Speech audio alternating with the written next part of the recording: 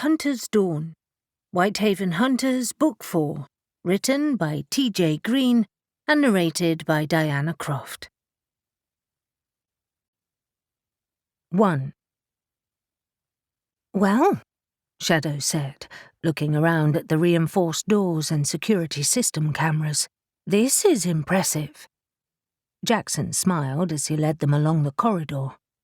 "Hazards of the Paranormal Division, and I guess government intelligence agencies in general. They have to be prepared for attack." Gabe's eyes narrowed as he examined their surroundings. "I guess they do. It feels like a warren down here." Harlan was walking alongside Shadow, and he nodded. "I think I'm lost already." "I felt like that the first time I was here," Jackson admitted, "but I've got used to it." Shadow exchanged a look with Harlan. As suspected, Jackson was very familiar with this place, and as usual, he'd underplayed his hand.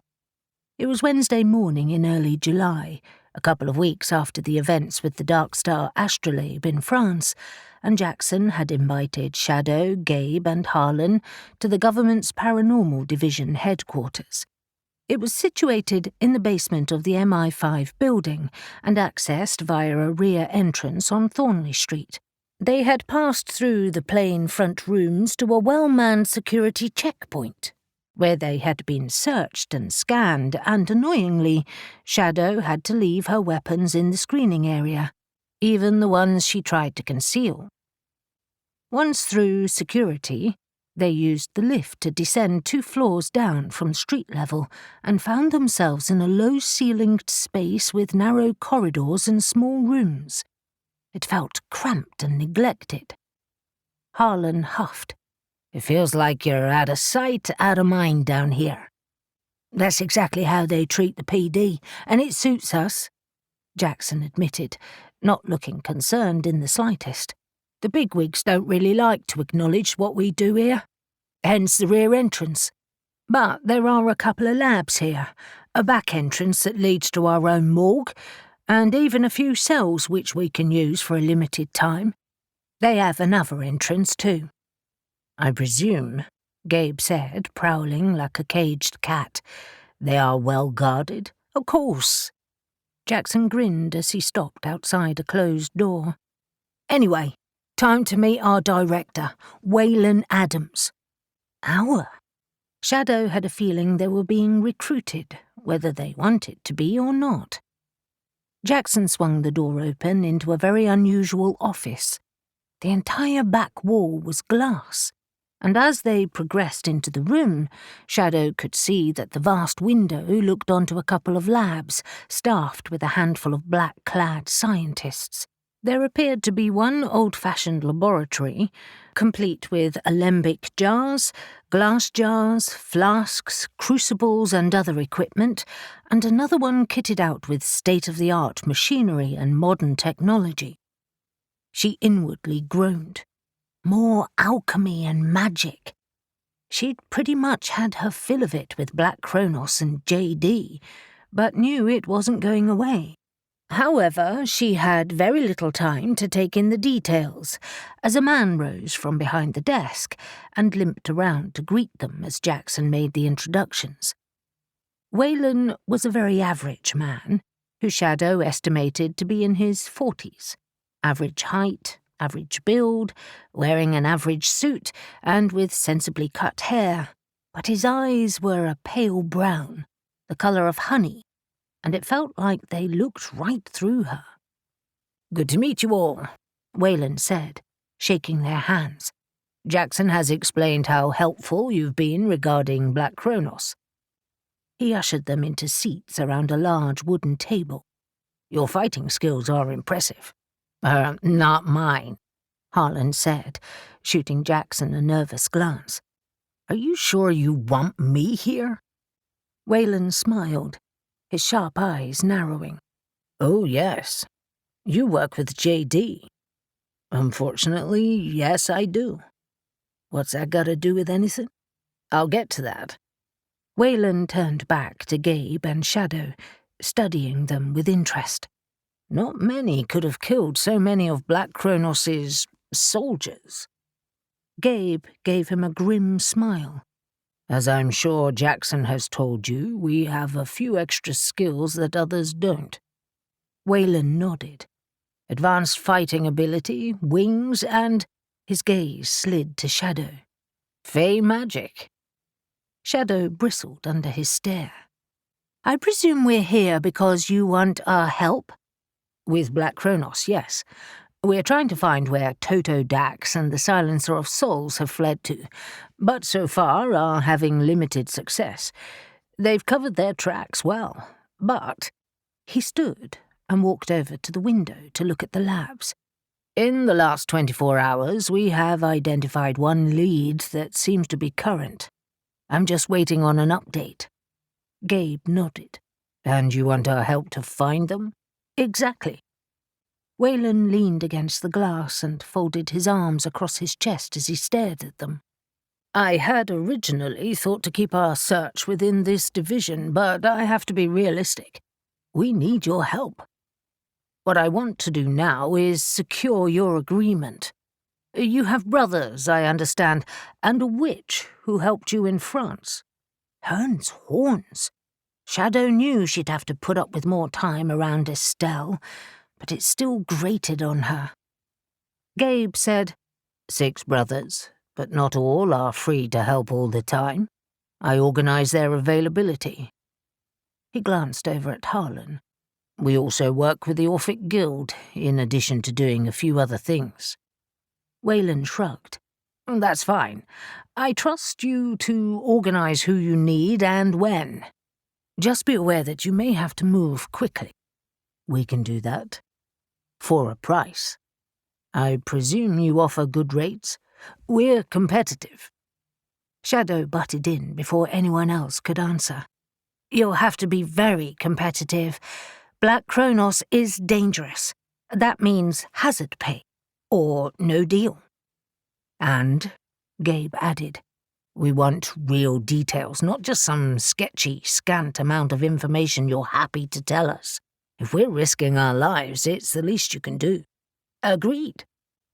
Wayland limped back to the table, and Shadow wondered what had caused his injury. If Wayland noticed her interest, he didn't explain himself, instead saying, I want you to be successful, so of course I'll share what we have. Gabe leaned forward, arms resting on the table.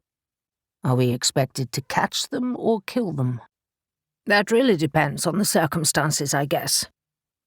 Wayland glanced at Jackson, who was watching the exchange. Jackson will liaise with you. And where do I come into this? Harlan asked, looking very suspicious. I need you to keep tabs on JD and make sure he doesn't get in the way. Harlan snorted. You've got to be kidding. You want me to watch that sneaky son of a bitch? I hardly ever see him. And in case Jackson didn't tell you, he gave Jackson a long sideways glance. We're not exactly on good terms right now. Wayland smiled. I understand. JD is a tricky character. Has he recovered from his experience in France? Being kidnapped by Toto Dax? I think his pride was more injured. It's Mason who was affected more. He's grieving for Smythe. In fact, Harlan shuffled in his seat. It would be fair to say he wants revenge. He's furious. Wayland's hands steepled together, elbows on his desk, and he leaned on them, his eyes hooded. Yes, I understand that. They've been responsible for many deaths in their time. How is Caldwell Fleet? I gather his colleague was killed too. As well as can be expected, Harlan told him, especially considering the manner of his friend's death. Aubrey Cavendish, Gabe said, his voice hard, was killed by the Silencer of Souls. You wouldn't happen to know how she kills with her lips, would you? Wayland sighed. I'm afraid not, but I would dearly like to. Gabe muttered under his breath. Of course you don't. Shadow knew that Gabe had been more disturbed than he'd like to admit when he was attacked by the Silencer of Souls. Not many things unnerved him, but she did. However, Wayland ignored Gabe's sarcasm and opened a slim folder, extracting several sheets of paper. He slid them across the table, one for Shadow and Gabe and one for Harlan. Our contract. It outlines our terms and pay. I need your answer now, though obviously I'll give you a few minutes to go through it. He headed to the door. I'll be back soon. In seconds he'd gone, leaving them alone, and Shadow leapt from her chair to study the labs beyond the glass wall. Jackson joined her. Don't you want to read the contract? I'll read it in a minute.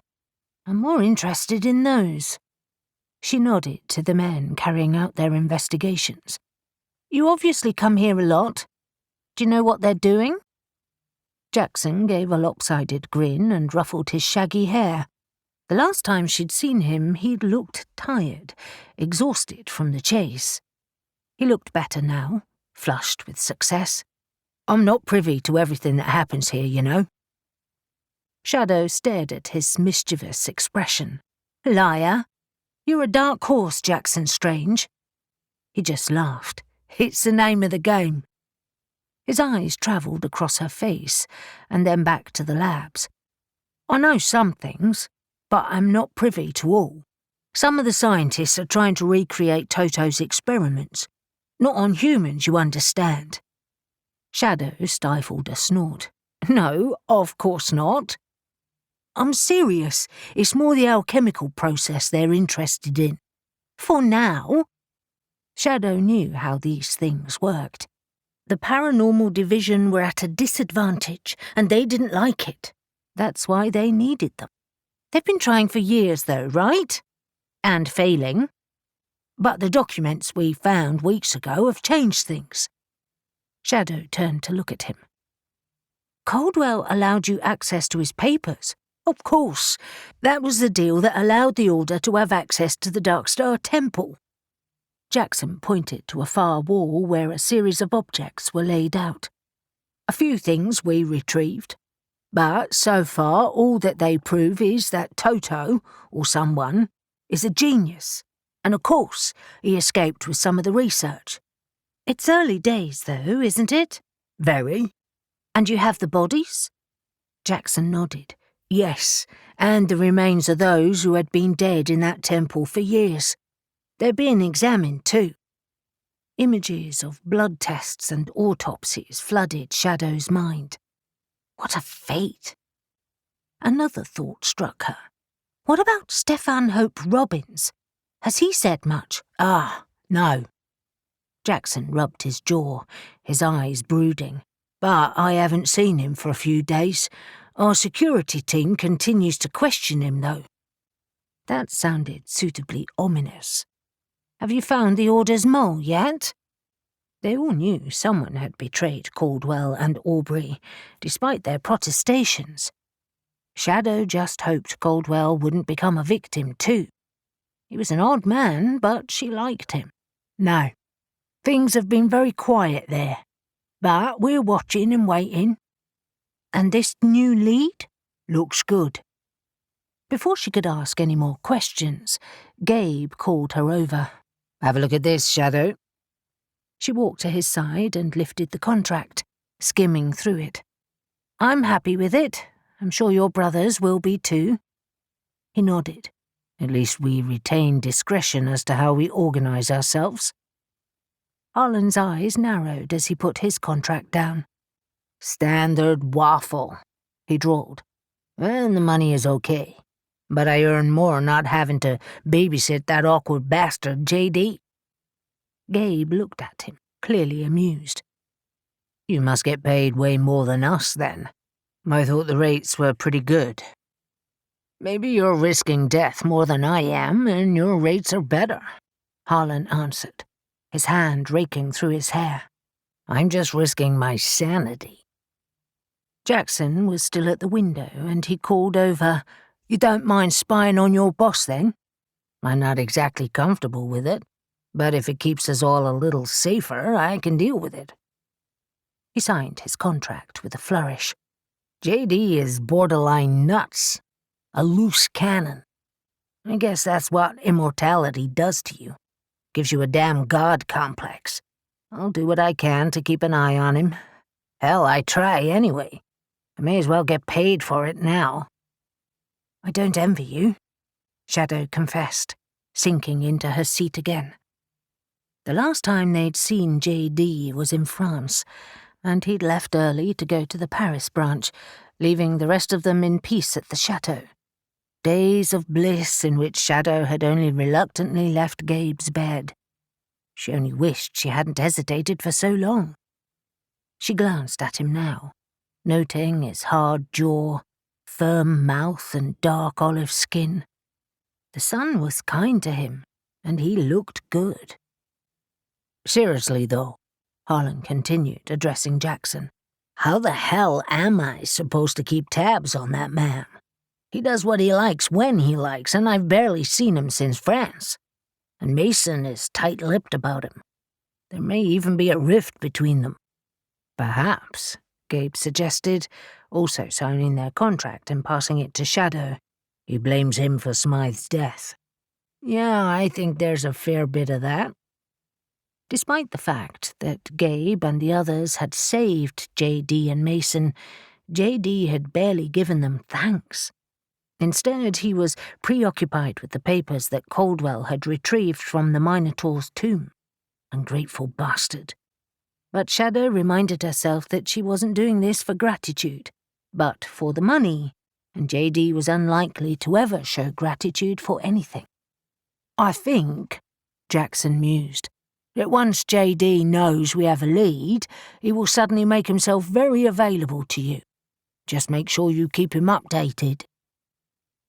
The door swung wide as Wayland re-entered, a broad smile on his face. I hope you're happy with your contracts, because our lead has been confirmed. Can you travel today? Today? Gabe's voice rose with surprise. Sure, but I need to get the team together. Where are we going? Scotland. A remote abbey, in fact. We'll have to fly you there. We can provide weapons, but... Shadow interrupted him. We prefer our own. Are you sending a team too? Wayland's smile disappeared. There'll be an extraction team, like the last time, for anyone you catch, or kill. But you go in alone. And we attack tonight? Gabe asked. My preference is to do this in darkness. Absolutely. And some of my brothers will need flights from Cornwall. Wayland didn't hesitate. Not a problem. I just need names. He nodded to Jackson. Liaise with him. He will organize it all. And me? Harlan asked, alarmed. Do I need to be there? Gabe answered immediately. No. It's too dangerous. But we'll let you know what we find so you can update J.D. Harlan looked relieved as a wicked grin crossed his face. Sure. I'd like to rattle him. In that case, Wayland said, skimming the signed contracts and adding his own. Here are your copies. Can you be ready by late afternoon? No problem, Shadow said, already eager to be out of there. But we need details, background. Of course. Wayland settled himself at the table again. I'll tell you what we know so far, but I warn you it's not much. 2. Nahum ended the call with Gabe, his mind whirring with necessary preparations, and went in search of Neil, who was in the barn fighting with Ash. The clash of metal and thumps carried across the courtyard, and he could see them easily as he approached. The weather was hot, and the barn doors were thrown wide open, revealing the dusty, straw-strewn interior. Ash was of a slimmer build than Neil and more agile. Neil was ridiculously strong and brawny, so it was an interesting fight, and well matched for all their differences. However, Nahum hadn't got time to indulge them. Guys, we're flying to Scotland in a couple of hours. We need to pack and get to the airport. Ash wiped a hand across his sweat-beaded brow and walked to his side. Scotland? Are you kidding? What for? Neil asked, cricking his neck as he grabbed a towel and wiped himself down. Both men were shirtless, their olive-toned bodies ripped with muscles. Neil had many tattoos, but Ash had tattoos only on his arms. Both had their hair tied up in top knots, revealing corded neck muscles. "The Paranormal Division has got a lead on Black Cronos," Nahum told them, hoping neither had changed their mind about the pursuit of their alchemically enhanced enemies. "It's just us going in." A gleam of pleasure lit Neil's eyes. "Excellent. I take it negotiations went well?" They all knew Gabe and Shadow had gone to meet Waylon Adams. "Good rates and no interference was pretty much all Gabe said. Even so, I think he was surprised we're involved so quickly." "Are we taking Barak?" Neil asked. "Gabe wants him," Nahum admitted.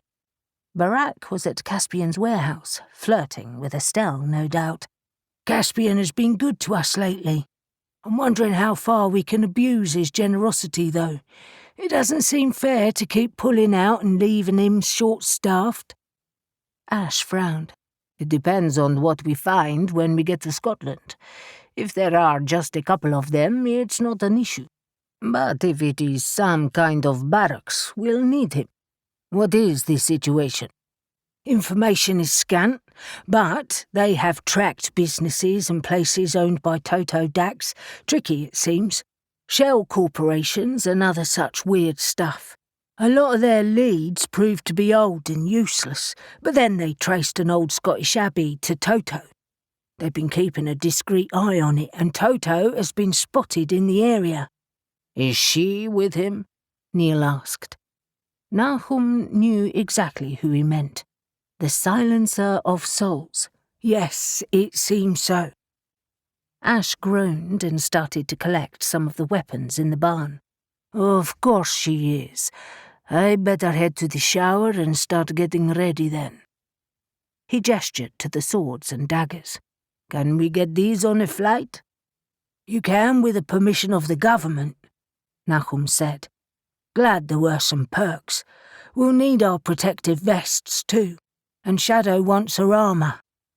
Neil smirked. "We need to go through her clothes?" Nahum glared at him, thinking Neil might want to prank Shadow, which would be a very bad thing. "Leave that with me. Gabe is calling Caspian, so with luck Barak will be back within the hour." He left them to prepare and headed to Shadow's room, thinking he should call Eli and Z with an update too. At least leaving them behind wouldn't be a worry this time. And they hadn't been bored while they were away, having helped the witches with their own problems. For the next hour, Nahum kept busy packing their things, and was surprised when he heard Barak shout and his footfalls along the hall. He appeared at the living room door, grinning with pleasure, when he found Nahum packing up the large case of weapons. "He let you go then?" Nahum asked with a smile. Barak headed to his side, idly picking up his own sword and running his palm along the flat of the blade. "Sounds like negotiations are up for us to be finished with Caspian in the next month or so. Just enough time for him to get more staff." "Oh, I'm sort of sorry to hear that." Nahum took Barak's sword from him and placed it next to Shadow's armour, hoping he hadn't missed anything. "It's been steady work. Safe." "It has. But this is better." His grin broadened, revealing white, even teeth that gleamed against his dark skin. "And Estelle is coming. She'll meet us at the airport." "Good. We need a witch. I'm not sure you need the distraction, though." Barak laughed. "I can concentrate." "Really? You spend a lot of time checking her out." "I like to show a woman that I appreciate her assets." "I'm not entirely sure Estelle's that type of woman." The last thing Nahum and his brothers needed to deal with was a horny Gabe and Barak. "Go and pack your gear, because we need to be out of here in an hour." That wasn't strictly true, but Barak had a shower addiction, and time pressure helped. He nodded, already backing out the door. "And where are we staying?" "No idea. It will be a surprise, although we might only be there for a night." Barak grunted and disappeared, leaving Nahum alone with his preparations and wondering what they may face that night. Harlan arrived at the Orphic Guild to the unfamiliar sight of Eloise Ward coming down the stairs. She paused as she reached the bottom, greeting Harlan with a shy smile. "Hi, Harlan. Sorry, I know you only just got back, but Mason wanted to see you as soon as you arrived." Eloise had taken over as Mason's secretary, and from all he could gather, she was having a hard time, mainly because she wasn't Smythe. She'd previously worked within the admin team and was young and competent, and Harlan was pleased she got a promotion. She was always far more polite than Smythe when Harlan considered how he'd often greeted him with his supercilious attitude. Pushing his uncharitable thoughts aside, he asked, "Is he cranky again?" She nodded, and her blunt, dark bob fell around her flushed cheeks. Grumpy bastard. "It will get easier, I hope. He's like that with all of us." She nodded and straightened her shoulders. "I know. He's grieving, but we all are." A hand flew to her cheek. "It's not often a colleague dies under such circumstances, is it?" "No. Let's hope it's the last time, too." He started for the stairs and added, "I'll go and see him now." "Thank you." She gave him a smile of utter relief and hurried onwards, and Harlan was suddenly glad he wasn't in his 20s and so unsure of himself anymore. Although maybe a little less cynicism wouldn't go amiss.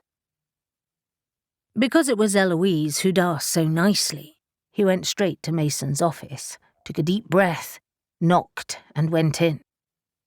Mason scowled as he looked up. "Oh, it's you. I thought you wanted to see me. You are quicker than I expected. Have a seat." Clenching his fists and wishing he'd stopped for a shot of caffeine on the way, Harlan forced himself to be polite. "How can I help?" "Black Cronos. Have you heard anything?" For a moment, Harlan's fear that he was being spied on returned, and then he shook it off. This was a regular question from Mason, but the timing was uncanny. He lied, having decided that until there was definite news, he'd say nothing. "No, there have been tentative leads, but nothing certain." Mason banged his fist on the table. "That's not good enough. They have got away with murder. You've met them, Mason. They are well organized, heavily funded, and clever. It was never going to be easy. But Jackson assures me they are searching. The government is not without its own extensive resources." "You're keeping in touch with them, then?" "You know I am. But that isn't my job. I hunt occult objects, remember? I have cases that keep me busy. This is Smythe we're talking about, one of our own." He shot off his chair and started pacing. "He deserved a better death, and JD is giving me nothing. I'm sure he knows nothing, but you see him more than I do. He's holed up in Mortlake Estate right now, so I have no idea what he's doing. Messing with his bloody experiments, I presume." Yep, there was definitely a rift. "Coming up with a way to find Black Cronos, no doubt. Or to turn himself into some sort of superhuman." Harlan blinked. "You think JD wants to do that? He's old." Mason smacked his chest over his heart. "It doesn't stop how you feel." And he felt very frustrated at being thwarted by Toto and that bloody woman and his team of aberrations. Fuck. He hadn't even considered that. Toto has years of research on superhumans, and as ambitious as JD is, I'm sure he's not anywhere close to that. He hesitated, wondering if Mason knew something he didn't. Is he? I have no idea what he cooks up in his bloody laboratory." Mason marched to his cupboard, pulled his whiskey bottle out and poured a hefty shot, downing it in one go. "I just want justice." No wonder Eloise looked strained. Mason was having a very bad day. Mason hadn't finished his rant. "Do me a favour and keep an eye on JD." "What?" This day was getting weirder. "You want me to spy on him?" He almost added, "too," but quickly clamped his mouth shut. "Did I say spy? No. Just keep an eye on him, and let me know if he does anything sneaky. That's called spying." Harlan wondered why he was complaining. He'd been given permission to spy on JD, and was getting paid to do it too. The gods were messing with him. "Seeing as he's not here, and I'm pretty sure you've noticed that we clash badly, how do you suggest I do that? I've got some papers I need him to sign. I want you to take them to him and see what he's up to." "What kind of papers? Does it matter? Just do it. I'll get them ready and you can go tomorrow." Harlan knew his mouth was hanging open and that he looked like an imbecile, so he cleared his throat and composed himself. And besides, this suited him perfectly. "Absolutely. Tomorrow. See you then." And without giving him a chance to change his mind, he left Mason stewing and went to make himself a coffee. A strong one. Despite the undoubtedly hard night ahead, Gabe was looking forward to visiting Scotland. It was another opportunity to see more of their new world, and it was even better that someone else was paying for it. As the plane circled over Glasgow Airport, he noted the huge, sprawling city and the water beyond it. But of more interest was the endless green of Loch Lomond and the Trossachs National Park. Somewhere in there was Arklet Abbey and Toto Dax. Shadow nudged his arm and looked past him to peer through the tiny window. "So much green." He nodded, breathing in her musky scent as her face pressed close to his. "And so rugged. It's very different to Cornwall. Wild, untamed." She turned her head and stared at him. "Anything could happen tonight." "Like that worries you?" She gave her feral grin. "I'm looking forward to killing the silencer of souls." Her eyes narrowed. "Unless you want to." "I don't care who kills her. But as much as I admire your enthusiasm and skills, that won't be easy, if she's even there." "I know. A girl can hope." Shadow leaned back, readying herself for descent. "When do the others arrive?" "Half-hour after us." "Good. And Jackson?" "I'm not sure. He just said he'd be in touch when he landed." He thought back to their last conversation before they boarded the plane. "I think the extraction team was holding him up. They'll be travelling in a private plane." "Lucky for them." Shadow arched an eyebrow. He laughed. "So will Nahum and the others. That's the only way they get to bring all the weapons." "Typical.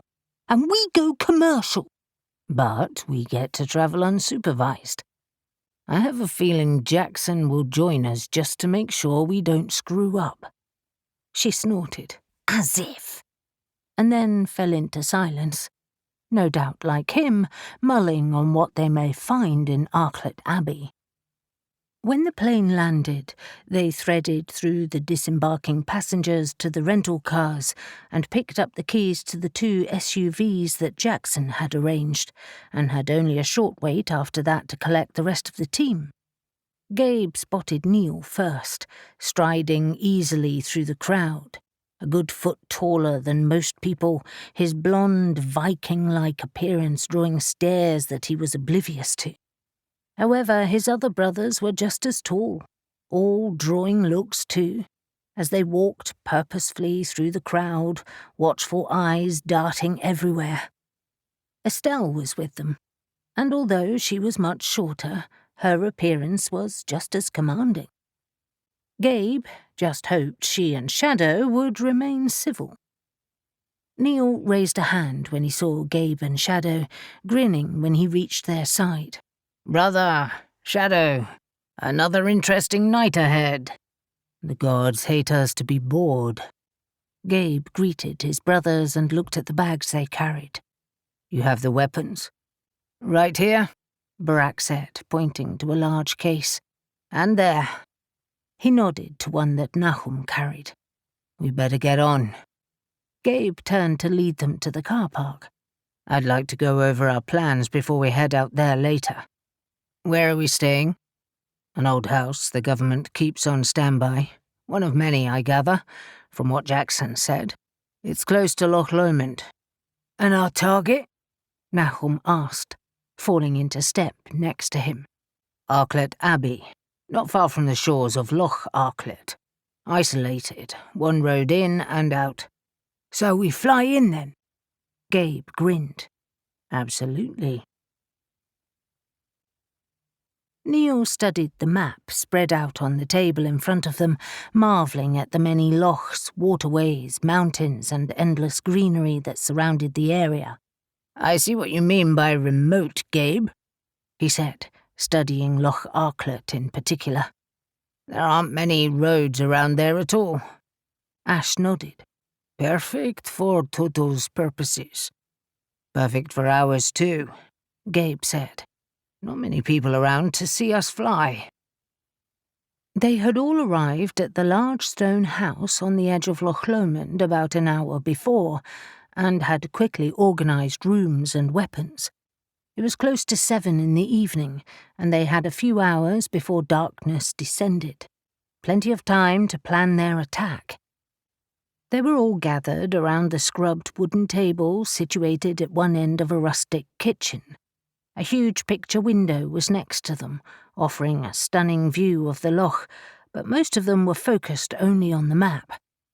"I feel I've missed the details," Estelle said, leaning back in her chair and picking up her coffee. "Tell me about this abbey." Gabe nodded. Arklet Abbey is privately owned, sold by the church in the last century, and the ruins of the old abbey are still there. One of the buildings was converted into a house. He dug out a couple of photos from under the map. "This is it. Toto has owned it for about 30 years, but there are very few records on it. It's at the end of a drive that lies off the road running alongside the north of the loch." Barak was sitting next to Estelle and examined the photos with her. "So it's just a private retreat?" Gabe shrugged. "Perhaps. Various Paranormal Division scouts have been looking out for any sign of Black Cronos since France. They've investigated any buildings or businesses that belong to them, but it's been hard. Toto covers his tracks well. The one sighting they had of him yesterday is the only one anyone has had yet. We have to hope he's still there." Neil felt disappointed. "I thought this was going to be a bunker where some of his soldiers were holed up." "It might be, idiot," Shadow said scathingly. "We don't know." Neil glared at her. "Yes, I gathered that. Thank you for your sarcasm. So," he turned back to Gabe, "what's the plan?" "I think a couple of us should circle the place first. It's not far from here. We can assess it properly and then all of us can head over." "Too risky," Barak said immediately. "I think we should all go and surround the place. Move in slowly. If we're spotted overhead, they could leave." Gabe's jaw tightened. "You were shot and poisoned the last time we went in blind. I'd like to avoid that." "I know, but whether we have 2 trips or 1, the risks are the same." Nahum, always Gabe's right-hand man, sided surprisingly with Barak. "He's right, Gabe. The element of surprise is all we've got. I know you want to be safe, but Barak's idea is better." "Agreed," Shadow said, taking the photos from Estelle to study them. "We have no idea what surveillance systems are there. Once in and out is easiest." Neil was pleased her relationship with Gabe meant she still held her own opinions, and she was good at strategizing. He knew Gabe liked independent thinking, too. Gabe's gaze dropped to the map, and the others exchanged speculative glances. Neil appreciated safety, but this was no time to be slow, and everyone knew it. Finally, Gabe said, "You're all happy to go in sight unseen? That map and old photos are all we have. The layout could have changed." Ash spoke for them. "Toto and Black Cronos are slippery. We strike once. Hard." "What about the extraction team?" Nahum asked. "Where are they?" Gabe shrugged. "Arriving later with Jackson. We move without them. They have to catch up. Jackson's instructions." "And Jackson?" Barack asked. "We'll be with them, well out of our way." Gabe rolled his broad shoulders, his expression still tight, and Neil knew he wasn't happy. Gabe was a planner, and this was sketchy. "Preferably, we want Toto alive, and anyone else with him, but we all know that's unlikely. If your lives are at risk, their death is the only option. With luck, however, we'll find something of use in the house or grounds, but we clear it first." He stared around the table. "Let's split into groups. Me and Shadow will take the front of the house. Barack and Estelle, you can take the rear. Nahum, Ash, and Neil, the Abbey's remains." Neil nodded, pleased. Black Cronos felt like unfinished business, and he was keen to put an end to their dangerous experiments. "Good. Now for some food," he said, rising to his feet. "I can't fight on an empty stomach." 3. Shadow slipped from Gabe's grip on the outskirts of a bare garden under the shadows of a huge tree and watched the old stone-built building on Arklet Abbey's grounds. The abbey was situated at the head of a small valley, the hills rippling around them. It was a well-protected area, nestled in its spot that would probably be sheltered from wind. There was no sign of the loch from here, but she'd had a good view of it as they flew overhead. Fortunately for their safety, it was a cloudy night with little moonlight, and the air was cool and damp. Their initial scan of the area had shown no movement, but they hadn't lingered, sweeping in low instead, the others doing the same. The building was more mansion than house, the ornate Gothic arched windows adding a chill to its appearance. Beyond were the remnants of the abbey, its huge ruined buttresses rearing into the night sky. Gabe leaned close to her ear. "That building over there looks to be a garage. No lights anywhere, though. It's a big place."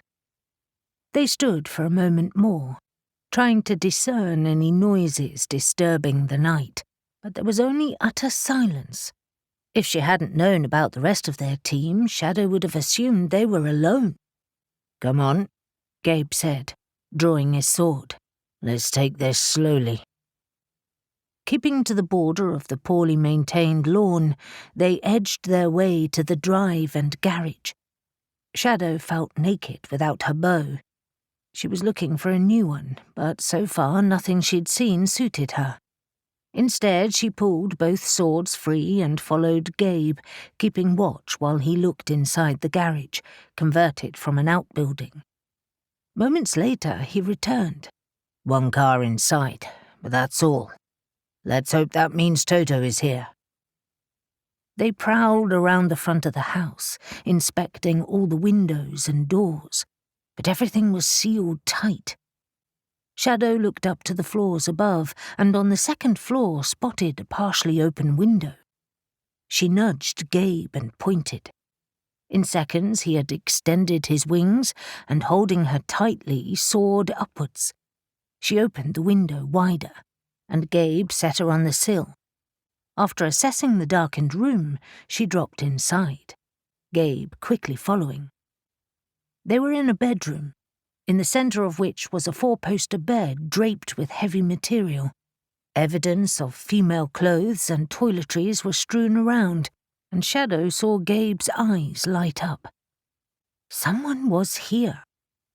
Perhaps the silencer of souls. Again they waited, breath held. But still hearing nothing, they passed into the corridor. A low light burned at the end, but it was an inner corridor with no windows to reveal the glow. Gabe headed left and she went right, easing open doors to peer inside the rooms. But the whole house was unnervingly silent. They congregated on the landing, and together they progressed downward. They would search floor by floor and room by room. Toto had to be here somewhere. Barak grimaced. "It's too quiet." "Did you think they'd be having a party?" Estelle looked at him, amused. "What the hell else would you do around here? Oh, wait." A big grin spread across his face. "I can think of something." "Your mind is in the gutter again. Focus." She turned away, but she was smiling, and Barak knew she liked his flirting. Good. He wasn't planning on stopping. He was in this for the long game, and so far she'd kept him at arm's length, but he sensed her resolve weakening as she began to trust him. Estelle was wary of men and relationships, and he didn't know if it was because of a bad experience or just her normal defensiveness. Whatever it was, he was prepared to wait. But she was also right. He needed to focus. The rear of the house was a walled kitchen garden, and once, no doubt, it would have been magnificent. A glass house lay to one side, but now most of its windows were broken and the garden beds had run to weeds.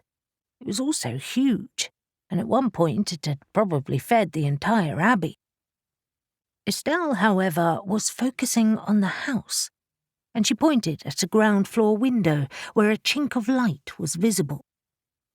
She put her finger to her lips, and they crept across the grounds, keeping to the shadows. But once outside the window, there was no sound from within. Barak edged to the back door and turned the handle. It was open, and he felt both excited and wary. He had a horrible feeling that they'd been spotted and were walking into a trap. Nevertheless, he pushed the door open and stepped inside, Estelle on his heels. "Another building consecrated to a god who doesn't care," Ash said, shaking his head as he stepped beneath the ruined arches. "What a waste. All that time spent worshipping when they could have been doing something more useful." Neil snorted so softly he sounded like a horse snickering. "It soothed their soul, you heathen." "Heathen yourself," Ash shot back, and the damp air swallowed his words. "Will you both shut up?" Nahum hissed. "We're supposed to be finding Black Cronos." Ash stepped into the deep shadows and studied the remnants of old walls lost within long grass, the silence settling around them. "No one's been here for a long time, brother. It's too eerie. Look at the grass. No footprints. Untended grounds, slabs broken into rubble with weeds and thyme. This place may be for the ghosts, but the house is intact," Nahum pointed out. "Let's pan out in a line and sweep our way towards the house. Step carefully in case there are traps." "I'm not a novice," Neil complained. "Then get on with it," Nahum said. Ash subdued a smile and walked to the far corner to begin his sweep, but his foot caught on something and he stumbled. Crouching, he saw an iron ring sticking out of a stone slab, only the edges covered by grass. "Nahum!" Nahum spun around, his eyes widening as he focused on the spot, and he summoned Neil, all three of them examining the ground together. "There's no sign of footprints around this either," Ash noted. "But," Nahum said, poking the turf, The grass isn't embedded in the stone. Neil nodded, as if it's been partially maintained. He lifted his gaze. And it's in the corner of the grounds. Easy to get into the woods from here. Nahum's eyes gleamed in the darkness as he studied the tree line only a short distance away.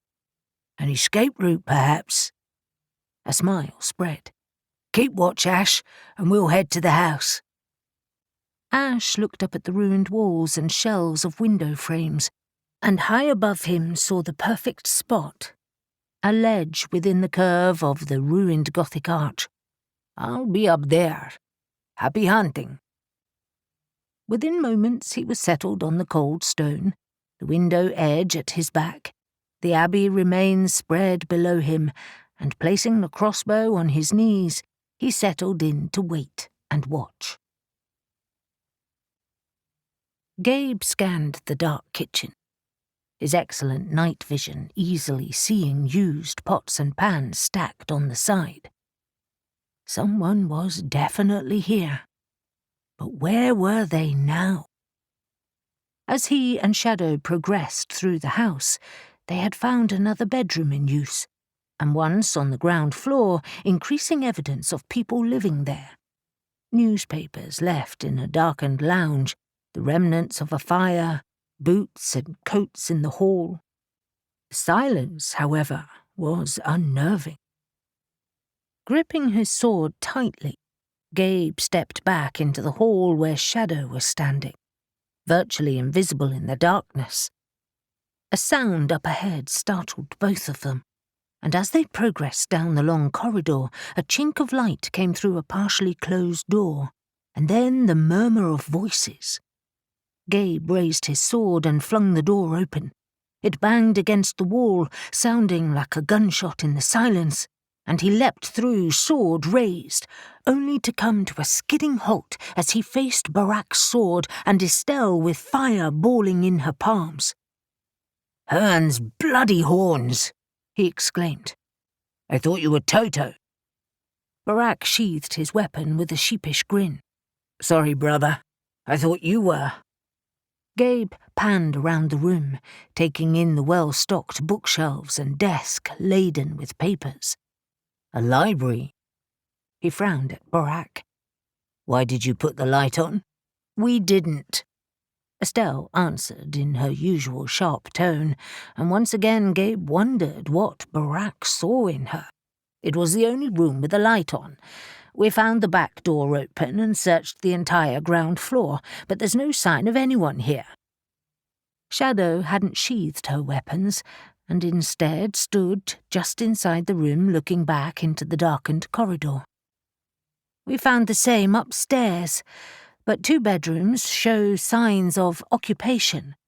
They must have heard us arrive, or were warned." She swung her gaze back to the room. "But why is this light on?" "And why is the car in the garage?" Gabe asked as he headed to the desk and shuffled through the papers on it. "It's not rusty or dusty. I think it arrived here recently." Barak grimaced. "They're hiding. They must be. On the grounds, perhaps?" Gabe shook his head. "In the ruins? I doubt it. The others must have had time to search by now, and we would have surely heard something if they'd found anyone." A sudden image of his brothers lying dead in the ruins had him swinging around. "I'm going to look outside. Keep searching in here, Barak. These papers may give us a clue as to where they've gone." "I'll come with you," Shadow said. In moments, they stood at the threshold of the back door. But before they could step outside, they heard Nahum's soft call. "It's us, brother." He stepped out of the shadows of the far wall, Neil with him, and headed to their side. "Where's Ash?" Gabe asked, looking behind them. "Watching the grounds from above," Neil said, "and what may be a possible escape route. That's all we found. You?" Gabe explained what they'd discovered, adding, "It's freakishly quiet and I don't like it." An uncomfortable prickle crept along his skin as he considered their options. still feeling like there was a trap waiting to be sprung. "I don't understand why this door was left open when everything else is locked tight." "It's a walled garden, secure," Shadow pointed out as she studied the space. "They could just feel safe here, or it's a lure." Unable to shake off his worry, Gabe said, "Come inside and we'll talk in there." When they returned to the library, Estelle was examining shelves and pulling out books, and Barak was searching the desk. Both looked relieved to see Neil and Nahum. "Tell us about the escape route," Gabe said immediately. "Ash found a stone slab in the earth with a ring set into it," Nahum explained. "It's big enough that someone could get through it, and it's in the far corner of the ruins. It seemed suspicious." Shadow nodded. "It's likely that an old abbey would have passages or cellars beneath it." "And perhaps access from here," Barak said, pausing in his search. "Perhaps there's a hidden door in this room." Neil nodded. "It would explain why this has the only light on. Maybe it's their after-dinner activity." "An underground lab?" Gabe asked. "That might mean more people are down there. But I doubt it. It's too quiet, and there are not enough cars parked." His gaze swept around the room again, and he noted Shadow had joined the search, pulling books out and tapping the panelling while Neil and Nahum looked at him expectantly. "You want to lift the slab, don't you?" Neil grinned. "Of course. We need to flush them out, if they're there." "They're here somewhere, I know it. And I'd rather them be on the end of a trap than us, which it could be." He rubbed his jaw. "Okay, Neil, you and Ash lift that slab. And if there's something under there, head inside, carefully. We either flush them out to here, or if we find an entrance, we pincer them in. Nahum, go with Neil just to see what they find, and then report back." As they left the room, Estelle said, "I could try a finding spell. It's one of my specialities, but I'd need something of theirs, something very personal." "There'd be something in the bedrooms," Shadow suggested, clearly eager to get on with it. "Let's focus on searching this room thoroughly first," Gabe said, finally sheathing his sword. "Anything interesting in the papers, Barak?" "Nothing much. Alchemical documents, books on ancient civilizations, all too varied to narrow them down." Barak was crouching as he searched through the drawers, and he paused, his lips tightening. "I can feel something." Everyone stopped and stared as a small click broke the silence and a section of the bookcase opened a few inches. Estelle was closest and she pulled it open carefully, revealing a hollow wall behind it and dark stairs leading downwards. 4. Ash had been walking through the deserted passages beneath the abbey for several minutes when something snarled in the darkness and then flew at him. It landed on his chest, throwing him to the ground as jaws snapped at his face, drool splattering everywhere. His sword clattered out of his right hand and he fumbled for it, while his left hand pushed against the beast's neck, suspending it above him. It was a dog, hugely muscled, with an enormous head and jaw and glowing red eyes. He yelled, "Neil, help!" Neil came running from a side passage, and within seconds the animal was dead as his sword pierced its side. "What the fuck, brother?" But Ash didn't have a chance to answer, as the clattering of claws on stone announced more. He had barely thrust the dead body off him when a second one leapt from the darkness. Ash fumbled for his sword, angling it upwards so that as the dog leapt, it landed on his upturned blade, again pinning him to the ground. Neil leapt over him, axe swinging as he faced the others racing towards them. Ash scrambled from under the weight of the beast, cursing profusely, and trying to maintain a tight grip on his sword, the pommel now slick with blood. He managed to find his feet as another dog leapt from a side passage behind him. What was this place? A kennel for demon dogs? "Are you with me?" Neil yelled, the crunch of his axe sounding brutal as it bit into another dog. "Yes, keep moving." Back to back, they battled down the passage, gore splattering, bodies strewn in their wake, trying not to stumble over the dead animals. The sharp smell of blood and confined beasts was strong, and their snarling filled their air with menace. But a startled yelp heralded the last of them as they entered a long, low room. Finally able to draw breath, Ash scanned the space, noting the open cages down each side and a camera in the corner. "Neil, up there. There must be other cameras we missed. They would have seen us enter." Neil groaned. "Fuckers! There's a control room somewhere. Has to be down here, unless it's hidden in the house." Neil grunted as he headed to the corner, looked into the camera and roared, "I'm coming for you!" He smashed the camera and marched to the next exit. "Onwards, brother. There's more killing to do." Barak had barely progressed down the first passage beneath the house when he felt something click beneath his feet.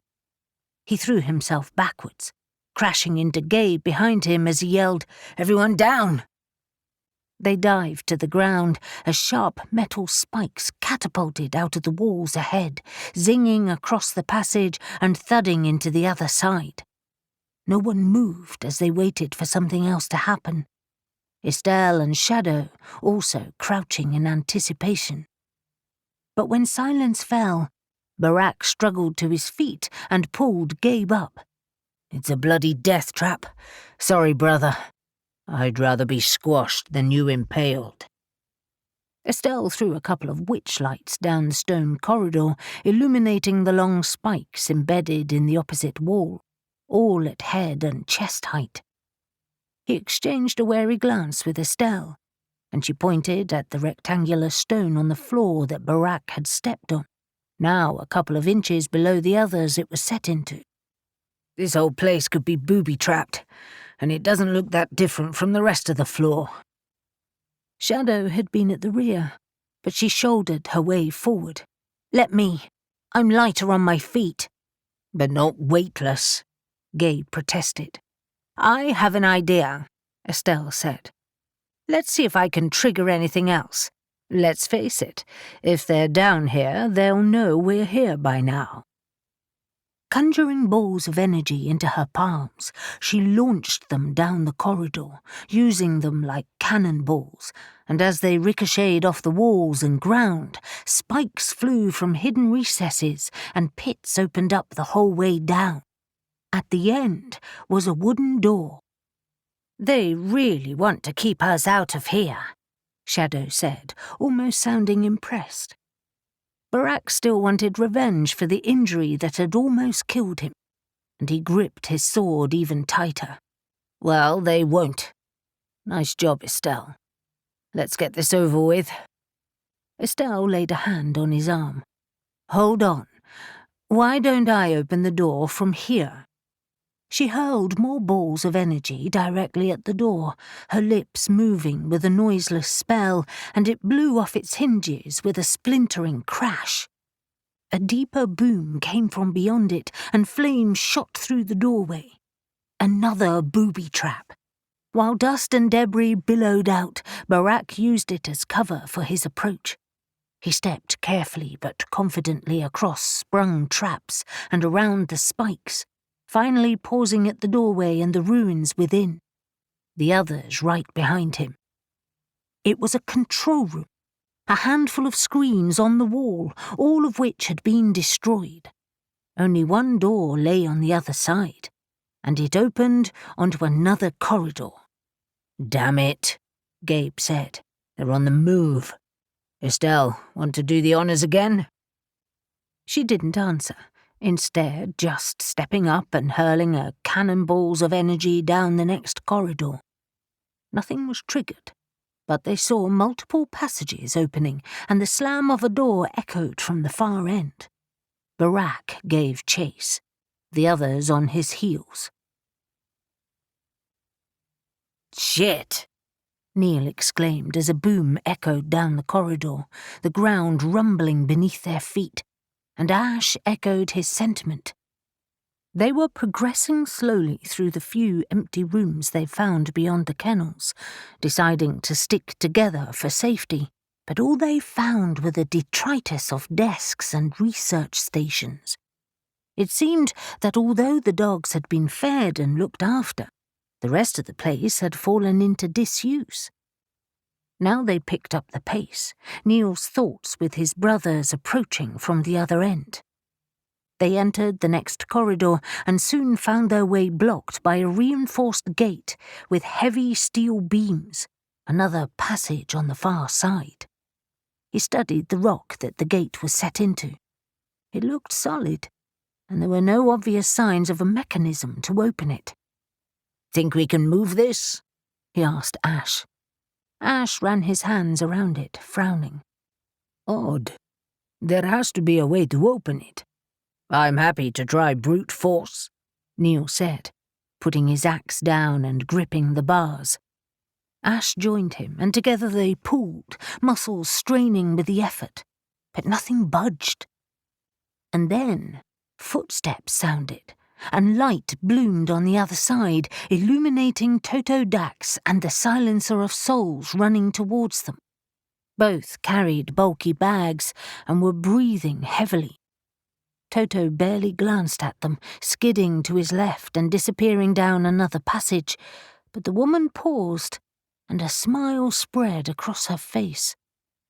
She pulled an object from her pocket and pointed it at them, and Neil felt himself being yanked back by Ash before an explosion ripped through the air, throwing them backwards as rock rained down on them. The explosion knocked Shadow and her companions off their feet, but she rolled with it and in seconds had vaulted over the others and raced down the corridor. They had cornered their enemies, and Shadow was not about to lose them, even when she careened into a well-lit room covered with maps and images of stone tablets. She gave it barely a glance and raced onwards, the passage beyond snaking away.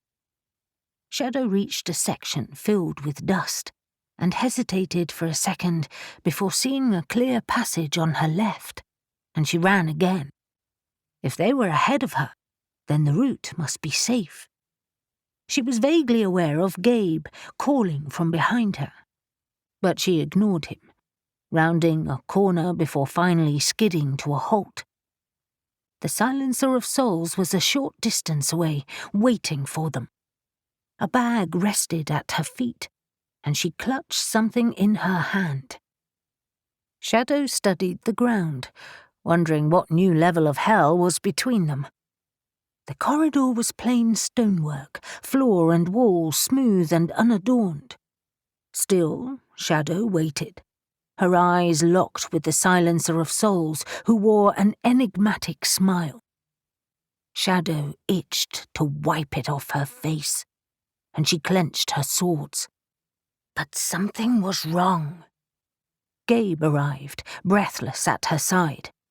"What's—" The Silencer of Souls smiled as she lifted her hand. Shadow felt a searing pain in her chest as she flew backwards. A boom filled the air, and then utter darkness fell.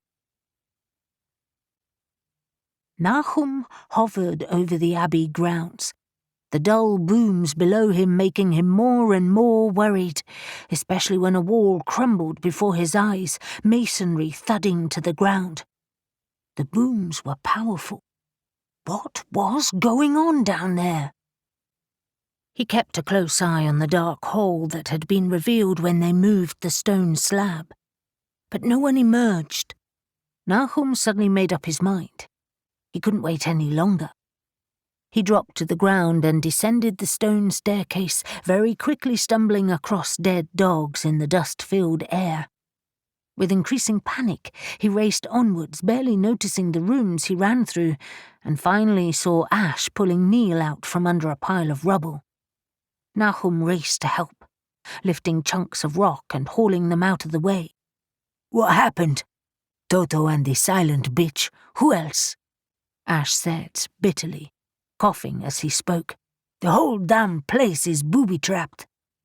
"Stop yakking and get me out of here," Neil complained, struggling to get one arm clear.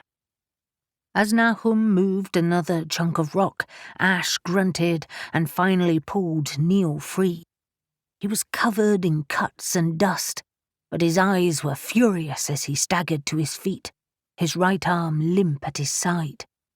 Neil's voice was a growl as he asked, "Where is she?"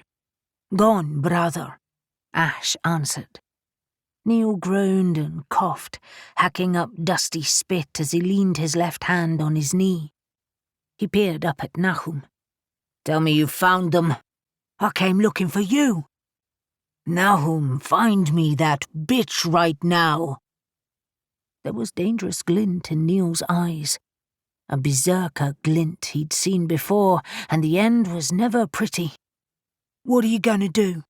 "Move this rubble and get through." "No, you're not. The search is over on this end. You move that and it will all come down on your heads again. Ash, make him see sense. I need to check on the others." Ash nodded, and Nahum ran for the exit, hearing Neil yell, "I am not stopping now." Gabe saw the blast hit Shadow, and an explosion of fury ripped through him. As she flew past him, he raced forward, and he saw the shock in the silencer's eyes as she retreated. She thought she'd take them both out. He was happy to prove her wrong. She turned her weapon on him, but he was too quick, and he threw himself at her. Unfortunately, the bag that was on the ground tripped him up, and his momentum wasn't as great as he'd planned. Instead of tackling her around the waist, he caught her legs instead. They both landed with a thud, but she kicked her way out of his grasp, her boot striking his jaw. Gabe's head snapped back, and blood filled his mouth. He staggered to his feet, whipping his sword from his scabbard. But she had gained precious seconds. Her weapon, something small and metallic, had skidded across the ground, and with lightning-quick reflexes she rolled and grabbed the weapon in one slick move, shooting at Gabe. He dived out of the way, and he saw her eyes dart to the bag. But he was between her and it, and leaping to his feet again, he charged at her. She turned and ran, firing multiple shots behind her. One struck the roof of the passage, and with a thunderous roar it collapsed, dust billowing out. Once again, Gabe found himself on his back. He blinked several times and brushed dust from his eyes and face, desperate to see his surroundings. But when the air cleared, he saw that the way ahead was completely blocked. The silencer of souls had gone. He regained his feet, slower this time. Everything ached, and his head pounded. He studied the other direction, and to his horror saw that Shadow was motionless. "Shadow!" His voice sounded muffled in his ears, as if he was deep underwater.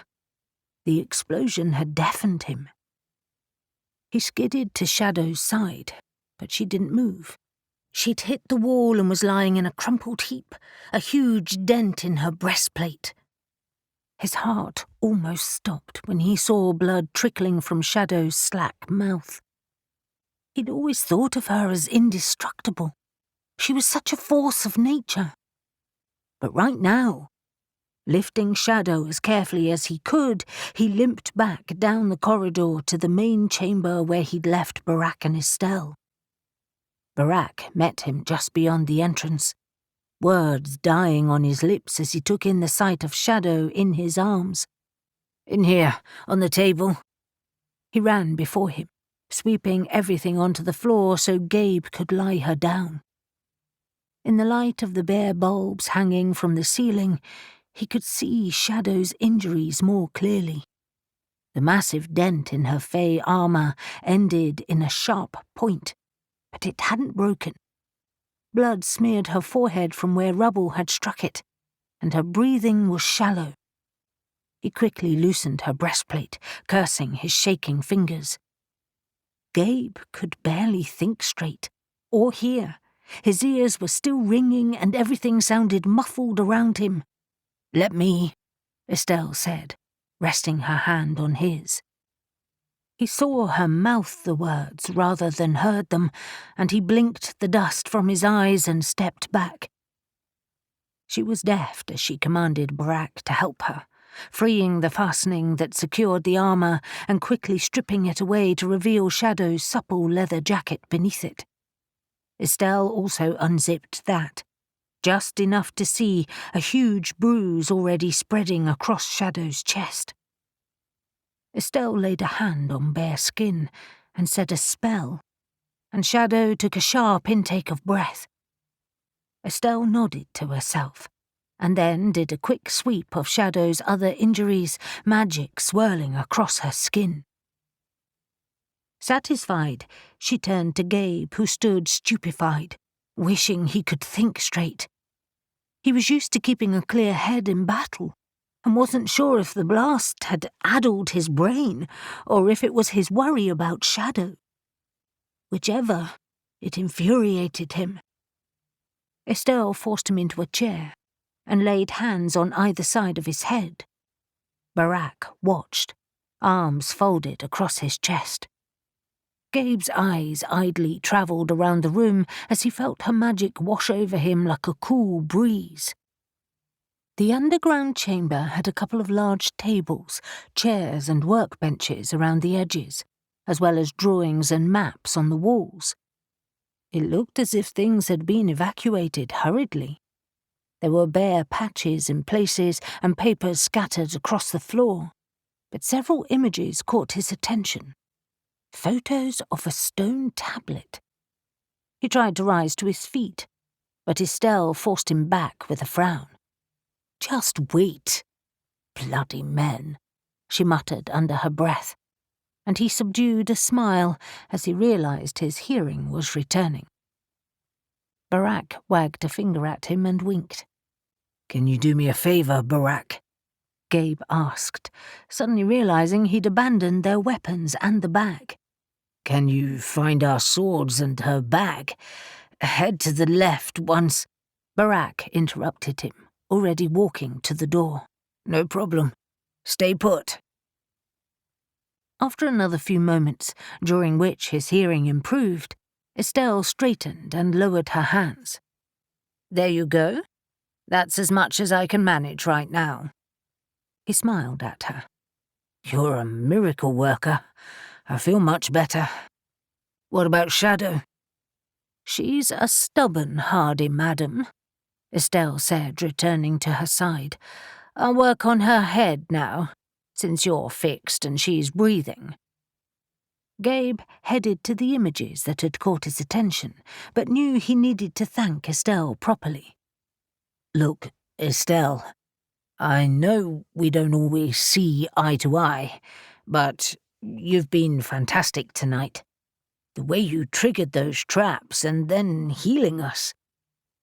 She met his eyes, her expression sincere. "Thank you for letting me join you. You've given me a lifeline I didn't know I needed." And with that enigmatic statement, she turned her attention back to Shadow. Gabe stared at her a moment longer and decided not to pursue it, instead studying the photos of the stone tablet. They were taken from various angles, but one in particular showed how big it was. The writing on it was tiny cuneiform, and he strained to read it. A few words, however, caught his attention immediately, and he groaned with dismay. "The Igigi." What did Black Cronos want with them? Nahum spent a good while flying over the abbey grounds and surrounding area, his keen eyes investigating every moving branch, twitching shadow and swaying grassy patch. But there was no sign of Toto or the Silencer of Souls. He checked the garage a couple of times and made sure the car was still there, but eventually had to conclude they'd either holed up underground or had an escape route that led them far from the abbey. Anxious to check on his brothers, he finally returned to the passageway, finding that Neil and Ash had cleared the way and had used the huge metal-barred gate to wedge into the weakened roof. Clever. Casting a wary glance at it as he passed beneath, Nahum pressed onwards, finally hearing Neil's strident boom. "The bloody Agigi! You have got to be kidding me!" A glow of light up ahead illuminated Barak standing by a door, armed with 2 swords and a grim expression. And Nahum shouted, "It's just me!" His posture relaxed. "Good hunting, brother." "No, you?" Barak stepped aside, allowing him to enter the room. "Nothing but images and papers they abandoned after a concerted attempt to kill us all. We did manage to get a bag, though." He gestured to a hold-all that was half unpacked on the table, papers spewing out of it.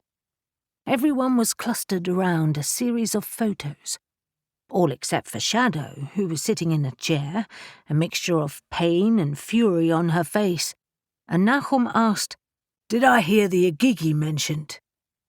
Barak rolled his eyes and nodded to the photos. "Yes, it seems that tablet provides a way to find them." Disbelief rolled through Nahum. "Impossible." "See for yourself. I've had my fill for now. I just want to get out of here." He lowered his voice, but there was no chance of anyone hearing him anyway over the heated debate. "Gabe is not himself." Nahum nodded at his warning, and not feeling ready to argue with Gabe right now, crouched next to Shadow, noting her damaged armor on the floor. "What happened to you?" Her violet eyes that were normally so teasing were now hard, pain lurking behind them. "Guess." Nahum exhaled. "Anyone else injured?" "Gabe, Neil, Ash, all less than me, fortunately." Maybe it was because Nahum had only just entered the chambers and the others were used to them, or maybe it was because he hadn't got swept up in the Agigi talk, he wasn't sure, but he knew they needed to leave. He suddenly wished he hadn't left the entrances unguarded. He stood abruptly. "Gabe, now isn't the time. We need to take what you need and get out of here." Gabe turned to him, startled, a huge bruise darkening his cheek and blood staining his lips. He looked feral. The raised voices died as the others faced him too. Under the bright lights, Nahum could see Neil holding his right arm awkwardly, he and Ash splattered with blood, cuts and grime, and Gabe didn't look much better. Only Estelle and Barak were unharmed. Most of his brothers seemed to have been possessed by some collective madness. "What is the matter with you all? I can't find Black Cronos, and for all I know they'll be back with reinforcements. The last thing we need is to be trapped down here like cornered rats." He clicked his fingers angrily. "Focus!" Reason returned to Gabe's eyes. "Oh, of course. You're right. I'm going to sweep above the house and grounds, and I'll see you back at our rental in 15 minutes. Agreed?" Gabe nodded, and as Nahum turned on his heel and left, he said to Barak, "Get them moving." 5. Ash called Jackson, relieved when he answered the phone. He left the group in the kitchen and wandered onto the slabbed patio, glad of the peace and the night breeze that kept away the midges. "Where are you, Jackson?" "In a van on our way to the Abbey. Why?" "I suggest you come here instead." He quickly summarized the events of the night. Jackson's normally confident tone faltered. "They've escaped. Again. Honestly, we're not sure where they are. They're either circling back or have a well-planned escape route. Did you get anything?" Ash sighed as he remembered the scant items they'd been able to salvage. "Look, come here and we can explain better. Preferably without your team." He listened to the mumble of voices while Jackson conferred, and then he said, "I'll be with you soon." Ash turned to watch the drama playing out in the kitchen, the bright yellow lights showing the tableau of activity.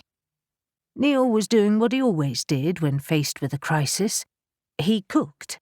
Right now, he was cooking up a storm, a very apt word for it too, because the crash of pans was like thunder.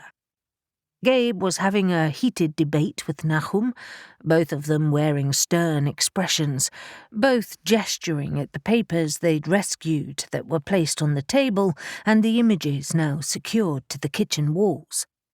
Barak was leaning on the counter, arms folded across his mammoth chest as he watched and listened, the quiet center of the space. Estelle and Shadow were elsewhere in the house, Estelle tending Shadow's wounds. Yet another worry. In the cool of the garden, unseen, he studied the images of the stone tablet, pondering on the references to the Igigi. They were their contemporaries a lifetime ago, half man, half beast, some of whom could fly. No wonder Black Cronos was interested in these hybrid creatures. They were created by the Sumerian gods, the Anunnaki, for labor and were treated as slaves, monstrously strong, considered demons by some. They eventually fought back and fled across the desert, before vanishing without a trace. At the time, rumors were varied. Some said they were dead, their bodies buried where no one would find them. Others said they had made a new life for themselves. Even if they had survived, in theory they would have died later in the flood. Taking another deep breath, Ash returned to the kitchen, took a seat at the table and pulled the papers towards him, hoping not to get dragged into the argument. Too late. "Ash, you're the scholar amongst us," Gabe said, his expression tight. "What do you think this passage means?" "I've barely looked at it, so I can't say right now.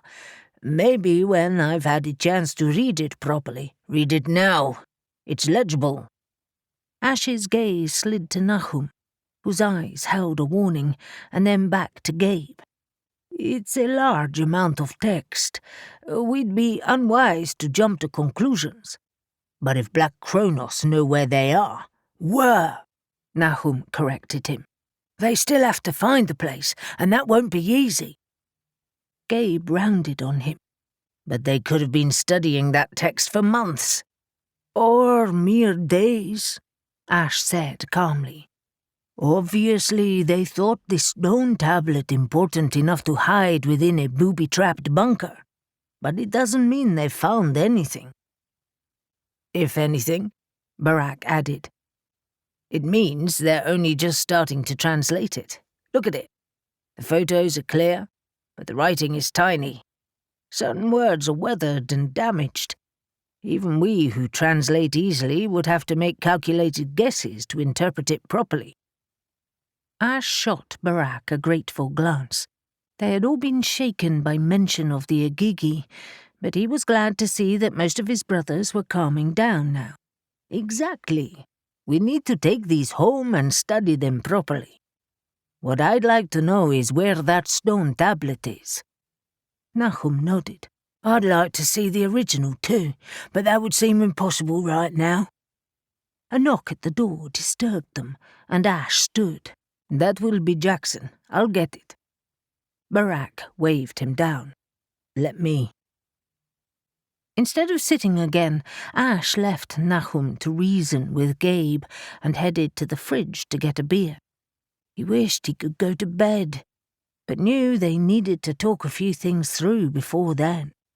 Their nerves were all on edge after the night they'd had. He was aching from the earlier explosion and grimy with dust and dirt.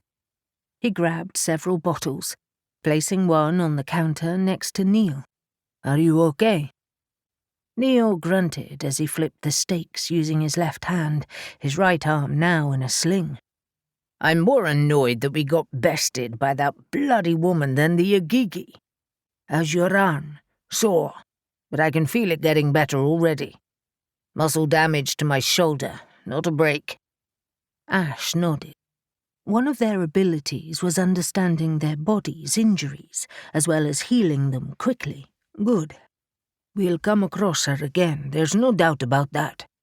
You'll get your revenge. We all will." As he crossed the kitchen to the table with the others' beers, Barak returned with Jackson, Estelle, and Shadow. Whatever healing magic Estelle had used on Shadow had worked. She looked to be her normal feisty self. Well, almost. Shadow turned down Ash's offered beer, instead heading for the fridge. "Gin for me? Me too, please," Estelle called after her as she sat at the table. She and Shadow still didn't seem that comfortable together, but at least their blatant animosity had waned. Shadow nodded and prepared their drinks, but Jackson paused at the door to the kitchen, his sharp eyes sweeping over them. "If you don't mind me saying so, tensions seem to be high tonight, and many of you look injured. What happened?" Ash tapped the chair next to him. "Take a seat. This will take a while." "You won't need to sit," Neil's commanding voice said. "Food is ready. We can talk while we eat." Jackson laughed. "Steak and chips at 3 a.m? I haven't done that since my student years. Is there enough for me?" Ash laughed, too, glad to feel the atmosphere brightening as they all found a seat. "You've clearly never experienced Neil's cooking before. He prepares enough for a small army." Between them, they summarized the night's events, and Jackson made notes on a pad he pulled from his pocket, jotting down points while he ate and asking the odd question as they went. When they finished, he exhaled heavily. "Potentially, every place of theirs that we might find could have similar traps. That's worrying." Gabe pushed his empty plate away. "I'm not sure the Abbey is safe, even now. There are a few corridors we didn't explore. I'm not sure it's okay for your men." "Agreed," Nahum said. "They could be planning to return, too. Nevertheless, we have to search it." Jackson's gaze swung to the images of the tablet. "Are those everything you found?" Ash shook his head. "No, we just took the essentials. There are more papers down there, abandoned rooms, dead dogs, and of course Toto escaped with a bag. Dangerous or not, we have to go. But we'll proceed carefully," Jackson said, sipping his beer. "However, what I'm more interested in right now is the Agigi. What's the big deal with them?" "I'd like to know that too," Shadow said, staring at the Nephilim accusingly, especially Gabe. "You're all very cagey, and I want to know why." Ash felt sorry for her. Shadow hated to be left out of the loop, and her injury had sidelined her for a short while. "Because," he told her, "they are superhumans. Well, half human, half beast, made by the Sumerian gods for labor." "And what are Sumerians?" she asked, eyes narrowing. "An ancient Mesopotamian people who lived in the south of the region, now the Middle East. It was a collection of city-states more than anything else. But they were clever, inventive people, highly respected. They invented the concept of time, literally the way the day is structured, and the concepts of cities and farming, and," Ash added, staring at the tablet, "they invented writing. Cuneiform it's called now." Nahum gave a dry laugh. Yes, the world literally changed around us. And as we lived for a long time, we saw how those changes civilised everyone. Jackson leaned back in his chair, tapping his notebook. The Sumerians were undiscovered until the 19th century. They were lost to time until then. All of the Nephilim were shocked at that, their heads jerking around to stare at Jackson. "Are you serious?" Gabe asked, confusion clouding his features. "They were a powerhouse. It seems impossible that they would have disappeared." "Really, brother?" Neil said skeptically. "Many civilizations are buried beneath deserts, jungles, and modern cities. What remains is poultry. The British Museum. And I'm sure many like it prove that. Mere fragments remain." Ash hated this talk as much as he loved it. To think of their own time utterly destroyed was unnerving and fascinating. Jackson continued. "Their existence was discovered by scholars who were anxious to prove the Bible's stories. What they found challenged everything. It proved the Bible wrong, for one thing. It pushed history back, or I should say, civilizations. A place referenced in the Bible, Shinar, puzzled scholars for years. It turned out to be Summer." "Because that book is full of stories," Estelle said, amused. "Interesting for the light they shed on a certain time and place, but that's all." Ash watched Jackson, intrigued. He had paused in his note-taking and was leaning forward, studying them all intently. Ash voiced his thoughts. "You seem well informed on this topic, Jackson. How come?" "I'm a collector, like Harlan and Olivia. I like knowing about old things. Summer is one of the more fascinating places. It has its own flood history too. It was documented in the Epic of Gilgamesh, which I admit to having only a passing knowledge of." Ash was familiar with it. "I've done much reading on the flood since our return. It seems the Sumerian gods colluded with our own god in wanting to rid the world of humans. One of their men was able to build an ark as well." He looked at his brothers. "Either way, it wiped us out." "A universal flood myth?" Shadow asked, intrigued. "It appears in many histories," Ash told her. "Time and time again. We weren't the only civilization at the time. But, as we've said before, I doubt it was a worldwide flood. Maybe just most of the Mediterranean and the Middle East. How would we know, though? It killed us." Ash's last memory surfaced of him standing on a hill, watching a gigantic wave roll in, smashing everything in its path. He had considered taking flight, but he was far from the mountains. He had waited with the others besides him, resigned to his fate, and feeling like he had deserved it for some of his activities. He, like his brothers, now felt their time on Earth was a chance to rectify past behaviours, a type of atonement. Shadow was single-minded, however, her questions dragging him from his reverie. "And the Igigi? Where do they fit in?" "The Sumerians," Neil said, "had their own gods, like many civilizations did. Each of their city-states had one. The gods created the Igigi to build their cities and do the heavy work. That's why they were so powerful. They could work tirelessly for hours." Nahum cut in. "Until they decided they didn't want to. They rebelled." "And," Gabe added, "our own god became twitchy at their rebellion. Some of us were sent to subdue them. We failed, and they disappeared." Ash had not been part of that, but knew why Gabe was so troubled. He, Neil, Z, and Nahum had fought them, and it had been hard and dangerous. Some of the Nephilim had died. Barak, like Ash and Eli, had not been involved. Estelle asked, "Their own gods couldn't subdue them?" "It seems not," Gabe answered bleakly. and we never found them once they escaped. But the tablet," she pointed beyond his ear to the wall, "points the way." They all turned to stare at it as Gabe's low voice rumbled around the room. "It seems to tell the remnants of their history, and yes, suggests a resting place. But that's just my initial interpretation."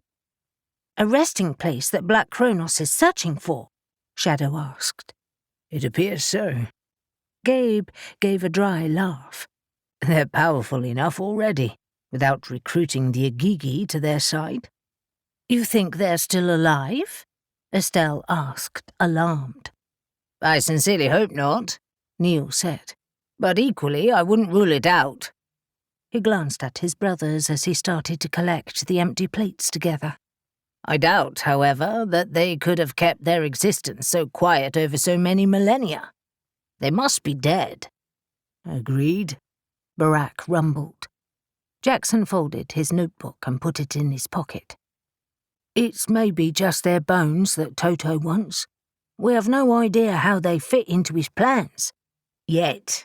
But we do need to stop him." He looked around the table, weighing them up one by one. "Are you interested in helping?" Gabe didn't even consider their opinion when he answered, and Ash knew why. It was unfinished business. All of it. "Of course we will." 6. Harlan set out early on Thursday morning, eager to get his visit with J.D. over with. He wasn't particularly pleased to be Mason's messenger boy, but it suited his needs, and to be honest, he was intrigued by Mason's attitude. Once again he felt on shifting ground and wished he could have seen Olivia. He valued her opinion, and besides, she let him complain without judgment, usually adding her own complaints too. It was a general bitching session that suited both of them. With luck, he'd catch up with her later. Once at J.D.'s Tudor mansion, Anna, J.D.'s assistant, met him at the door, a frown on her face. "I'm not sure this is a good time, Harlan. He's very busy." He waved the papers secured in an envelope at her. "He's got to sign these. Mason's instructions." She let him in, edging the door open with obvious reluctance. "Doesn't he have admin staff for that kind of thing?" He smiled and lied. "I'm down this way on business. It was convenient.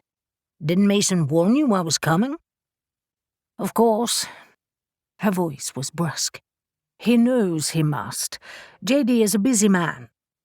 She waved him into a comfortably old-fashioned reception room with French doors that looked onto the garden.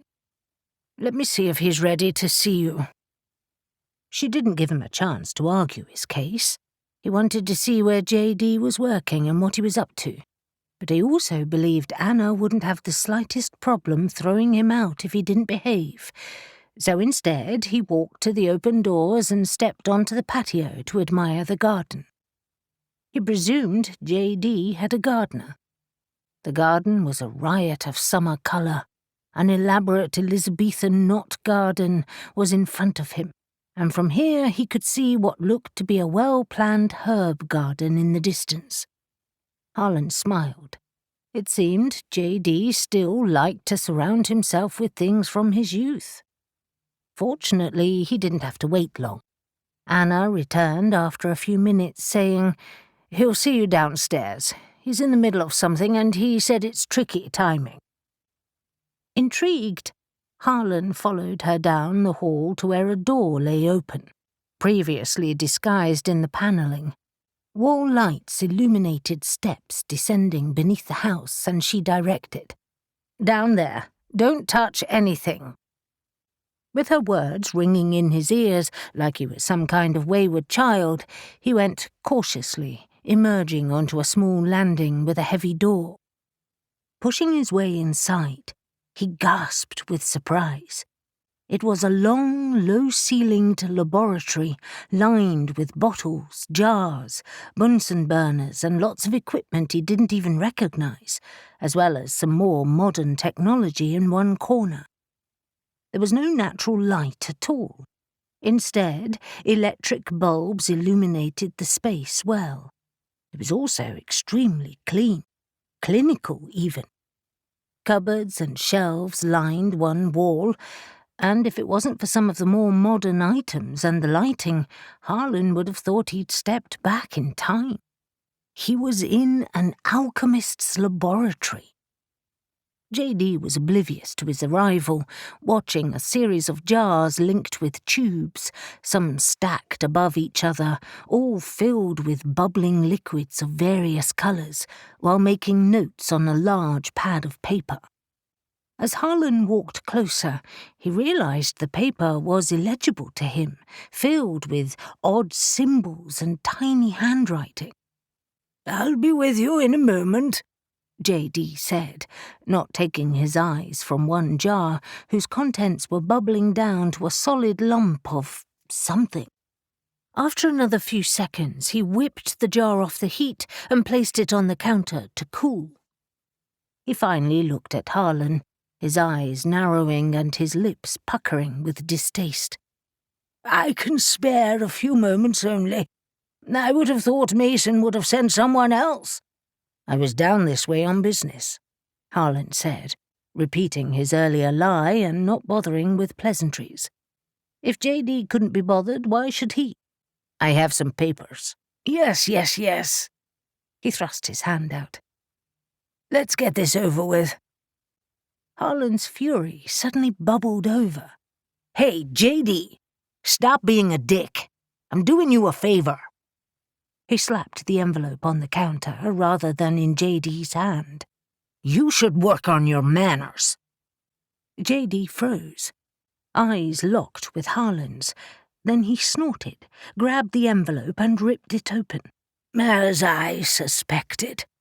This could have waited, stupid contracts. Have you been sent to spy on me?" Harlan folded his arms across his chest. "It seems that I am caught between your and Mason's stupid feud. I don't care for it.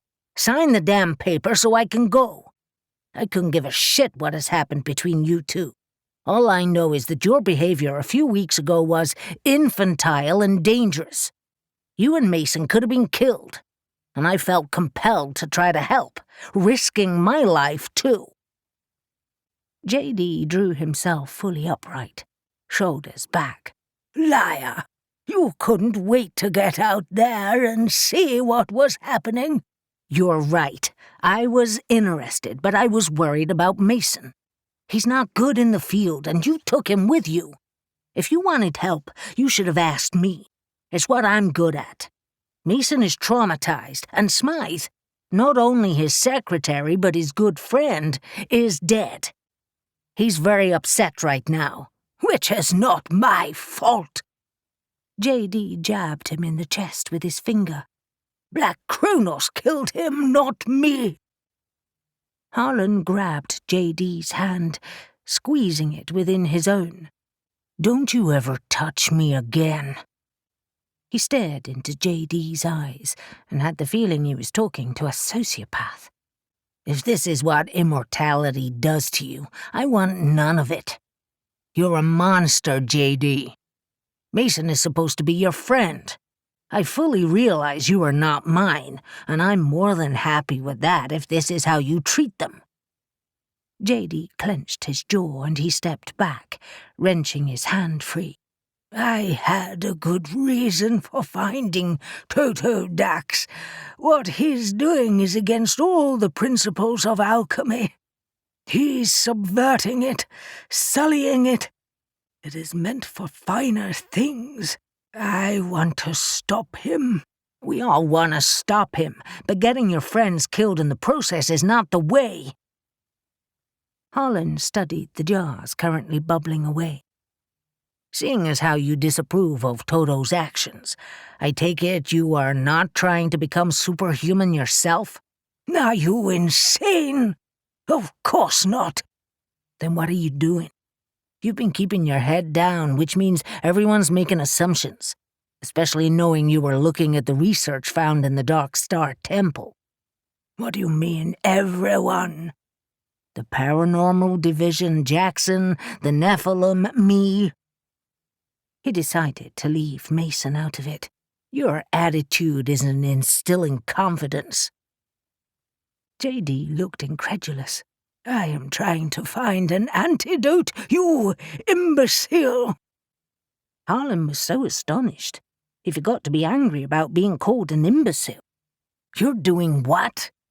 An antidote. He said it slowly and loudly as if Harlan was deaf. An antidote to their superhuman abilities? Of course! Is that even possible? Harlan's gaze swept across the array of jars. Is that what this is? These are the early stages of my experiments, yes. J.D. wiped a hand across his brow and closed his eyes for a moment before fixing Harlan with an impatient stare. As to whether it's possible, I have no idea. If I don't try, I won't know. Harlan's annoyance evaporated, and he sat on the closest stool. That's amazing. Nothing is amazing yet. I've barely begun. Why haven't you told anyone? The Paranormal Division, for example? They'd want to know. I know you know them. I don't like to share my experiments until I know I'm making progress, and so far, I'm making none. Harlan fell into silence while J.D. continued to tinker with the Bunsen burners and his jars. He turned his back as if Harlan wasn't even there, and for a few moments Harlan watched, fascinated, thinking through what he knew about Black Cronos. But J.D., Toto, or whoever was before him have been doing these experiments for years. Why have you only just started to look for an antidote now? I know you were involved in the search for them during the war. He shook his head and muttered under his breath, You have been sent to try my patience. I'm genuinely curious. Of course I've tried before. Multiple times, but until I saw them recently, actually saw them. He swung around to look at Harlan. I had no idea what they'd achieved. I'm horrified.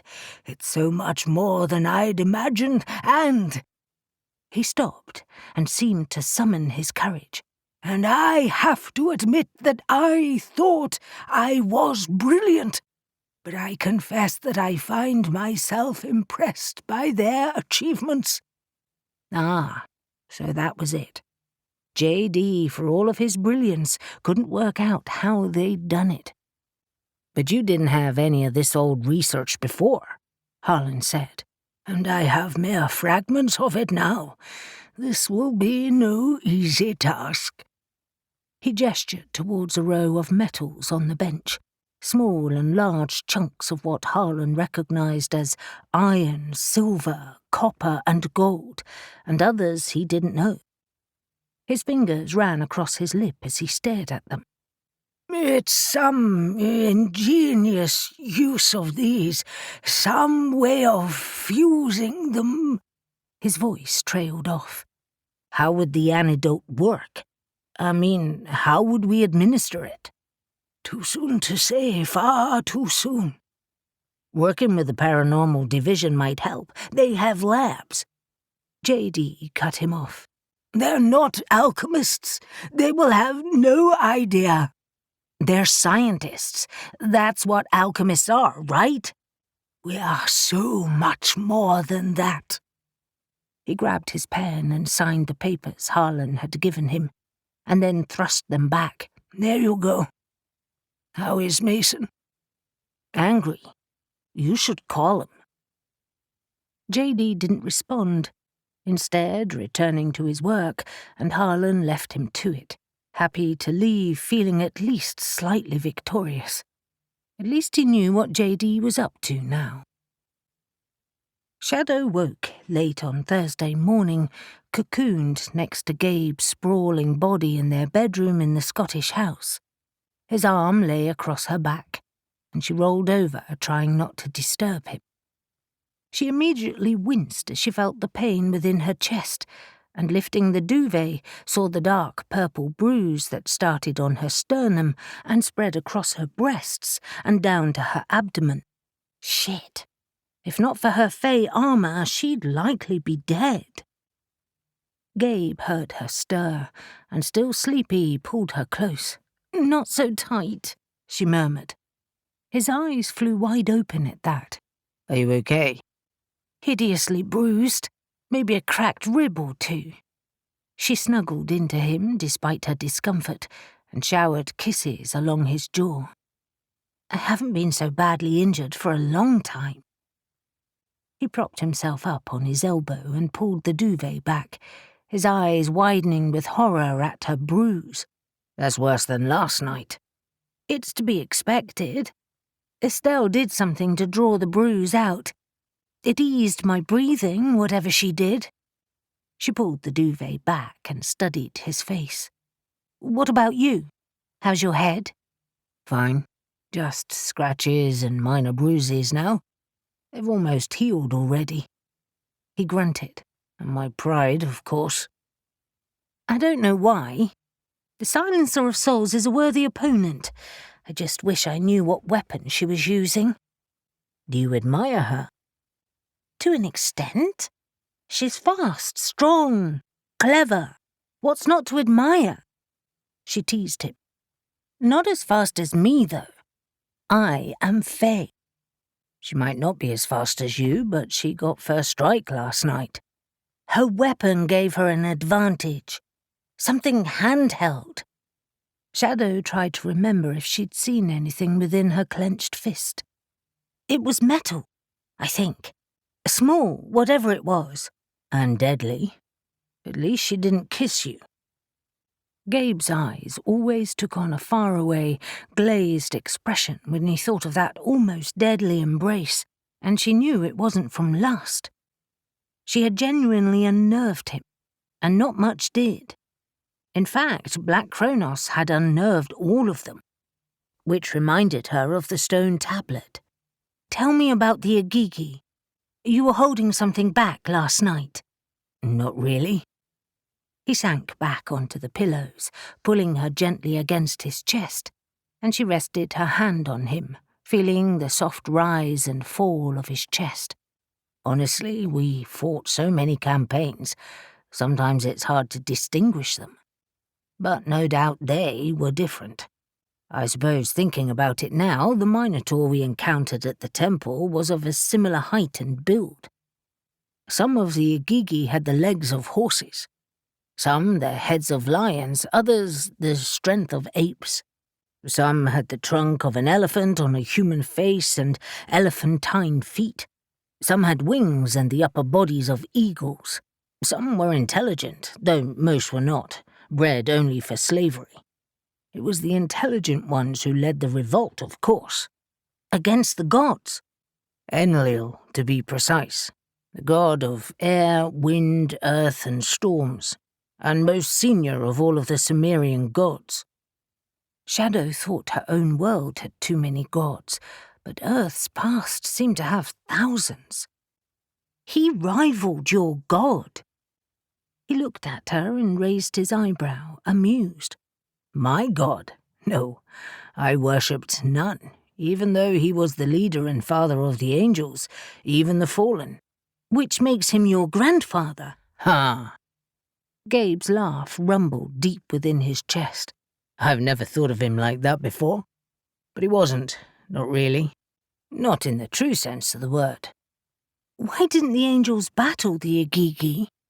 "They couldn't walk on Earth, not properly. When they fell, the fallen had to take different forms that were not sustainable. To look upon the true face of angel would cause madness or death, and they certainly couldn't mate with a human woman without taking a human shape." Shadow was more confused than ever. Then why fall in the first place if they couldn't live on Earth? To encourage dissension, distrust, meddle, or, as they saw it, spread enlightenment. We were their servants. bred to do their dirty work as the Igigi were bred to do their god's work. But you said they were called demons for their appearance, more than their actions, at least initially. And this stone tablet? What did you really read? He looked down at her. I need to study it properly. My brothers were right. It is barely legible in places, but what I can read talks of a final resting place. Anyway, he sat up, easing away from her. We have a plane to catch, and plenty of homework to do. We're going to find them, right? Of course we are, he grinned. We need to beat Black Cronos at their own game. 7. When Harlan returned to London, the first thing he did once he'd dropped the contract off with administration was find Olivia and take her to the closest pub. He was putting off speaking to Mason. She was looking at him now, eyes wide. JD is doing what? I can't get my head around any of it. I know. I mean, he had all these jars bubbling away. What do they call it? Distilling stuff? Precipitating things? He waved his hands ineffectually. I don't know. And there were these modern scientific instruments on one bench, too. Olivia sipped her wine and stared at him over the rim of her glass. But it's a lifetime's work. More than a lifetime, really. Do you think Toto is immortal? Or has at least lengthened his own lifespan? Possibly. Either that or they have some kind of alchemical apprenticeship where one picks up the work of another, always adding and building. That makes sense, right? Sure. So, what's next for you? Good question. I heard from Gabe earlier. They had a rough night. He filled her in on their brief conversation. I'm hoping to hear more from him later. But what do you know about the Sumerians? They were fascinating, clever. There's some very interesting information on them in the British Museum, but obviously there's more elsewhere. Berlin, America. During the Gulf War, thousands of ancient objects were stolen from the Iraq Museum in Baghdad. It was heartbreaking. Most have never been found. So maybe this tablet came from that collection. Possibly. I'm sure there are many private collections that have swelled from those thefts. Olivia leaned forward. You say they only have images? He nodded. Yes, reasonably good quality, but they'd rather see the actual tablet. Good luck with that. Any suggestions? She laughed, incredulous. Whoever has anything looted from Iraq won't be advertising it. But have any of your clients got an interest in that era? Her eyes narrowed and she tapped her glass. A couple, but the tablet could be anywhere in the world. There's a huge interest in that subject. Anything you can find will be useful. I'll ask Aidan, too, if I ever see him. Aidan was the third collector for the Orphic Guild, but of the three of them, he travelled the most. Any idea where he is? Cumbria, on the trail of an illuminated manuscript. Maybe I should call him then. Olivia smiled. You don't think you're being followed anymore? He looked over his shoulder and then dropped his voice, teasing her. I don't think so. But I'll book right back into the Oriental if I suspect anything. You just like flash hotels. Who doesn't? They paused while a waiter delivered their food, and then Olivia said, I'm sorry to hear that Mason and JD aren't getting on, but I'm not surprised. Mason is furious about Robert's death. He's dealing with it very badly. He blames JD. Olivia shook her head. He blames himself. He trusted Robert with everything, and everyone knew that. She picked at her food, distracted. I was in the office with him the other day, talking about my new case, actually, and he could barely concentrate. I asked him if he was okay, and he nearly snapped my head off. Then he apologized, all tearful, and said he hasn't been sleeping. She speared a piece of tomato off her salad. I tried to console him when he opened up a little, but he won't forgive himself. And we had one lead, but now they've disappeared again, Harlan said, thinking of the fight in Scotland. What if we never get another one? What if that's it, for years? But you said the Paranormal Division had got that professor guy, right? And you thought the Order had a mole. Harlan was so startled he almost dropped his fork. He'd forgotten he told Olivia about the Paranormal Division. He'd blurted it out after a few bourbons when he was telling her about France. You're right. I should ask Jackson if they've made progress with that. Jackson? Harlan froze. Olivia sniggered. Oh, you should see your face. You'd be a terrible spy. Shit. I should have kept that quiet. I should really have kept it all quiet. Too late now. She patted his hand. It's lucky you can trust me. Consider me impressed that you're involved in all of this cloak and dagger stuff. It's not all it's cracked up to be. I'm paranoid most of the time now. You'll get used to it. I must admit, Jackson's involvement intrigues me. She had another mouthful of her chicken salad. I always knew there was more going on with him. At least you haven't managed to upset Sam from the alley cat.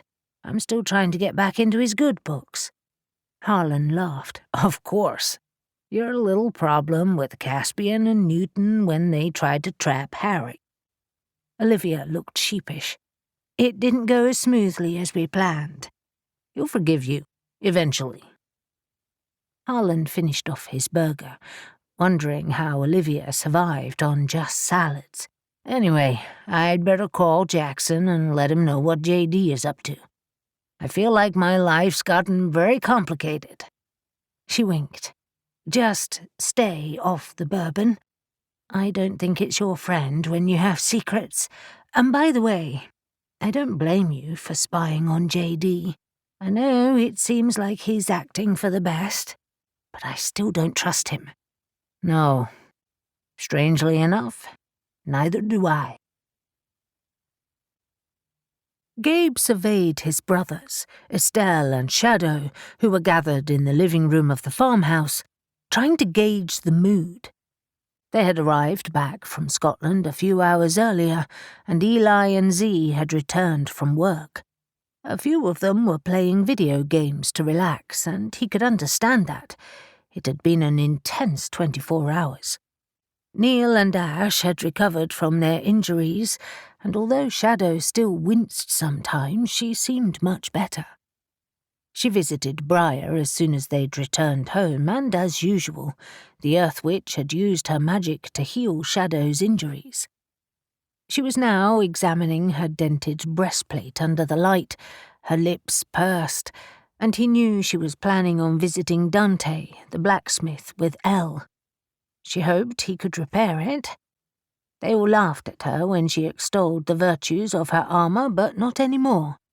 And Gabe was never more grateful for it. In the small amount of time they'd been together, his feelings for her had multiplied beyond his expectations.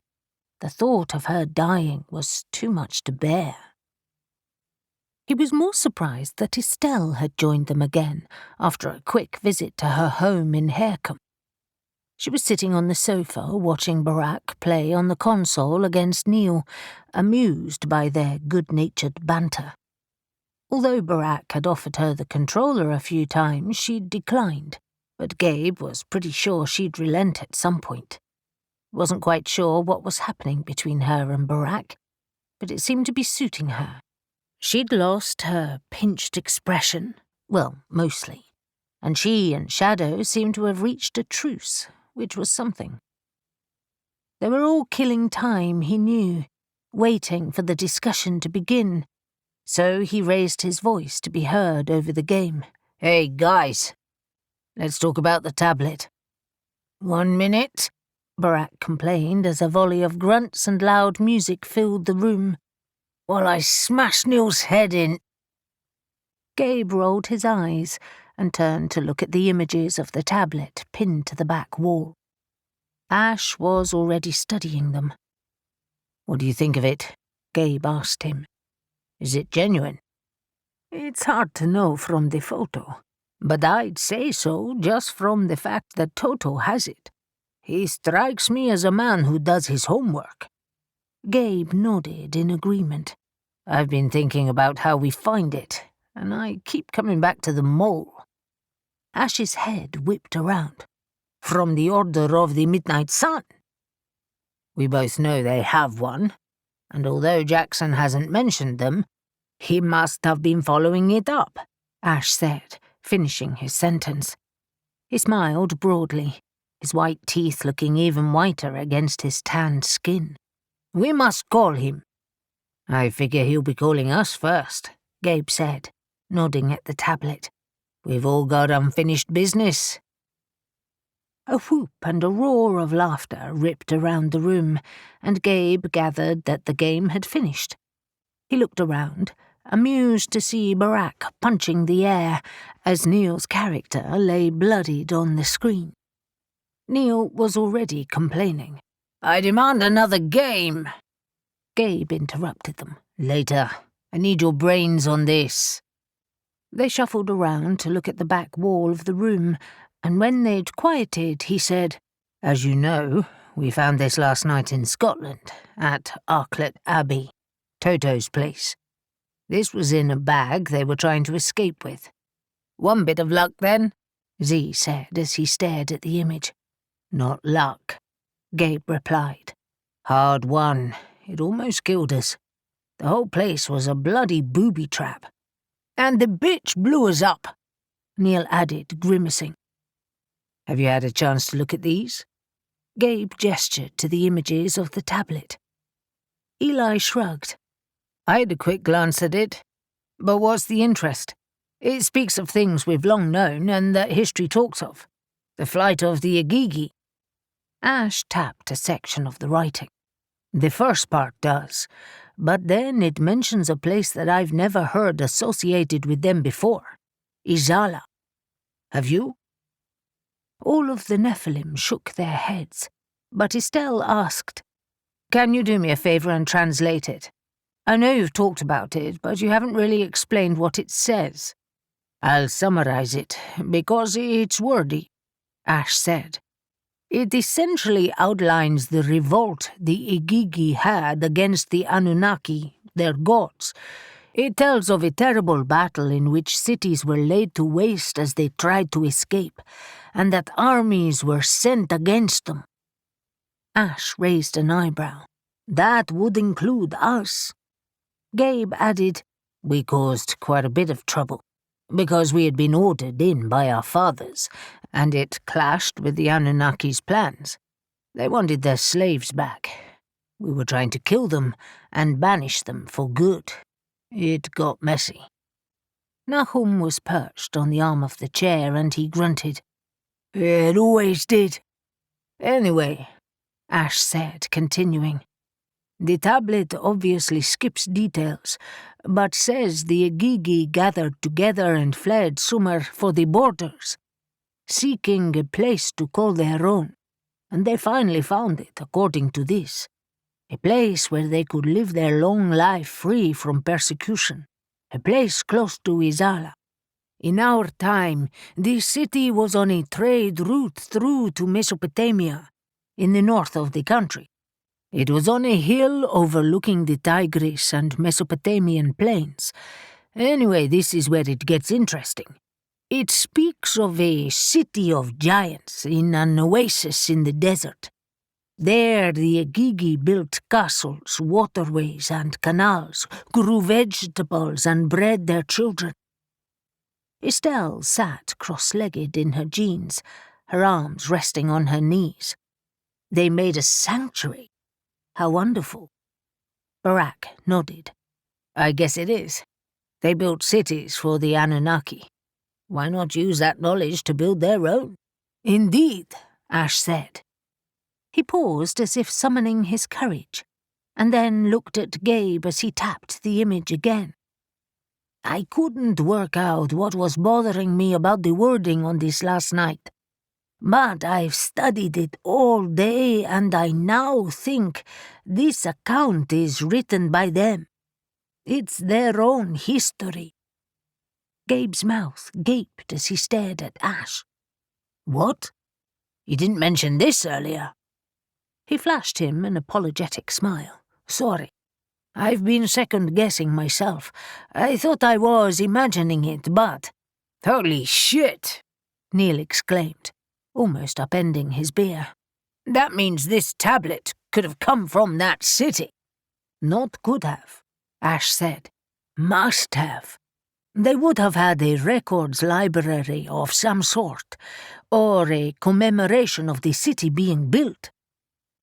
Gabe's mind was whirling with ideas, and he tried to keep things in perspective. Hold on. Say you're right, Ash, and they founded their own city.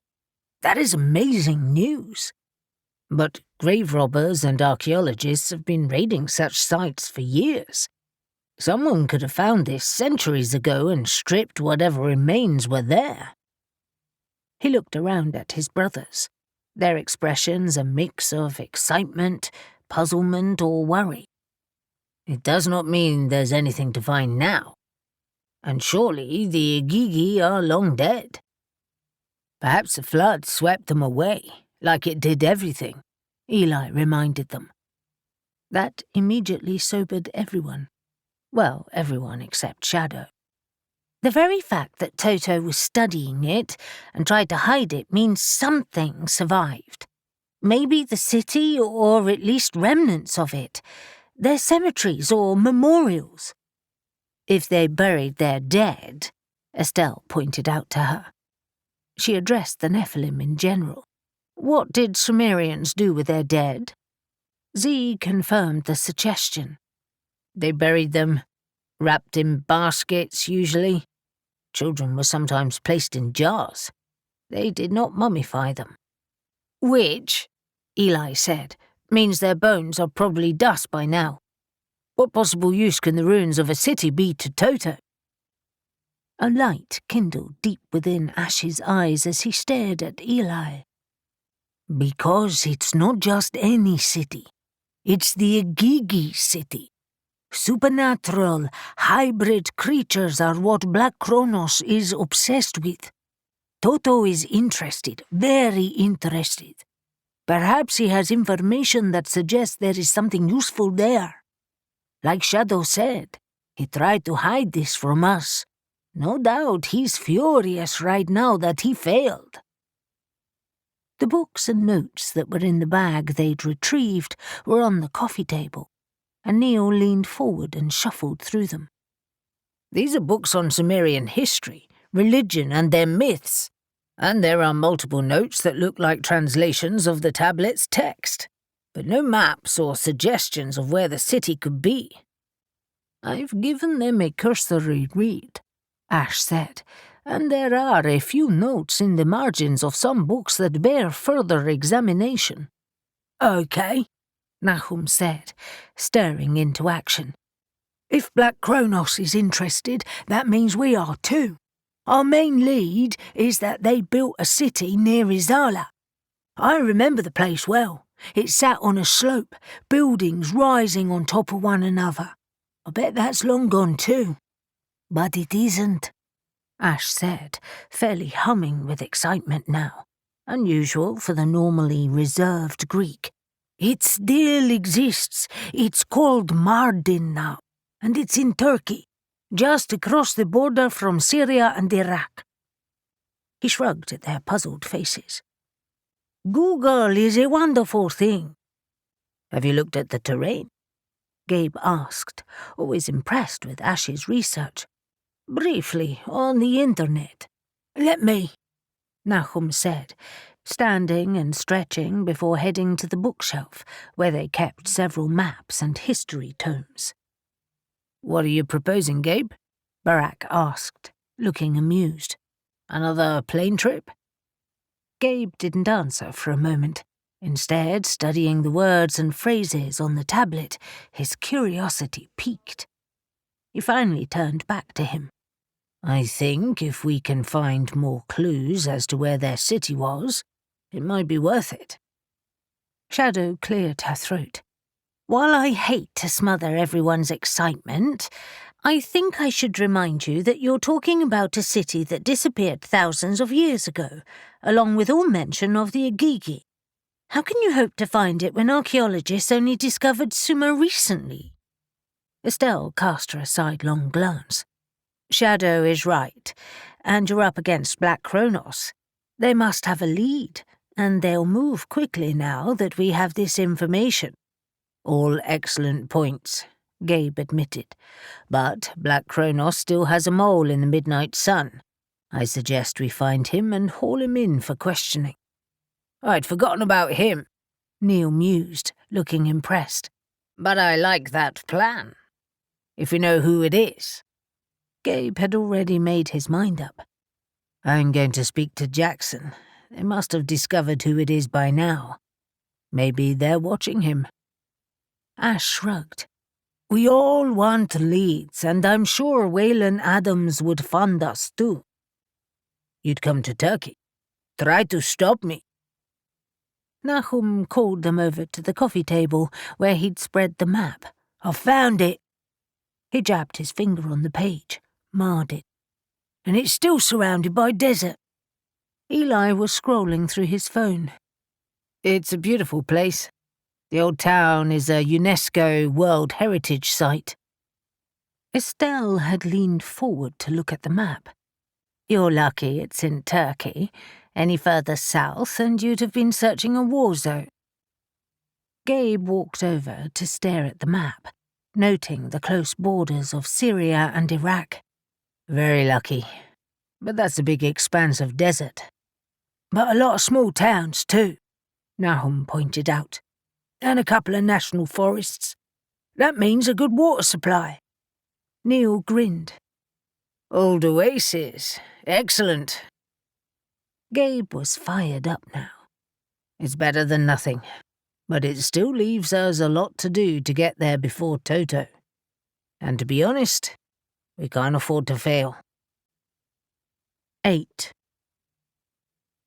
Harlan stared at Barnaby Armstrong's flat, and remembering how he'd been chased by Black Cronos soldiers only weeks before from this spot, turned to Jackson. This might not be a good idea. Jackson was leaning against a wall, his coat collar pulled up around his ears, looking like an old-fashioned gumshoe in his well-worn trench coat as he surveyed Armstrong's building. This is the best bet. We go in quietly. He knows me, so he should let us in. He was being watched by Black Cronos the last time I was here. They nearly caught me. An agent has been watching all day. He got home from the order an hour ago, unescorted. No one's guarding him. He winked, and we've got the door code too. It was twilight on Thursday evening, and Jackson had called Harlan a couple of hours before asking for his help. According to their investigations, their initial suspicions had been proven correct. Barnaby was the mole. Large sums of money were regularly deposited in his account, and his hacked emails revealed he had been sending information about the Order's alchemy research to an account belonging to someone named Beautiful Mother. You know he'll deny everything, Harlan said, and he may be armed. Jackson shook his head. He's a pencil pusher and a sneak. It won't be dangerous. He straightened up, gesturing to the black van parked on the curb. We'll stick him in the back and take him to headquarters. Why aren't you using some kind of covert operative to do this? Jackson laughed. We are the covert operatives, you pillock. That was not in the contract I signed. That was only to spy on J.D. Jackson grinned. Yeah, but this is fun, right? That is yet to be determined. What am I supposed to do? Let me do the talking and block the exit. Come on. Harlan should have known Jackson was going to drag him into everything, and although he wasn't sure that it was fun, it was different. Jackson was already striding across the street, so he caught up with him, and together they walked up the path to the flat's front door, and Jackson entered the code into the keypad. The door clicked open, and he led them upstairs and knocked on the door to the first-floor flat. When the door swung open, a short man with thinning dark hair stood before them. He wore corduroy trousers and a knitted vest over his shirt, and Harlan thought he looked like the most unlikely spy ever. Barnaby looked at them with surprise, and then recognition. "Jackson, what you doing here?" Ever affable, Jackson said, "Sorry to swing by so late, but I have a question about a sensitive issue and thought you could help." "Me?" Barnaby looked puzzled and then suspicious. "Well, I suppose I could, but couldn't it wait?" "It's really quite urgent. I've found some documents and really need your assistance with them. I was in the area, you see." "And this is?" He stared at Harlan. "Harlan Beckett, with the Orphic Guild. I don't think you've met." Harlan shook his hand as Barnaby said, "Ah, Harlan, I've heard of you. You helped us immensely only a few weeks ago. Of course. Come in." For all of his politeness, Barnaby looked flustered, but he ushered them in and down the hall to a richly furnished living room lined with books. The flat might not look ostentatious from the outside, but the inside was filled with high-end antiques and a few first editions, from what Harlan could see of the books.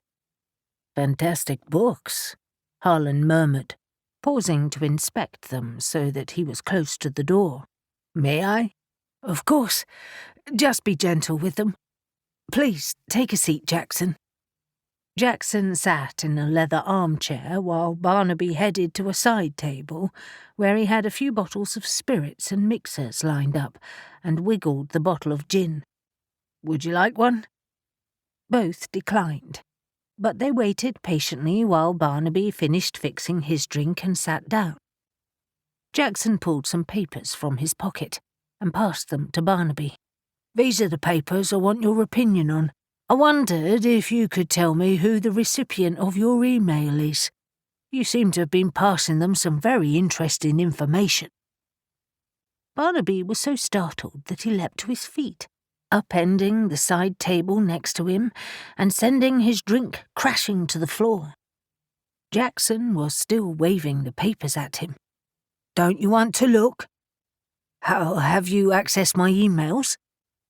Jackson's arm dropped, and he leaned back in the chair, the papers resting on his lap. "I have my ways. Why don't you sit and we can talk civilly?" "But I have nothing to talk about. I suggest you leave."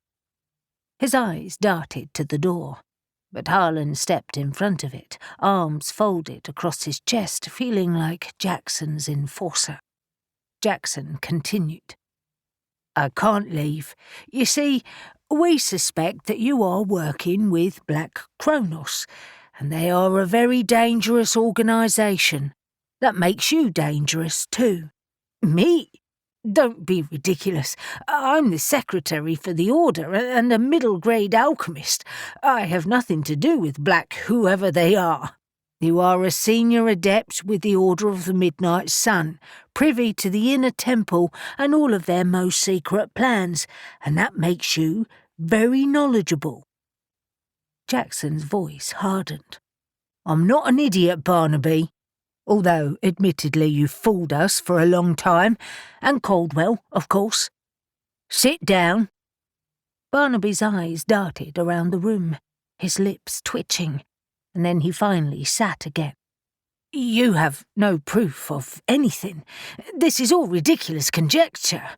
I shall phone my solicitor first thing in the morning." "How do you explain the large sums of money deposited in your account?" "I do private consultancy work." "Then please write down who you consult for, and we can confirm your story. It doesn't completely explain the emails, though." You advised beautiful mother that the Dark Star astrolabe had been found, where it was stored, and the best time to steal it. Need I say more?" Jackson looked around the luxurious flat. "Some very nice goods here. Your betrayal certainly earns you an enviable lifestyle. Tell me, do you feel any guilt at all about Aubrey Cavendish's death?" Barnaby clenched his hands into fists. "I had nothing to do with that." Jackson leaned forward. "Of course you did. If Black Cronos hadn't been at the Dark Star Temple, he'd still be alive.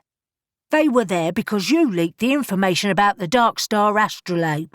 The thief was killed, did you know? Blaze, a young man with much to live for." Barnaby was silent for a moment, and then his eyes adopted a calculating expression. "Who do you work for? I thought you were an occult collector." "I am, but like you, I have a sideline. I'm not a killer, though. You could receive a lot of jail time for your crimes. You might never see your flat again, or any of that lovely money in your bank account." "What if I cooperated fully?" Jackson smiled and leaned back. "That's more like it. Who's your contact in Black Cronos, and more importantly, where is he? Or she?" "I have no idea. It makes it safer that way. I was just given an email contact. But you must have met someone. This can't all have been done over the phone or through email. We're talking about a deadly organisation that certain areas of the government are very interested in." Barnaby froze, and then a victorious light lit up his eyes. "It was Stephen Hope Robbins. He kept in touch with me after he left. I agreed with his principles, but didn't leave with him." "That does go back a long way. But unfortunately, that's not who your contact is, because Stefan has been in our custody for quite a while with zero access to email, and yet you are still sending them and receiving answers." Barnaby's lips tightened. "Stefan is much higher up than I am. He is far more valuable and has more information about this. You don't need me. You seem to think you can wriggle your way out of this." Jackson leaned in, staring at Barnaby. "You can't.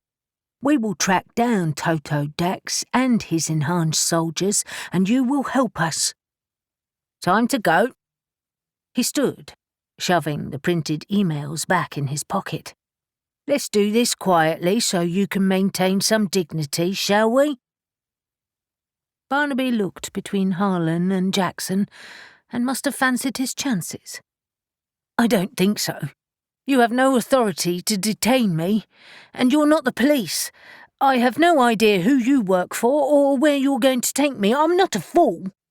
You could be working for another organisation that wants to kill me." He stood, too, shoulders back, staring Jackson down. "You need to leave." He pulled his phone from his pocket.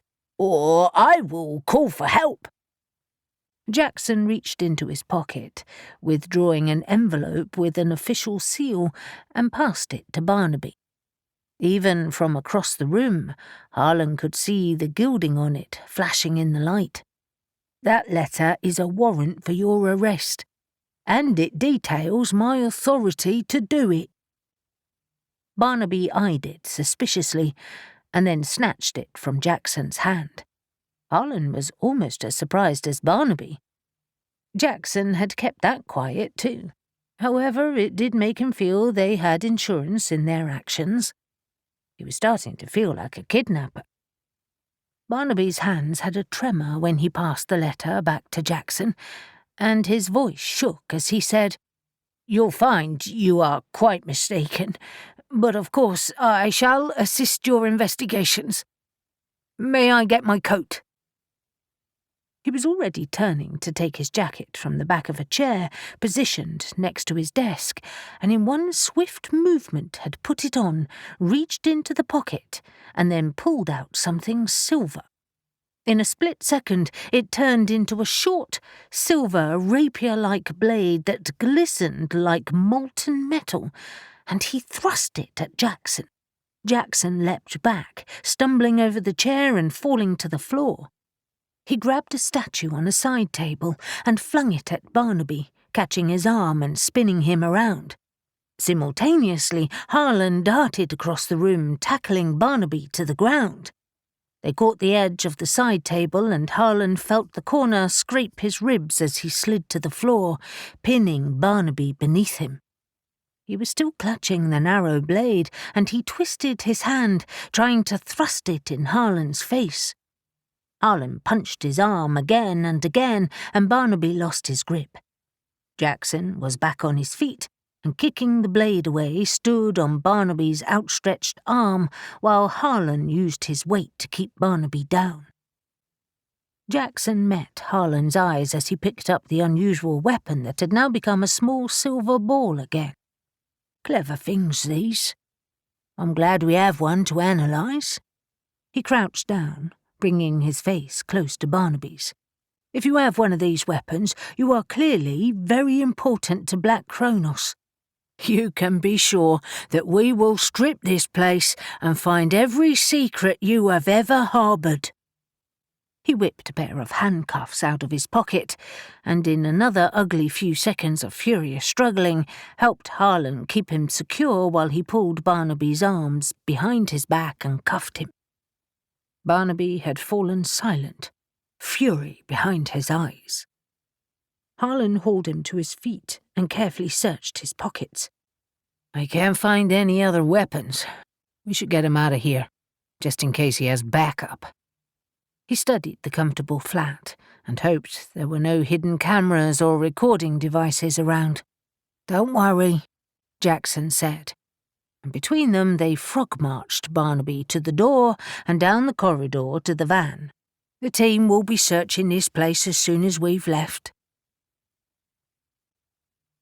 Shadow raced across the field surrounding the farmhouse, crouched low against Kaylin's back. When she awoke on Friday morning, it was to a cloudy, overcast day, heavy with impending rain, but she didn't care. Her meeting with Dante and Elle was all arranged, and she was going to ride, regardless of the weather and her bruises. She could feel the dull ache in her chest even now, despite Briar's magic and Eli's poultices. As she adjusted her position on Kaylin's back, she felt the twinge in her ribs but ignored it, instead relishing the feeling of freedom that being on horseback gave her. The long grass that swayed in the light breeze looked like pewter in the light, and she hoped it would thunder. The weather matched her mood. The fury she'd been feeling at having her armour damaged had been growing ever since Scotland, and she was still angry that her bow had been broken. Black Cronos, and especially the Silencer of Souls, were proving more and more dangerous every time they met. But she hadn't been lying to Gabe. She couldn't help but admire the woman's skills, and she was determined to find out more about her. As Dante's forge came into view, she slowed and finally stopped on the other side of the wall bordering Dante's car park. Elle was already there, her old battered Land Rover parked at the side. Shadow dismounted, tying Kaylin to the wall and allowing him to graze, before heading inside the forge with her armour. The heat hit her immediately as she inhaled the familiar, pleasant smell of metal, oil, steam and fire. Skirting around the iron, she joined Elle and Dante, where they stood next to the long bench examining a sword. Dante's powerful arms were revealed by his sleeveless t-shirt, and sweat glistened on his dark skin. His dreadlocks were bound up on his head in a colourful bandana. He winked as he greeted her. Getting into trouble again, Shadow? You could say that. Thanks for agreeing to help me. Elle hugged her. You know we'll try. I'm intrigued, Dante said, eyeing the bag with a twinkle in his eye. I can't wait to see your special armour. He didn't know Shadow was Fae, but she had a feeling she might have to reveal it when he examined the metal. She extracted it and placed it under the light cast from the bare bulb. "I better not keep you in suspense, then." Both Elle and Dante gasped when they saw the dent in the breastplate. It was dead center, the bullseye narrowed to a point, the rest of the dent shallower as it radiated outward. It had damaged most of the breastplate, including the engraving in the center. Elle's eyes widened as she stared at it. What did this? Good question. We're not entirely sure. My opponent pulled something from her pocket, something small, and pointed it at me. All I know is that a wave of something struck me. My arm guards have a few dents in them too. I'd appreciate you fixing all of it." Dante ran his hand across the surface of the breastplate. "The weapon was invisible?" She exchanged a nervous glance with Elle. "Essentially, yes. I should also say that I have used this armor many times, and it is rarely ever damaged. It's made of a particularly strong metal.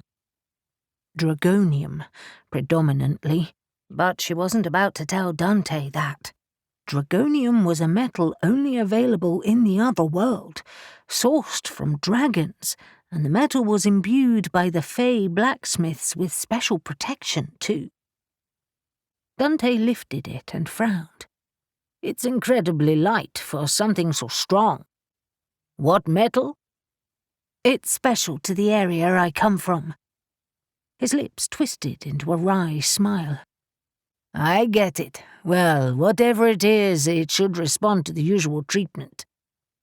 He headed to the fire, Shadow watching him warily. If it shattered or couldn't be fixed, she'd be devastated. Elle took her by the arm and led her outside to the fresh air. "Come on, let's give him some space. Tell me more about the weapon." Elle was, as usual, dressed in skinny black jeans and a t-shirt, and her makeup was bold and immaculate. The faint scent of musk and patchouli emanated from her as they sat next to each other on the wall. "I don't know what to say," Shadow confessed. "As I said, it looked like a small silver device, but it happened so fast and it was in her hand, so it's hard to be certain. But the wave of power from it was huge." "Magic?" "I'm not sure. If it was, it wasn't familiar to me. As you know, I'm sensitive to magic and can usually feel it, even in small amounts. And these are the alchemists, right? Who have been doing experiments on people. Making superhumans, yes, and super weapons. It seems they've been using planets and their correspondences, among other things, but," she shrugged, "that's as much as I understand." Elle frowned. "They must have harnessed power much like we did when we put spells in bottles and other objects for ghost stops. I wouldn't imagine it could reproduce it like a gun, but who knows? They're inventive. Unfortunately, yes. I'm worried about you." Elle shuffled around to look at her properly. "I know how strong and quick you all are, but against Black Cronos." Shadow smiled. "We've met our match, that's for sure. But I think we're frustrating them just as much, and we think we know where Toto is heading next." She updated her on the Igigi. "Wow, this keeps getting worse and worse, but it's also intriguing. Do you really think these creatures might still exist?" "Surely not, but," Shadow added, finally voicing what was really worrying her.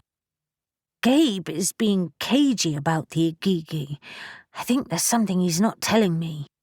He's probably trying to protect you. As gallant as that sounds, I don't think so. He knows better. I think he's ashamed of something, or more likely, worried." She shrugged and sighed.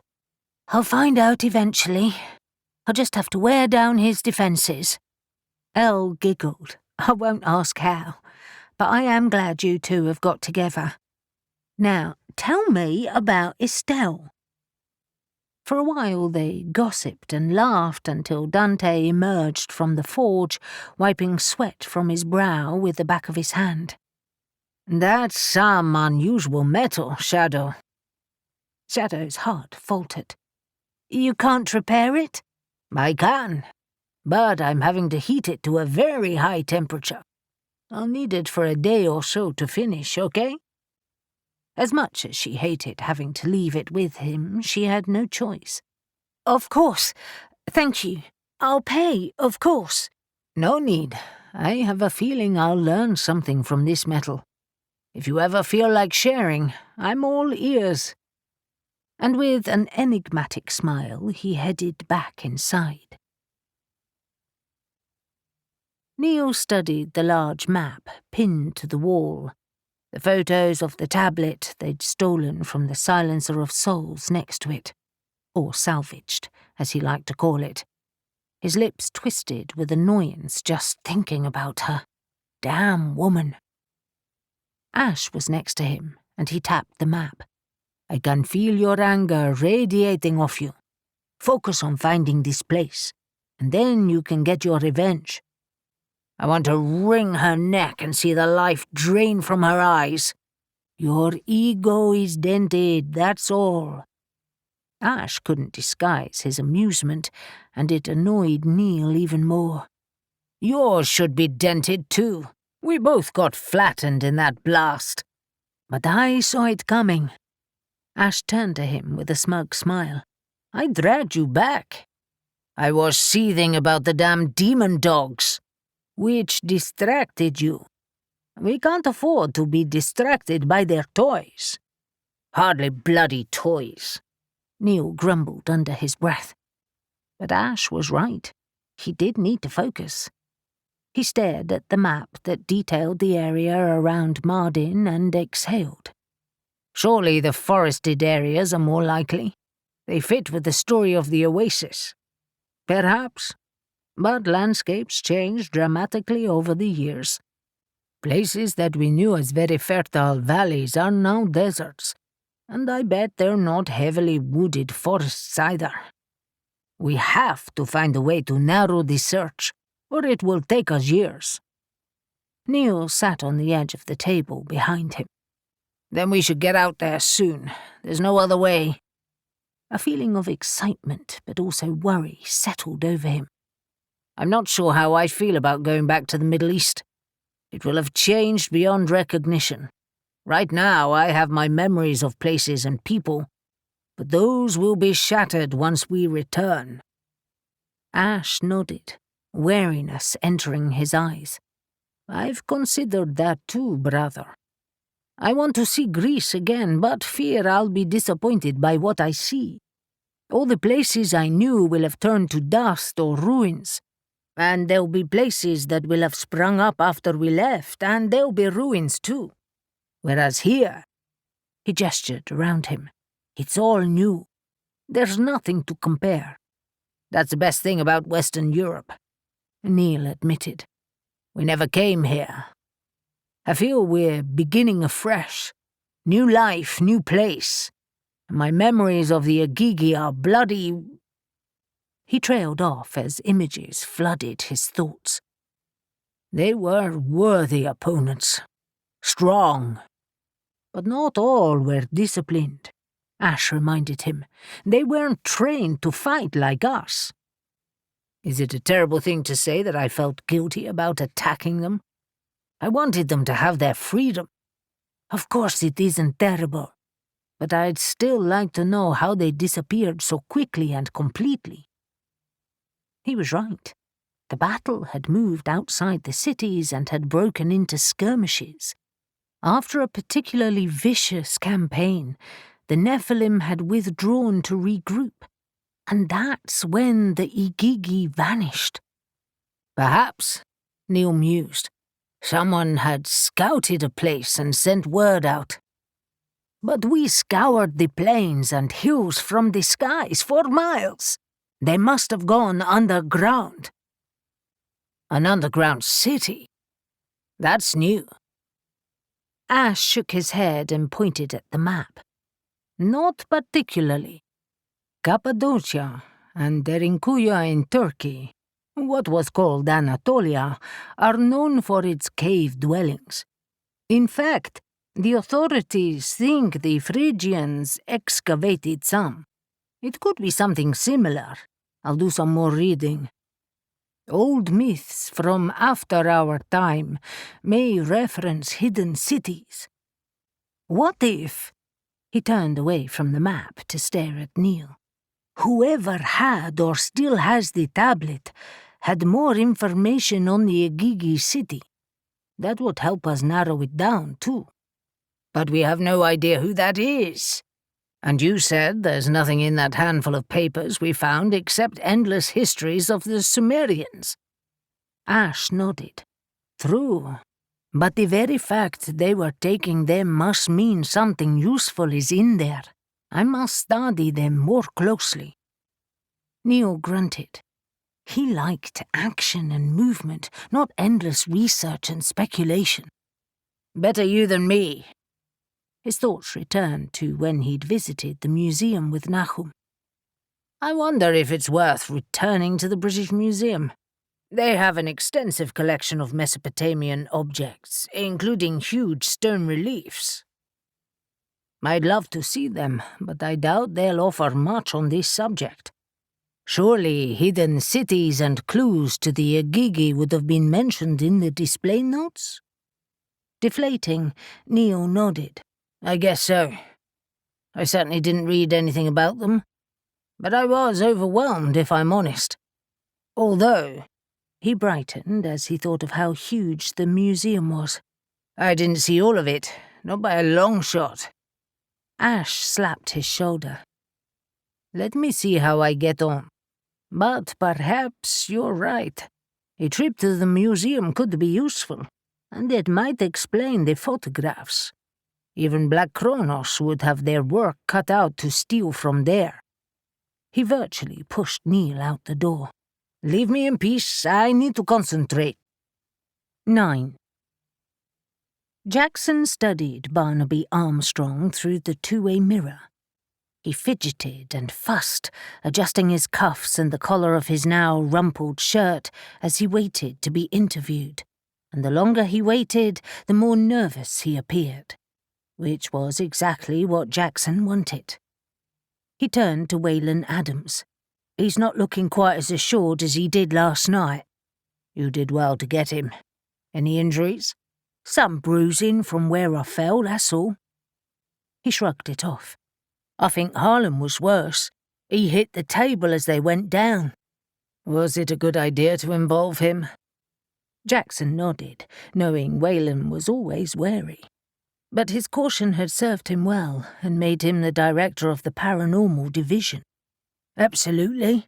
I've known Harlan for a long time. He knows when to bend the rules and when not to. He's got good connections, and he likes the intrigue.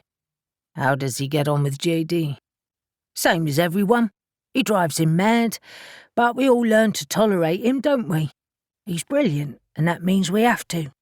JD trusts him, as much as he does anyone. Waylon turned back to Barnaby. What have you got planned for him? Jackson grinned. I'm going to play him off against Stefan Hope Robbins, just a little. It wasn't normally Jackson's job to interview prisoners. They had a small team of security staff who did that. They would continue to interrogate him once he finished today. But right now, Jackson wanted information about the Igigi tablet, and Waylon had been happy to indulge him. In all of the weeks that they'd had Hope Robbins in custody, he had kept infuriatingly mute, no doubt holding out for a rescue that wouldn't happen. However, they were running out of time. The PD had special authority to question and detain, but only for a limited period. Soon they would have to process Stefan Hope Robbins through the court, and then he and Barnaby, when his time came, would be lost to them, or at least not available for regular access. Jackson asked, I presume this is being recorded? Of course. There's a camera in the corner. Jackson headed inside and sat on the plain chair opposite Barnaby, a wooden table between them. Barnaby's ankles were cuffed and chained, so even if he lunged at Jackson, he couldn't reach him properly. "Barnaby, I hope you understand how much trouble you're in. Toto's protection is gone now. You're best to cooperate and try to reduce your sentence." Barnaby looked scornful. "A sentence based on what? Sharing the secrets of an arcane society? That's hardly breaking any laws. You have no grounds to keep me here. Actually, it's the fact that you're working with a corrupt, terroristic organisation that kidnaps people, commits experiments on their bodies, and attacks law-abiding societies and tries to kill them. And of course, theft of private property. You colluded with that, and the kidnapping of 2 individuals in France, and a full-on armed assault against others." Barnaby paled, but still blustered, "I had nothing to do with that." "But you do work for them. Stephen Hope Robbins says you are a key figure in their organisation." "He's lying." "Is he? He says he's known you for years, ever since he was a member of the Midnight Sun, and that you agreed to stay and spy for him." Jackson leaned forward. "And you did, as you worked your way into the senior adepts, gaining access to their occult knowledge. Hope Robbins said you contacted him several months ago with news of the Dark Star astrolabe and helped arrange it all." Barnaby's eyes darted around the room before finally settling on Jackson again. "They threatened me, and you've seen how dangerous they are. I couldn't say no." "Bullshit. I've seen your emails, remember? You contacted them and asked what they could provide for that information. I've seen the expensive furniture in your flat and your bank balance. It will be sad that it all has to be sold off. Unless you can help us, you may get a reduced sentence." "I don't know anything." "All I need to know is where Toto is going next." "No one knows what Toto is doing. He tells no one except her." "The silencer of souls." Barnaby swallowed nervously. "Yes." "Who is she?" Jackson was genuinely curious. "I have no idea. All I know is that she is trusted and indispensable, and deadly." "She was with him in Scotland. When they ran, we managed to obtain information about a stone tablet. Photos. We think they're going to the Middle East next." Barnaby shuffled in his seat. "So you don't need me then?" "Where is the stone tablet? We'd like to see it properly." "As I'm sure you can see from my emails, I know nothing about it." That was true, Jackson reflected. There were only emails about the astrolabe and the Order's plans to go to France. He tried another tack. "But there were phone calls, too, to untraceable numbers. And our team found lots of research in your flat into Sumerian myths and the Igigi. I doubt that's a coincidence." "I'm interested in myths and legends. There's nothing wrong with that."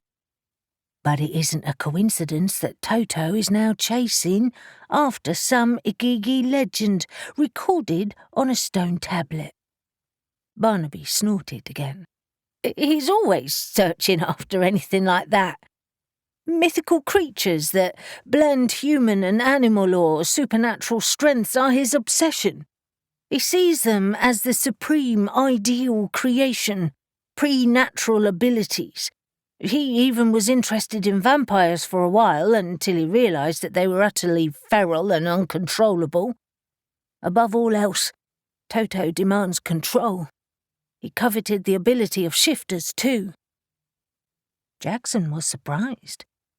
He didn't think Barnaby would be so well informed about the paranormal world's creatures, despite his interest in the occult. There was something homely about him, but clearly those looks were deceiving. "You know about them."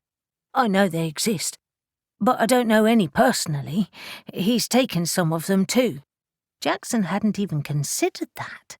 What if Black Cronos had been experimenting with all sorts of creatures? The thought made his blood run cold.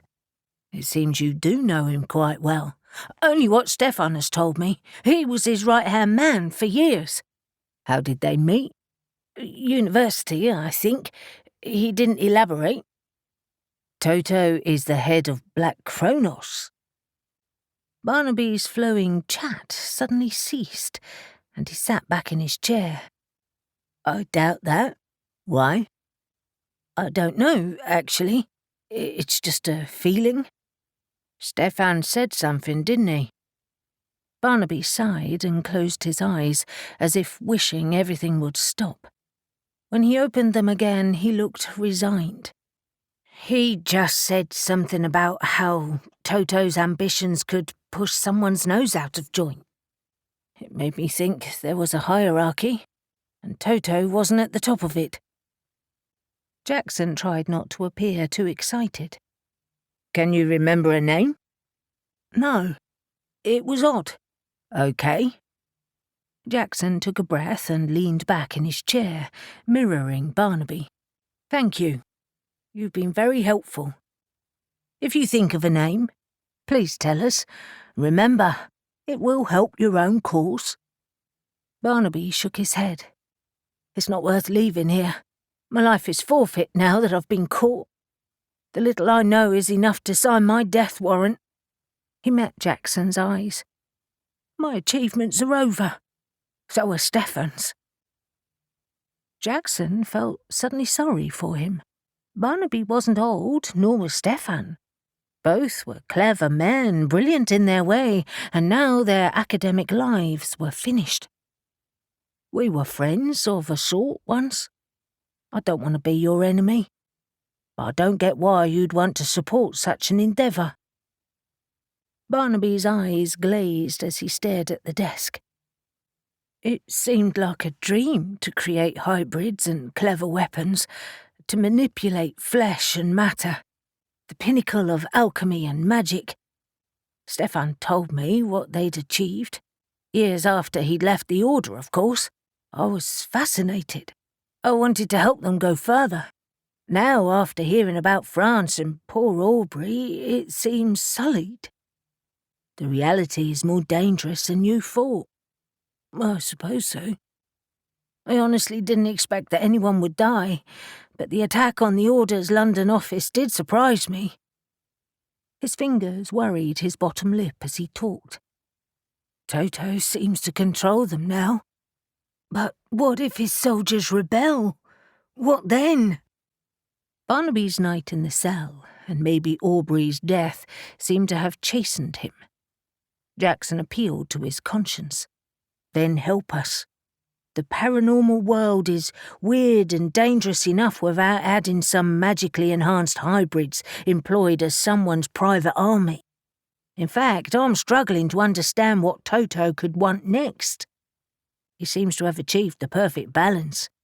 His men and women are formidable. But they don't fly. What? Jackson thought he'd misheard him. It's Black Cronos' next big step, but so far it's proving impossible. His soldiers don't shift, ever. They're strong and fast, yes, but he wants more, always more. The Gigi had wings, some of them anyway, and he's investigated other creatures that have wings, and then he saw your guys. His eyes widened, impressed. Caldwell told me about the men he'd employed through Harlan, the huge men with wings, Nephilim. Now that Toto knows they exist, he wants to achieve that even more. Jackson felt a horrible certainty spread over him, and he wondered why he hadn't thought of this before. He wants to create his own Nephilim. I believe so, but he knows that's virtually impossible, at the moment. But the Igigi are the first step. Jackson's voice hardened. Where did they find the tablet? A private collection, that's all I know. Here, abroad, London, where? There was another long pause as Barnaby's eyes narrowed in thought. A few weeks ago, before you caught Stefan, he mentioned something about a visit to Wales. He said Toto had finally found an intriguing clue to the missing Igigi. He was enigmatic, smug even. But that was Stefan all over. Just Wales. You can't narrow it down? He shook his head and fell silent. Jackson knew occult dealers and collectors all over the country, and there were a few in Wales. He might be able to find the right one, with Harlan's help. Thank you, Barnaby. He stood abruptly, pushing back his chair and gesturing to the interview room. I'm sorry about all this. Barnaby gave a short, barking laugh. No, you're not. Does Caldwell know I'm here? Not yet, but I'll see him today. Why? Tell him I'm sorry, especially for Aubrey. He shrugged. He'll never forgive me, but say it anyway. And then he folded his arms across his chest and stared at the desk, and Jackson left him to his thoughts. Harlan was in his office studying the files of his recent cases when Jackson called to update him on the interview. He was going to interview Stefan Hope Robbins and had asked Harlan to start the search, promising to liaise again in a couple of hours. Harlan was happy to help. He had a comprehensive list of dealers of occult items, and that included those who bought historically significant objects too. Many things that weren't strictly considered occult still had interest to the paranormal world, and that included ancient objects that didn't have any magical powers. Professional scholars and amateurs alike were always looking for hidden gems of knowledge buried by history and just waiting to be unearthed again to reveal secrets. He opened up his files on the computer and then decided a fresh coffee would help. He winced as he moved and gingerly felt his ribs. He was sure he'd cracked some during the fight, but was glad Armstrong had decided to talk. Harlan had volunteered to tell Caldwell the news about Barnaby's betrayal. He felt it was his case and his responsibility, and was planning to head over there soon. Coffee made, he sat at his desk again and started to search his database. An admittedly small one when it came to Wales, but 3 dealers immediately caught his attention, although perhaps dealers was the wrong word. They were collectors, really, with extensive personal treasure troves of Egyptian, Assyrian, Mesopotamian and European artefacts, all of which should belong in a museum but didn't, and that meant they were wealthy too. He knew Silas Morgan from a deal a few years back. Collectors could be famously cagey about their acquisitions, but hopefully Silas would be reasonably forthcoming. However, 5 minutes later, after a friendly, chatty conversation, Harlan had to rule him out, and with trepidation turned to the next one on his list. An octogenarian called Harry Gibson, who lived in the north of Wales and was famously cranky. As expected, the conversation was short and brutal, and he was sent off with a flea in his ear, but also a flat denial. That left Countess Katerina Edervane, a formidable woman who had married the notorious Earl of Breconshire, sharing his passion for history and his collection of illicitly obtained goods. He was older than her by some years, and in his youth he, like his father before him, had travelled extensively, essentially looting places, before that became frowned upon in these enlightened times. Now it just happened in more devious ways. Although the Earl was still alive, he was so frail that Harlan knew the Countess dealt with the collection now. The Earl's ancestral home was in the Black Mountains, a wild area in the south of Wales, and suitably brooding for such an unusual family. And from the little Harlan knew of British peerages, it was an old title. He exhaled heavily as he stared at the photos of the stately home. It was small compared to some, craggy and piled with towers and turrets and crenellated walls, but with extensive private grounds. Harlan had never worked for them, but knew that other Orphic Guild employees had a few years before. Hoping that alone would stand him in good credit, he summoned his courage and dialed the number on their records. A superior voice answered. A secretary, not surprisingly, and he was put on hold before being sent to someone who was impossibly brisk and annoying. "You cannot possibly be put through to the Countess because she is extremely busy. Is there anyone else I can speak to?" Harlan asked in his most diplomatic tone. "I just need to ask a question about the collection of Mesopotamian objects that belong to the Earl." The voice cut in. "There are no such things. I have no idea who is giving you such information, but you are sadly misinformed, and—" "Wait!" Harlan interrupted him, fearing the uptight man who reminded him of Smythe was about to hang up on him. "I'm from the Orphic Guild. We have helped acquire such items before, and have worked with the Earl in the past." A loud, commanding voice sounded on the other end. It dripped with impatience, and Harlan fell silent, struggling to hear what was being said. In seconds, a woman was on the phone. "Who is this?" Her voice was silky, but with a core of steel, her accent plummy. His heart pounding, Harlan thought he might be speaking to the Countess herself, and he quickly explained who he was and what he wanted.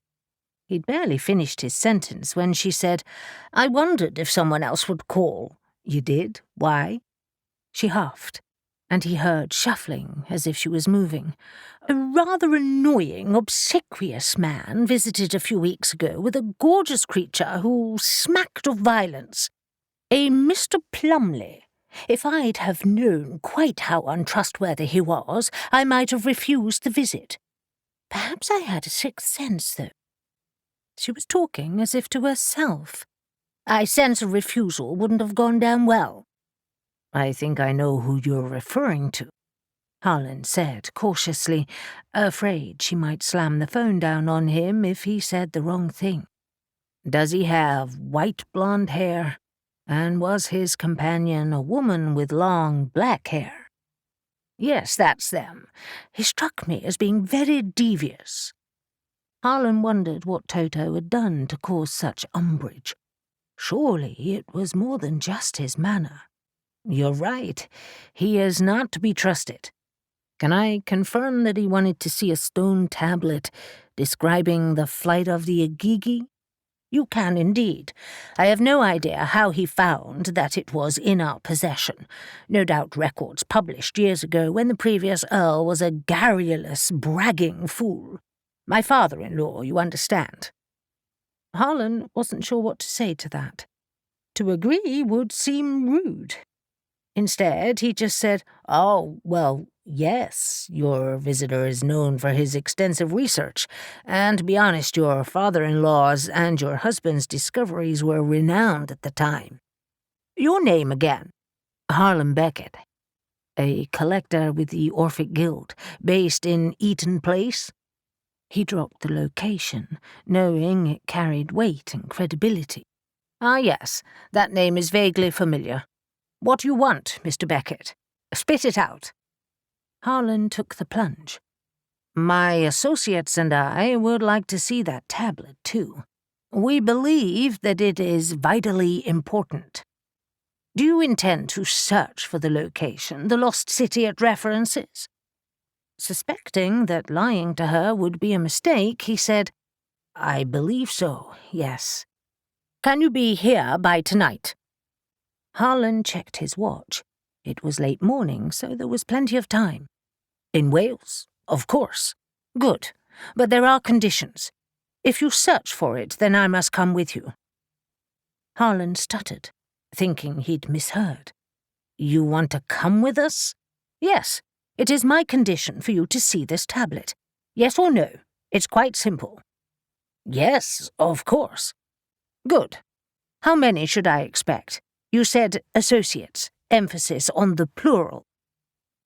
Quickly calculating who should come, he decided Gabe, Shadow, and Ash would want to be there, as well as Jackson. 5, if that's okay? Perfectly. I can accommodate you all overnight. You'll have to stay after such a journey, and we have acres of rooms here. You're all in London? Some are in Cornwall. Even worse, such a long drive, and besides, we need to plan. See you this evening, and dress for dinner.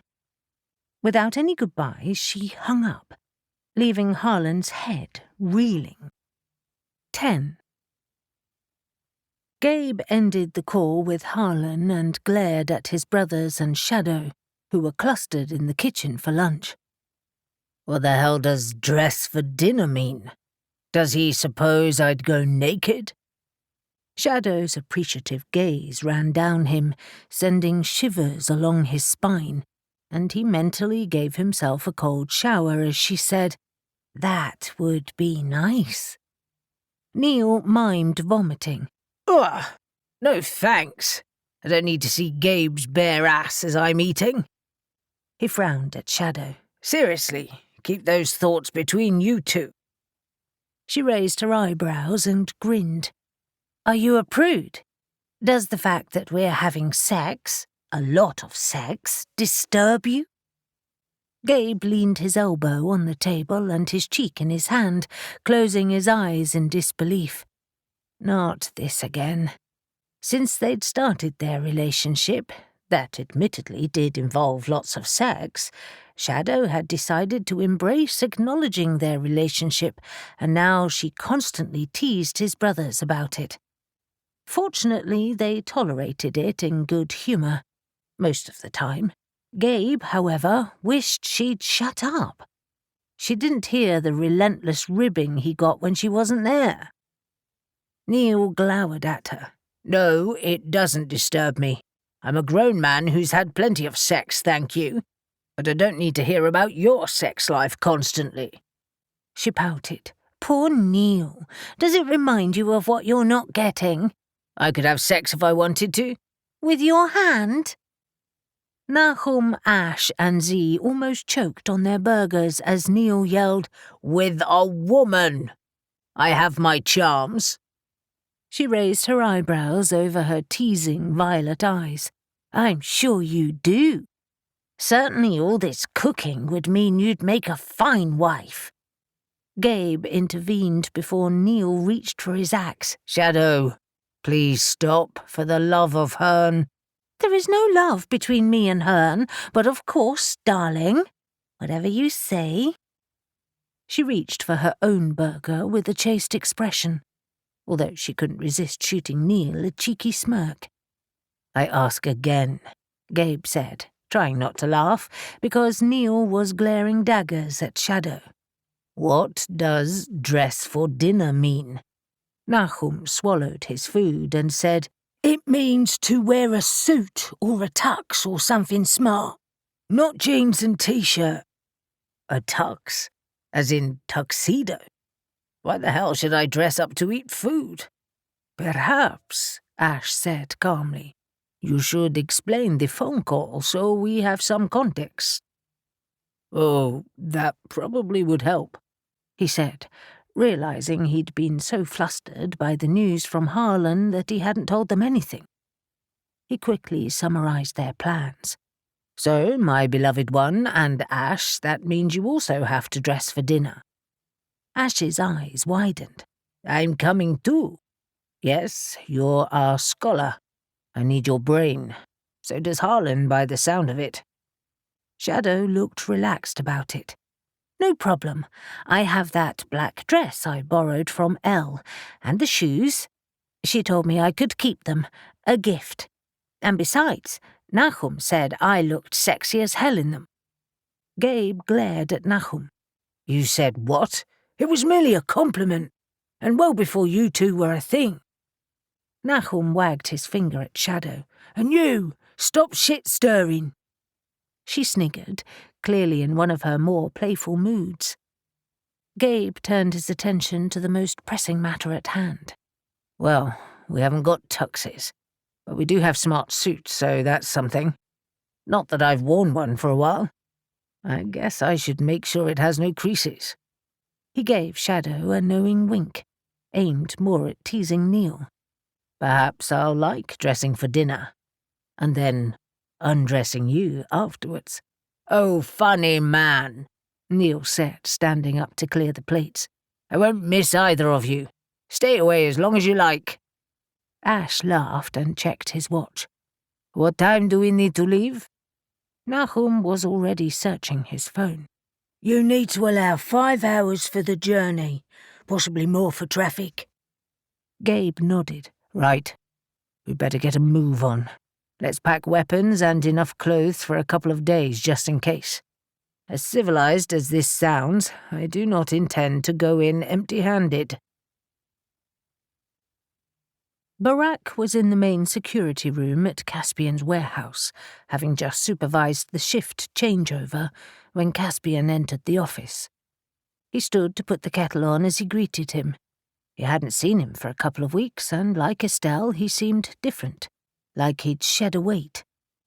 "Have you recovered from your stab wound?" Barak asked him. Caspian smiled and patted his side. "I have. Briar's magic and a lot of rest have worked wonders. It helps that we've bound the witches' powers, the ones who were behind the attacks. I sleep more easily because of it." "Estelle told me what happened at Letha," Barak said as he prepared the mugs, presuming Caspian would want a drink. "It sounds like a sad business." Caspian nodded as he stood in front of the monitors, absently watching the activities around the warehouse. "I hated doing it. We all did, but that's not what I wanted to talk to you about." He looked at him, a smile playing around his lips as he spoke. "I think you're the one responsible for Estelle's recent change in mood. For the better, I should add." "I'm relieved to hear that. I'd hate to think I'd pissed her off. She can be mean when she wants to be." Caspian gave a short laugh. "I'm well aware of that. She's asked to do less hours here. It seems she enjoyed the last job she worked on with you guys." Barak leaned against the counter, hoping Caspian wasn't about to say it was impossible. "She was great. Well, more than great. I think we already see her as part of the team. I mean, I know she can't work with us all the time." Caspian interrupted him as he sank into a chair. "It's fine, Barak. My own thoughts on our business are conflicted too. It was a surprise to me to know that Estelle was so unhappy here. I suspect she's been unhappy for years, and didn't even know why." Barak silently prepared the coffee and placed it in front of Caspian, scared of breaking a conversation that had the ring of a confession. While there was no doubt that he and Estelle had chemistry, nothing had happened beyond him flirting and Estelle tolerating it. But she didn't rebuff him either. It was a dance, one he wasn't sure he knew the steps to. Caspian continued. "All we have ever been brought up to do was to take over the business. It's been in our family for generations, and frankly, not being involved in it was unacceptable. My father was a hard taskmaster, unforgiving. I suppose at least he was modern and was as happy for Estelle to be involved in the business too. I know my grandfather didn't think that way about women in the workplace." He met Barak's eyes and laughed. "Maybe she'd have preferred it." "I doubt it. Better to be involved than not." "True. Anyway, neither of us has had time for anything beyond Kurno shipping, and I think that only now are we beginning to see that as a mistake. Now the office feels like a chain." "I get that. But what can you do? You're the CEO. I'm asking my cousins to pick up more of my work and Estelle's. And we have some excellent staff who can be promoted. I will never leave the business completely, of course, and neither will Estelle. But we can arrange things so that our lives are less bound by it." He sipped his coffee and frowned at Barak. "I suppose I just wanted to ensure that using Estelle wasn't a short-term thing for you. I don't want to see her hurt." Barak grinned. "Are you asking if my intentions towards your sister are good?" Caspian laughed. "I trust that they are. And besides, What's between you two is your business. It's more the work. She enjoys it, despite the danger. Not that we've discussed it in depth, but I can tell. At the moment, there aren't enough jobs for all of us, but her magic is an asset, so she has a place. Which I guess brings us to me and Neil and our work here. Already organised. You can finish at the end of this month if you want, if you guys have enough money. Relief swept through Barak. We've got enough, and I've got to be honest, I can't wait. As good as this place has been for us, especially when we really needed it, I want more. And you deserve it. You're too good for this role, so you think you'll have a couple of jobs on the go at once? Potentially. It's hard to say, but there's a market for our services, and the money's good, which means we don't need to work constantly either. Are you saying you want to work with us? He shook his head. No, I would crowd Estelle. This should be her thing. I was just curious, and who knows, I may wish to employ you in a different capacity. Sometimes we have need of more specialized services. You'll get good rates, I promise. Caspian rose to his feet with his coffee. I'll take this next door. I need to see Dean. Sure. Barak eased back in his seat, looking forward to telling Gabe the good news. But Caspian paused in the doorway. Thanks for Estelle, anyway. She looks happier. Much happier. I hope things work out. And with an enigmatic smile, he left the room. Harlan accepted a ride with Jackson to Wales, preferring to be a passenger for the long drive rather than having to concentrate on the road. They'd had a diversion when Jackson announced he wanted J.D. to have the weapon they'd found, but Harlan had waited in the car while he dropped it off. I figure, Jackson said, navigating onto the M4 motorway that led to Wales, that seeing as he's trying to find an antidote to their powers, the weapon might help, and besides, we are baffled. You're kidding? Your science experts can't help? It seems not. But there's a lot of magic involved in what Black Cronos does, and our scientists don't really understand that. I'm hoping JD's brain will unlock the secret. If he could, he might even be able to manufacture them. Jackson laughed. Tucking away a futuristic weapon in my coat pocket is tempting, and I imagine the military would be very interested in such a thing, should they ever find out. You're trying to keep it a secret. Until we understand it more, yes. But Black Cronos is already making waves. With other government departments, you mean? Not yet, just within our own. The thing is, Jackson said, glancing over at him, that for all the years we've been hunting Black Cronos, this is the most information we've ever found in such a short time. In the past, we discovered bits of information scattered around, fragments, that as soon as you had a lead on just seemed to evaporate. Now we feel like we have a real chance. Because of the Nephilim, partly.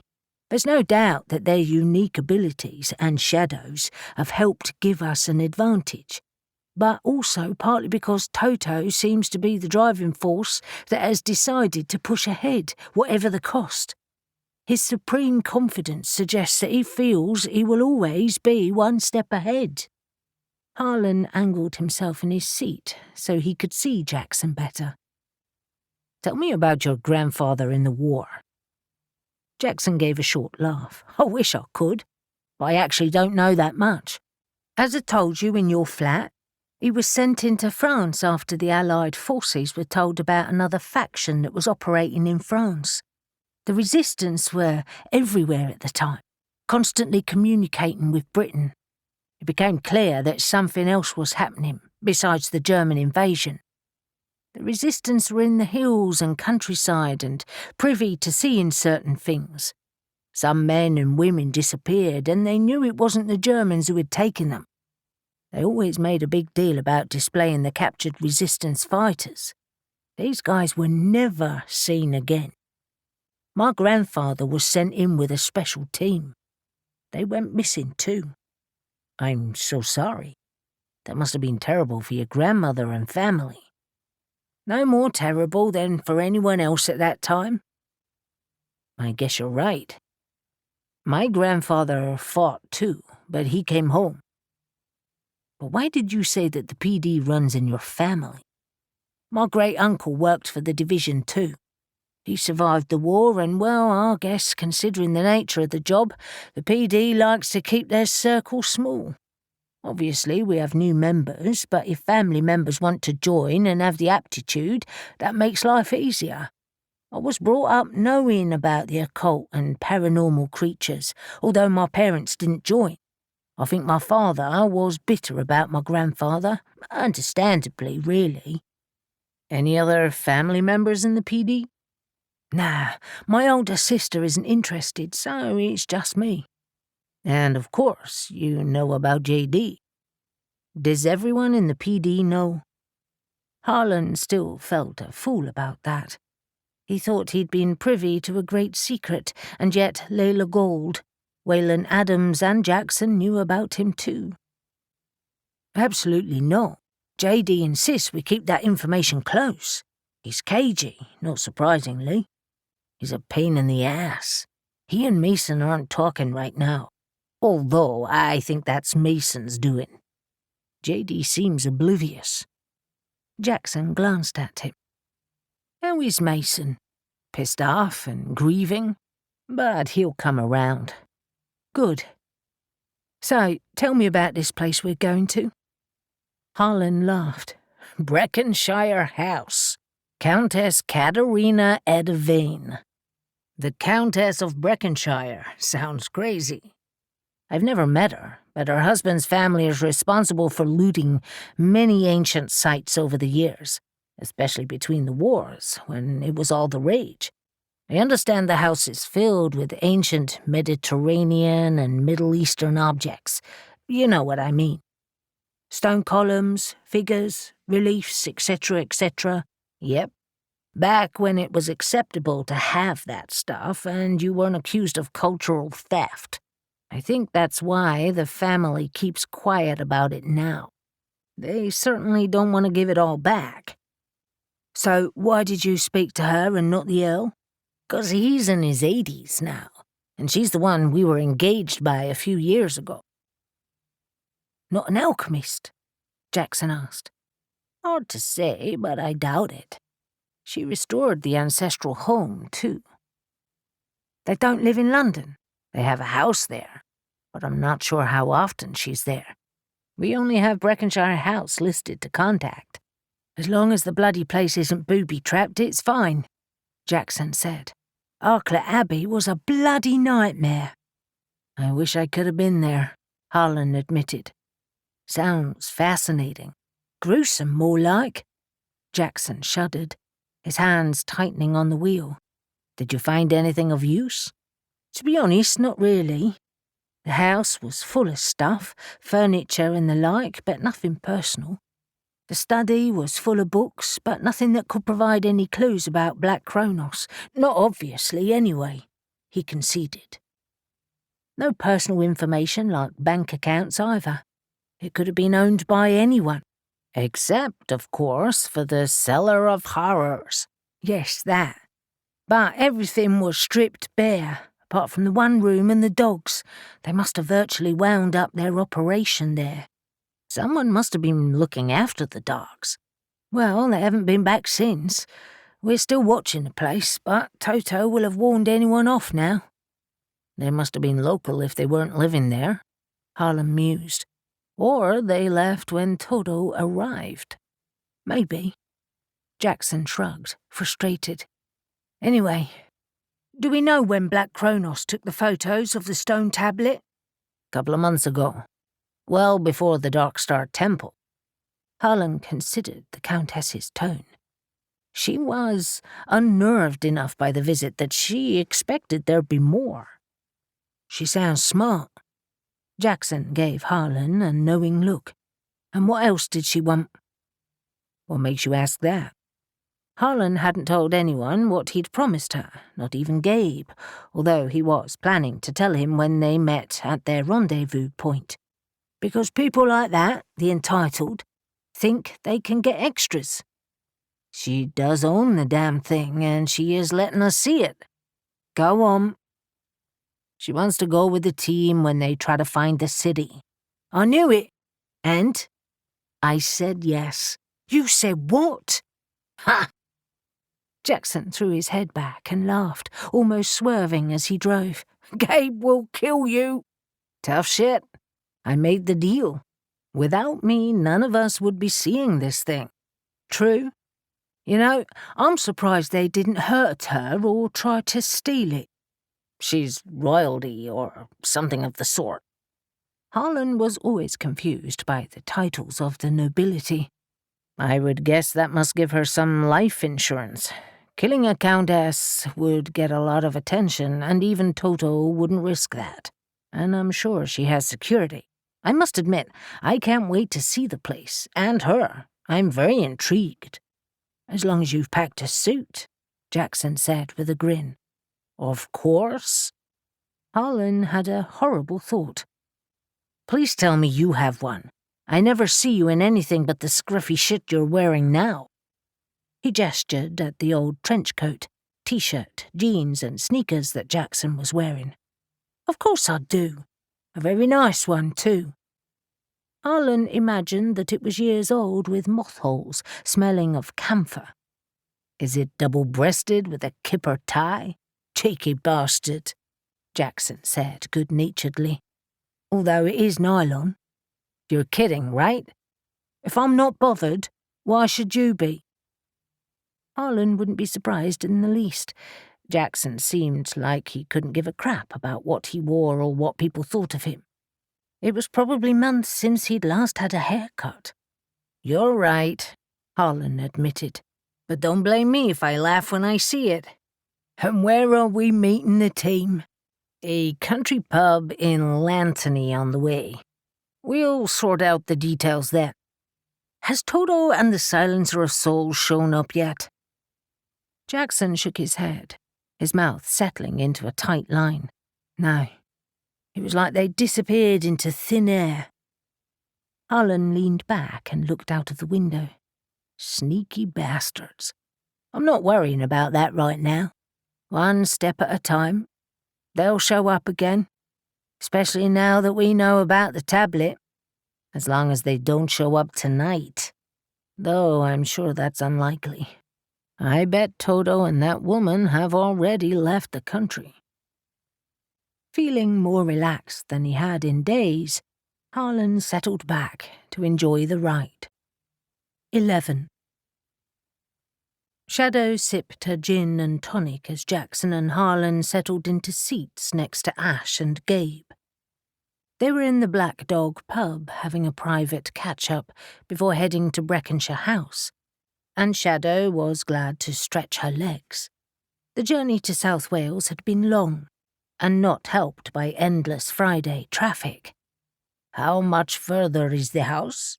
Ash asked, looking relaxed as he leaned back and surveyed the room. Shadow knew his stance was misleading. His eyes were watchful and he would leap into action as quickly as she and Gabe should the need arise. About another mile or two up a winding country lane, Harlan said, before sipping his pint. Fortunately. That felt like a long drive. I have to warn you, though, I'm not exactly sure what to expect. If we're staying overnight, Shadow said, I'd at least like to think it's safe. The Countess hasn't invited us to a trap, I hope. As she spoke, she absently played with the knife strapped to her thighs, hidden by her magic, of course. It wasn't the done thing to stride around with them on display, especially in quaint country pubs. Harlan looked amused. I'm pretty certain it's not a trap, unless she's a very good liar. She genuinely sounded put out by Toto's visit. And in case I didn't mention it earlier, we've worked with her before. Well, not me personally, you understand. Tell me about her, Gabe said. I want to know what we're walking into, and how you found her. He stared at Jackson. Are you sure Barnaby isn't setting us up? Jackson nodded as he brushed the head from his Guinness off his top lip. Fairly certain. He was rattled last night, tried to get away, and pulled one of their weird weapons on us. But today he seemed resigned to his fate, troubled even. I think Aubrey's death has pricked his conscience. He even sent his apologies to Caldwell. Harlan snorted, which were not accepted. I went to see him, and he's furious, and he feels like a fool. He was utterly shocked when I told him. Poor guy, Ash said thoughtfully. He'll be second-guessing everything now. Every conversation, every plan. He's already amending their plans to return to France, Harlan said. Although Toto has what he wants from there, I guess. I'm sure he'll have the copies of the old documents that Caldwell took from the temple, too. Barnaby will have shared them. Of course!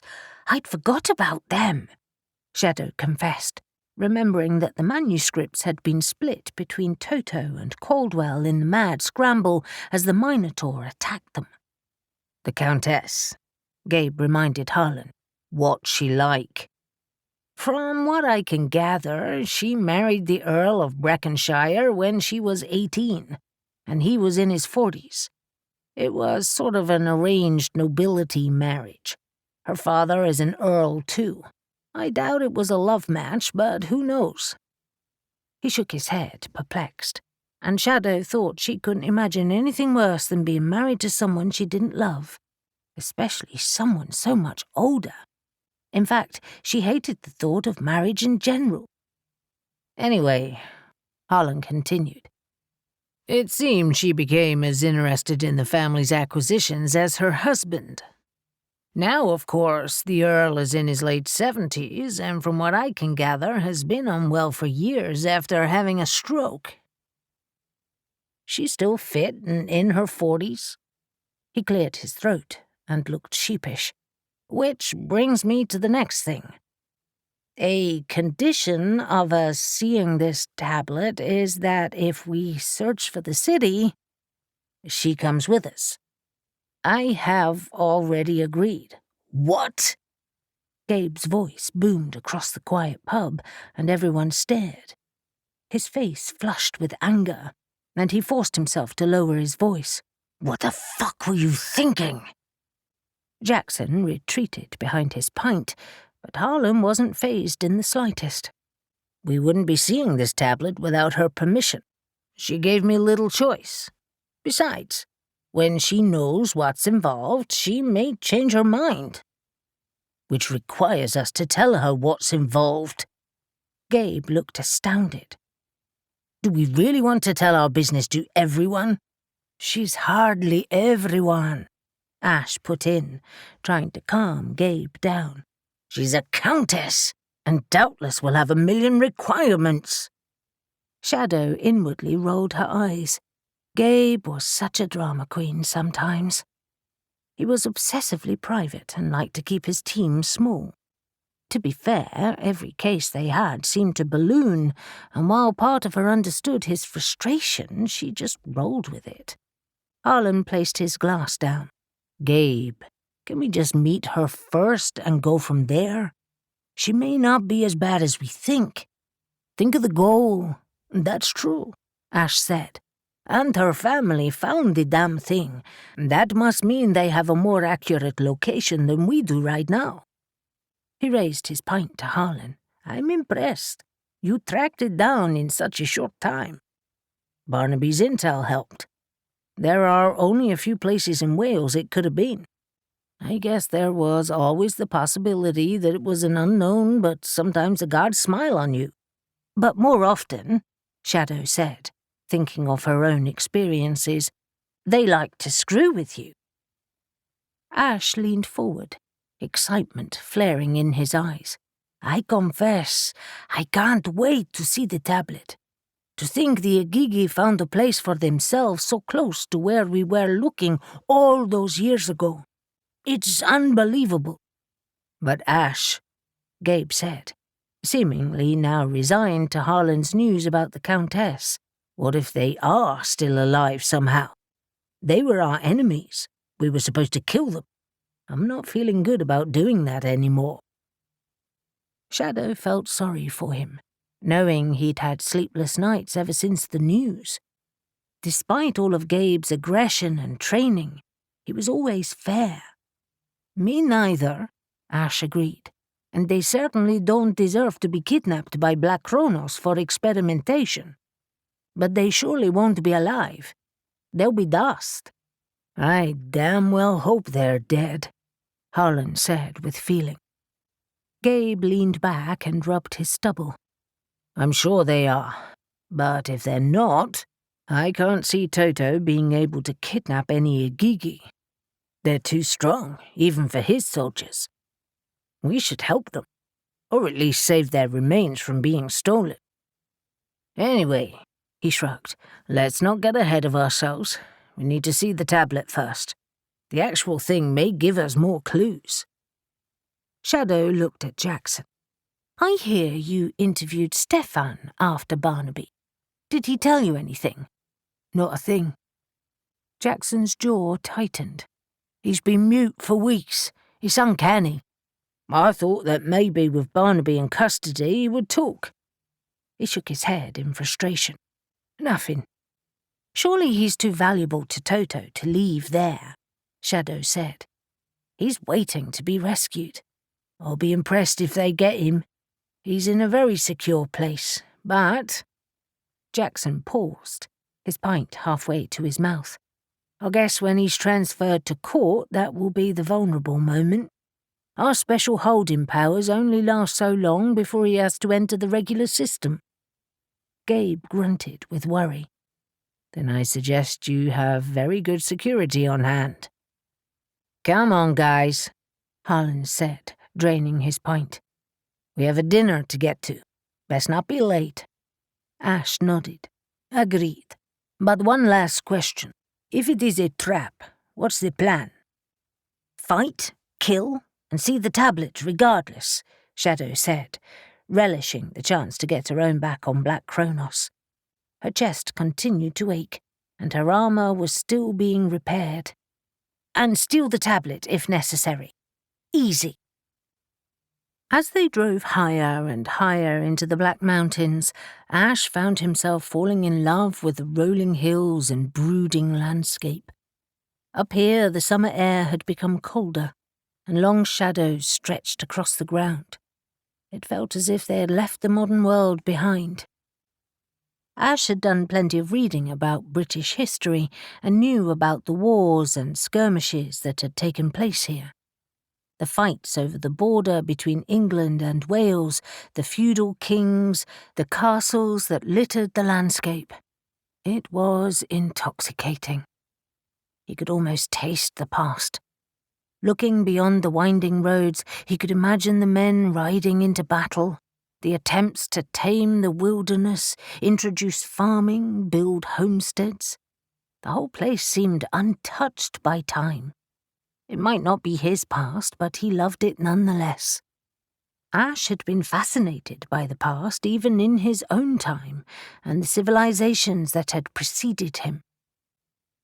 He was sitting in the back seat of Gabe's SUV, happy to let Shadow and Gabe chat up front, although they had all fallen silent now as Gabe followed Jackson's battered Volvo off the lane and through huge wrought-iron gates with an ornate design, and what looked to be a family crest, a boar and a hawk placed on either side of a shield. The rest of the elaborate design was lost to him as they swept past it. They wound up a long drive edged by thick foliage that was interspersed with topiary designs.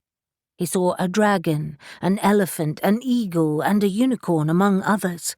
The gardener was clearly skillful. The drive led them past a gatehouse, and then split in two in front of an archway in a thick stone wall with battlements overhead. One road snaked to the side, which Ash presumed led to more outbuildings, and the other, the one Jackson followed, led through the archway. Suddenly, Breckenshire House was in front of them, across a huge paved courtyard. "Heron's horns," he murmured, unable to hide his surprise and admiration. "What a building!" Shadow sounded breathless. "It's like a fey castle. It's magnificent." "It's a bloody mess," Gabe exclaimed. To be fair, Gabe was right. The building was a jumble of styles, evidence that the house had been added to over the years.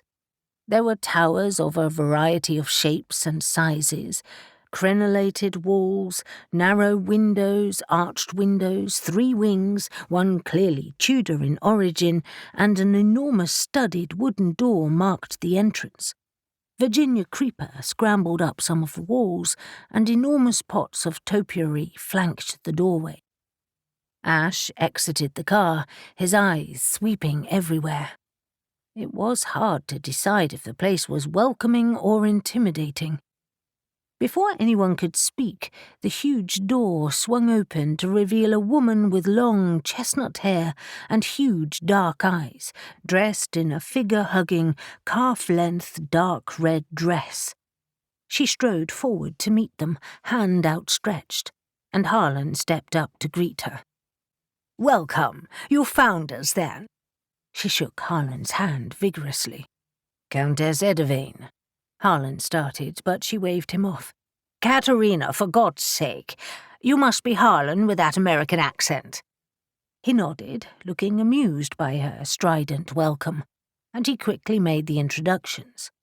When Katerina shook Ash's hand, she looked up at him, and he found himself caught in her gaze. He had expected her to be older, more severe, but she looked younger than her years, her figure trim, her eyes mischievous. "Follow me," she instructed as she released his hand and walked back to the house. "I wanted to welcome you myself rather than have Bryn do it." She flashed them a warm smile as they stepped into the cavernous hall. The floor was constructed of huge slabs of grey stone, and the walls were covered in dark wooden panelling with a fireplace halfway down. "We don't stand on ceremony here. Not too much, anyway. I can't be bothered with it." "Except the required dressing for dinner, of course," Harlan said, holding up his suit in its bag.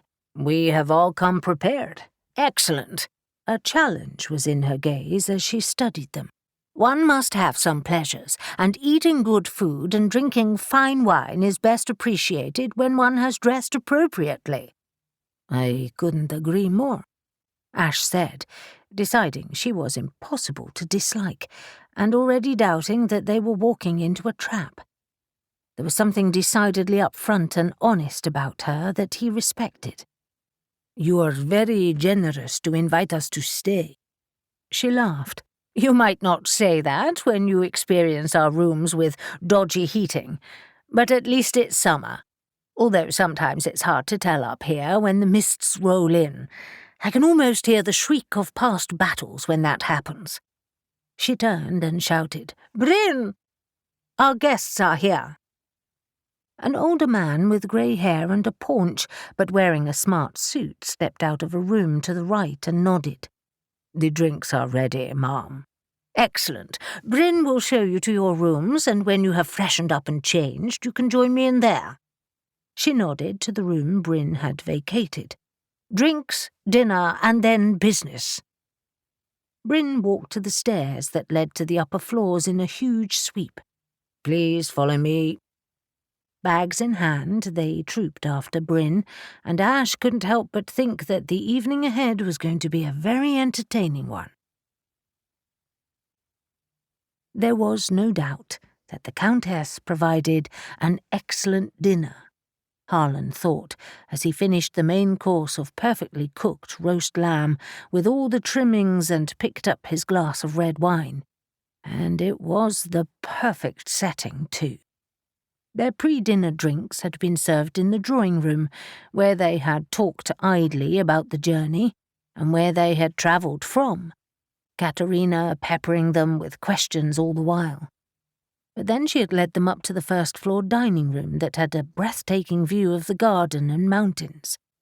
The room was lined with blue silk and tapestries, Candles glinted everywhere, and the table was covered in a snowy white tablecloth, silverware and sparkling glasses. Harlan had been taken aback when they entered the dining room, suddenly very glad they had dressed for dinner. To eat in such surroundings wearing a t-shirt and jeans seemed very wrong. Now, half listening to the conversation about the history of the area, he looked out of the window at the thickening twilight and the garden washed in shadows. The room looked over the rear gardens, and a series of terraces filled with plants led down to a lawn edged with borders. On the far side was a stone pavilion, not as old as the main house, with columns lining an outer terrace. Large windows showed glimpses of the interior, but it was too far to see inside.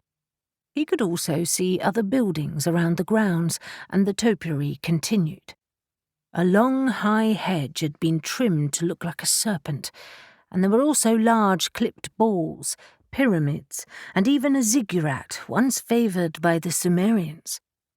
The gardens were devoted to the passions of the owners, a curious mix of styles.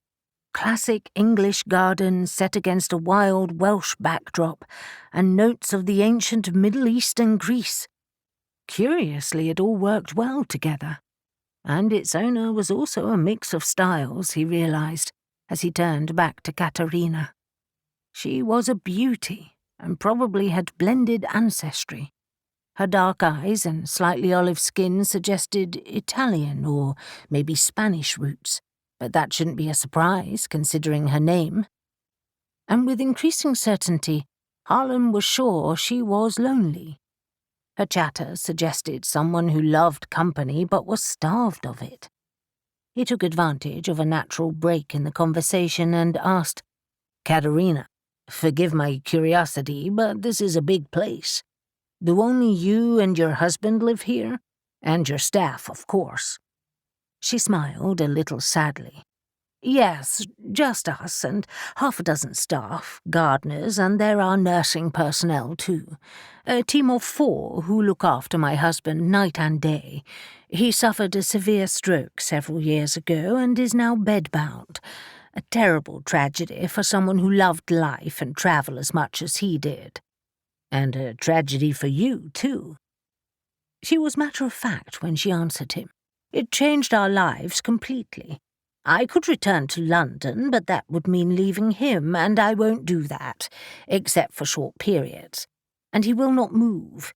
He wishes to die here, in his ancestral home. Our children visit from time to time. We have 3. My son, Arthur, although he likes to be called Art, will inherit this place then. I hope he doesn't change it too much. I haven't decided what I will do at that point. I love it here, even though it's quiet." "You're still young," Jackson said, who, despite Harlan's worries about his suit, looked very smart. "You could do anything you want." "I could." She smiled at him gratefully. "Still young enough to travel." "I love it here, too," Shadow announced. "It reminds me of home." "And where is that?" Katerina asked. "Other than Cornwall. I'm sure you are not originally from there." "A long way from here. It's also wild and free, full of quirks and secrets. I'm sure there are many here." The Countess laughed. "Secrets? Perhaps there are." Ash leaned forward, looking ridiculously handsome in his suit, his hair tied in a top knot revealing his strong Greek features, his eyes golden in the candlelight. "You aren't entirely English, are you? Your eyes and skin. Italian?" She nodded, clearly delighted. "My grandmother. I was named after her. And you are Greek, I think." At his nod, she said, "I love Greece, a wonderful country with a rich history. I shall visit again one day. And I think you," she looked at Gabe, "are from the Middle East. I guess that brings us to the reason for you being here. Our tablet." Harlan's pulse quickened now that they had finally arrived at the subject they had all been dancing around. politely waiting for the Countess to bring it up. "I must admit," he said, his gaze taking in his companion's, "we cannot wait to see it. It will be worth it." She gestured behind her. "It's in another wing, with several other pieces. Can you give us some context?" Harlan asked. "Like where it was found and when?" She held her hand up to pause him and rang a bell, and within seconds Bryn appeared. "You can clear the plates and bring dessert." He nodded, and after silently collecting the plates, he disappeared, shutting the door behind him. "There," she smiled. "That will give us more privacy, although I'm sure he knows all of this already. My father-in-law, Jasper, participated in many digs in the Middle East and found this particular tablet along with a handful of statues to the east of Mardin. It was in the 1950s when my husband was a teenager. Anyway, Jasper immediately knew the significance of the find, but they discovered nothing else." Her eyes clouded for a moment. "My husband doesn't talk about it much. He just says that they had to cut their search short." Gabe exchanged a worried glance with Ash, who asked, "Does he think it was looted from elsewhere and dumped for some reason?" "He thought it unlikely. It was found with related objects. You'll see," she replied enigmatically. "It certainly excited that unpleasant man the other month." "Todo," Harlan said, feeling dread at the mention of just his name. "Was it just him and the woman who came?" "Yes. They certainly didn't stay here." She shuddered. "I know of you and the guild, Harlan, but from the very first phone conversation I didn't like him." Shadow's eyebrows shot up. "Why did you show him the tablet, then?" Katerina stared at her glass, holding the deep red wine up to the candlelight before looking back at Shadow. "It was the way he asked. He knew I had it. It wasn't really a request, it was a demand, couched in polite terms. I could have said no, of course, but I sensed that would be a mistake." She gestured outside the windows where night had now fallen. "This place is secure. The walls are high and the alarm system is excellent, but I just knew he was a man not to be crossed. I played nice, ushered them in and out, answered questions, played dumb about some things, and then celebrated when they left." Gabe smiled. "What did you play dumb about?" "The maps." She met his smile with her own, and her eyes twinkled with mischief as she looked at her guests. "We had a fire years ago in one of the oldest parts of the house. We have photos that I showed to Toto. The damage was extensive at the time, although it's all been repaired now. I lied and said all the old documents went with it. But they didn't. I have the maps. I have everything." Jackson raised a glass in salute. "Smart. I'm hoping you'll share those with us. In return for confirming my earlier request, you're going to search for the lost city, and I want to come." Harlan turned to Gabe to see his response, as did everyone. Despite Jackson's involvement and his representation of the Paranormal Division and Harlan's own negotiations, everyone knew that Gabe was the leader of their group. He met her gaze with his own steady one. "It will be dangerous. They'll be searching too, and they don't play nice. And when the fighting starts, neither do we. There's a lot at stake with this tablet. The city. Are you sure you want to come?" "I am dying here, as surely as my husband is. I need to get out. I need to smell hot, dust-filled air, feel harsh sand beneath my feet, and taste authentic Turkish food again. I have to come, and I promise you won't have to look after me." "You could die. We all could." "I'm prepared to risk it." Her plea was sincere, and Harlan found that he liked her and felt sorry for her. She shouldn't be cooped up here, even if it was of her own volition. He hoped Gabe thought so too. Surely he couldn't back out now. Gabe was quiet as he visibly considered her words, the room silent in anticipation. And then he nodded. It's a deal. 12. As soon as Gabe stepped into the long room that stretched the width of the wing, windows on either side, he saw the tablet. It was unmissable, despite the fact that the room was filled with other ancient objects. The tablet was huge and exuded a hypnotic power. It was at least 10 feet high and 6 feet across, the surface pitted and eroded, the cuneiform text missing in places, and the corners crumbling. It was mounted on a stone plinth and spotlit, casting the cuneiform into faint relief. Ignoring all the other objects, he strode towards it, aware of the others flanking him. Up close he could see the cracks in the surface that indicated where it had broken into pieces and had been reconstructed. Gabe was speechless at its size, and clearly so was Ash, because he murmured in Greek, "Apo tus Theos, in hyperho." By the gods, it's magnificent. Harlan gave a dry laugh. No wonder he didn't steal it. I had no idea it was so big. The photos are deceptive, Shadow agreed as she walked around it. Katerina stood back, allowing them space, her arms folded across her chest as she studied it and them. It's stunning, isn't it? I come in here most days and have to remind myself not to touch it and risk further damage. Gabe half listened, concentrating on the text, and a sudden vision of the past swept over him. The fight with the Igigi had lasted for weeks, but felt longer. It had moved from the cities to the desert, where the Igigi had the advantage, although the Nephilim were certainly accustomed to the heat and deprivations of battle. The Igigi were far more comfortable in the dry, arid conditions. Despite their size, they were able to blend in with their surroundings.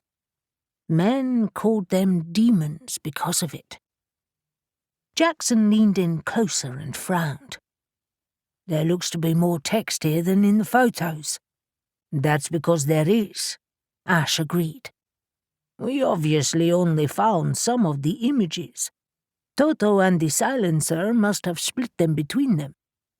He cocked his head at Gabe. Clever. It means we only had half the information. There are images on the back, too, Shadow said from the other side. Gabe joined her, frowning as he took in the 3 figures with horns, wings, and eagle heads with a human body. Not surprising that the eagle-headed Igigi should be carved here. They were the most intelligent of them. Why do you say that? Katerina asked sharply. I don't remember reading that anywhere. Startled, Gabe recovered quickly. I must have read it somewhere. I forget the source. What does the rest of the text say? Jackson asked Ash, watching as he crouched and leaned forward. The stone may have been large, but the text was tiny. Well, the first part is what we have photos of. The story of their flight and the founding of their city near Rizala. Some sections are missing, unfortunately, either through erosion or because of the cracks, but this latter half adds to those details. He glanced up at Jackson and then across to Gabe, a smile illuminating his face. I was right. It is a personal history. The tone makes it clear. It speaks of Zu, who led them beneath the earth and into a great cave. Zu? Gabe hurried to his side. It mentions names. Ash pointed to a section. Right there. He was one of their leaders, if I remember correctly. And then, as if remembering Katerina, he hurriedly added, in that text we found, and there is Urbara's name.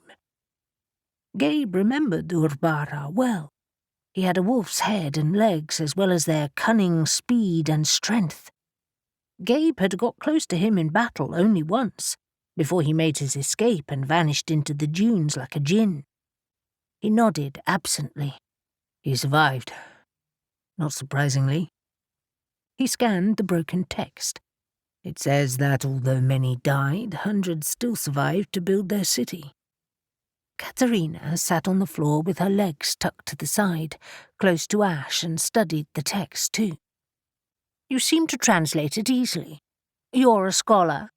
I guess you could say that. She looked up at Gabe and then back at Ash, her eyes narrowing, but there was also amusement there. I think you're downplaying your skills for some reason, but I won't pry. Yet. What about you? Ash asked. Can you read cuneiform? No, it was my husband who could, but it took him a while. Nothing like as quick as you. And what about the rest of you? Jackson, Harlan, and Shadow all shook their heads as Harlan said, Go on, Ash. What else does it say? It speaks of the pleasure of building a place for themselves. We hid from the watchers deep beneath the desert, and out of darkness came light, water, peace, and prosperity. The watchers will not pass our defenses, nor shall the Anunnaki enslave us again. Should they try, our response will be swift and bloody.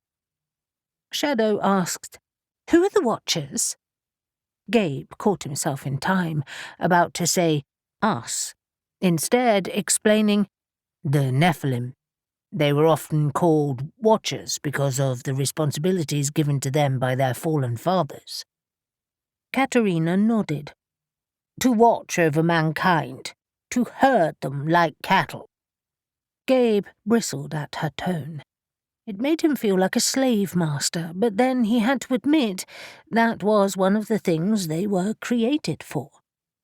Amongst other things, he murmured. The important thing is, Shadow said in her usual impatient tone and with her hands on her hips, does it give more clues to where the city is? I need to study it more closely, Ash said, taking his phone out to snap some photos. The language is ornate, cryptic, which was typical of the time. Even the Igigi were prone to embellishing their achievements. They caught the habit from the Anunnaki. Jackson was studying the image. Behind the three eagle-headed men, there looks to be fainter carvings. Steps, perhaps? Columns? Are there? Gabe asked, annoyed with himself for not seeing that before, but realizing he'd been captivated by the text. When he examined the tablet again, he saw what Jackson meant. A fainter carving in the background did show what looked like steps descending to a cavern. You're right. He turned to Katerina. Did your husband or father-in-law ever search for the city again? She shook her head. Not to my knowledge. Did Toto say anything? Jackson asked. Whatever conclusions he came to, he kept them to himself, and said nothing about his plans. No. His excuse for being here was that he was writing a paper on the Sumerian gods, and that he wanted access to as much material as possible. Apparently, he'd found records of Jasper's find in old library newspaper records. We certainly don't advertise this collection publicly anymore. Harlan smiled. You don't want to give it back? Absolutely not. Katerina looked sheepish. Is that terrible? If I thought that was terrible, I would need a new job. I console myself, she said, walking around her collection, by knowing that if they were still in Iraq, they would have been looted anyway during the war. Gabe tore his gaze away from the tablet for the first time since entering the room and took in the rest of the collection, which was arranged much like a museum. Objects were displayed on plinths and lit with spotlights. Some were encased in glass, and descriptions on small cards were next to them. The objects were a mix of small and large, stone and metal, figures, bowls, jars, ritual items and reliefs. They weren't just Mesopotamian, either. Some were Greek. All were displayed perfectly on the highly polished wooden floor. Mounted on the walls and on long cabinets down the sides were smaller objects and what looked to be manuscripts and photographs. Spotting a man-sized statue of a hawk-headed creature carrying a sword in one hand and a spear in the other, Gabe hurried over to examine it. It was damaged, the features blurred by time, the sword broken. He couldn't resist running his hand across the surface. Hurin Nagigi, one of the fiercest in battle, reputedly, he quickly added, cursing his slip. It's magnificent, isn't it? Katerina said, gesturing to a few more objects. These were found with the tablet, too. There were half a dozen full-size statues, plus numerous small ones, as well as the remains of stone columns, drinking vessels and bowls. Harlan was already staring at the photographs, and he asked, "Are these from Jasper's digs?" She smiled and walked to his side. "Yes, look at all the men. Jasper was an enthusiastic amateur, so he hired an archaeologist who supplemented his own knowledge. I forget his name. All the excavation work was carried out by hired locals. They spent months in the desert. I know he missed it when he had to return here." She gestured at the room. "This was the old ballroom. We certainly don't throw those anymore." She walked over to one of the cabinets and opened a door, pulling out a collection of maps and laying them out on a table in the corner. "I removed these before Toto arrived, and it was fortunate I did. He searched all the cupboards." She sniffed. "He was avaricious, and she was just odd. I'm curious to hear how you know about them." Jackson just grunted. "Unfortunately, we have met several times for different reasons, and none of them have been pleasant." He stared at the maps she had spread out, and Gabe and the others clustered around them. They were years old, heavily annotated, and Katerina laid her finger on one. "These maps are from a variety of different digs in many places, but this one is of the area around Mardin. It's riddled with caves and old monasteries cut into the rocky hillsides, and it was to the east, as I mentioned earlier, where they found the tablet. But I'm not sure exactly where. My husband was always vague about it." "It sounds like your husband was vague about a lot of things relating to that dig," Gabe said, feeling uneasy. "Someone is keeping secrets." "It's a shame. I was hoping for better directions. How soon can you travel?" Katerina lifted her dark eyes to his. "I can leave at any time. But surely you need to assemble a team, men to dig, secure a permit even." Gabe shook his head impatiently. "We haven't got time for that. And with luck, no one will find out what we're doing. This is unofficial, and we have our own means." Even if that meant digging it out with his bare hands. But he had a feeling that wouldn't be the case. "I'll get Nahum to make the arrangements." "Then Ash said, returning to the tablet. "We'll spend the next few hours here, working on the text." Gabe nodded, eyes sweeping over the photographs and documents. "Good. And we'll try to glean any clues we can from these." Katerina nodded. "In that case, I'll get Bryn to bring us more coffee and drinks here. It could be a long night." 13. Nahum ended the call with Gabe and stared at the map on the wall in the living room, his finger tracing the area to the east of Mardin. They would need a hotel, somewhere small and unassuming where no one would notice their odd hours, unless they could camp in the desert. "Well?" Neil asked, pausing his game with Z as they ended a fight scene. "How are they getting on?" Nahum sat on the sofa and reached for his beer. Katerina has been very helpful, and we now know we need to search to the east of the city. I need to find us a base." "It wasn't a trap, then?" Z asked, putting the controller down and turning his back on the TV. "That's a relief." "She sounds like an interesting woman," Nahum admitted.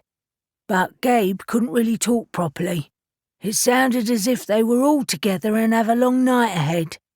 Countess kept information back from Toto, so we might even have a head start." "I guess that's something," Neil said. "But it's still a long shot. The city must be rubble by now." "Maybe not. The tablet survived, and so have several other relics. And," Z added, "the dry desert conditions can help preserve things." A gleam of intrigue kindled in Neil's eyes. "I'm willing to search anyway, despite my reservations about going there." A troubled look crossed Z's face. "I'm worried that nothing will be the same. In fact, it's likely to be unrecognizable." "I've considered that," Neil said, placing his long legs on the coffee table and reclining in his chair. "But it's like an itch I have to scratch." "Even if it destroys our memories?" Nahum asked, interested in the fact that all of them were worried about returning, switching between excitement and trepidation. Interesting though their new life was, his thoughts often returned to their old one, especially at night when sleep refused to come. Whilst some memories were painful, others were comforting. "Memories," Neil said abruptly, "cannot be destroyed. They're still up here."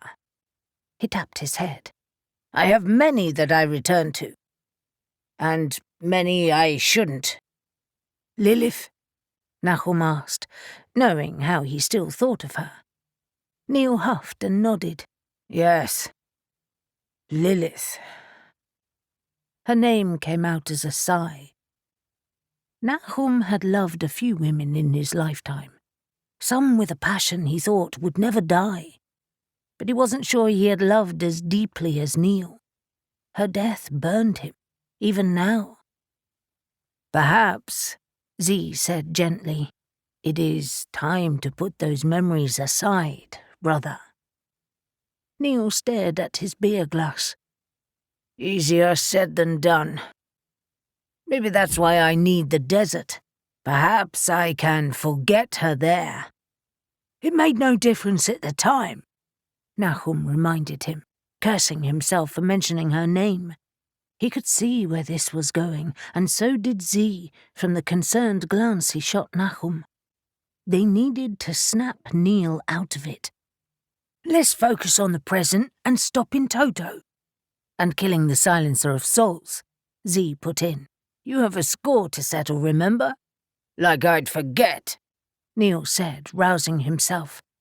"And perhaps," Nahum ventured, "you need another woman to take your mind off Lilith."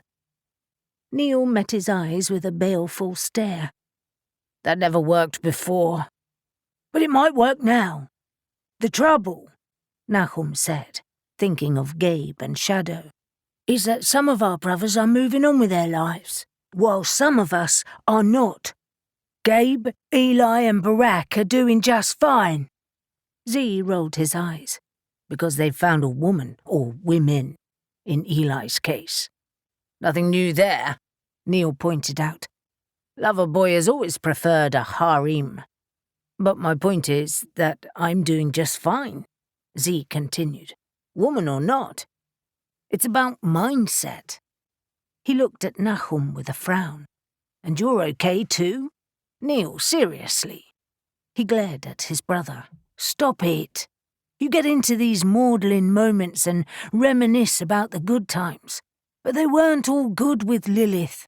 Far from it." Nahum froze. Z was actually going there. "What does that mean?" Neil asked, a dangerous edge to his voice as he sat up. Z held his gaze. "You know what it means. You argued and fought. You were incensed when she started to practice magic. You said she meddled with the gods' powers, and it would end badly.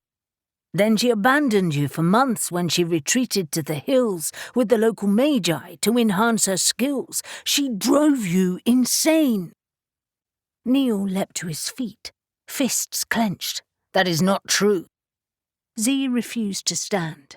Instead, he leaned back in his chair, regarding Neil coolly. "You know it is. I also know you loved her and forgave her. But she wasn't perfect. No one is. What I'm saying is, keep things in perspective." "I am." Neil's voice was almost a growl. "You're not.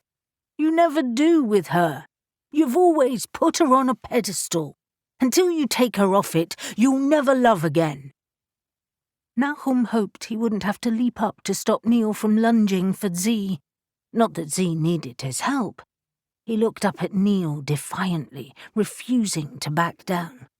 After what seemed like endless minutes of tension, but was in fact mere seconds, Neil said, "Screw you, Z," before marching out of the room, slamming the door behind him. "For fuck's sake," Nahum said, glaring at Z. "What were you thinking?" Z grunted. "What we all think. Did you disagree?" Nahum buried his head in his hands. "No. She's his blind spot, always has been. We do him no favours by not addressing it. I decided it was time. He may never speak to you again.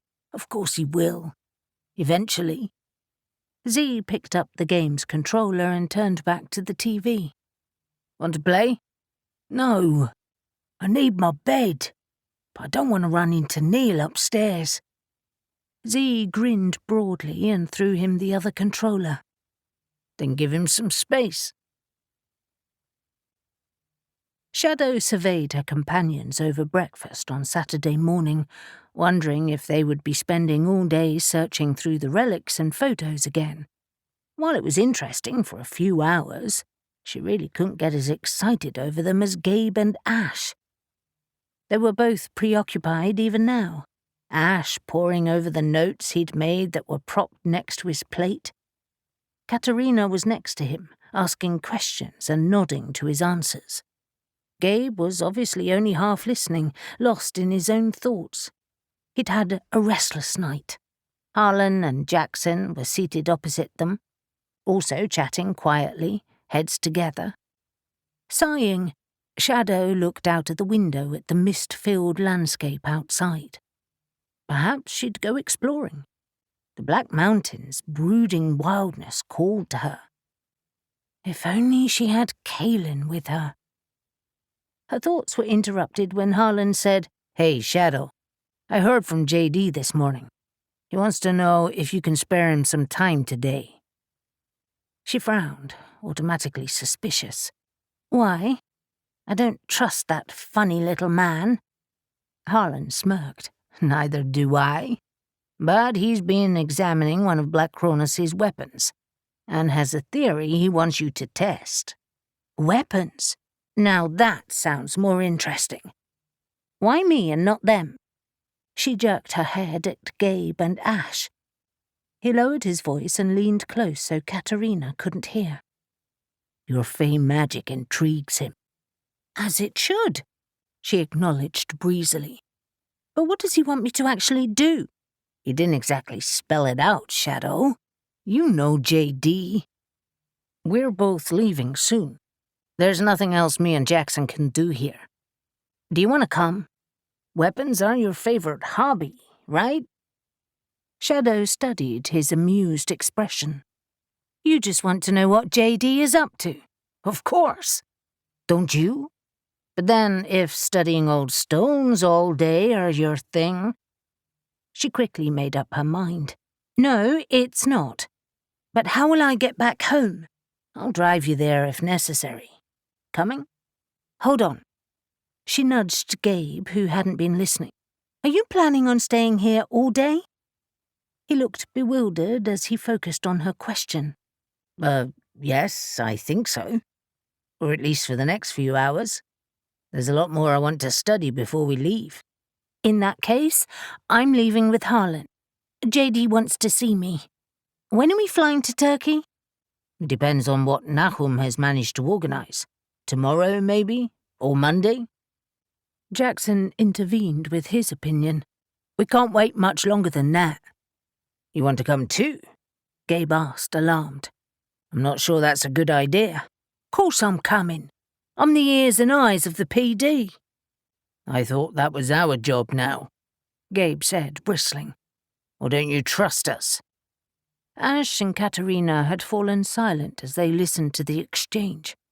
You know we trust you, Jackson remonstrated. But this is of national interest. I need to be there. Shadow knew Gabe wanted to keep the numbers down. Jackson's presence and Katerina's meant babysitting the non-paranormals. Gabe groaned. Harlan, are you wishing to grace us with your presence too? You know what? He drawled, taking in Gabe's resigned expression. I don't think I will. Being almost killed last time was bad enough. I'm sure I'll keep busy here. Thank you, Gabe said with exaggerated patience. In that case, Shadow said, rising to her feet, I'll pack now and arrange to get back to Cornwall before you leave. She wagged a finger at Gabe. Make sure you don't leave without me. He winked and blew her a kiss, and she swayed her hips as she left the room.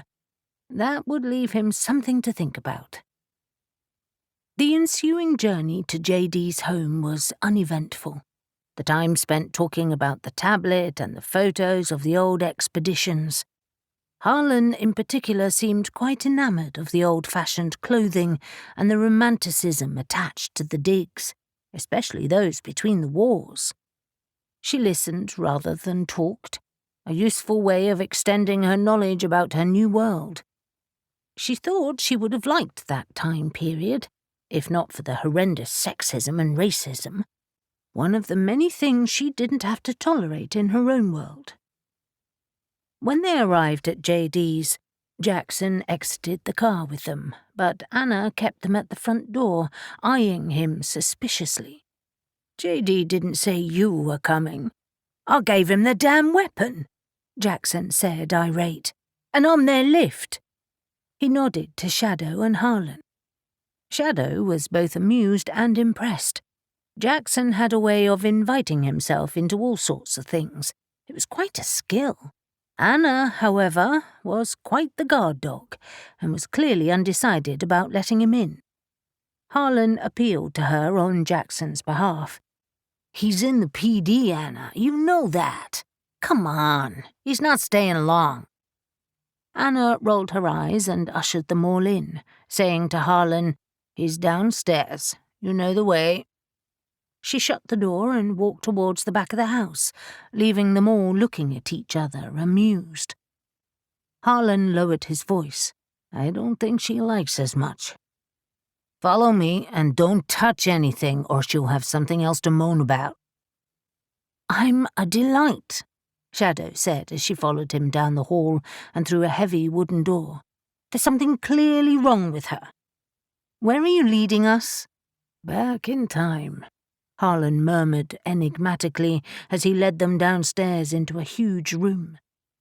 Shadow paused on the threshold, hands on her hips as she took in the space. Jackson was similarly impressed, muttering, Bloody hell, beneath his breath as he took in the old-fashioned laboratory. Excellent! JD's voice boomed out, startling Shadow. He straightened from behind a series of test tubes and bottles, all bubbling and emitting steam. You made good time? The traffic was good, Harlan explained as he headed to his side. You've had success, then? Reasonably. He wiggled his hand. My dear, he beamed at Shadow. Thank you so much for coming. It was the most cheerful she had ever seen JD, which made her instantly suspicious. But JD called her over. This way. Shadow weaved between the long benches, eyeing the bubbling jars with distrust. The room was warm from the heat of the burners, and in the far wall she spotted a fireplace, the coals glowing. and she was glad she only wore her jeans and t-shirt. JD was standing in the corner of the room next to a large round table entirely inlaid with an ornate geometric grid. It seemed to have interlocking parts, and the many concentric rings of symbols could be moved so that different sections aligned. Unnervingly, it emitted a strange power, a low hum that made the air around it shimmer. Shadow kept her distance. "What is that?" "This is my alchemical grid of correspondences." His chest swelled as it always seemed to when he was pleased with himself. "It's complicated and took years to perfect." "Complicated?" Harlan almost stuttered. "It's nuts." JD shot him an impatient look. "It most certainly is not nuts. It's a highly systematic grid that allows me to move the various parts into almost endless matches.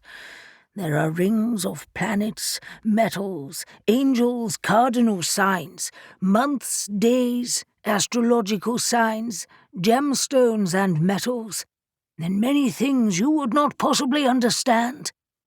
There was no doubt about that. Shadow had a headache just looking at it. But there was also no doubt that it was a work of art. Inlaid with an intriguing number of materials, it would have taken decades to complete, or an army of skilled men. She lifted her eyes to find JD still staring at it with pride, and asked, "You made this, all on your own?" "Of course. It has enabled me to unlock this." JD opened his palm to reveal a small spherical object in a silver material. "This is a knife." "It doesn't look like one," Shadow said. Jackson huffed. "It belonged to Barnaby. He did something to it and nearly stabbed me with it." Realization dawned as Shadow remembered being attacked by Black Cronos' soldiers. But they all seemed to pull weapons out of thin air. I didn't see them holding anything like this. JD shrugged. "Maybe something was tucked into their clothing or armor. Or maybe there are more weapons we have yet to discover. But I think I know how this one works." "So soon?" Harlan asked, looking doubtful. JD snorted. "I used my centuries of experience to analyze this." He placed the silver sphere into the center of the geometric grid, and the sphere shimmered and morphed into a long, sleek, double-edged blade with a simple hilt. Harlan gasped. "Holy shit! How did that happen?" JD puffed his chest out as he preened. "I attuned the correct planetary signatures and correspondences. It took a while, admittedly. I had to play around with a variety before it worked, but—" His face fell as he picked up the knife. Instantly, it reverted to its spherical shape in his palm. "It won't last." Jackson leaned in. "Interesting." "Why not?" "Because I need to be attuned to it." JD looked both annoyed and impressed. "A personalized weapon. Very cool. But," Harlan pointed out, "this was Barnaby's and he's human, so how does that work?" JD rubbed his chin as he placed the knife back on the grid where it immediately changed shape again. "I'm not sure. Perhaps it was designed around his aura, or energy signature." "So that," Jackson pointed at the grid, his eyebrows beetling together with concentration, "is Barnaby's energy reading?" "Possibly," he shrugged. "Probably." Still too many questions as far as Shadow was concerned. The superhuman soldiers had lots of enhanced abilities. Does Barnaby? Harlan looked at Jackson for confirmation. "He didn't seem to. We overpowered him with reasonable ease, once we got rid of the weapon." Jackson nodded. "Agreed. The trouble is, we found no weapons from the soldiers, They disappeared with their death, or upon leaving their hands. Infuriating. Shadow was barely listening as she stared at the sleek blade. I like that. May I? Be my guest. Shadow picked it up, but although it held its shape longer for her, within moments it had reverted to the sphere again. Hans' hairy balls! It's gone! JD slapped the bench next to him. A pox on it! I had hoped that you would be the key. Disappointed, Shadow still marvelled at the lightness of the sphere. This is almost weightless. It's incredible. She looked at JD. How do we make it work? That is the question. Potentially, that particular weapon will never work for us because it's so personalized. Unless, perhaps, we align you to it, or try to change it to align with you. Harlan looked skeptical. Change Shadow? Isn't that dangerous? JD spread his hands wide. I doubt it. Was Barnaby ill in any way? Not while I was interviewing him, Jackson said. JD's fingers drummed on the bench. It's not a physical change. Nothing as dull as DNA. It's about attuning your body. The more I think on it, the more I feel this is aura-based technology. Shadow dropped the sphere back on the grid, watching it morph again. No, I do not wish to have my aura changed. She stared at JD. My Fey magic is part of me. It allows me to shield my weapons, move silently, blend into the landscape when I choose, and makes me fast. I will not risk that. But you can make it fit me. JD's eyes narrowed. Have you any weapons hidden now? She whipped one of her knives out from the sheath on her thigh, and it popped into view in her hand. Jackson jumped back. Bloody hell! Where the fuck did you pull that from? She smirked. I am Fey. Harlan smirked too. I love it when you do that. So the question is, JD said as he took the knife from her hand, how do we achieve this? Can you stay? For a day, maybe two, but that's all. JD beamed. Excellent. I'll get Anna to make you a room up and then we shall begin in earnest. You two may go, he said dismissively to Harlan and Jackson. Can't we watch? Harlan asked, obviously disappointed. JD stared at him, a calculating expression in his eyes. You may stay if you wish to participate, but only you. I cannot focus with too many people around. Harlan grinned with relief, but Jackson rolled his eyes. I get it, but will you share your findings? JD sniffed. I'm sure an arrangement can be made. Thought so. Jackson grunted. Come and get your bags then, guys. His eyes swept the room. And be careful. 14. Ash sat back on his heels and sighed, the tablet's bulk looming above him. His eyes ached and his head buzzed with what felt like a million questions that would not be resolved right now.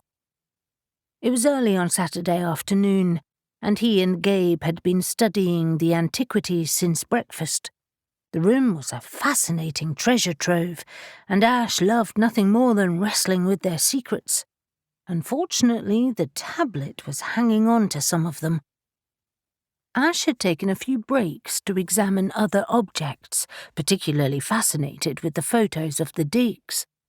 Katerina had offered to make copies of the ones they deemed most important. Gabe had also been taking photos to show their brothers. His eyes swept around the room again as he sat on the worn wooden floor, sipping water.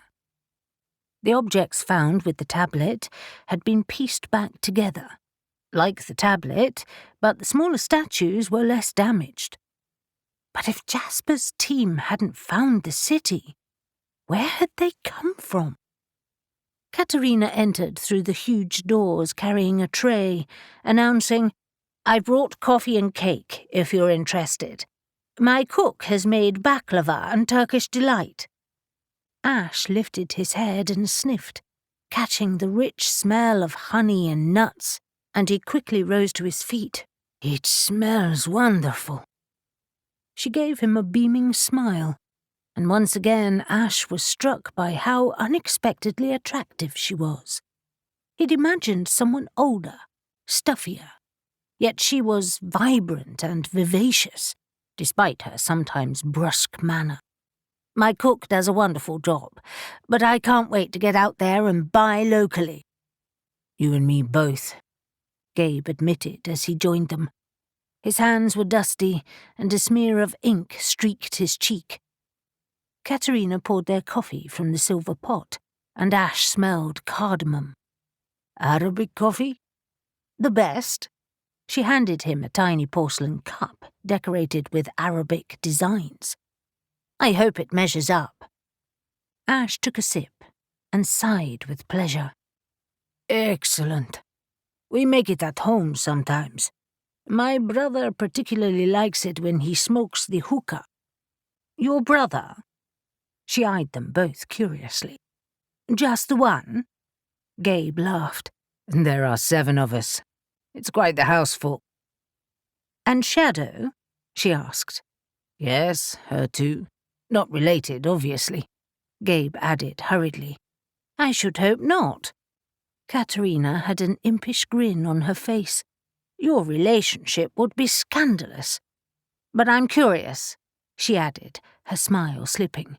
"You, Ash, are Greek, and Gabe, you're not. So why call yourself brothers?" Ash answered that easily. "We are good friends, very good.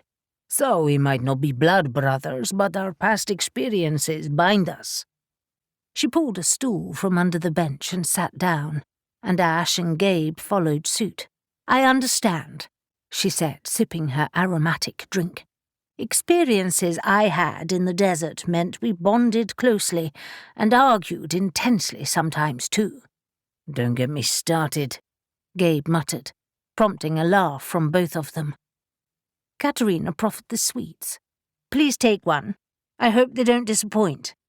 "They certainly don't," Ash said, savouring the rich taste of the baklava. He asked something that had been bugging him all morning. "Will you be bringing security with you? A bodyguard?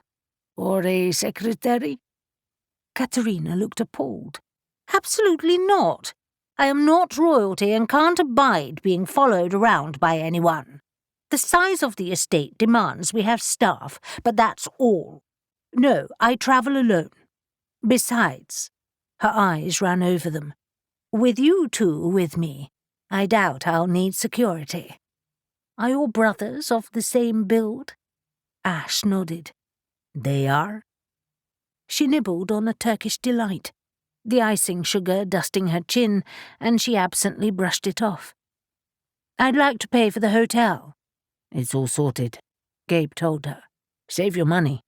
"No, this is my way of thanking you for bringing me along." She cast her eyes to the floor briefly. "I know that what I ask is an imposition, but I've always had the feeling that the dig was unfinished business." Gabe's eyes narrowed. "You're holding out on something." "Not me. My husband." She studied them again, searching their faces as if wondering whether to trust them. And then she shook her head, brushing a lock of hair from her cheek. "Why is this city so important? You haven't really said." Ash noted the stubborn lift of her jaw and her intense stare. She was too intelligent to fob off, and she was being incredibly generous and helpful. He turned to Gabe, who had fallen silent. "We may as well tell her. She'll know soon enough." He reached for another slice of baklava. "Go on then." He turned back to Katerina to find her watching him avidly. "You know the myths about the Igigi and the Anunnaki, I presume?" "Of course. I've read on them extensively. This find prompted my curiosity." Do you believe the Igigi are supernatural beings? I believe that many thought them to be, but that myth has transformed them from powerful men and women into something else. Like the Egyptians, the images aren't real, they're art. But what if they were real? A hybrid mix of human and beast, their bodies hidden within the city, and within them are secrets to their supernatural abilities. That is what Black Cronos believes. Her face was pale, her coffee forgotten. And you? We believe it too. The city and their bodies could hide many secrets. Secrets Toto wishes to exploit. Katerina fell silent for a long time before she answered, but when she did, she seemed resolute. I'm taking you to see my husband. Gabe surveyed the man in the bed and suppressed a shudder. To end up like this would be a terrible fate. He'd seen photos of Hugo Edvane when he was a tall, imposing man, with a thick sweep of blonde hair and a piercing gaze. But now he was shrunken, weak, and his right cheek and lip dropped from the effects of the stroke. Fate was sometimes a cruel mistress. He hoped his father's angelic status and their ability to heal meant that this never happened to him. And the room he resided in didn't fare much better. It was elegant, high ceilings, beautiful mouldings, but it was filled with medical paraphernalia, and it smelled of age and impending death. Surely, Gabe thought, he couldn't have long left. He looked as if he were hanging on to life by a thread. Katerina hovered by the head of the bed, where Hugo was propped up on multiple pillows. Hugo, these are the men I was telling you about. Gabe shook the Earl's hand, wondering just how he should address him. He opted for a brusque, "Good to meet you, your lordship." The Earl's eyes were keen, but his grip was weak, as was his voice. "Forget that," he rasped, his voice thick and tricky to understand because of his stroke. "Call me Hugo." Once the introductions were made, he and Ash settled in a seat. Hugo tried to speak and then wheezed, which set him off in a fit of coughing. Finally he said, "You seek the city of the Igigi. Enamtila." Gabe jolted with surprise. "You know its name." He looked at Ash, confused, but he appeared just as baffled. "How?" "I'll come to that.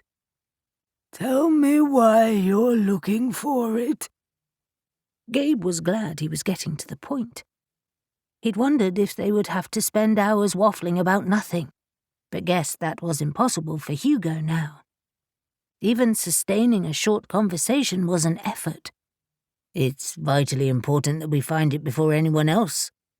"I'd suggest you don't go, but you look like men who are not easily swayed." "We're not." "Even if I tell you that finding it might kill you." "Why would it kill us? It's just ruins, isn't it?" "And," Gabe added, curious to see Hugo's response, "you found only remnants, not the city itself." Hugo stared at Gabe and Ash, a flicker of fear behind his eyes. "I know what my wife has told me, but I want to hear it from you. Why the sudden interest in a place that has been lost for millennia?" Ash answered, "Because of what the Igigi were. Supernatural, hybrid creatures created by the Anunnaki. Some say they have the blood of the gods. Someone wants to exploit that, and that would be a disaster." Hugo wiped away a tear from his watering eyes, a result of the stroke. How would they do such a thing? That would seem impossible. Alchemy and magic, Gabe answered bluntly. It may sound improbable, but it isn't. Hugo didn't laugh or scoff. You will stop it? Ash nodded. If we can. We have resources. Hugo fell silent for a moment, sagging against his pillows, but Gabe was sure there was more to come. He looked haunted and eaten by indecision. Gabe leaned forward, arms on his knees. Something happened, didn't it? You actually found the city. Hugo sighed, closing his eyes briefly. We found the entrance. That's where the tablet and statues were. Although we didn't know it was the entrance at the time, it was a shallow cave, high in the hills and very remote. Everything was in pieces, and we didn't realize at first, obviously, what we'd found. He paused to get his breath. But then, when we understood what the tablet said, we set up camp and started to explore in earnest. We were there for weeks. After an unexpected storm, the rain changed everything. The cave flooded. Streams and waterfalls were everywhere. It was bewildering. But it triggered a rockfall, revealing a ziggurat built into the rock, doors set within it. The name Inamtila was carved above them.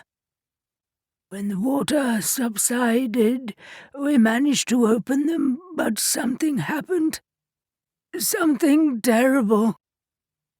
Gabe exchanged a worried glance with Ash, but Katerina's attention was fixed on her husband, her hand resting on his shoulder.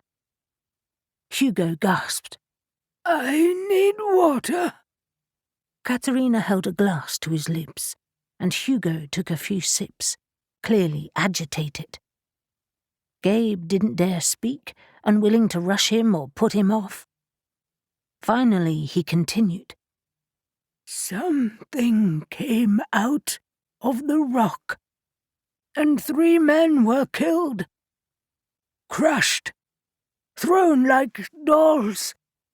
Another 4 disappeared. It was as if the rock just swallowed them. It was mayhem, and we ran. Something? Ash asked, not taking his eyes off Hugo. What did it look like? It was a blur of wings and a beak. Monstrous, like a demon come to life. All shadows and feathers. I thought I was hallucinating. I was a boy at the time, in my teens, gawky and awkward. And I'm ashamed to say I ran and didn't look back. We were falling over ourselves to get out. I remember pulling my father behind me. Gabe could imagine it. A figure from myth manifesting out of the darkness to maim and kill. Sheer terror would have sent them running. He asked, How many escaped?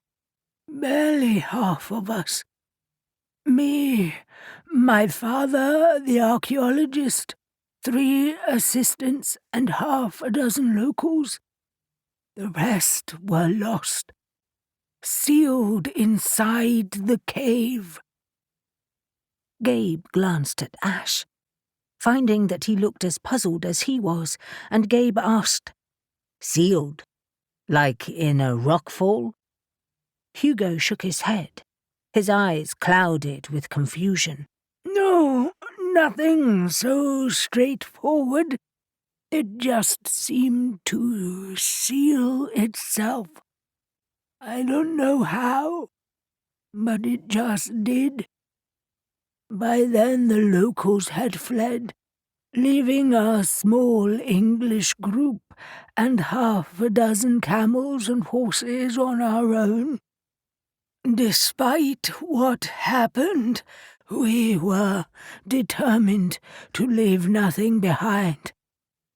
The objects that are now downstairs in the hall were already out of the cave, being examined in our camp.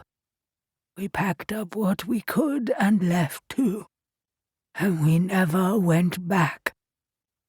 But, Ash said, edging forward in his seat, do you have a location? Can you point it out on a map? I tried to block it from my mind, and we swore never to speak of it again. My father even destroyed one of the maps. We blamed the deaths on the flood, but I think I can remember it. Good, Gabe said, relieved. We'll bring you a map, and you can show us where to go. Hugo looked bleak. Are you sure you want to? We have no choice. As soon as Jackson returned to the division's headquarters, he headed to Wayland's office, pleased to find him at his desk. He didn't bother with pleasantries. We had success. We found the original tablet, which is lucky because the photos we found only showed half of it. Wayland eased back in his seat, hands folded across his chest. You're sure it's the right one? Absolutely. Ash translated what he could, but says some of it is cryptic. However, it seems his initial thoughts were right. It describes a history of the Igigi and the founding of a city. It even talks of the Watchers who they hid from. Wayland's face broke into a broad grin. Brilliant. Then we have to get out there. Have you made any arrangements yet? Jackson shook his head. Gabe wants Nahum to arrange it, and that's fair enough. We have given the lead to them. I'll check in with them later. What do you think? Is it really likely that the city is intact? It's hard to know. I've been thinking on it all the way here, and it honestly seems impossible. I mean, we're talking 3,000 or 4,000 years ago at least. But they were supernatural. They may have had magic that preserved it. Jackson grunted a half laugh, not sure if Wayland was clutching at straws. Maybe. But it's not just the Igigi, is it? It's Black Cronos. They may well have more information than we think. The thought of another battle with them. He trailed off as he remembered the fight at the Dark Star Temple. That was bad enough. Walk with me, Wayland said, rising to his feet. Let's get a drink. You look like you need one. Huh. You mean you need one? Jackson knew Wayland too well. Come late afternoon, especially on a weekend when he was putting in extra hours, he wanted a beer or a whiskey. The PD had its own well-stocked staff area filled with tea, coffee, soft drinks and alcohol as well as food. They strode down the empty corridors, and Jackson reflected on how odd he always found this place when most of the staff weren't around. Like many government departments, most staff worked Monday to Friday, 9 to 5, except when they had to monitor crisis situations, which was rare for them. Jackson hadn't been lying to the others. This was not a huge department, and they only had a handful of staff, including a small security team. It really was a division meant to watch, monitor, and report. Their current circumstances were very different to the normal way of things. Jackson was updating him on the Countess as they walked, who he had to admit he found very interesting, when a distant boom echoed down the corridor, shaking everything. They managed to keep their balance until another boom threw them to their knees. "Fuck it!" Wayland yelled. "We're under attack!" Wayland leapt to his feet and ran down the corridor as fast as his limp would allow him. Jackson on his heels, knowing exactly where they were running to. The cells. "Have we still got Stefan?" Jackson asked, wishing he had some kind of weapon on him. "Due to be moved on Monday." They arrived at the steps leading down to the small cell block, the whole place swirling with dust. Neither hesitated, Jackson pulling his t-shirt over his mouth and nose as he descended. It had to be Black Cronos. The only 2 prisoners they had belonged to their organization. But how had they got in? They were several levels below the street.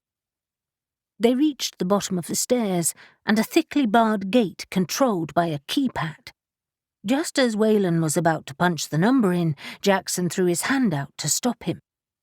The dust made visibility poor, which worked both ways. It would be hard to spot them, but hard to spot the enemy too. And Wayland had not experienced Black Cronos like he had. Jackson held a finger to his lips, and for a moment they listened. There were no shouts or footsteps to indicate anyone immediately beyond the gate. So Wayland entered the number on the pad and carefully opened it. This part of the corridor was where the interview rooms were. The cells were at the far end, beyond another gate and a guard room normally staffed by 2 men, fully armed and well-trained. They crept down the dust-filled corridor in a half-crouch, eyes darting everywhere. Another series of smaller explosions sounded up ahead of them, and both dropped to the floor. Jackson's cheek pressed into the cool tiles, covered in chunks of plaster. After pausing for a beat, they were both back on their feet, heading to the guard room. It was central, secured with bulletproof glass that could see the cells and both parts of the corridor, a door on either side, with security screens mounted on the walls. But the far door was blown off, and the glass was shattered. Wayland punched in the key code to the door on their side, and Jackson pushed ahead, immediately stumbling over a body. 1 dead guard, his chest blown open. Shit! Wayland grabbed his gun, by far the better marksman of the 2 because of his military background. Keeping their heads down, they checked the monitors lining the wall. None were working, the screens black. Heart pounding, Jackson looked through the shattered doorway into the dust-filled corridor and spotted a cell door blown off its hinges. He and Wayland edged onwards, finding every cell empty, including the ones holding Stefan and Barnaby.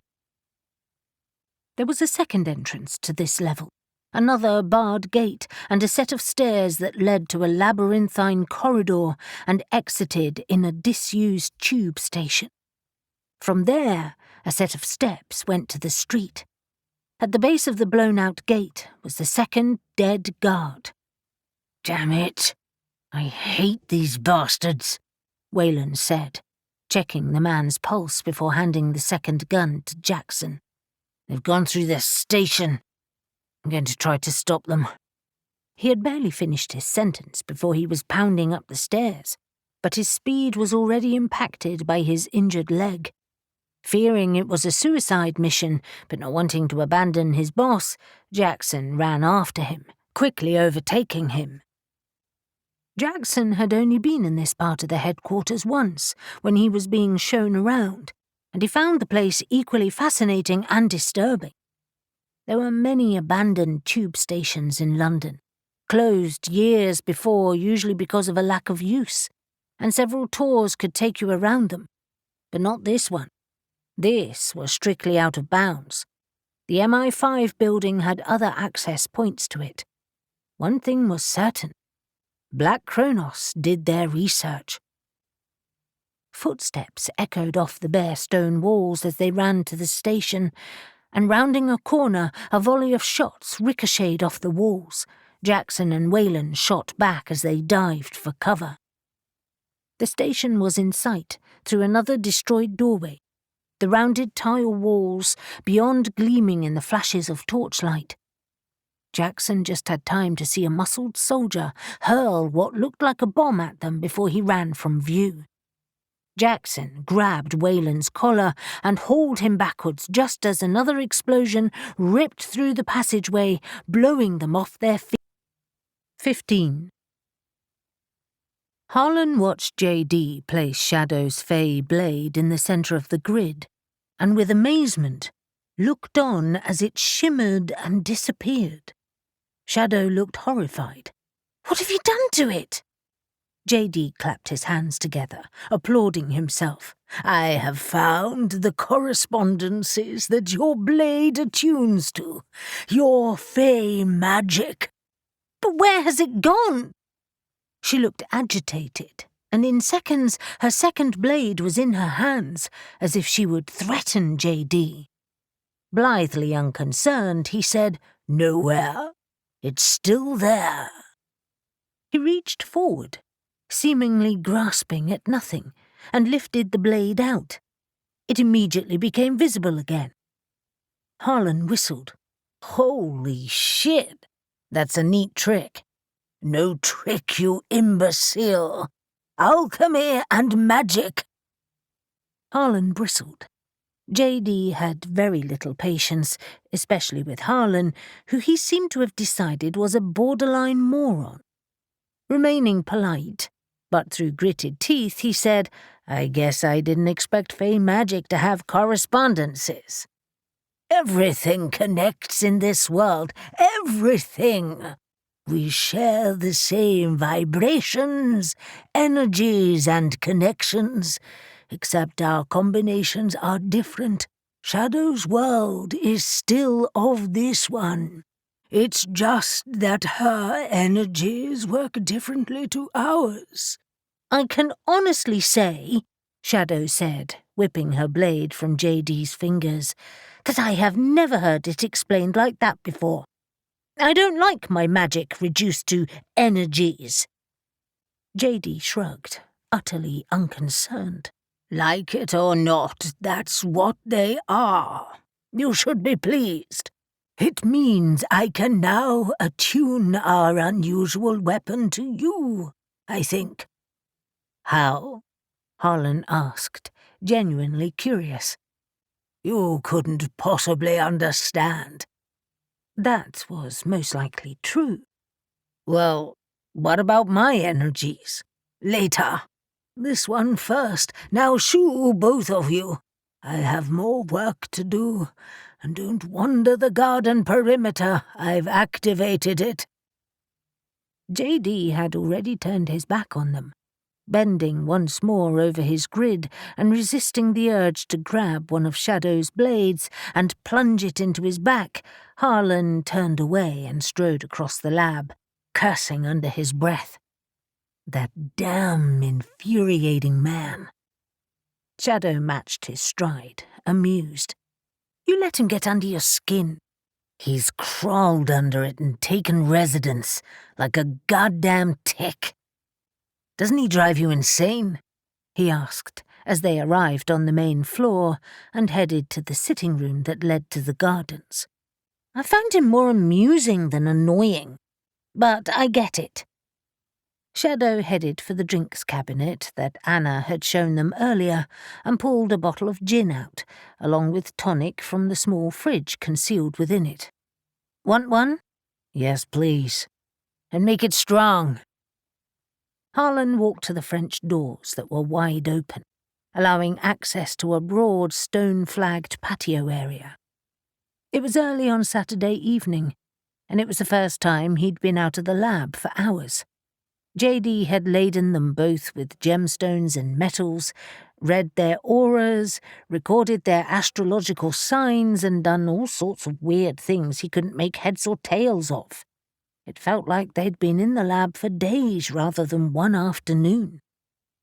Before they'd started, Anna had shown them to their bedrooms to leave their bags and freshen up, pointed out where they could sit and relax, and then left them to it.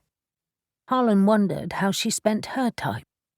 Probably cleaning and cooking, plus pandering to J.D.'s whims. If they could be left alone for the evening, that would suit Harlan just fine. He took a deep breath of cool evening air and tried to relax. grateful to have Shadow push a glass into his hand, saying, "Bottoms up. Cheers." He dropped into a chair and placed his feet on the chair opposite, Shadow doing the same, and he studied the garden with appreciation. It's quite the place JD has made for himself. She sipped her drink and nodded. The advantage of more than the average lifespan to plan for things. The same as you. He looked at her graceful profile as she stared across the emerald lawns and flower beds. She'd relaxed her glamour and her fey beauty was quite breathtaking. She turned, her violet eyes sparkling. I guess that's true, but I've never put down roots in one place for such a long time. I've always kept moving. Your life of crime, you mean? He teased her, remembering her sometimes questionable past, and, to be honest, questionable present. Exactly. But now, especially now that you and Gabe... She raised an eyebrow.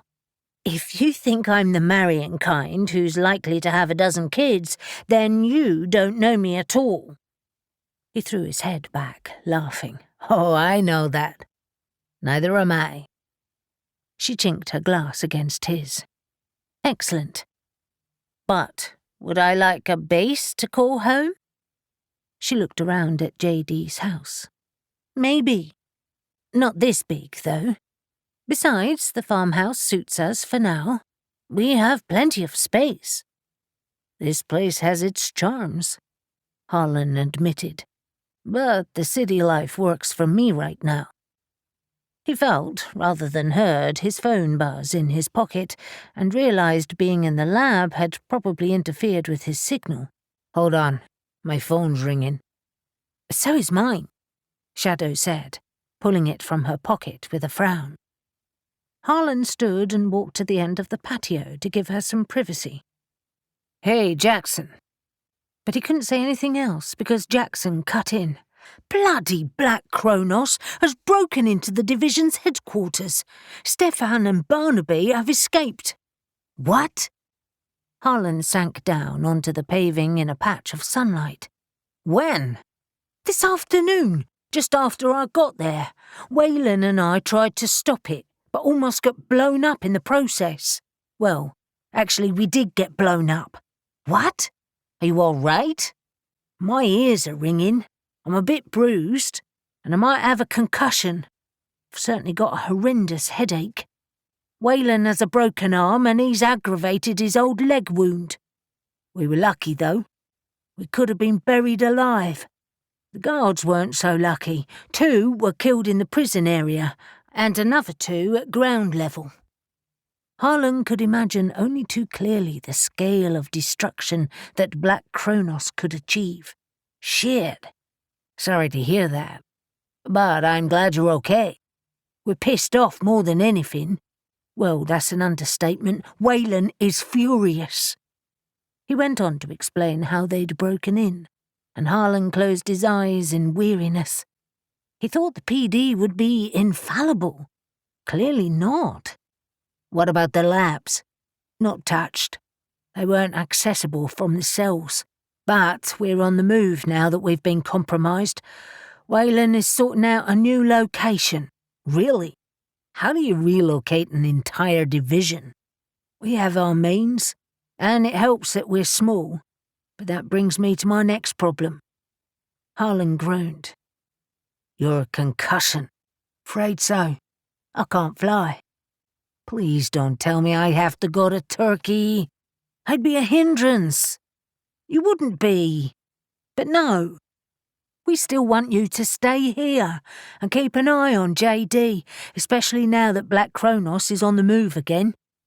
I don't know what protection JD has got at his place, but it's probably wise to increase it. And you be careful too.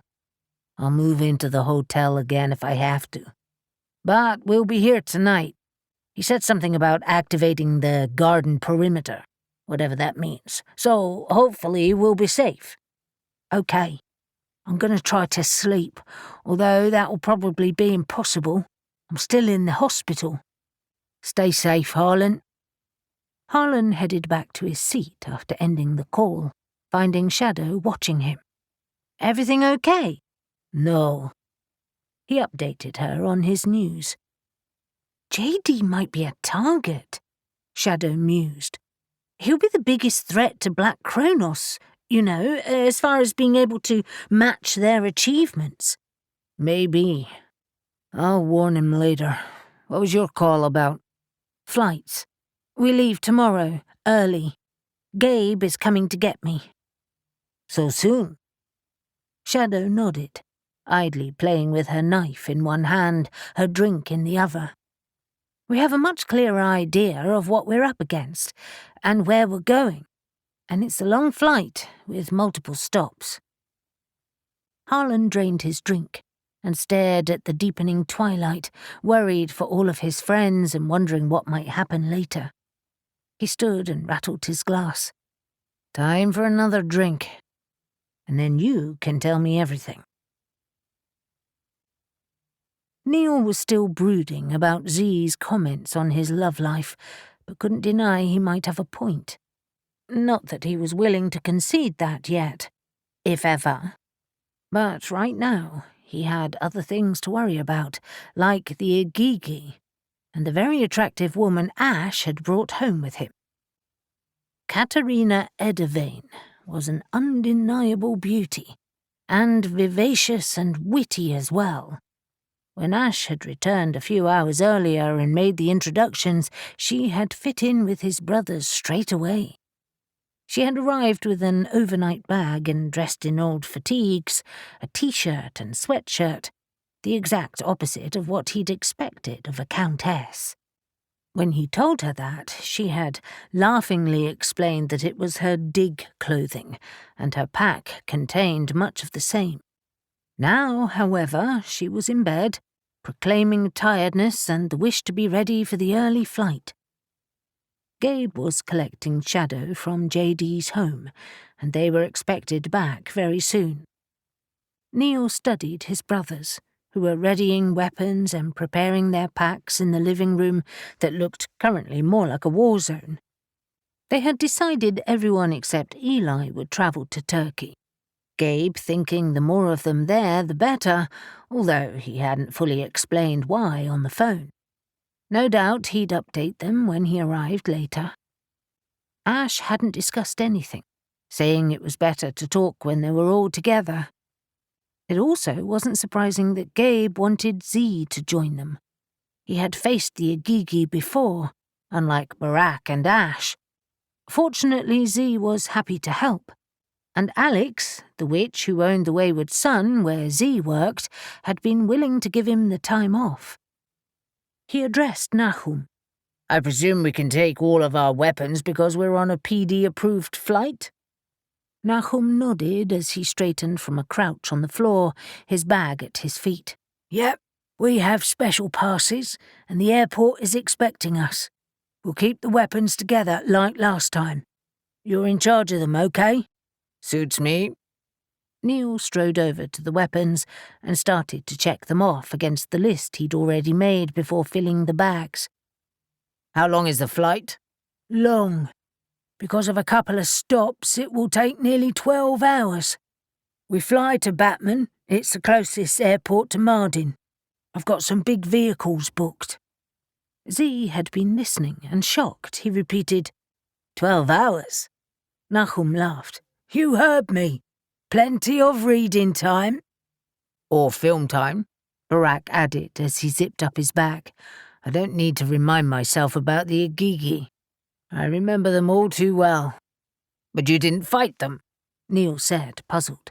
I met them, though. Barack sat on the corner of the sofa. I travelled to Bad Tibira once and saw the Igigi at work. They were memorable. Neil said its English name. The fortress of the Smiths. I remember it well. The clang of metal rang across the town's bazaars. I went in search of weapons to furnish my men, back when I still commanded an army. Barack laughed. I spent a small fortune there, even when I bartered for a good price. For what battle? Against the angels, of course. My father waged a war upon one in particular, Dantanian. They hated each other. I can't even remember why. It was bloody, as these things are. Neil remembered those types of battles only too well. All of his brothers had been amongst the strongest Nephilim, commanding armies of other Nephilim as they waged war upon the enemies of the fallen, or upon each other. But that was in the early days, before they had learned to refuse. How did you find the Agigi? Sullen, for the most part. Not surprising, really. They toiled long hours. Z spoke up, and vented their frustration on us when they rebelled. Not just us, Nahum said. Everyone. Is there anything else I can do? Barak asked, changing the subject. I've finished my packing. My weapons are with Neil. Nahum nodded and headed to the corner of the room. Check the camping equipment with me. There are 6 tents, sleeping bags, cooking instruments, and packs of dried food. I don't expect we'll be camping for long, if at all. For the next few minutes, they were preoccupied with checking everything, except for Ash, who was studying the tablet's inscriptions again. Z helped Neil, unfazed by his belligerent attitude about Lilith the day before. That was not entirely surprising. Z brushed things off with ease, which made it hard for Neil to remain angry with him. They were so preoccupied that when Gabe and Shadow swung through the door, they took everyone by surprise. Gabe had his familiar brooding look on his face, which meant trouble. He dropped his bag on the floor and studied his brother's activities, hands on his hips. Are we prepared? Pretty much, Nahum said. Just double-checking our equipment. Gabe's eyes narrowed. Tents? The works. Nahum folded his arms across his chest. You look shattered, both of you. Shadow sprawled on the sofa, declaring, being stuck in a car for hours is surprisingly exhausting. You should try driving, Gabe shot back. She just grunted at him, and Neil suppressed a grin. It was a bone of contention that Shadow hadn't yet learned to drive, and also surprising.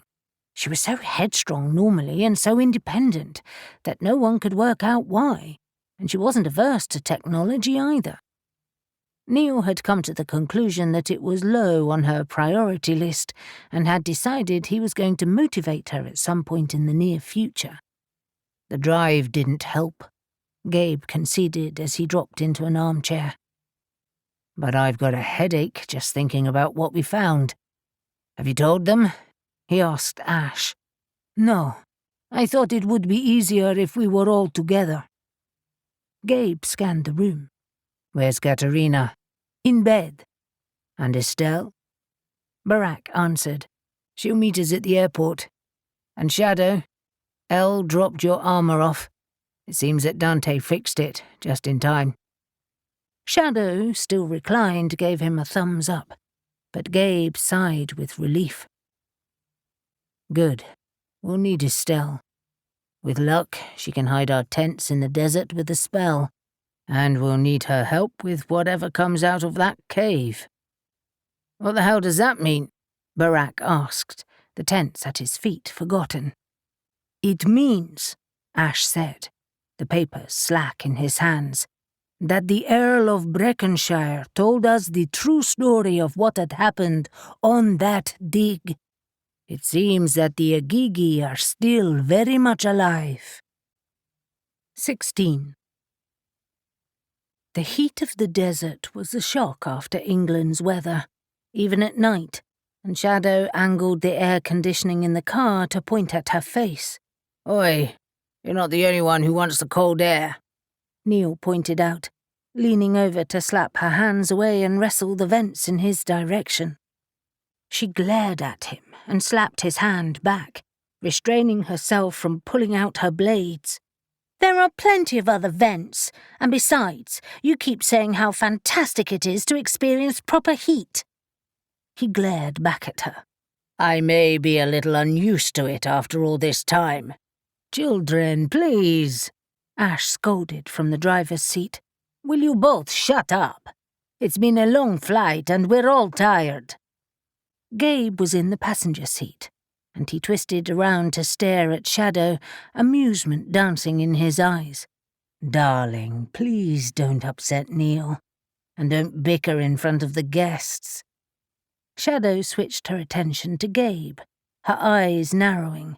When he called her darling, it was always with a slow drawl aimed to provoke her, and it worked. His grin spread as he observed her building annoyance, and she decided she would have her revenge in private. Katerina was sitting next to the window, and she tittered as she watched their exchange. Please don't hold back on my account. Family dramas are always entertaining. Unwilling to be labelled a drama queen, Shadow decided to call Neil one instead. It's his fault. He's like a fey prince without his retinue, all pouty and cross. Katerina did a double take. Fey? Shadow winced. Old family saying, that's all. Folklore nonsense. Neil snorted, his lips twisting into a grin. You're always full of nonsense. Shadow decided to ignore him and focused instead on the view beyond him, through the window. It was Sunday evening, and they had left the city lights of Batman far behind, following a road through the desert and passing small towns and villages on the way. The surrounding landscape was pitch black beyond the settlements, but from what she'd seen in photos, it was filled with rocky terraces, scoured by wind and time. This area, like several in Turkey, was known for the villages, monasteries and buildings carved into rock faces and deep into the hills, a useful way to stay out of the desert heat and to keep warm in the winter months. So, the Igigi, she said, voicing her curiosity, would have been one of the first people to build their city underground here. Potentially, yes, Katerina answered. She turned away from the view to look at Shadow, her expression almost invisible in the dim interior, but the gleam in her eyes was unmistakable. It's fascinating, isn't it? It will be if it doesn't get us killed. Shadow liked Katerina. Her sense of adventure was similar to her own. Are you sure you want to be with us? Absolutely. I need this. It reminds me of the digs in my youth. Unfortunately, as my husband got older, we haven't been on one for many years. I miss it. You're an enthusiastic amateur, I presume. I am, but I've picked things up along the way, and I've always liked to be involved as much as possible. Of course, babies got in the way too. Neil leaned around Shadow, who was seated in the middle. They're older now? Of course, young adults leading their own lives. Parents have to be careful, not to lose themselves. Or else when they leave the nest you have nothing left. You're like a hollowed-out shell. Neil just grunted. Very true. And leaned back to stare out of the window again. Once again, Shadow wondered if the Nephilim had fathered children. It was the one conversation that hadn't come up, especially between her and Gabe. All three Nephilim had fallen silent at that. Perhaps it was time to ask Gabe. Later. Lights appeared ahead of them, illuminating buildings layered upon each other on a hillside, and Ash said, That's Mardin, where our hotel is. I must admit I'm glad we opted for this for the first couple of nights. Gabe nodded his agreement. Yes, scoping out the area in the daylight will be best to begin with. They threaded through the outskirts of the town, Nahum and the others in the car behind them, and Shadow studied the streets and buildings, captivated. This was nothing like England or France, and she couldn't wait to explore. Ash finally pulled into the car park of a hotel in the old town, Nahum parking next to him, and within seconds they had all exited the vehicles, breathing in the city scents and warm night air. But right now, Shadow was more interested in Gabe and his brother's reactions to the scenery. This was a type of homecoming for them, and it showed on their faces. They had purposefully picked a boutique hotel in a traditional building, and all of them fell silent as they studied it and their surroundings.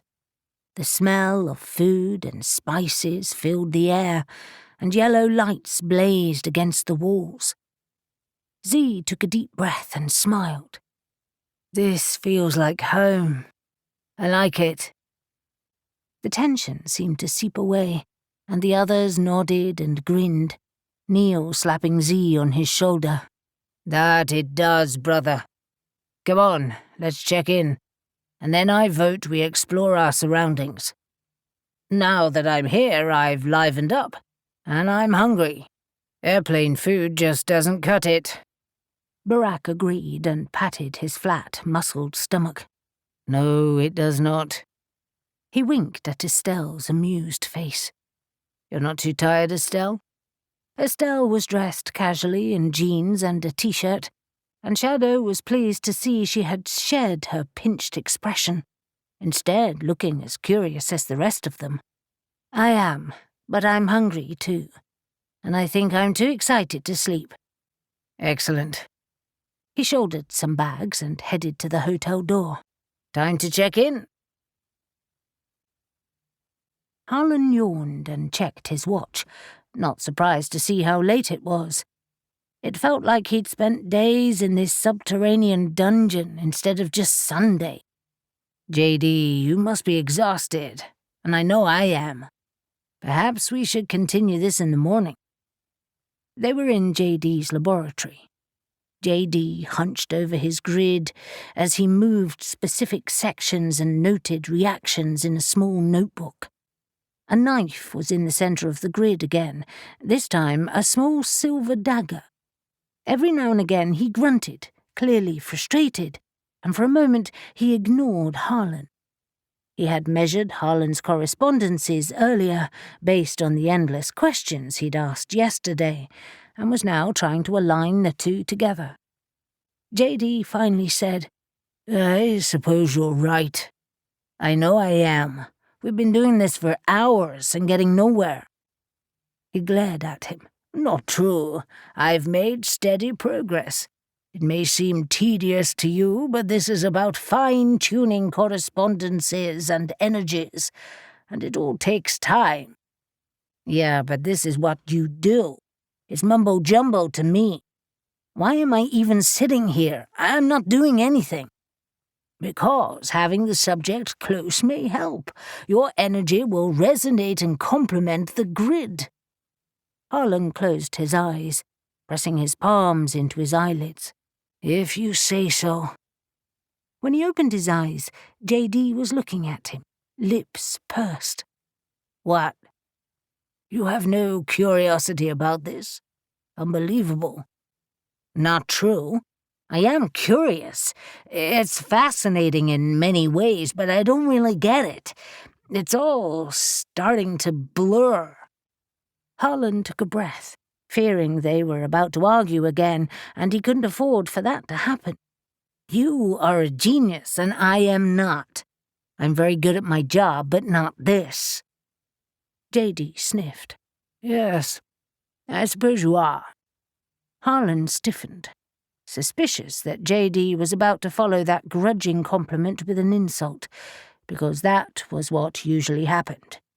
Instead, however, there was a large boom from outside, and the whole room shook. "What the hell was that?" Harlan asked, leaping to his feet. And then he realized, Black Cronos are here. The threat of imminent death had him whirling around and running to the door. "JD, my shotgun is in my room. Do you have any weapons down here?" "Calm down, you nincompoop. Didn't you listen earlier? This place is secure." Harlan skidded to a halt and looked at JD strutting across the room. "But this is Black Cronos. They probably want their weapon back, or your research or something." "They can want it all they like, but they won't get it." A pompous grin spread across his face. "Come with me and you'll see what I mean." JD led the way to the main floor of the house, where Anna stood in the hall, wearing her dressing gown and a worried expression. "JD, did you hear that?" "I'd be deaf, my dear, not to hear that. Go back to bed and don't worry." Another explosion rocked the house, and a flash of red light illuminated the hall. With surprise, Harlan saw all the occult symbols carved into the wood and plaster flare into life. JD pointed at them. "See? That's what is supposed to happen. They'll never get in." Having seen Black Cronos fight several times, Harlan wasn't so sure. Neither was Anna. She clutched her robe to her throat. "Don't worry. We have never been attacked like this before. Anna, this idiot doubts me enough. Don't you start," he grumbled, striding down to the corridor and then up the stairs to the attic room. He called over his shoulder, "If you insist on worrying and staying up, bring us some whiskey and bourbon." Anna scowled and scurried to the kitchen, and Harlan bounded after JD, wondering what the wily old devil had up his sleeve. As they entered the huge attic space with the long glass wall, another flare of light flashed across the grounds, and Harlan closed his eyes and averted his gaze. "Holy shit! What are they doing? Trying to get past my protection? Fools!" JD hurried to a door in the panelling, and swinging it open, revealed another set of stairs winding upward. When they reached the top, Harlan gasped.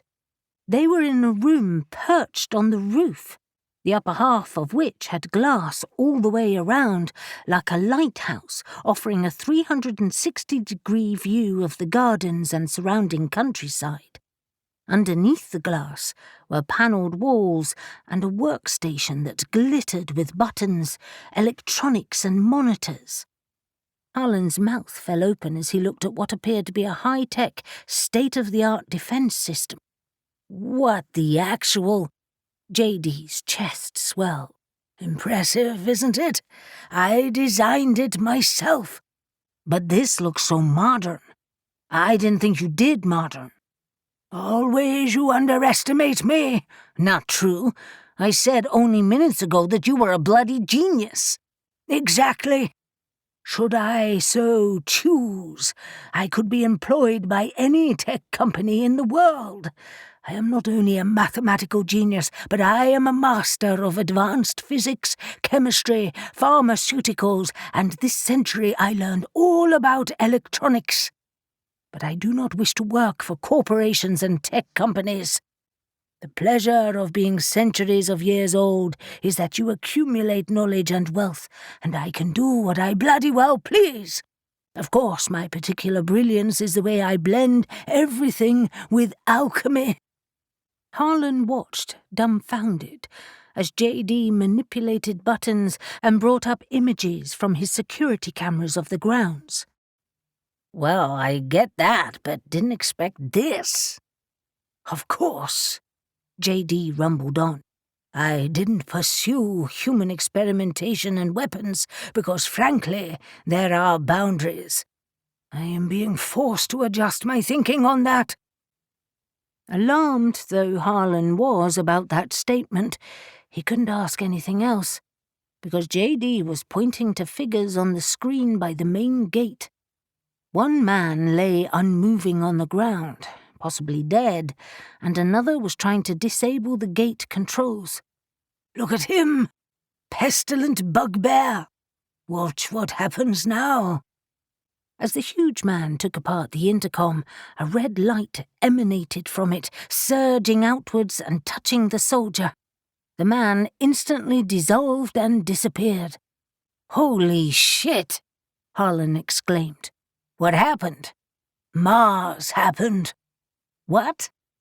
JD ignored him and looked across to the other screens, where a team of soldiers had scaled JD's tall stone-walled boundary and were in the grounds. JD, they're inside. Exactly where I want them. Keep watching. Harlan's mouth went dry as he watched the soldiers advance. 6 in total. They passed through the shrubbery to the edge of the lawn. As they spread out into a line and stepped on the grass, a shimmering grid of red lights appeared, strung across the lawn's edge. In a split second, it exploded. A boom rocked the grounds, and the soldiers vanished. Harlan's mouth fell open, and he blinked to see properly. Mars again? With a little Saturn thrown in? As they stared at the other screens, seeing another 2 groups of soldiers get incinerated by the powerful grids, JD folded his arms across his chest and sighed. Excellent. That actually worked better than I thought. A noise behind him startled Harlan, but it was only Anna with their drinks. She left the tray on the side, well away from any controls, and cast JD a reproving glance. Is it over? He focused on her with a bright smile, suddenly aware of her presence. When he spoke, his impatience disappeared, his voice gentle instead. I think so, but we'll stay up here a while longer to be sure. Honestly, go to bed now. You have nothing to fear. She nodded, and with a final anxious glance outside, hurried down the stairs again. Harlan picked his glass up and handed JD another, pleased to see that Anna had brought the bottles too. Good.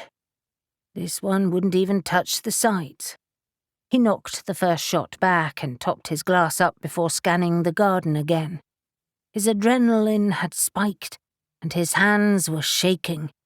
He took some deep breaths to calm himself down. The grounds were dark again, a more consuming blackness than before after the flare of lights around the perimeter faded. He studied JD's profile as his gaze swept the camera feeds. So, this is what you meant earlier when you told me and Shadow not to wander the grounds. JD nodded. Yes.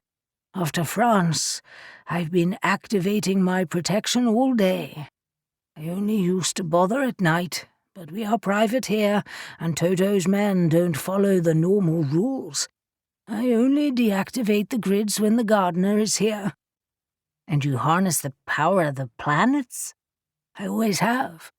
After the planetary parade, I charged my crystals, realigned some, and strengthened the grids. I must admit it works even better than I thought. Harlan realized he had underestimated JD. He knew he was a genius, of course, but even so, he hadn't expected this. That was pretty impressive. How does it work? The basics, I mean. For once, JD didn't adopt a patronizing tone.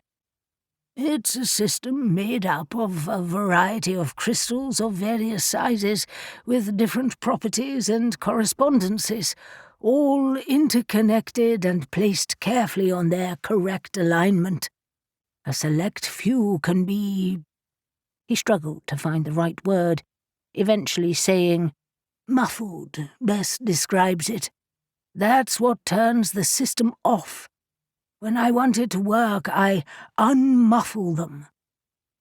A sudden flare in the corner of the grounds made them look up, and another group of soldiers dissolved in a different grid. Worried, Harlan asked, did they overload the system and disable it? No, it's not like electricity. The charge will last a very long time, and the crystals are buried deep beneath the earth. It's taken me a great many years to perfect. Perhaps you should offer this system to the PD. It would protect them from further attack. Perhaps. But if I'm honest, JD cocked his head at Harlan, I tend not to offer things I fear could be misused. You don't trust them? I don't trust the system, although Whalen and his team seem trustworthy enough.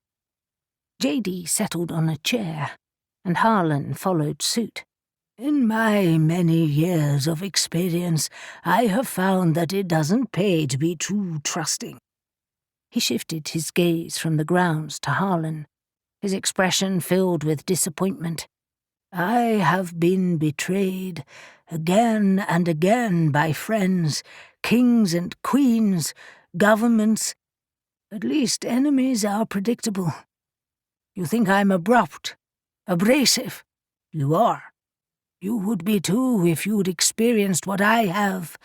Immortality brings great advantages, but it has also taught me that generally people are petty and greedy. Generationally, that never changes. It's depressing. Harlan suddenly felt his animosity melting away as he regarded JD's usually hidden vulnerability. I guess when you've lived through countless wars and conflicts, it can become difficult. Wars are one thing, but inept governments, selfish behavior, the willingness to exploit others for personal gain, it's all very wearing. JD gestured to his house and grounds. That's why, when it all becomes too much, I withdraw here. But there are positives, right? Of course. I have visited many interesting places and met many brilliant people. And of course, the chance to study, really study, life's great mysteries. And the knowledge, and this seems odd, I know, he said, cocking his head at Harlan. The knowledge that I will never know everything is actually thrilling. I truly believe we will never unlock every secret of the universe. Harlan sipped his drink. You're right. That is odd, coming from you, especially considering the events in the Temple of the Trinity. Harlan wondered if he should bring it up, considering they were conversing in a way they never had before, but decided to anyway. After all, JD had been obsessed with finding the Book of Raziel and the knowledge it could offer him. Ah, that. JD nodded and topped up his drink. I did not acquit myself well then. There are some things that grip you so completely you can lose yourself.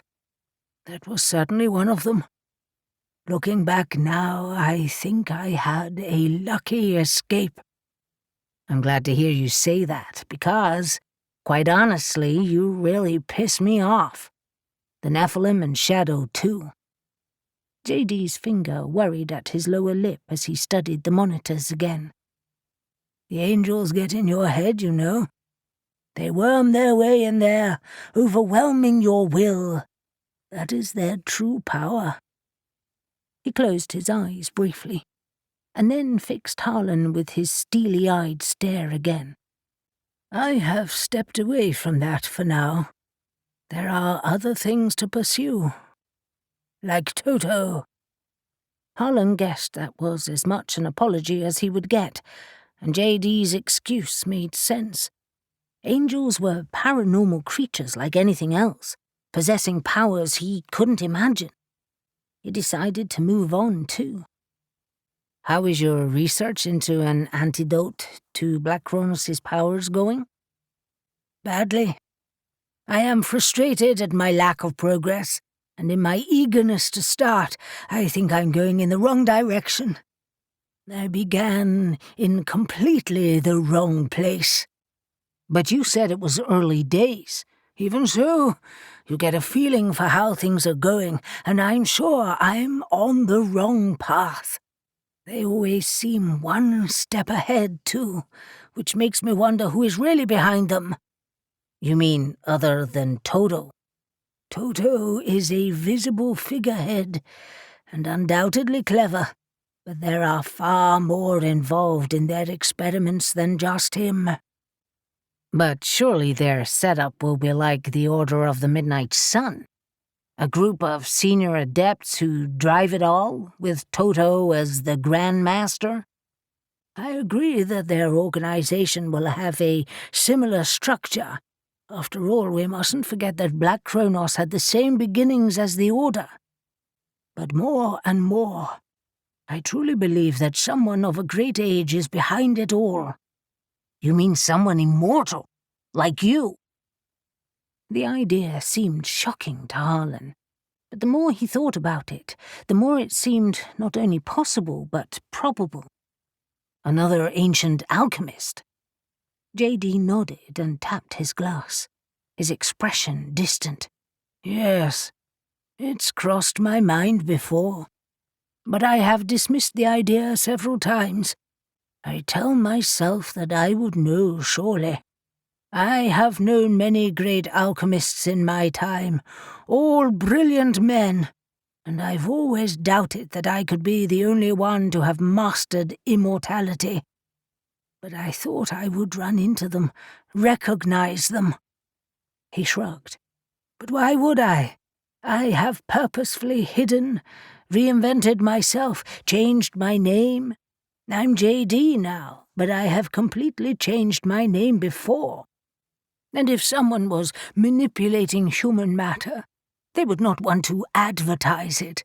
They could even have been an original member of Black Cronos, or they could have joined later on. Harlan felt a horrible stirring of certainty at J.D.'s words. Of course that made sense. Why should J.D. be the only alchemist to have cracked immortality? Do you have some idea of who it could be? Oh, yes. J.D. fixed his acute amber eyes on Harlan. All speculation gone. I have considered various men and women, and ended up dismissing them all, except for one. The Comte de Saint-Germain. 17. Gabe lay on his back, staring up at the vaulted stone ceiling above his head, listening to the sounds of the city. Memories resurfaced that he thought he'd long forgotten. Snatches of conversations, walking through the bazaars and markets, long, decadent meals, languorous lovemaking in the heat of the afternoon, and the juicy, sweet taste of fresh figs as they burst against his tongue. Shadow stirred beside him and wriggled closer, her hand on his chest, her leg wrapped over his. "You're awake," she murmured. "My mind is too busy to sleep." "And your stomach is too full of food. You ate like a horse." He laughed and kissed the top of her head as he pulled her closer. "I always do." "Not at midnight, and not like that." She was right. They had wandered the streets around their hotel, drinking in the sights, sounds, and smells, eventually stopping at a small restaurant, where they crowded around a table beneath vines in a courtyard. They had ordered a feast: kisir, saksuka, kuftis, a variety of kebabs, guzlame, and many others. The table had been piled high. Gabe had tasted spices and flavors he hadn't experienced in years, and even though they cooked all sorts of food at home, it hadn't been like this. And now his gut was protesting. "Are you glad we came?" she asked. "Of course. I'm glad we're staying here, too.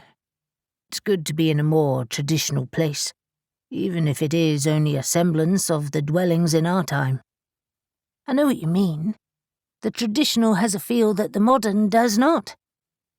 She propped herself on her elbow and drew his chin towards her so that she could look at him properly. A faint light came through the curtains, stirring lazily on the night breeze. "When children were mentioned earlier, you all fell silent.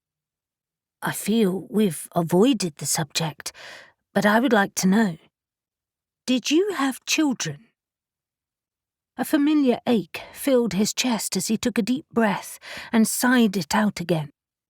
Even in this light, Shadow's violet eyes glowed. "I had one, and she died too young."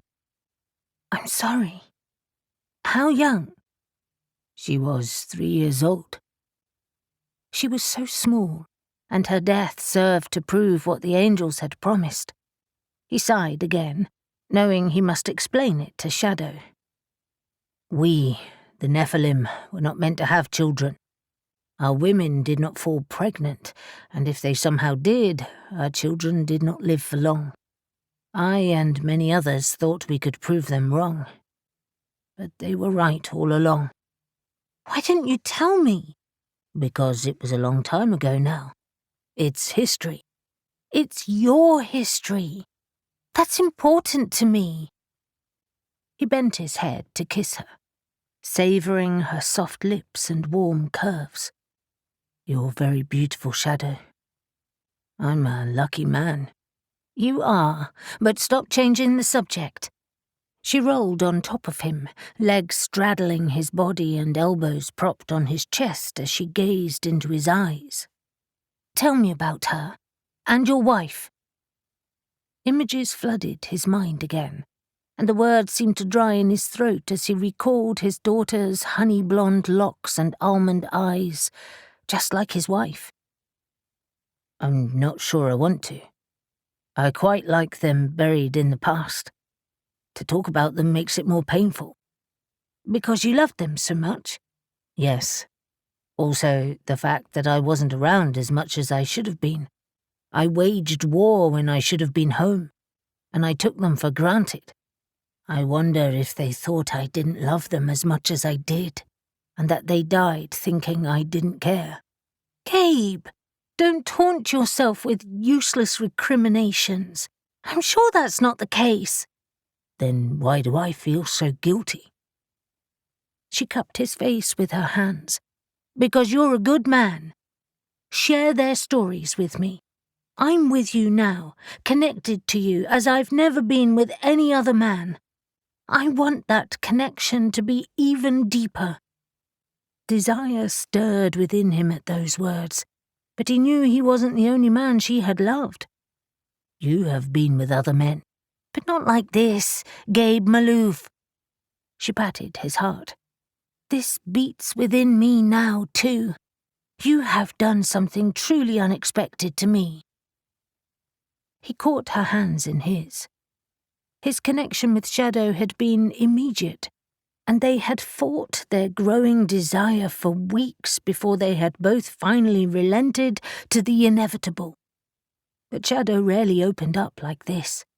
For all of the love she showered on him in bed, she kept a little piece of herself apart. Until now.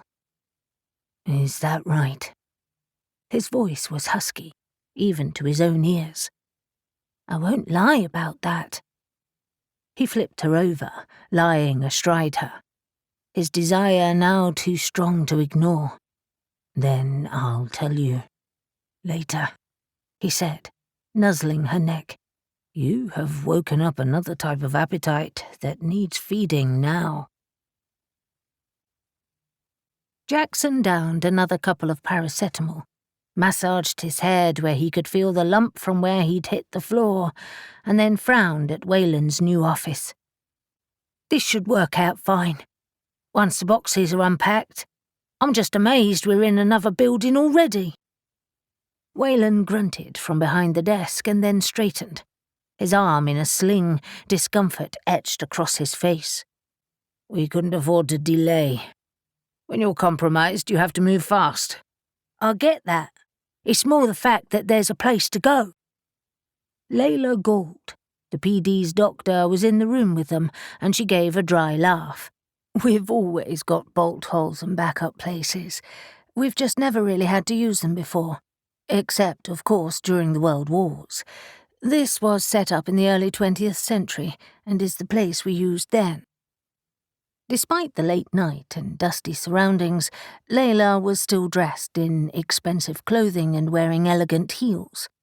Jackson often wondered if she spent every night at flash functions and posh restaurants. She must have caught his curious glance, because she explained. I was at a gallery opening when I got the call. My husband is an investor. She marched to his side. Let's check you out again. She whipped a small torch from her bag and peered into his eyes. Jackson blinked. Am I alive? Barely. You are both very bloody lucky. I'm sorry I couldn't get here earlier. She turned to Wayland. Where's Russell? Supervising the lab move. It's a bloody nightmare. Wayland slumped in his chair. This mess will put us back weeks. Russell Blake was the assistant director of the PD and Wayland's right-hand man. He was in his 50s, had a background in science and oversaw the lab. They were salvaging as much as they could, but it would take time. Jackson grunted. Better than months. So, he said, staring at his surroundings. Early 20th century. That explains the dust and Art Nouveau decor. The electricity is up to date, though, and internet connections were put in a few years ago, Wayland explained. Beautiful furniture, though, right? Layla stroked one of the designs on the back of the door in typical Art Nouveau style. It's stunning. My husband would love to see this place. Stunning is one word, Jackson admitted. Unexpected is another. Weren't these backup places meant to be utilitarian? It depends on the director and how much power he had. And when this was requisitioned, he had a lot, Wayland told him.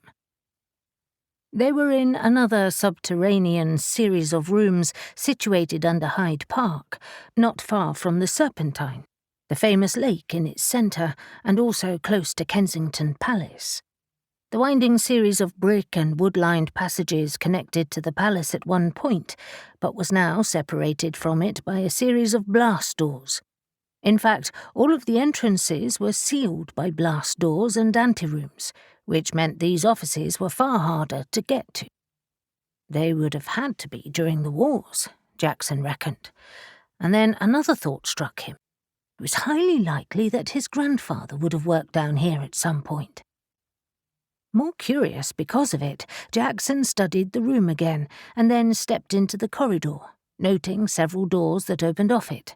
The place was designed with great detail. Fine mouldings, polished finishes, although dusty now, jewel-like Art Nouveau window designs set between offices and corridors. Half a dozen staff were carrying boxes as they set up their new workspaces. The whole department had been activated to come in and help. Jackson shook his head. It was hard to believe they were so far underground. Entering Wayland's office again, Jackson addressed the director, startling him as he emptied a box. Who was the man who achieved all this? Layla snorted. Woman, actually. A member of the aristocracy. Aristocracy? A royal? She smiled impishly, the grin taking years off her face. Oh yes, we had an auspicious benefactor, Princess Louise, the fourth daughter of Queen Victoria. You're kidding. I didn't know that. She lived in Kensington Palace for years, and when her mother died, it freed her to pursue other things, like this. She was quite the feminist, you know. Layla laughed. I adore her. Anyway, this isn't getting my room sorted. I'd better get on. And you, Jackson, should get home. Rest is the best thing after a head injury. She left, leaving the scent of floral perfume in her wake, and with a sigh, Jackson had to acknowledge she was right. He'd left the hospital that morning disobeying doctor's orders and had helped Wayland and the other staff make the emergency move. Now his head was pounding, and the paracetamol wasn't touching it. I think she's right, he admitted to Wayland. You should go home too. Wayland finished plugging in his computer and sighed. My arm is throbbing, but I'll finish this first. He studied Jackson with narrowed eyes. But you look like shit. Go home and sleep late. But come back tomorrow. I'll have a room for you. Seriously. Jackson had only ever been a regular visitor before. The way this thing is going with Black Cronos, we'll need you around more than ever. Any objections? None whatsoever. Thanks, Wayland. And with a spring in his step, despite his headache, Jackson went home. Harlan helped himself to another liberal glass of bourbon, cast an anxious glance out of the windows, settled back in his chair, and asked, "The Comte de who?" J.D. also surveyed his grounds before answering, "The Comte de Saint-Germain, or the Count of Saint-Germain, as we say in English. You seriously never heard of him?" "Actually," Harlan mused, thinking on the name, "it does ring a bell. An alchemist, you say?" "One of the most famous, or should I say infamous." J.D.'s head dropped forward in contemplation, almost on his chest as he sank deeper into his chair. "I met him during his lifetime, by which I mean his legitimate one, several times over a closed period of years. That was in the mid-1700s. I was, of course, dead by then, and going by a completely different name, and I certainly didn't reveal who I was to him. But he already had a reputation and was extremely influential. However, rumors that he encouraged suggested he was already over 300 years old even then. And then people bumped into him after years of not seeing him and remarked on how he hadn't aged. Of course," he looked at Harlan, "I studiously avoided him after a while. I didn't want him to be aware of how I didn't age either. And of course I moved around a lot, careful to avoid such rumors myself. But he courted it. Despite his undoubted brilliance, I thought he was a charlatan. But now—" Harlan shook his head, confused. "Why a charlatan? You achieved immortality. Did you really think he couldn't?" "You think I'm arrogant about my achievements, that I believe no one else could do what I have? No, that's not it. It's the fact that he toyed with people about it. What foolish nonsense! It's almost childlike. Attention-seeking. If anyone had proved it, his life would be forfeit." "You think that about your own?" "Of course! I don't wish to be kidnapped for my knowledge or to be studied like a lab rat." "What's changed your mind about the Count?" "Things he was talking about back then. Immortality, remaining youthful, his ability to manipulate gemstones and jewels. His links to secret societies that persisted up to the 19th century. I have read on him extensively over the years, and then, of course, Black Cronos appeared. Or rather," he corrected himself, "they became more visible." "From what I recall, we first interacted with them in the late 1800s. "Yes, although those early meetings were sporadic. Just after I formed the Orphic Guild."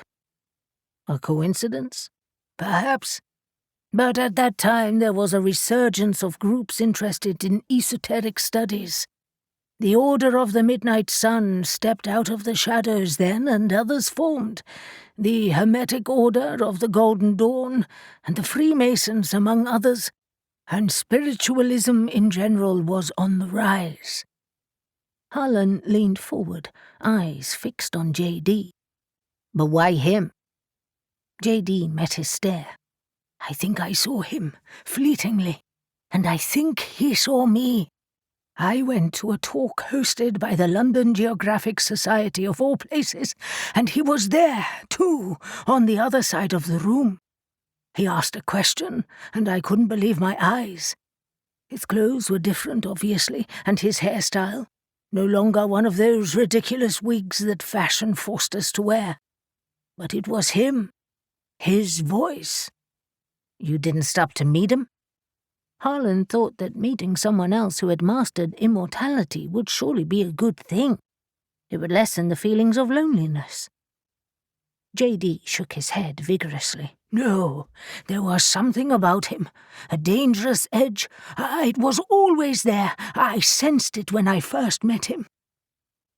Harlan considered his next words carefully, and then said them anyway. "You know, you also have one of those." Your willingness to sacrifice things and people, your analytical mind, it makes you cold. JD shrugged. Maybe. Anyway, I have nothing but that sight of him and my intuition to go on, but I'd put money on it. He is Black Cronos' Grand Master. 18. Early on Monday morning, Nahum pulled the car off the dusty road that was surrounded by desert and turned to Barak, who was in the passenger seat. He had Katerina's map stretched across his lap, heavily marked with his finger on the spot identified by the Earl. Nahum asked, Are we close? According to this we are, and the GPS agrees. They had entered the coordinates of the dig into the car's navigational system, but Katerina had warned them that they weren't exact. Although the Earl couldn't remember the specific location now, they were a lot closer than they would have been only days before. Ash leaned forward, wedged between Neil and Estelle.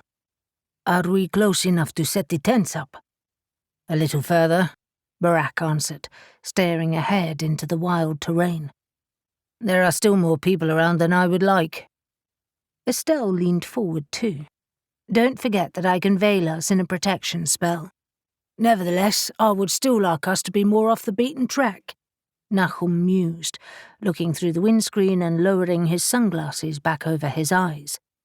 The directions had led them deeper into the desert, the rocky terraces folding around them like a rumpled blanket. He tried to marry it with his recollections of the past, but it had been so long ago that it was virtually impossible. It used to be greener, and so much was missing. And of course, so much was new.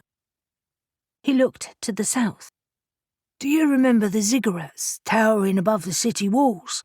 The gardens within the cities? They were spectacular. I remember the paved roads, Neil said. They were so flat, so perfect. And there were canals and rivers. It wasn't this dry then? Estelle asked, wonder in her voice. Not at all. Ash's hand swept across the horizon. You could see patches of greenery among the desert sand, far more than there is now. And what about Mardin? Estelle asked, looking comfortable in the heat. Her hair was pulled back into a ponytail to keep her neck cool, and she wore a t-shirt that showed off her toned arms. That's an ancient city. Nahum twisted in his seat to look at her more easily. The layout is familiar, but even so, most of the buildings are new compared to our time, even the really ancient ones. It has a familiar feel, though. Barak tapped the driving wheel. Come, brother, let's get on so I can stretch my legs. Neil grunted. I second that. Nahum nodded, and checking that the road was clear, he accelerated again, following the twisting asphalt that shimmered in the heat. Barak directed him onto a narrow track that led up into the hills, leaving the main road far behind. They rose higher, snaking along the contours of the terraces, passing hollows in the rock, until they finally reached the end of the path. Shit, it doesn't go any further, Nahum said, driving off the road and onto hard, packed earth and sand. Are we close? Hard to say, Barak said, frowning. I think beyond this terrace, but I'm not sure. Neil was already opening the door. Then we need to explore on foot. They were already high above the plain, and yet terraced rock faces, pitted with dark crevices and cave entrances, still rose around them, casting their surroundings in deep shadow. It was deserted, too.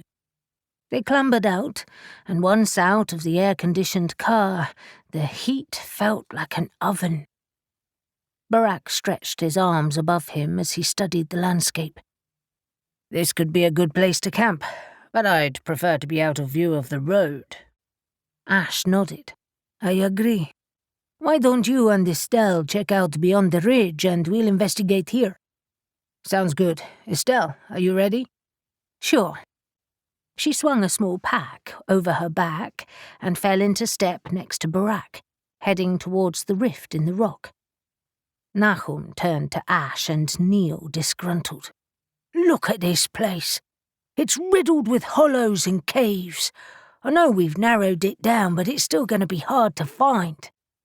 But we're high up, Ash said, his eyes gleaming, and therefore the many folds in these terraces could mean multiple entrances.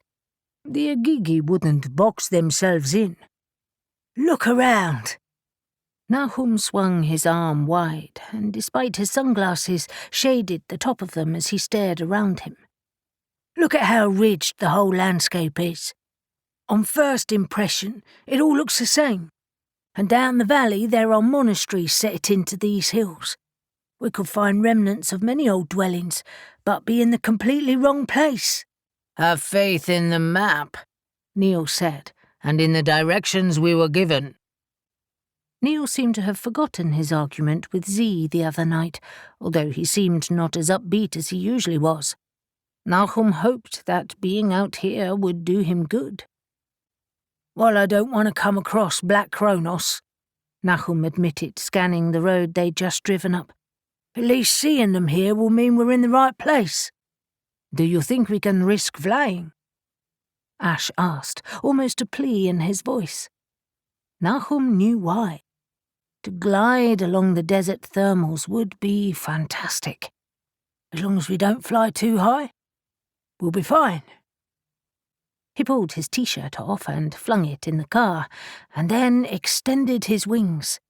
The rush of pleasure gave him a surge of adrenaline, and he soared upwards, catching the current. If they achieved nothing else this morning, at least he'd have flown in the sunlight. Something he hadn't done for a very long time. The market seller's voices assaulted Shadow's ears as she browsed the stalls in the bazaar, but she was enjoying every moment. Mardin reminded her of the cities of the Jinn in the realm of fire. The rich yellow stone of the buildings gleaming in the sun, the desert stretching around it in all directions, the pungent scent of spices, and the overwhelming heat. It all triggered her senses, and what was even better was how excited Gabe was to be here. He had eventually fallen asleep after his disturbed night, and she watched him now, aware of the grief he carried still, and wishing she could ease it more. Knowing about his child made her want to protect him, or at least his heart. He was huge. He certainly didn't need her physical protection. But their talk seemed to have helped.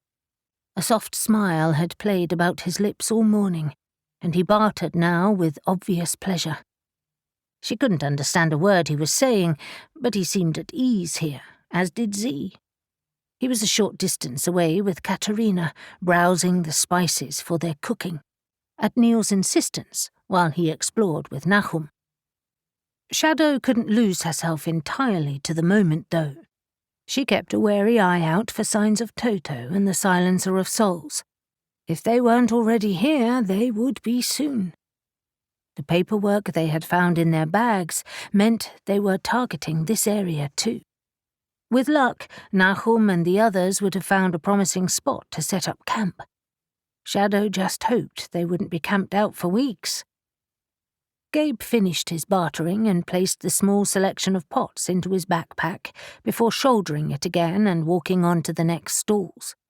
Excellent find. We'll take some fresh food with us as well. It will last a few days at least, so we don't have to survive on that reconstituted stuff. His nose wrinkled as he said it, and she laughed. Dried food isn't great, but it's better than nothing. Although we won't be that far from the town anyway, will we? An hour or so, maybe more. It's hard to say. I guess one of us could always come back for supplies if we need to. He echoed her own sentiment. Hopefully we'll be there hours rather than days. You're looking forward to this, aren't you? The camping, yes. The Agigi, no. They caught up with Z and Katerina, and Z gestured to the bags they carried. We managed to get a good price for these blankets, so we won't freeze at night. Shadow was unconvinced. Are you sure we'll need them at all? We've got sleeping bags." "The desert is always cold at night, especially higher up, where we'll be," Katerina explained. "My husband said they had camped well above the plains." "Fair enough," Shadow said, reaching forward to take a bag from Katerina. "Are we done here?" "Except for some meat and a few treats," Gabe said, leading them towards the food section of the market. "Time for some authentic Turkish delight, I think, and then we'll be ready for coffee." 15 minutes later, they were seated at a table on the pavement in front of a small cafe, shaded by a colourful umbrella, with the smell of cardamom coffee wafting around them. Gabe opened the box of Turkish delight and passed them around, and Shadow selected the pistachio flavour. "Perfect, thank you." "So, what now?" Katerina asked, lifting her hair to allow her neck to cool as she glanced down the crowded street. "We load the car up and join the others in the hills," Gabe said. He leaned back in his chair, facing the street so he could see their surroundings with ease. "I'll feel safer when we're away from prying eyes."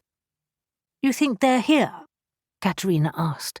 "If not now," Z said, "then they'll be here soon. There's too much at stake to wait." He smiled at her. "You did well to hide the maps." "I wish I could have hidden the tablet too." "Hearn's flaming bollocks!" Shadow exclaimed, her hands already on her knives. "I think I've just seen the Silencer of Souls." "The who?" Katerina asked, alarmed, her head whipping around at the same time as the others. Z quickly explained. "The woman with Toto." "That's her name!" Katerina shrank in her chair. "She sounds deadly." "She is," Shadow murmured, not taking her eyes off the deadly woman. "So far we haven't been seen. She's at the far end of the street. She must have come out of one of the little lanes." Gabe downed his coffee and threw the box of sweets into his pack. "Then we'll leave right now." "You go," Shadow said, standing.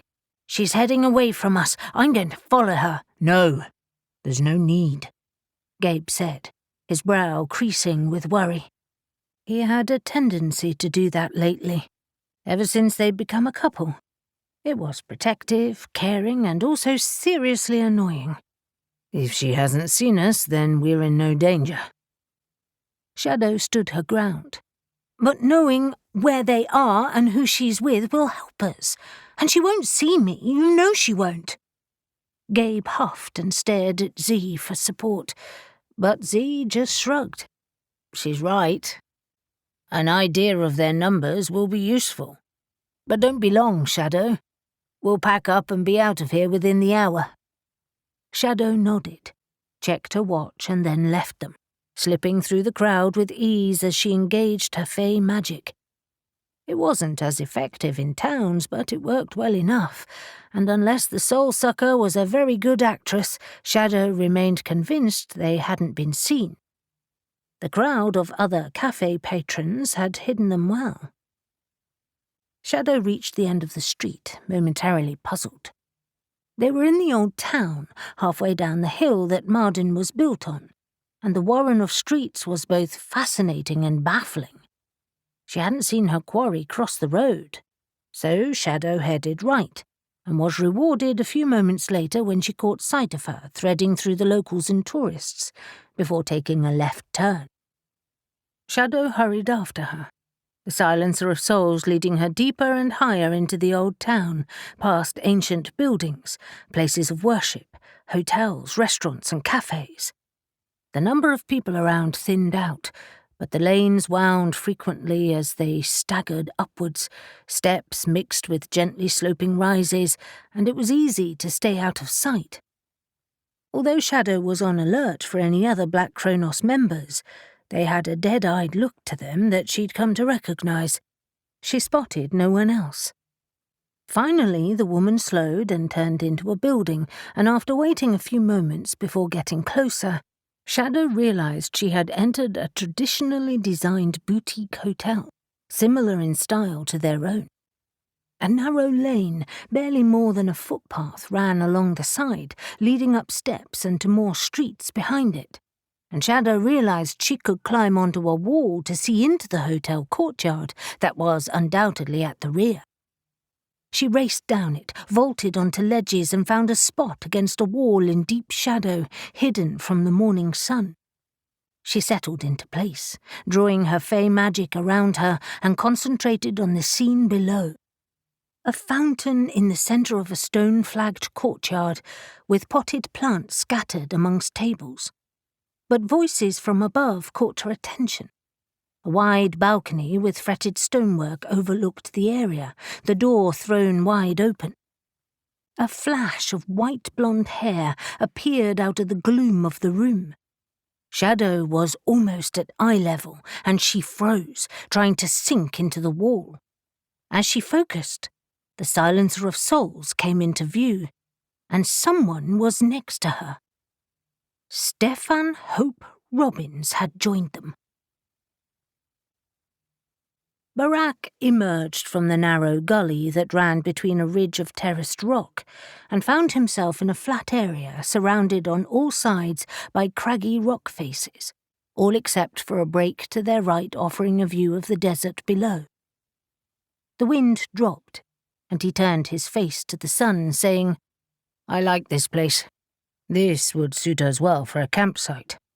The top is wide enough to allow in a good amount of sunlight, and sheltered enough to protect us from the winds." "I agree," Estelle said, already striding to the gap to look on the desert below. "The drop from here is sheer, so easy to defend too." He walked to her side, feeling the air cool as he plunged into shadow. But beyond, the glare of the sun on the golden sand was enough to make him pull his sunglasses firmly over his eyes. "Stunning, isn't it?" "It has an unusual beauty. Harsh, but I like it. It becomes addictive after a while. It looks like nothing could live out there, but it teems with life." He smiled down at her.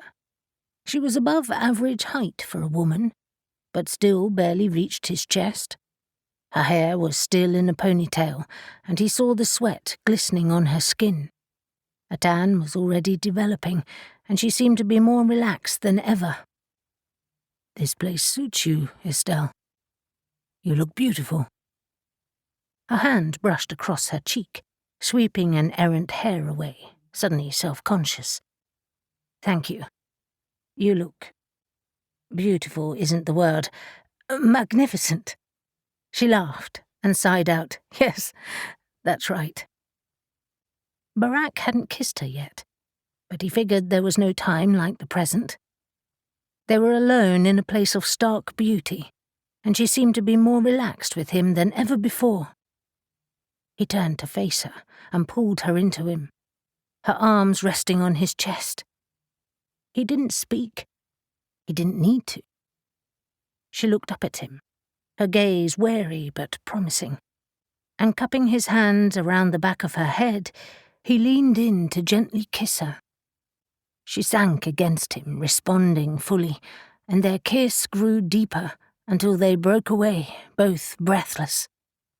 "Well," he said, when his voice steadied, "that was worth waiting for."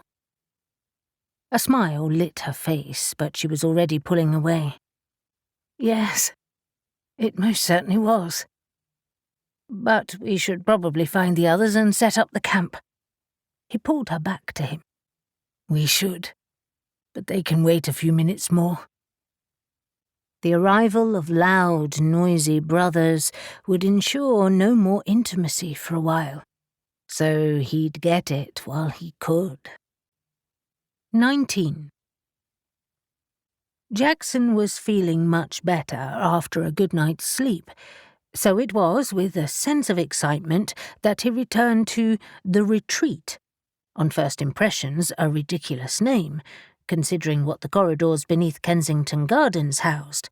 It sounded like a spa. But the more he thought on it, he decided that the name probably suited it well. After the attack on their previous headquarters, and with Black Cronos on the offensive, they needed a place of safety, especially one finished with Art Nouveau decor. He made his way to Lancaster Gate tube station, and then walked to the Serpentine South Gallery, which housed one of the entrances to the retreat. Opening a shabby-looking door at the rear using the key Wayland had given him, he entered a dusty room with an abandoned filing cabinet, desk and chair that clearly no one had used in years. Another sturdy door made of oak with iron bands was at the back of the room, and a shiny new intercom with a camera had been fitted next to it. He was relieved to see the door looked robust, and although a discreet entrance, that security was already in place. He buzzed through with his name, smiled at the camera, and in seconds the door clicked open smoothly, allowing him into an antechamber and a set of stairs leading downwards. At the bottom was a reception and security area, manned by 2 familiar armed security personnel. After signing in and checking him for weapons, he was allowed through to the corridor leading to the heart of the retreat, and this time more alert than he'd been the day before.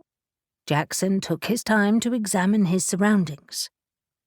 The winding corridor, lined with polished wood and brick, had decorative Art Nouveau embellishments with age-appropriate light fittings. A light layer of dust coated everything, but he could already see a couple of cleaners at work, and the smell of polish and disinfectant hung in the air. A murmur of voices came from an office, and recognizing them, Jackson knocked the partially open door and stuck his head inside. There were at most a dozen people in the Paranormal Division, including Wayland, Blake, and Layla. The 2 people in this office were analysts who monitored paranormal events across the United Kingdom, and the rest were lab staff or security. "Hey guys," he said, greeting Petra and Austin. Both seemed ridiculously young to be in this type of job, but he had to acknowledge that they were efficient and organised and had qualifications bursting out of them. He estimated both to be in their late 20s. Petra was a petite woman of West Indian descent, with a sharp sense of humour and a cackling laugh, and Austin was a skinny man from somewhere in the Midlands. Both bonded over music that was incomprehensible to Jackson. While Petra oversaw England and Wales, Austin monitored all paranormal activity in Northern Ireland and Scotland. "Hey, Jackson," Austin said, turning from the huge whiteboard they had mounted on the wall. "Are you okay after the attack?" "Well, my headache has settled after a good night's sleep." He perched on the corner of a desk. "You 2 were lucky you weren't there." "You 2 are lucky you weren't killed," Petra pointed out. She had been reading from a piece of paper in her hands, and she placed it on the desk. "I was always told this job was monitoring and surveillance only. They lied." Jackson tried to reassure her. Both of them, actually. They looked equally tetchy. "Not true. This was unusual, and we should never have kept Hope Robbins and Armstrong at the headquarters for so long. We won't make that mistake again." He hadn't talked to Wayland about it, but was sure he'd agreed, although they had obtained information from Barnaby that they might not have otherwise learned. "In fact, I don't think this place even has cells, and this location is secure and somewhere unexpected." Austin laughed. "Yeah, I guess so. I feel like I'm working in a museum. Wayland reckons this is long-term too." "It makes sense. Why try and find another place when, with a few upgrades, you get to work here? It's classy." He gestured at the whiteboard where they recorded their current cases of interest. "I see you've brought that with you, too. Anything fun going on?" Austin grinned and tapped the huge map of the United Kingdom pinned to the wall. "Rumours of Selkie sightings in Scotland, right at the top." "Selkies? For real?" Selkies were seals who were rumoured to be able to take to the land and turn into women. Some fishermen had been lured into taking Selkie wives. "Are they dangerous?" Austin shook his head. No, far from it. They have a gentle, almost solemn quality to them. Or so the legends say. But the fact that the locals are talking about it is unusual. The police are monitoring it just in case it means something more unsettling. Jackson was confused. Like what? That's the question, isn't it? And I am monitoring, Petra said, shaking her paper, a pack of shifters in Cumbria. There are reports of shifter border wars. Hopefully it won't blow up, and they usually manage themselves. But the last thing we want is for the human population to be dragged into it. Nothing in London? Jackson asked. There's always something in London. But nothing we need to worry about, other than the attack on us, of course.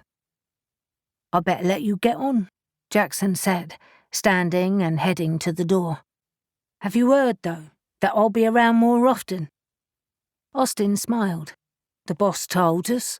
It makes sense, considering how often you're here at the moment. Welcome aboard. When Jackson finally arrived at Wayland's office, he saw that it looked far more organised than Wayland did. Day-old stubble covered his jaw and his hair was ruffled. But he was at least wearing a fresh shirt. Did you even go home? Jackson asked by way of greeting. Wayland looked up from his computer, startled, and then laughed. Yes, but I appreciate that it doesn't look like I have. It was a late finish and an early morning. He gestured to a door on the far side of the room. Fortunately, I have a private bathroom. Perhaps I should take a break for a shave. Don't bother on my account. Jackson nodded at the computer. You're online already, then? He nodded. As the director, it's my job to keep our backup rooms and plans operational. He grimaced as he looked around at a few errant cobwebs.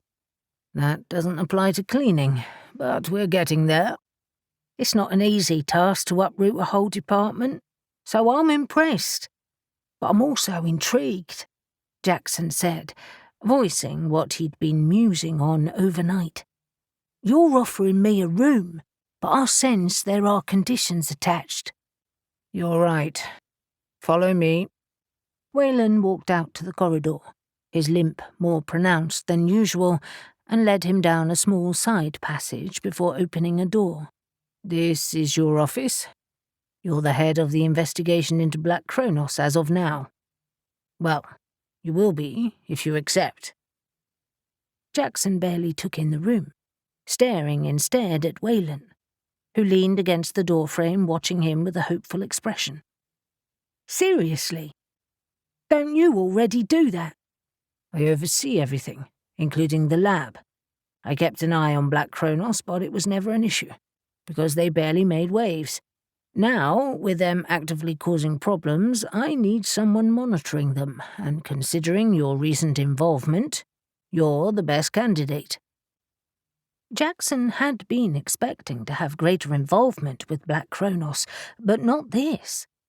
An official role, then? Yes. Are you interested? Of course I'm interested. Especially considering what happened with my grandfather. How will this work? Let's talk inside, Wayland said, striding into the room and dusting off a chair before sitting. Jackson followed him, taking a seat opposite. I'll report to you, obviously, of course. I thought your role could dovetail with Petra and Austin. Anything that sounds suspiciously like Black Cronos comes to you, and you can follow it up.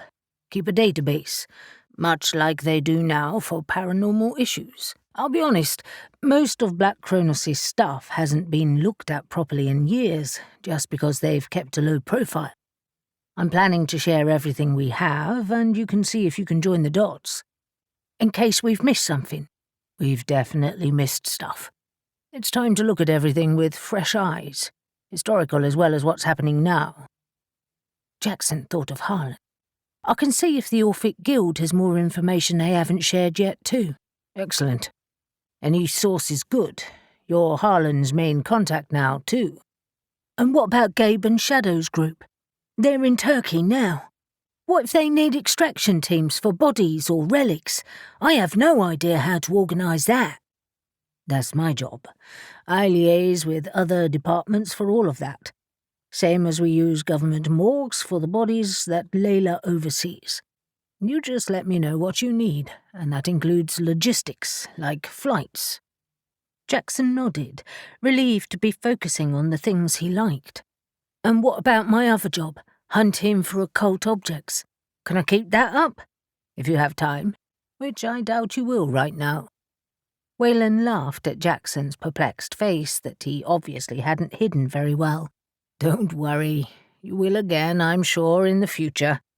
We just happen to be having an intense period right now. Tell me about it. Wayland stood, prompting Jackson to stand too, and they shook hands. I'm glad you've accepted, Jackson. I'll organize a contract and send you the files we have. Some stuff is on the computer already, but you'll have to add the rest. That's fine. I can't wait. And Jackson meant it. The slow-burning vengeance that he always carried over his missing grandfather and his team ignited with a sudden fury, and he was determined to find every single scrap of evidence he could.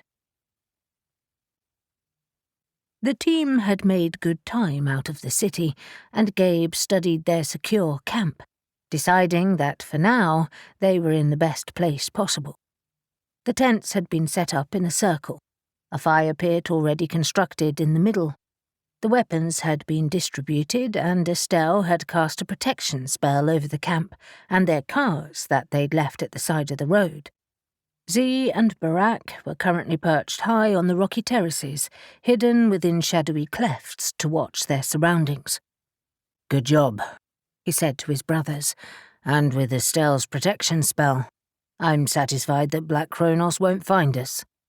Ominous news about Stefan Hope Robbins, though, Nahum said, his eyes roving over the rocks surrounding them before settling on Gabe again. He's obviously very important to them if he's out here. It doesn't change the risks for us. I'm more worried about their soldiers than him, and Shadow didn't see how many they have with them. And you're sure no one followed you out of the city? Gabe shook his head. No. We kept a close eye on the road, and we certainly weren't followed up this track. I guess we should take advantage and start searching for the lost city. Do we think it's in one of these terraces? Ash cut in, a puzzled expression on his face as he looked up from the map. I'm not sure. We're close, but I doubt this is it. It doesn't look like the photos, but nothing I've spotted so far actually does. The old, grainy photographs were on Katerina's lap, and she started to sift through them before passing them around the group. Unfortunately, she said, these rocky terraces are all so similar. We need landmarks, Neil said, odd shapes that might be more obvious from above than on the ground, perhaps. Katerina frowned. Do we have a plane at our disposal? Neil froze, as did his other brothers, but Shadow laughed. Ah, you didn't think that one through, Neil. Gabe grunted with annoyance, but most of his brothers laughed too, a resigned expression on their faces as Neil said, There's probably something about us we need to share. This was always inevitable, and despite Gabe's initial wishes to keep their abilities a secret, it was clear that in this business it was going to prove difficult. Especially when wayward countesses insisted on coming with them. He knew he should have put his foot down. Katerina looked at the group clustered around the fire pit, a question in her eyes as well as wariness, and Gabe realized she was probably now acutely aware of the fact that she didn't know any of them. Not really. And the one person she did, Harlan, was not there. Well? She asked, almost withdrawing back into her camp chair. Gabe tried to reassure her. It's nothing alarming. You are safe with us. That's good to know, because you're worrying me now. Estelle's expression was mischievous. Perhaps you should show her, Neil. She turned to Katerina. It's really quite something. Neil shook his head as if to rebuke her, but Gabe knew he was looking forward to it. All the Nephilim loved to spread their wings, and they all loved the looks it got them too. It stoked their egos, and Gabe couldn't deny it. He knew he loved nothing better than Shadow's admiring glances and her hands digging deep in his feathers, especially when they were... He mentally dismissed those images, already feeling his stirrings of desire at the memory. Neil pulled his t-shirt over his head, revealing his impressively muscled physique and more of his unusual tattoos, and stepping away from the group, his wings appeared out of nowhere. He spread them wide, turning slowly. "Sorry if it shocks you." Katerina gasped and leapt to her feet, knocking the chair back as she did so. Shock? Oh my God! Neil's grin widened. "Not a god, just a Nephilim." In seconds, Katerina wobbled, and her face turned a deathly white, and Ash, who was closest, reacted first, catching her before she fell. "Oops," Neil said, looking stricken. "I didn't mean to make her faint." "Bloody preening pillock," Ash muttered, as he lifted her effortlessly and carried her to some shade in the tent. "We have to remember that she's human, not fey, not a witch or a shifter. She's a countess and an amateur archaeologist." Shadow smirked as she played with one of her knives, turning it over her fingers with lightning speed. "She insisted on coming. These are the consequences, and besides, she'll get over it." "I agree with you," Estelle said, fireballs erupting into her hands.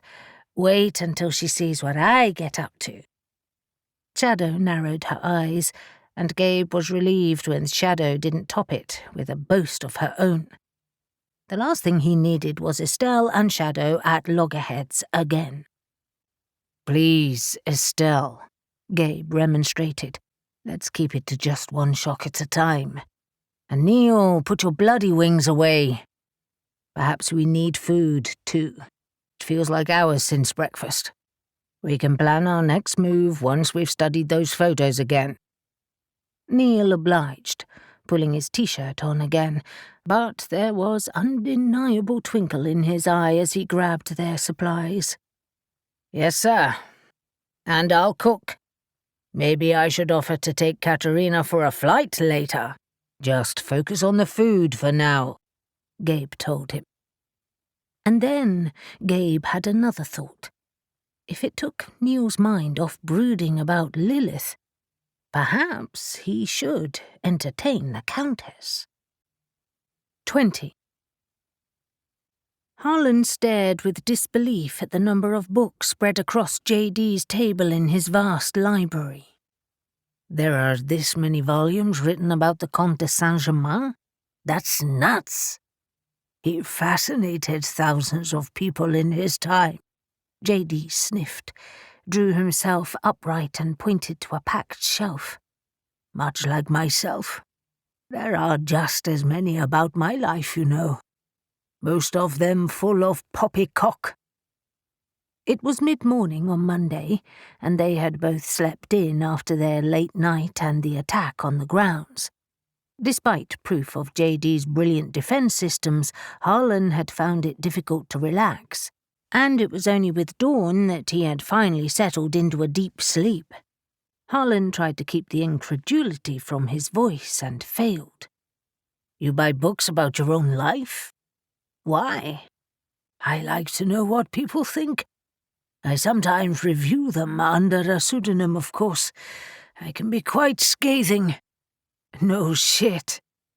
Harlan could envisage JD reading books about himself, huffing with annoyance and uttering Shakespearean curses as he did so. He decided to change the subject before he said something rude, and picked up the closest book about the Count. "Are there any you'd recommend?" "Not that one. That's a copy of the only book he's ever written, allegedly." Harlan glanced down at the title and frowned as he read it out loud. "The Most Holy Trinisophia of the Comte de Saint-Germain. What's it about?" It's an allegorical account of a spiritual and alchemical initiation. J.D. sneered. Not so allegorical, I'm sure. I thought he would have published lots of books and papers. Isn't that what you alchemists do? Exactly.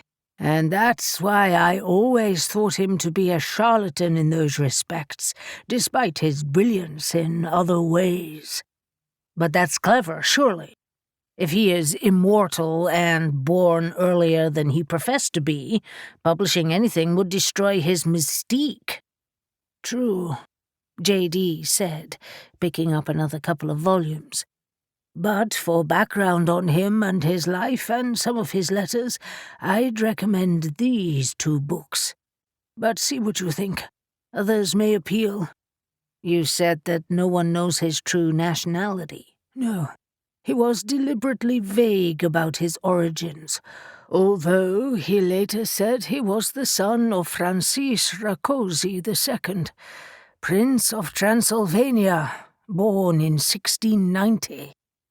J.D. shrugged, but others thought he was Italian or French or even Polish. Some asserted that he had been around since the time of Jesus. He snorted. I don't believe that for a second. Harlan thought he'd misheard. Jesus? You're kidding. No, that's what I mean. He courted rumors back then, encouraged them, deliberately misled people, and laid false trails. I honestly took him for a colossal fake. I've certainly come across others. Harlan wondered if he was referring to Edward Kelly, the man who J.D. had worked closely with and who had scryed and contacted angels for him. Books now suggested he had fooled J.D. for years, but Harlan wasn't about to bring that up. J.D. gestured to the books and the library. Make yourself at home. I'll need you again in an hour or so to fine-tune that knife. I feel I'm close to a breakthrough. You're going back to the lab? He nodded. I'll make sure Anna brings you some lunch. Okay, but J.D., I need to get back to London tonight. I know this is important, which is why I stayed, but I've got cases to follow up, and I need to let Jackson know about your thoughts on the Count. Ah, yes, you should.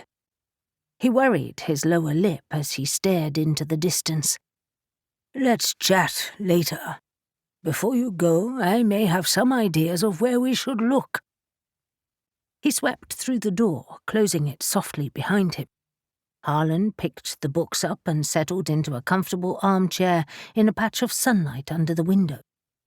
As much as Harlan was looking forward to curling up in J.D.'s extensive library and reading up on an interesting character, he couldn't ignore his other work.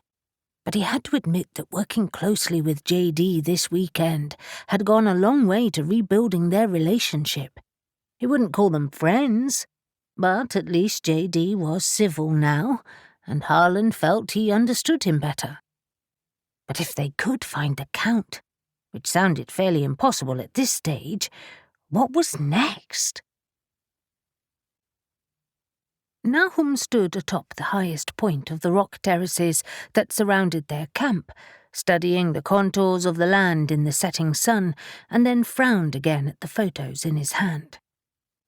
We're in the wrong place, he said to Z, who stood at his side. You sure?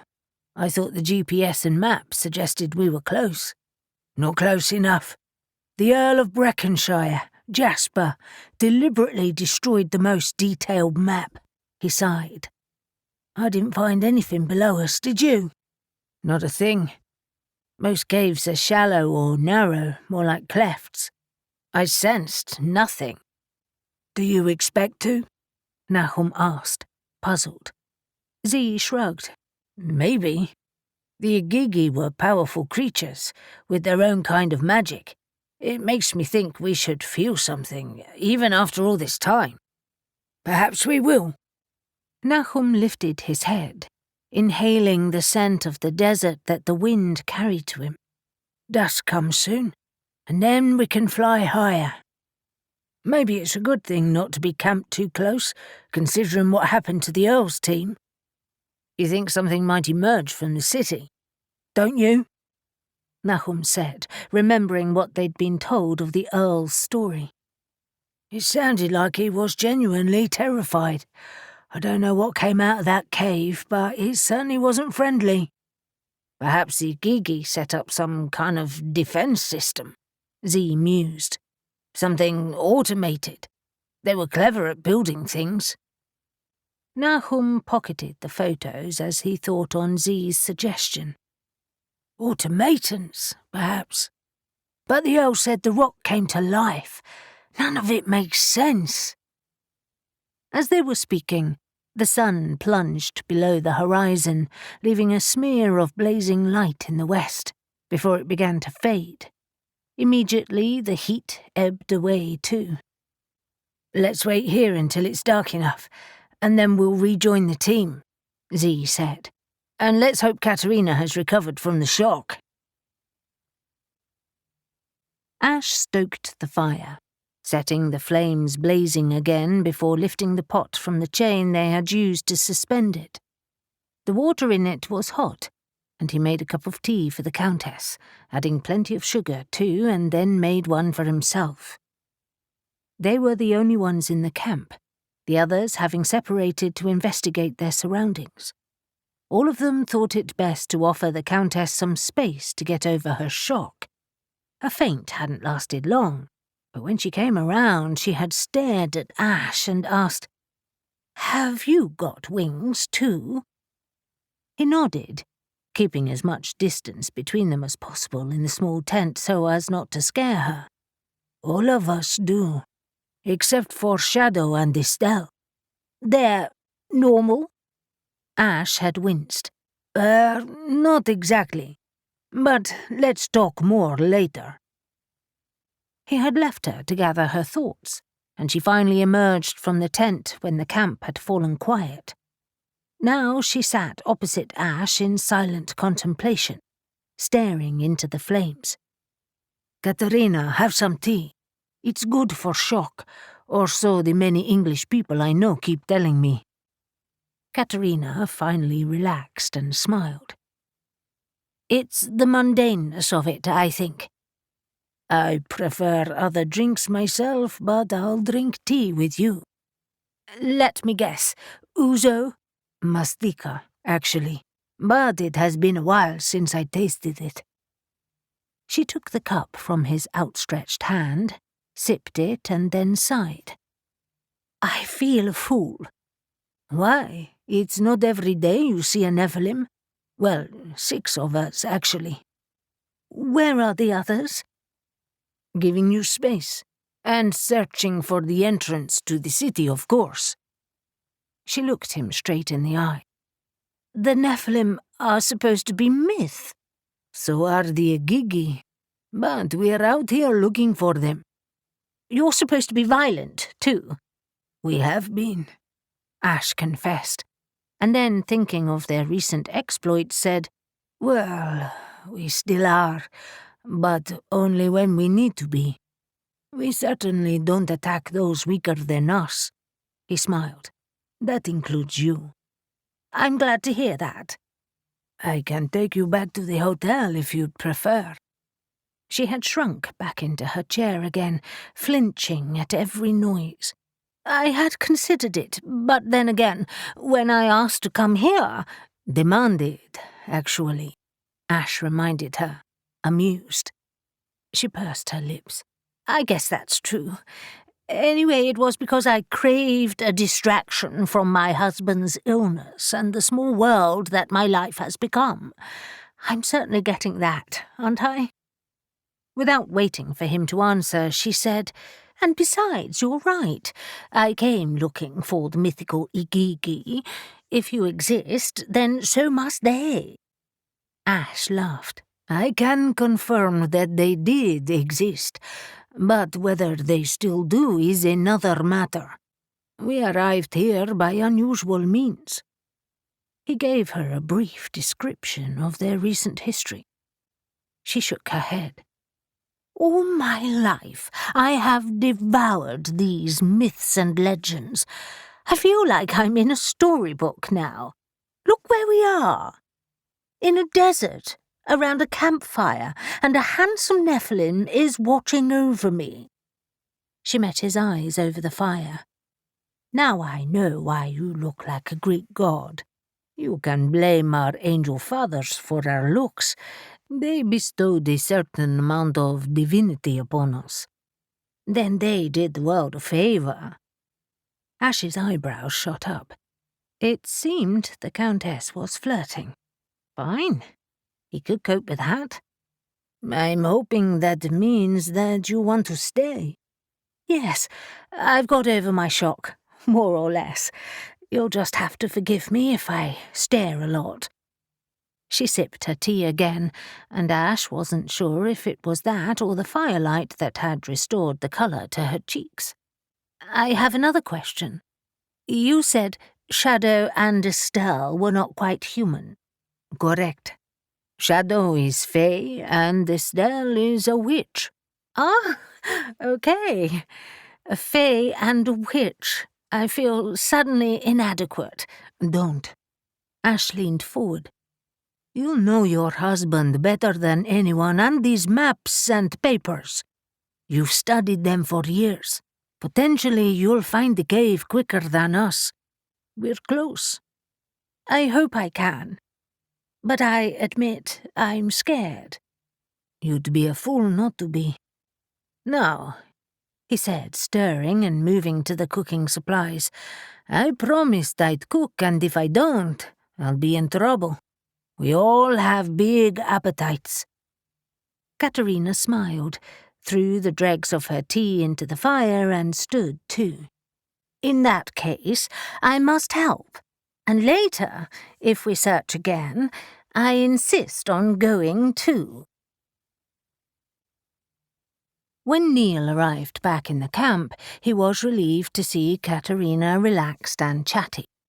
He'd stayed away from the camp for a long time, feeling guilty for scaring her, even though it was unintentional. Ash calling him a preening pillock hadn't helped, although he had enjoyed seeing Katerina's wide-eyed appreciation of his physique before she fainted. It smelled like the meal was ready, some kind of spicy meat stew that was simmering over the fire. If they didn't find the cave in the next day or so, they'd be out of fresh food and resorting to reconstituted dried meals, and he wasn't looking forward to that. Neil, Barak said, spotting him as he stepped out of the shadows. We thought we'd lost you. We're about to eat. The team was gathered around the fire in small groups, talking quietly. Nobody looked particularly excited, so he thought that, like him, they hadn't found the cave yet. I thought I'd give Katerina some space, he said, looking at her with what he hoped was a contrite expression on his face. I'm sorry. I didn't think you'd faint. Neither did I, she shot back. It's not as if I'm a giddy schoolgirl. Don't worry, I'm fine now. Good. Let's hope Ash isn't going to poison us. Ash glared at him.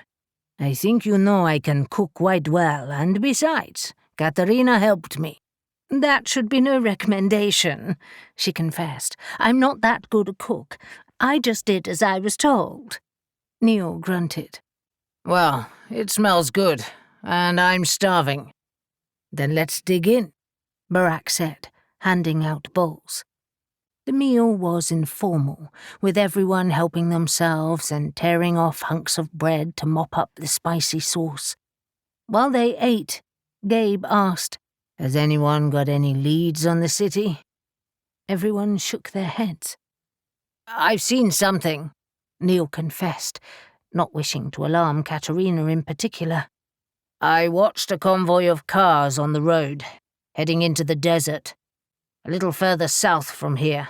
I didn't want to get too close, but it could be Toto. They were in their usual black vans and some off-roaders too. Why the hell didn't you mention this sooner? Gabe asked, annoyed. I've been here 5 minutes, Gabe. And besides, that's another reason I'm late. I watched them set up their camp. but I was high up, so I couldn't see details. Shadow's eyes narrowed. Then take me there. I can get closer and listen. Gabe glared at her, their familiar dance already starting. Are you mad? If it's them, their soldiers will be everywhere. I am Fae. They will not see me, as long as that big idiot drops me far enough away so we're not spotted. Neil bristled with annoyance. Idiot. I spotted them, didn't I? And I have wings that a certain someone does not. Shadow poked her tongue at him before addressing Gabe. Besides, what if they're in the right place and we're not? We need to stop them. Tonight. And if not, we need to resume our own search. We can't afford to wait. Ash asked, How far south, Neil? He shrugged. 5 kilometers or so? Beyond another large ridge of rock. How many soldiers? Z asked. At least a dozen, probably more. Barak turned to Gabe. Could we try and take them out? That would eliminate the risk from the start. Gabe shook his head. No. Let's stay well out of their way. With luck, they won't find the city or us. We only attack if we need to. Neil had a feeling he would say that. That's fine for now, Gabe. But if we find the city, I don't want to get hemmed in by them. If the Agigi are alive and aggressive, we could end up trapped between 2 powerful groups. Gabe nodded. I know. We'll assess as we go. And in the meantime... He sighed deeply and looked at Shadow. Be careful. Observe only. She gave him her biggest smile. Of course. I'll thank you properly later. Gabe smirked, while Neil feigned vomiting. If you mention anything about your sex life while I'm flying you there, I'll drop you. Understand? Shadow didn't answer, instead giving him the finger, and he silently counted to 10. 21. It was getting late by the time Jackson finished organising his new office and the seemingly endless files to his satisfaction. He was pleased with his room. It had an old-world grandeur about it, with its sweeping lines and old-fashioned lamps. The cleaners had come through mid-afternoon, and now the woodwork was gleaming in the soft lamplight.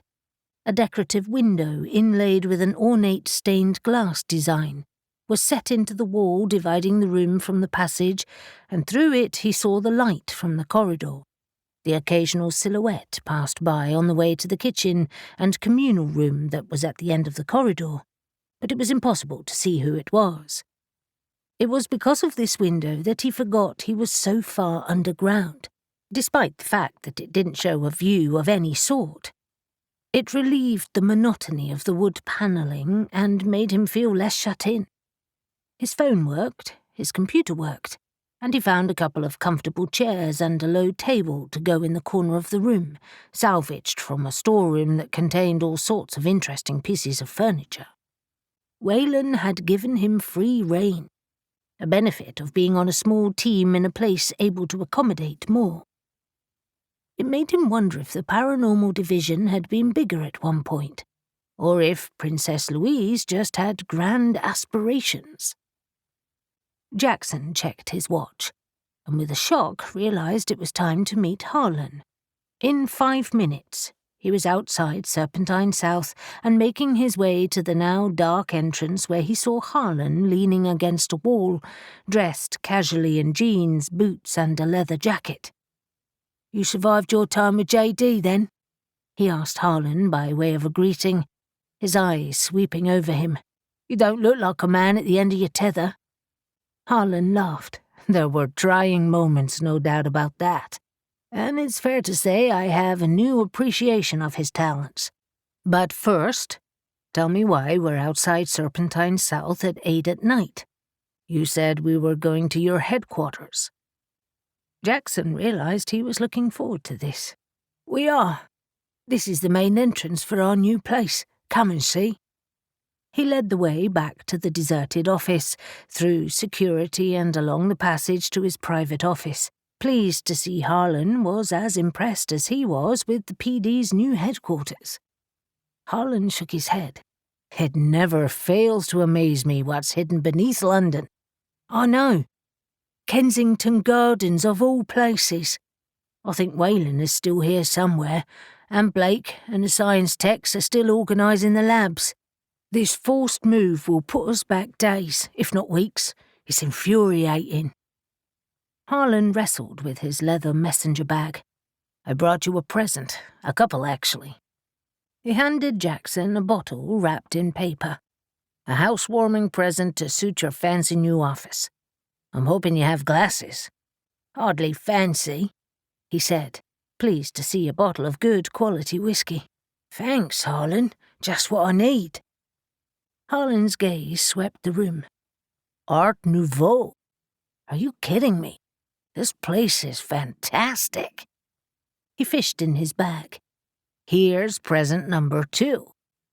Although it's a loan, really. A book for you to read. Harlan placed it on the low table and took a seat, and Jackson joined him once he fished around in a cupboard for cups. Forgive me, I've yet to find the cut glass and decanters. I'll cope. Jackson cracked the lid and poured them a couple of fingers, raising it in a toast. It wasn't until it was blazing a warm trail down his throat that he realized how thirsty he was, and hungry. He reached forward for the book and frowned. The Comte de Saint-Germain. Why are you giving me this? Harlan brushed his hand through his thick, dark hair, a crease settling on his brow. Have you heard of him? I have, actually. He's a very interesting figure. Jackson placed his glass down and flicked through the book. It was well thumbed. A few pages marked with sticky notes and penciled scribbles filled the margins. JD thinks he's Black Cronos' Grand Master. He fumbled the book with shock. What? Are you kidding? No. And the more I read today, the more I think JD is right. You know he was rumoured to be immortal in his own lifetime? Sure. He's one of the most fascinating historical characters I know of. He influenced royalty, amassed loads of money, was an amazing musician, spoke multiple languages. He trailed off, studying Harlan's serious expression. Black Cronos! Harlan outlined JD's reasoning. And it makes sense. If JD has achieved immortality, why couldn't the Count? He may even be older than JD if those rumors are correct. The many encounters with him that people have recorded all suggest he was really odd, and he disappeared for years on end. When he did turn up again, he hadn't aged a day. His great age could well explain how he has made his soldiers so advanced. JD is having trouble wrapping his head around what they've achieved, and that's saying something.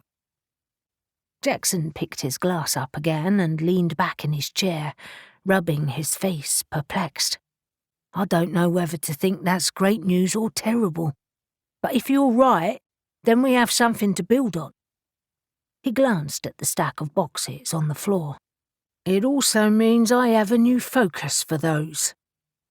JD has a few suggestions where he thinks he may have a base too. Places in Europe.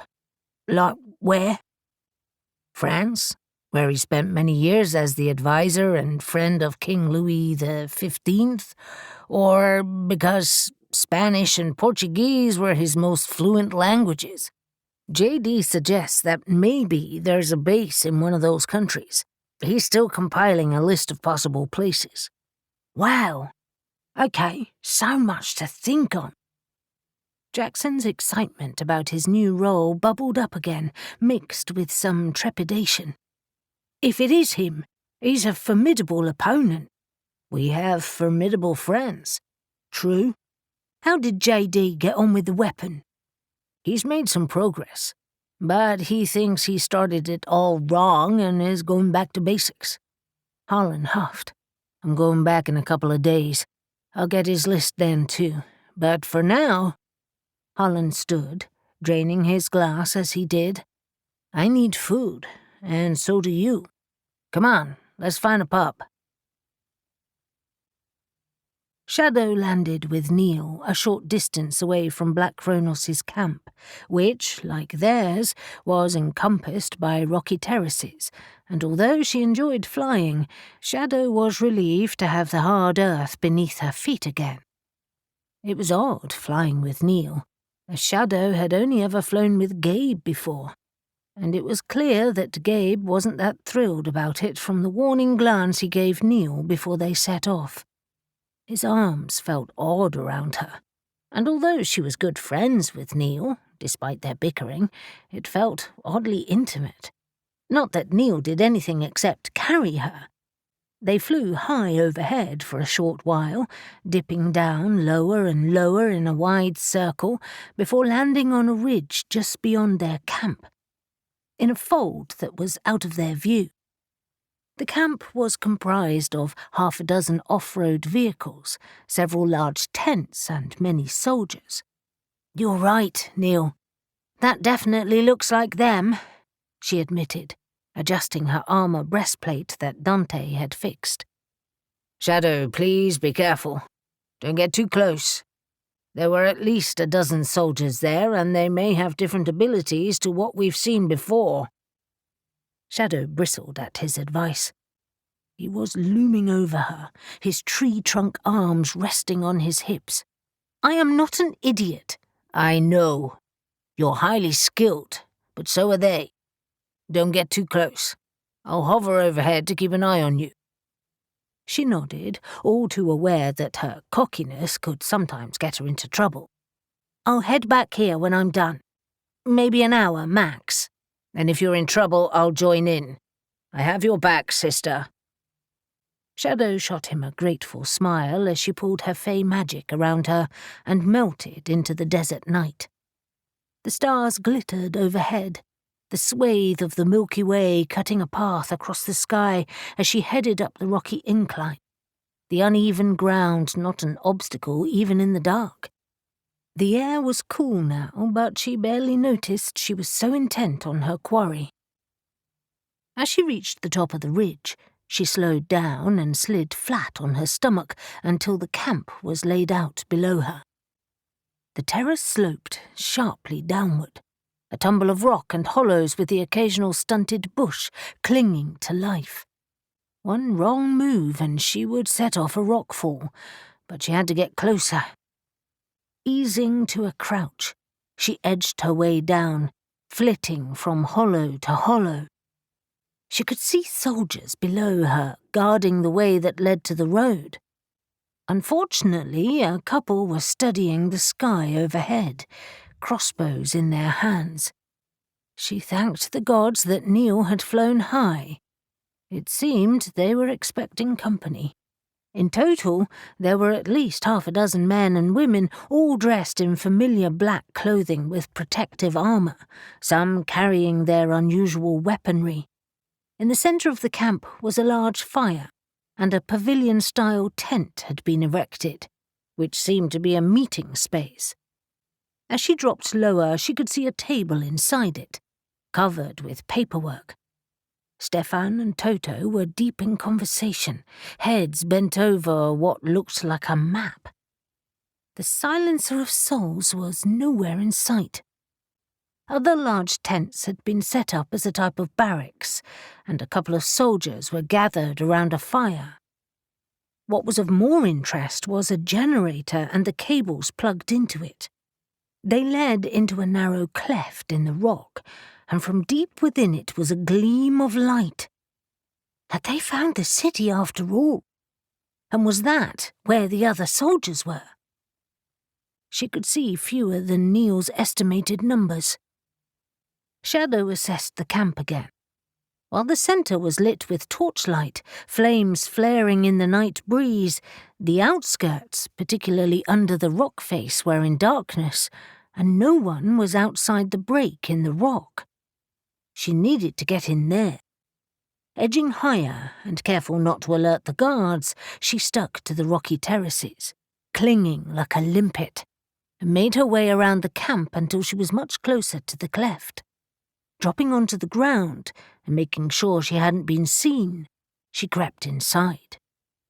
The cleft was long and narrow, a pale light glowing at the far end, showing up the rough, uneven walls and sandy floor, and the entrance to a cave. The banging of metal on rock drummed around her. She would have to be careful. When she reached the end, she could be spotted. However, when she finally made it to the cave, she found the dozen or so soldiers at the far end working under the lights to break down a section of rock. The Silencer of Souls seemed to be supervising them. But why there? Shadow kept the dark edges, finally scrambling up to a secure perch with a good view of the action. The soldiers were battering at what appeared to be a gate carved into the wall of rock. It was huge and covered in carvings of the now familiar shapes of the Agigi. Stone pillars on either side had places for torches, and now that she was higher, she could see that the ground had a series of channels in it. But the longer she watched, the more puzzled she became. For a start, she couldn't understand why they weren't using their explosive devices to blast through the rock. Maybe they were worried about causing too much damage and bringing down the roof on their heads. The other problem was that she had studied the grainy photos that Katerina had brought with her, and this cave looked nothing like that one. This was another entrance, and Black Cronos had beaten them to it. Even worse, there was nothing she could do to stop them. There were far too many to take on. Her priority was to get back and tell the others. Shadow was on her way back to the cave's mouth when the roar of breaking rock signalled their success in smashing through the stone gate. Rock dust filled the air, and she pulled her jacket over her nose in an effort not to sneeze. The Silencer of Souls broke away from the main group, a triumphant smile on her face, and headed to the exit, no doubt to tell the others. There was no way Shadow could get there before her, but she could follow her and might even be able to kill her before she reached the camp. Shadow followed her into the narrow cleft, knives drawn, and quickened her pace. She was within knifing distance when the woman dropped, rolled, and threw a weapon at Shadow. With lightning-quick reflexes, Shadow dodged and struck back. But her opponent threw herself at Shadow, and in the narrow, confined space, Shadow had nowhere to go. Ash circled another section of the terraced rock, trying to discern landmarks whilst keeping a tight grip on Katerina. Not that he needed to worry. She was clinging to his arms so tightly he thought they might go numb. "Are you okay?" he asked her. "Fine." She sounded breathless, but from what he could see of her face, she looked elated. "This is amazing and terrifying. I feel like Lois Lane with Superman." He laughed. "Christopher Reeve, I saw that one. Please don't freak out like she did." "I'm keeping it together. Just focus on the search. That will take your mind off it." She snorted in a very unladylike manner. "Like that would help." She wriggled back against his chest, and Ash realized this was the closest he'd been to any woman in a long time. Or a man, for that matter. Ash was relaxed about his lovers. He was drawn to the person, not the gender. But it was shock for him to think of Katerina in that respect, and he blamed it on his hormones and the heat of the desert.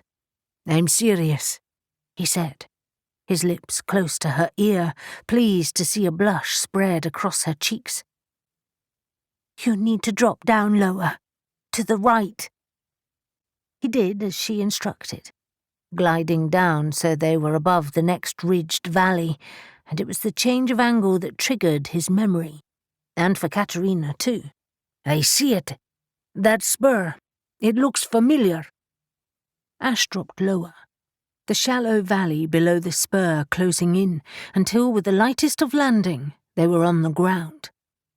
Katerina took a moment to release herself from his hold. Her eyes were wide as she studied the odd angle of the space and the sheer wall of rock to one side. Ash, this looks like the photos. She fumbled in her pocket and found the envelope they were contained in. Her fingers shook as she pulled them free, and Ash shined a pocket torch on them, comparing the photos to their surroundings. There was no doubt the scene was incredibly similar. I agree. That area in particular looks the same. That, however, does not. He pointed to the sheer rock that looked strangely smooth compared to the rest of the terrace. That's because it was the entrance before. She jabbed the image of the cave's entrance. Wait.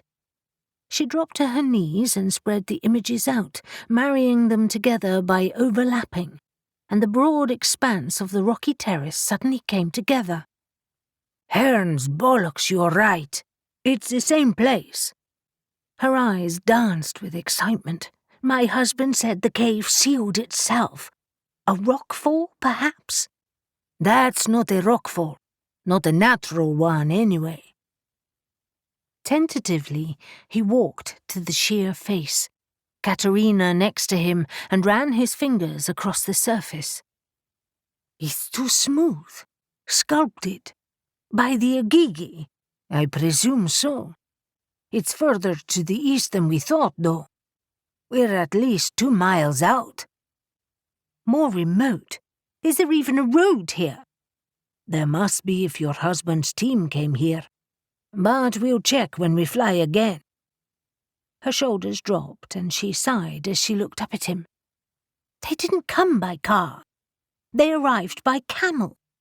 There probably is no road here. Fuck it. Ash groaned as he realized their mistake. He'd been trying to marry the directions to a road. Now he felt like a complete idiot. But still, we followed the map as best we could. No matter. We've found it now, I'm sure. Let's check a few more photos, just to make sure. If we're going to uproot the camp, I want to make sure we're right this time. Besides, he liked being alone with the Countess under the Milky Way, with nothing but the soft susurrus of shifting sand and the wind through the rocks. Taking another few minutes alone would be no hardship. And from the long look she gave him as she turned back to the photos, he had a feeling she felt the same. 22. Neil watched Black Cronos' camp from above, looking for any sign that Shadow had been spotted. She had long since disappeared from his view, and although he loved his own strength and speed, he wished he had even half of her stealth. He hunkered down on a rock, folding his wings away, and now that he was closer, he could see the men with their crossbows trained on the sky. He considered his options, wondering if he could take some of their soldiers out, but it was too risky alone, especially with Shadow down there. The soldiers guarding the rough track that led to the paved road were all within sight and sound of each other, so it was impossible to pick them off. A jeering shout below broke his concentration. With horror, he saw the Silencer of Souls emerge from the cleft, her arm wrapped firmly around Shadow, who looked almost insensible as she was dragged into the camp. Stefan and Toto emerged from beneath the main tent to close in on them, and all the guards turned to watch, including the ones with the crossbows. Neil seized his chance. He jumped from the outstretched rock, his wings close to his side as he dived downwards, sword in one outstretched hand. It seemed Shadow had seized her moment too. As soon as she cleared the cleft, she broke free of her captor and threw her knives at Toto and Stefan. As Stefan scrambled for cover, Toto fell awkwardly. Shadow didn't stop, pulling her swords and whirling them as she faced the Silencer of Souls. Neil changed direction. He attacked the 2 closest guards with his sword, knocking them off their feet and inflicting deep cuts, before swooping on one of the soldiers with a crossbow. He shot a bolt at Neil, but it went wide, and Neil landed on him, flattening him to the ground. He grabbed the crossbow from his outstretched hands, whirled around and, using the stolen weapon, took out the other soldier armed with the crossbow, satisfied to see the bolt pierce his throat. The camp was now in chaos. Toto had collapsed on the ground, and Stefan was at his side, while Shadow danced out of reach of the Silencer of Souls and the remaining guards. Her swords were a blur of motion, and despite everyone's best attempts, they couldn't get close. Neil charged across the ground, pulling his axe free and smashing one of the main tent poles as he passed it. It collapsed onto the ground, half enveloping Stefan and adding to the confusion. Shadow ran to his side, and wrapping one free arm around her, he launched into the air again. "Fuck me, Shadow," he yelled as they ascended. "What happened?" "That bitch happened, of course." "I thought you were unconscious," he told her. She twisted to look at him, a wicked grin on her face. That's what she thought too. But I have news. Bad news. They've found another entrance. I'll explain when we land. Neil nodded, and soon they were back at their own campsite. But for some reason, everyone was packing up. "What's going on?" he asked as he landed and released Shadow from his hold. Ash grimaced. "We are in the wrong place, but we're sure we've found the entrance now. We're a mile or two out."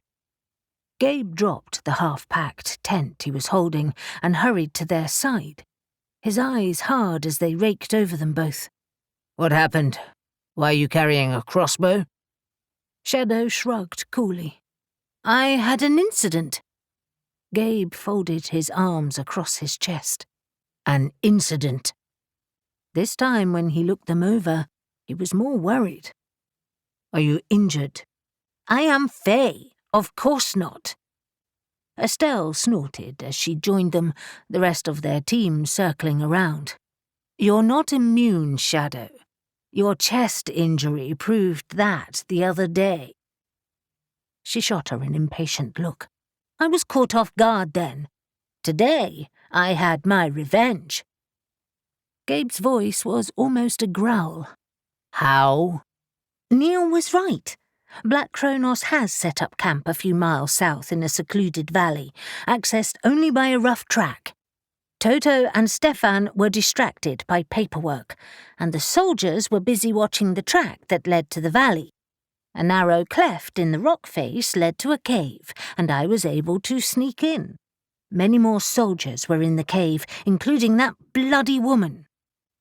She paused, perplexed. There was a huge stone gate set into the rock wall. It was richly carved with images of the Agigi, stone pillars on either side.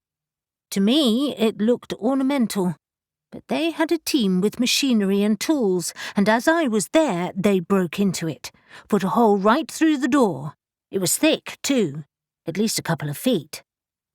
The group looked uneasily at each other, and Z asked, "What was on the other side?" "I was too far away to see anything other than darkness, but it must be a way into the city." She turned to Katerina. "The photos didn't look like the cave your father-in-law found. Perhaps they discovered a rear entrance, or a side gate?" Katerina's eyes clouded with confusion. "Does it matter, as long as we have a way in, too? Are you sure they found the Agigi city? It could be something else entirely." "The carvings on the gate were like those on the stone tablet," Shadow said. "I'm sure." "And besides," Nahum said, 2 cities or underground complexes would just be nuts. They have to be the same." Gabe huffed with annoyance. "Agreed. The only thing that matters is that they're getting into the city and we're not." He looked at Shadow and Neil, his earlier reticence gone. "What if we follow them in and finish this now? How many soldiers are there?" "A couple of dozen," Shadow suggested with a shrug. "I think we're already too late. But I wounded Toto. One of my knives found its mark." Ash cut into the conversation. While it's annoying that they have found their own way in somehow, we have Jasper's entrance, and we need to use it. Let's get moving. The 4-wheel drive should make it to the new camp, even though there's no track to speak of. I'll fly and lead the way, okay? There was a chorus of agreement, and as everyone dispersed, Gabe grabbed Neil and pulled him aside. Do me a favor. Follow us to the new place, and then circle back and check on Toto's camp. If we can enter from their side too, we can trap them between us. Well, I like your reasoning, Gabe. I need to warn you that the other entrance is a good few miles away. That means the city beneath us is huge. I don't think us splitting up is a good idea. Gabe's eyes took on a faraway expression as he considered his options, and he reluctantly nodded. Point taken. But check anyway. We can't be too careful. Gabe studied the smooth stone wall, Nahum beside him, and grunted with frustration. I think Ash has gone mad. Nahum patted his shoulder. Sorry, Gabe, but I think he's right. The photos marry up.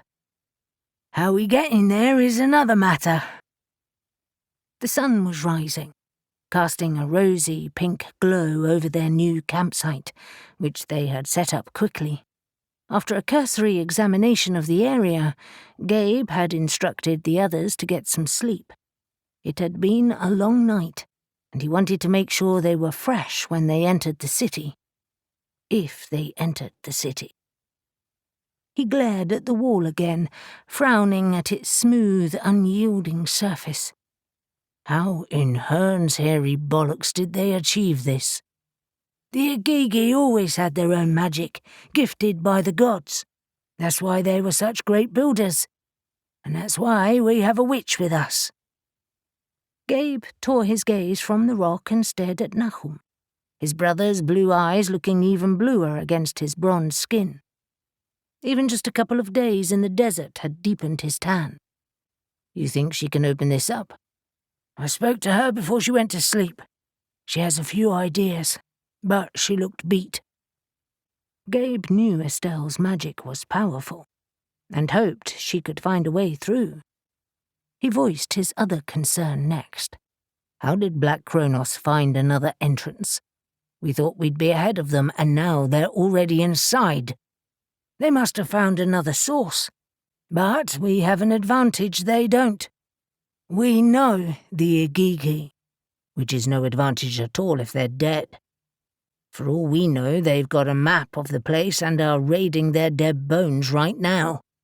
Or they've been buried in a rock slide, or caught in a weird Agigi trap, and are all dead themselves.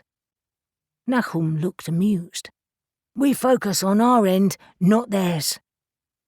Gabe grunted again, knowing he was being unreasonable.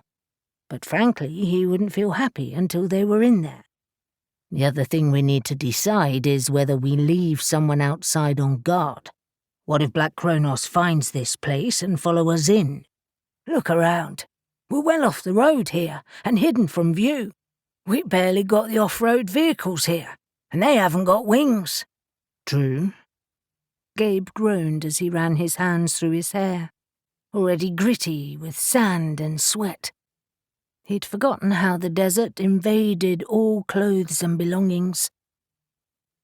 Do you miss this? The desert? Nahum asked, startled. The whole place. The food, the heat, the culture. Nahum shrugged. Yes and no. That was one life. This is another. And we're here now. We can travel whenever we want, and planes make it much easier now. Gabe nodded. True. I guess it's just weird being back. I thought it would feel like I was coming home, but instead I just feel unsettled. So much has changed. And so much hasn't. We chased them across these deserts before. Well, to the south, at least, until these hills swallowed them. Gabe met Nahum's bright blue eyes. The Agigi can't possibly still be alive, can they? My head says no, but my heart... Nahum shook his head and sighed. I actually hope they are.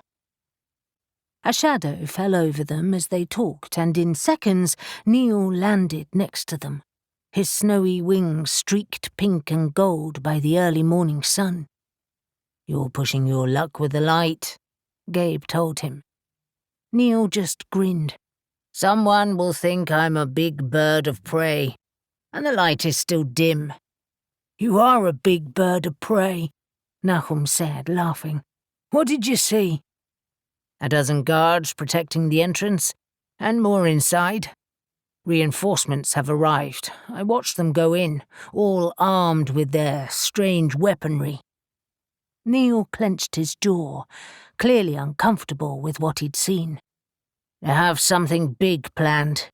If we were to attack them now, I'm not sure we'd survive.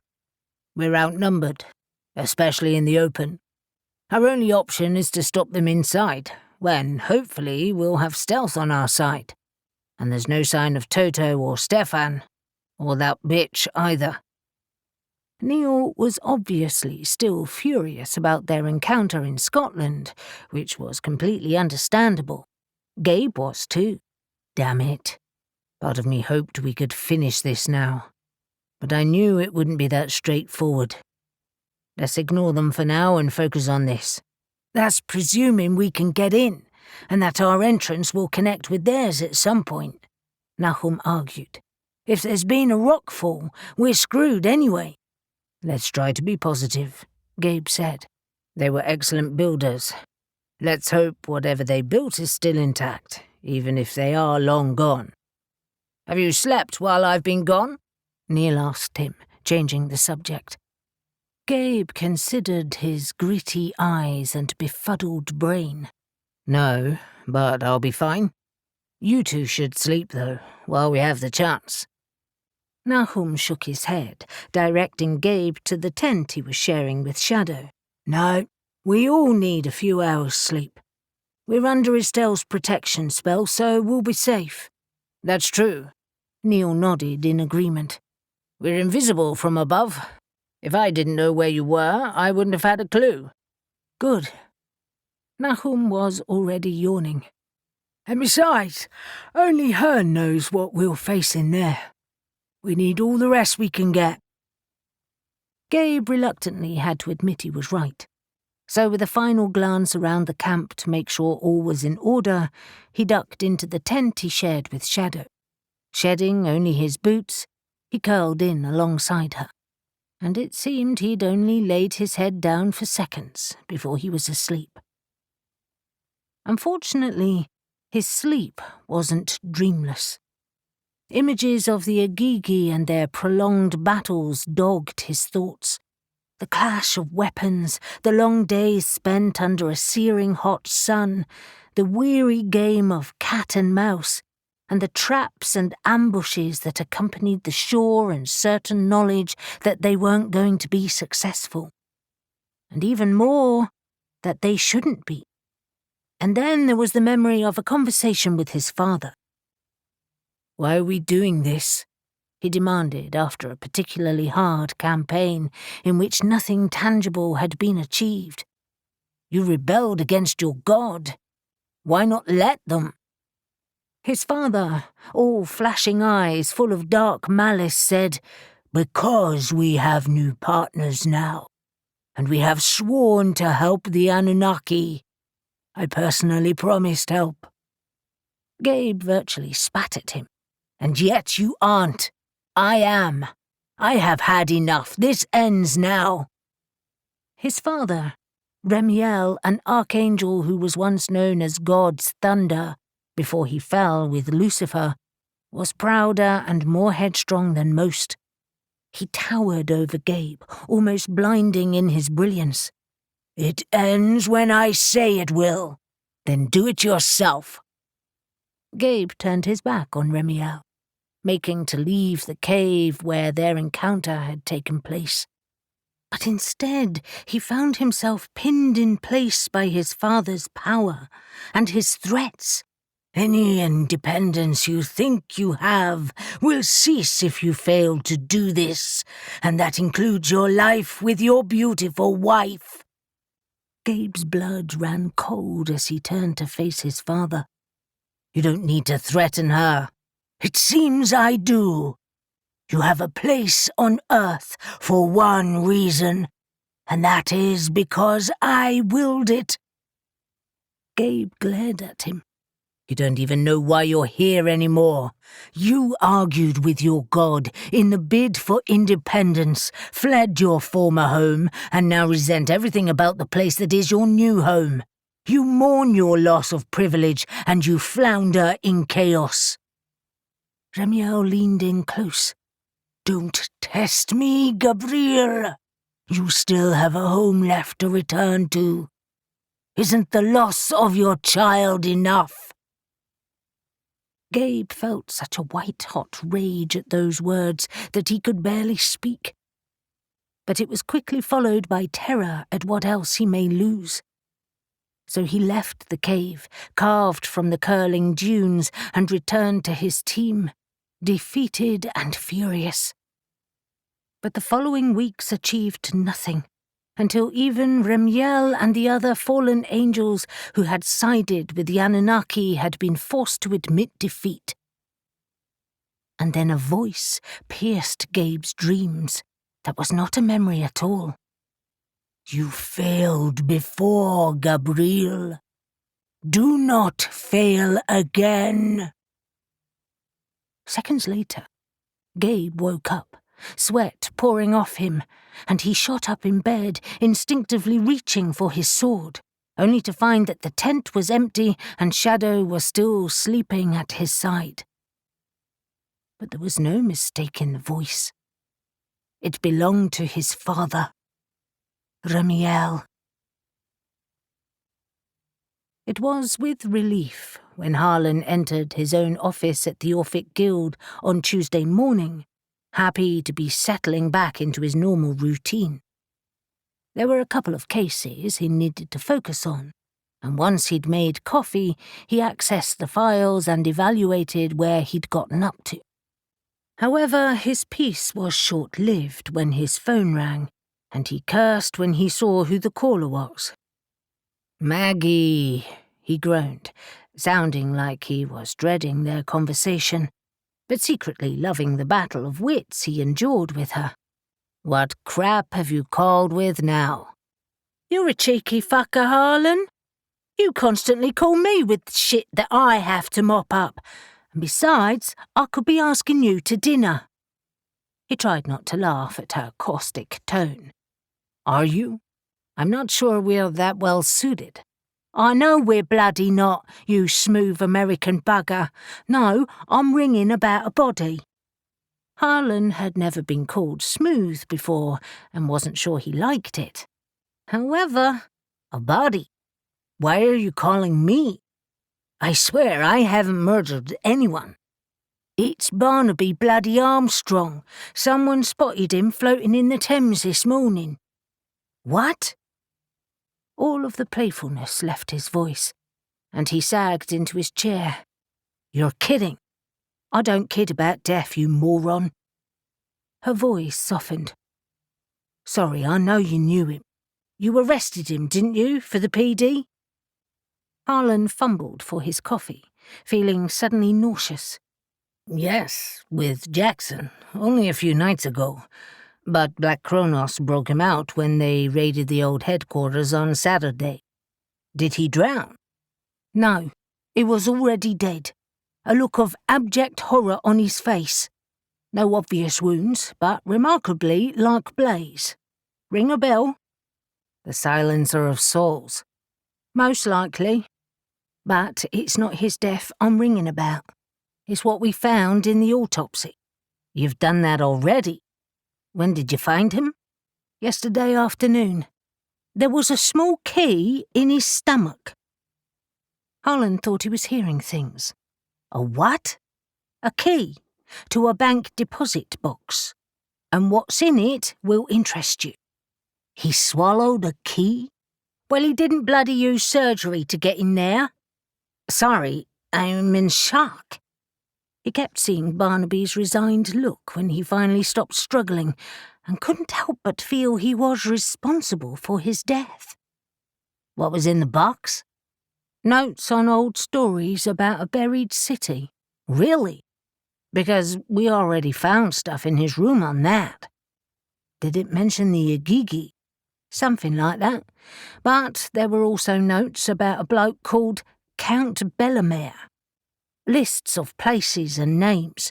It means nothing to me, but I thought you and Jackson might be interested. Harlan's pulse quickened at the mention of a count. Are you sure it wasn't the Count of St. Germain? No, definitely Bellemare. You can collect them if you want. I've taken copies for my own records, but I know you're looking into Black Cronos. She snorted. Frankly, I'm too busy to deal with that crap right now. Harlan was already standing and grabbing his jacket. Yes, please. I'll come get them right now. 23. Estelle laid her hands on the smooth rock, sending her awareness out and feeling for space beyond it.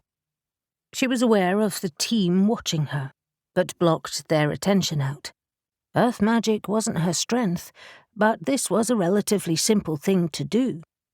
Witches responded strongly to natural energies, and the earth vibrated with it. In the desert, it felt much the same as anywhere. At the moment, all she could feel was solid, unyielding rock. But as she walked along the rock face, her touch detecting the imperfections in the surface, she felt a change. She stopped, pressing both hands against the rock and closed her eyes. Beyond the initial thickness loomed a huge space. Relieved, because despite her natural faith in her ability, she was keen to impress the Nephilim and cement her place in the team, she turned to face them. This is the spot. Beyond the rock is a cave. Gabe was at her side in seconds, and she lifted her head to look up at him as he asked, "Did you detect any magic?" "None. Not yet, anyway. Do you want me to open it up?" Do you think you can? Barak asked, approaching behind them. What if we set off a rockfall? His beautiful dark eyes settled on Estelle's face. We don't want you buried under it. Estelle felt the now familiar flutter settle in her stomach. His look felt like a caress, and ever since their kiss yesterday, she wanted more of him. His lips, his hands. Now, however, was not the time to indulge in daydreams. She forced her voice to be steady. If I focus on a small spot using a targeted blast, it should be relatively safe. Of course, I'll stand back, too. We all should. She looked at the rock and frowned as another idea struck her. In fact, I should be able to carve a doorway if I use fire, too. That would strengthen the surrounding rock like a lintel.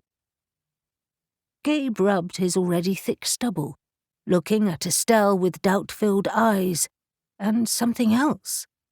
He appeared more rattled than he normally did. Is that possible? Have a little faith, she said, sounding more confident than she felt.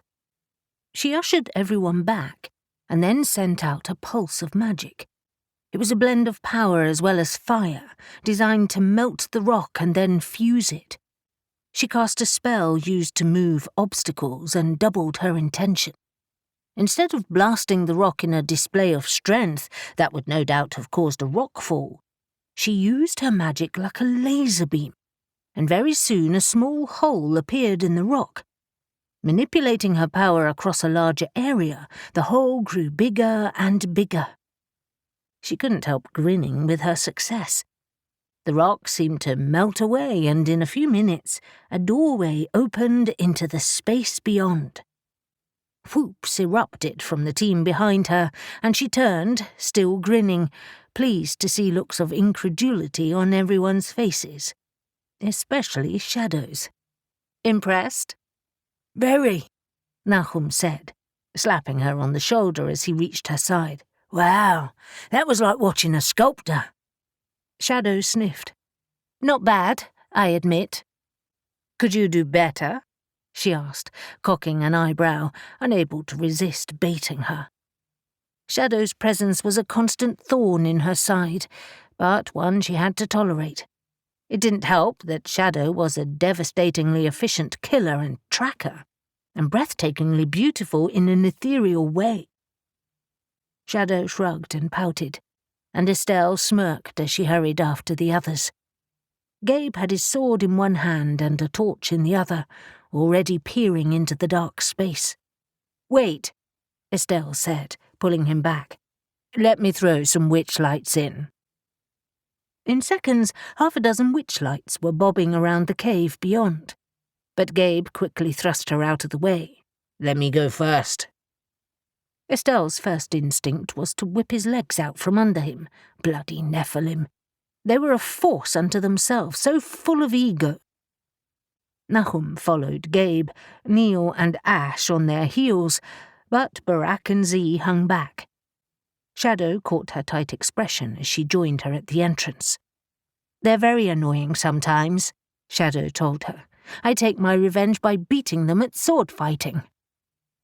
Z must have heard her comment and laughed. Estelle didn't know Z as well as the others. He was as tall and broad-shouldered as his brothers, with dark, almost black hair that had a slight curl to it. Like many of the other Nephilim, he looked Middle Eastern, and had an angular face that seemed even more so now that his hair was pulled back into a high ponytail. His dark eyes currently flashed with humour as he teased Shadow. "Sometimes, princess," Z said, tweaking her hair. "All the time," she shot back, swatting his hand away. "Have you beat me yet?" Z smirked. "I'm biding my time. Ladies, after you." He extended his arm into the dark space, encompassing Katerina in his statement. Despite Z's teasing, Katerina looked nervous. She gestured at the newly formed doorway. "Is that safe?" "As safe as anything more conventionally engineered," Estelle assured her, and shouldering her pack, she walked into the cave beyond. However, she paused next to Gabe and his brothers just inside the threshold, shocked at what lay beyond. "By the gods!" Her words trailed off as she took in the large cave and what appeared to be a ziggurat carved into the far wall. A steep ramp led to an entrance halfway up. Huge double doors that looked enormous even from here awaited them, with cuneiform writing carved above them. Its shape stood out in sharp relief from the rock face, the witch lights also highlighting the carved faces and figures in the rock.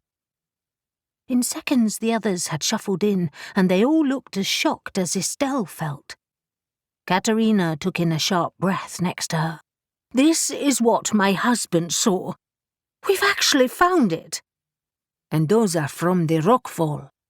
Ash pointed to the rocks scattered over the ground, some still on the ziggurat itself. Estelle didn't take her eyes off the huge stone structure. "It's breathtaking. I can't believe what I'm seeing." "It is impressive," Shadow admitted. "But why build such an ornate entrance if you don't want anyone to see it?" Nahum gave Shadow a sharp, appraising glance. "That's an interesting question, but maybe it's just because they could. Or maybe they want to invite someone in, and then trap them," Gabe grunted. Barak stood next to Estelle, his presence radiating towards her, impossible to ignore.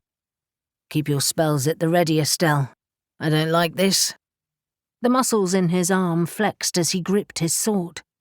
"The Igigi were swift and deadly when they attacked, and big." "Bigger than you?" Katerina asked, wide-eyed. "Much. And some of them had wings." "But brother," Z said, readying his crossbow as he studied the cave, "they were not naturally aggressive, don't forget that. Only pursuit and slavery did that to them." "Where are the bodies?" Neil asked. He swung around to look at Katerina. "Your husband said men were killed, right? Their bones should be here." Katerina stuttered, her hand grasping her backpack. I don't know. Perhaps his memory was confused and they dragged some out? No, Gabe said with certainty. he said that they fled and the walls turned to rivers of rock. There are no rivers of rock here. But that, Z said, pointing to a broad stone channel cut into the floor, looks like a dry canal.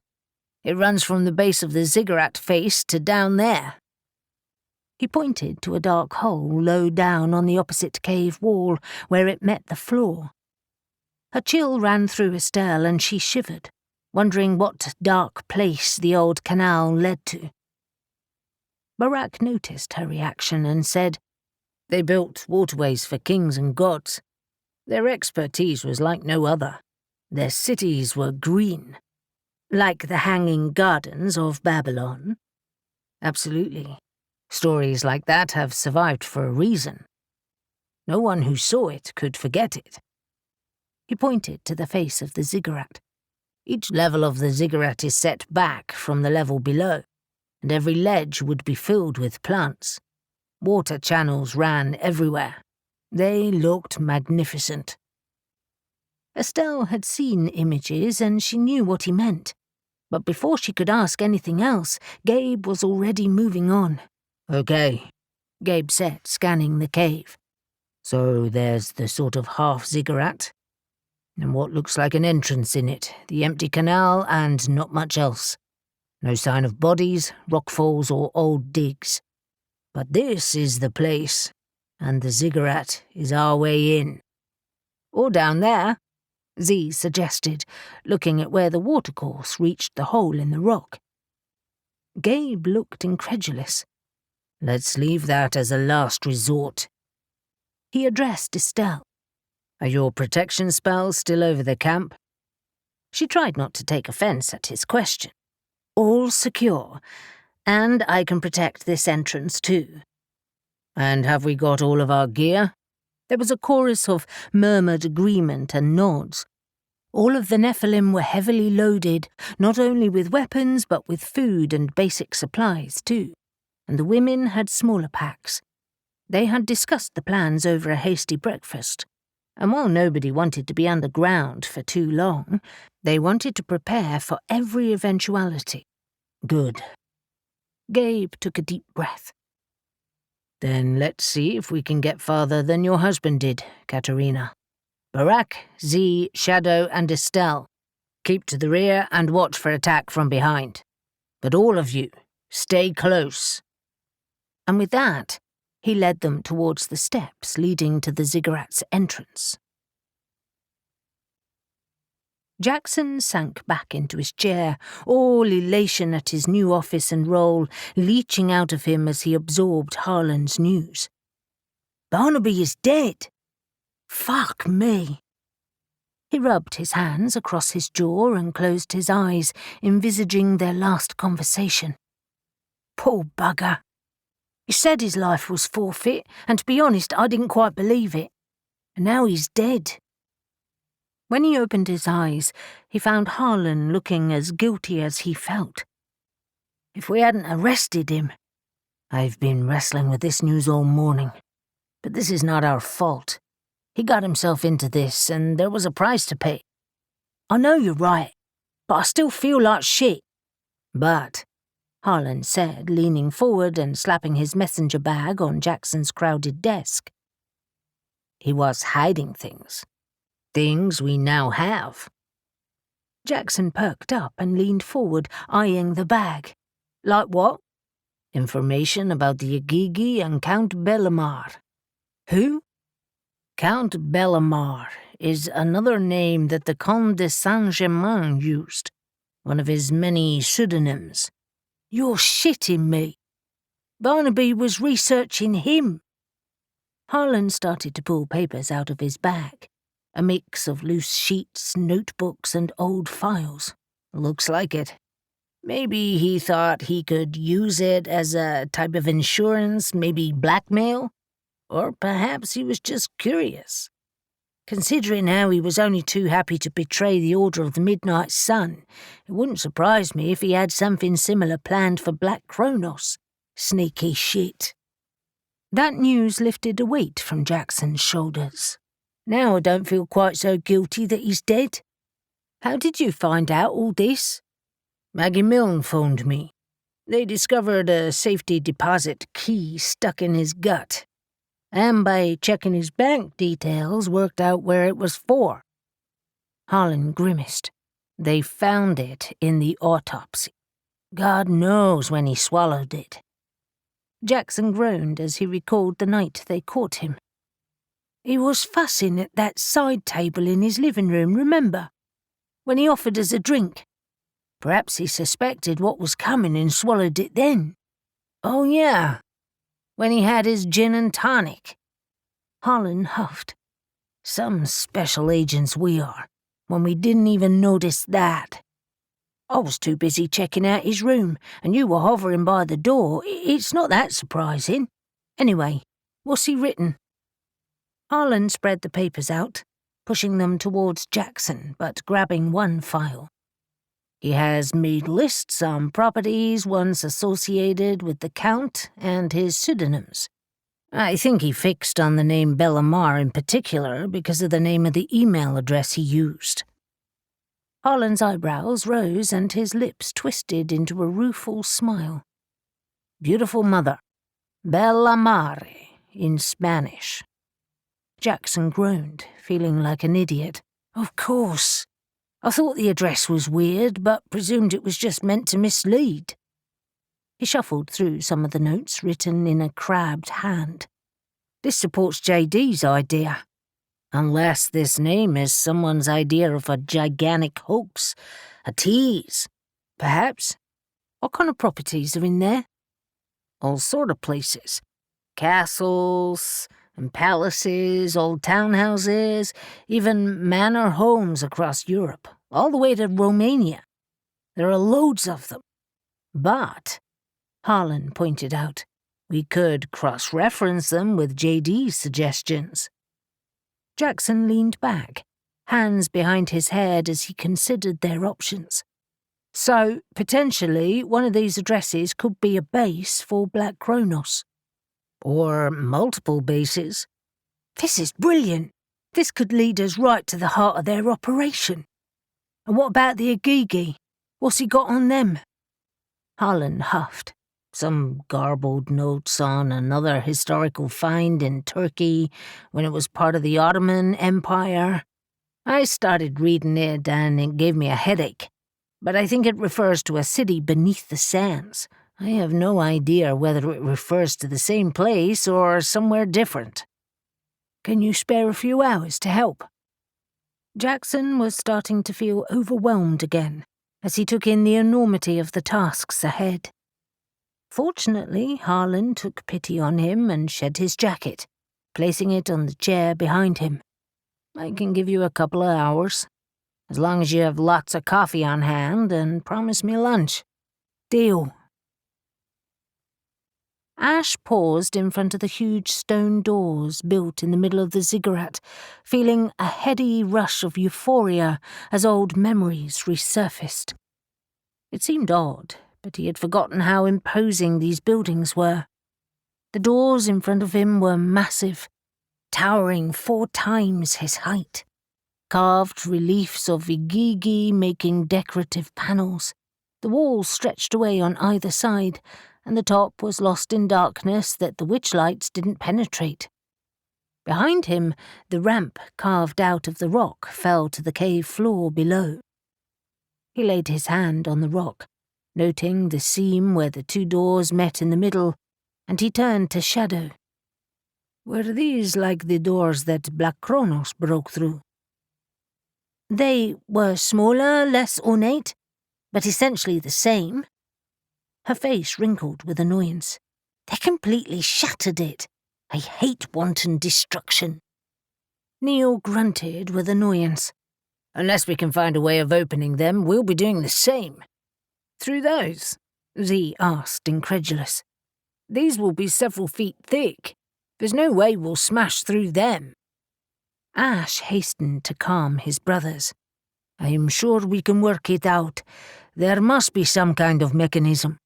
They invented hydraulics and the wheel after all.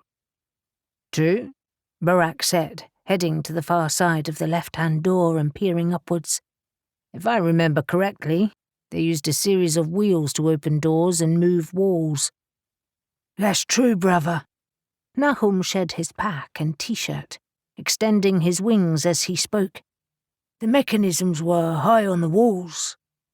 In seconds, both were flying upwards, examining the sheer walls of the ziggurat, while the others shuffled nervously below, wary of any sign of movement.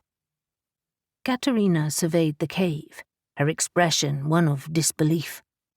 I find it hard to believe this is where my husband was. Any sign of the dig has been erased.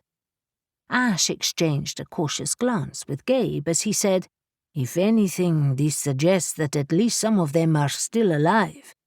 Perhaps they moved the bodies.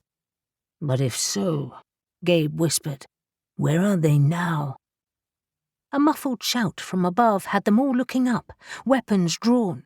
All Ash could see was the deeper shadows of his brothers beating wings as they conferred together, and then Nahum landed next to them.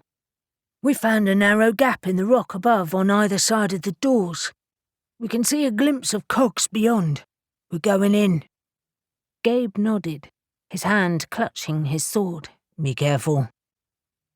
For what seemed like endless minutes, nothing happened, and then a slow, grinding noise rumbled across the cave as the seam started to inch apart. Katerina's breath caught, and she stumbled back a pace. They've done it! Ash squeezed her shoulder in reassurance, but grinned at his brothers. After all these years, we finally found them. But will we live to regret it? Gabe turned and cautioned the others. Let's take our time heading in. There could be traps. The doors inched slowly open, the grind of the cogs mixing with the scraping of sand and gravel beneath the doors. Estelle once again threw witch lights inside, and as soon as they were able to edge through the opening, their pale light revealed the broad hall that lay ahead. Torches lined the walls, and as they stepped inside, the torches flared into life, throwing the hall into leaping firelight and shadow. Gabe whipped around to stare at Estelle. Was that you? She shook her head, her eyes wary. No. Gabe swallowed and gripped his sword even tighter. A trick? Or a mechanism? Neil countered. But if so, someone must maintain it. Ern's hairy balls, Ash whispered, ignoring their whispered questions. The hall was imposing, reliefs of the Agigi carved into panels that ran along either side of the room. The roof was high, the cog mechanism on a platform towering above them. Nahum and Barak flew overhead, acting as guards above them, while the others shuffled forward below. Another doorway, Shadow said, pointing ahead to a pair of burnished copper doors at the far end of the hall.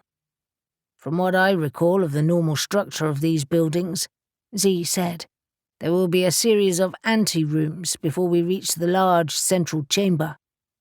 But this is not a normal ziggurat, so I may be wrong. Exactly, Neil agreed. Beyond there could be the city proper. A flare of excitement flashed through Ash's body as he said, Only one way to find out. But they had advanced barely halfway down the hall when a strange clanking noise had them whirling around, weapons raised.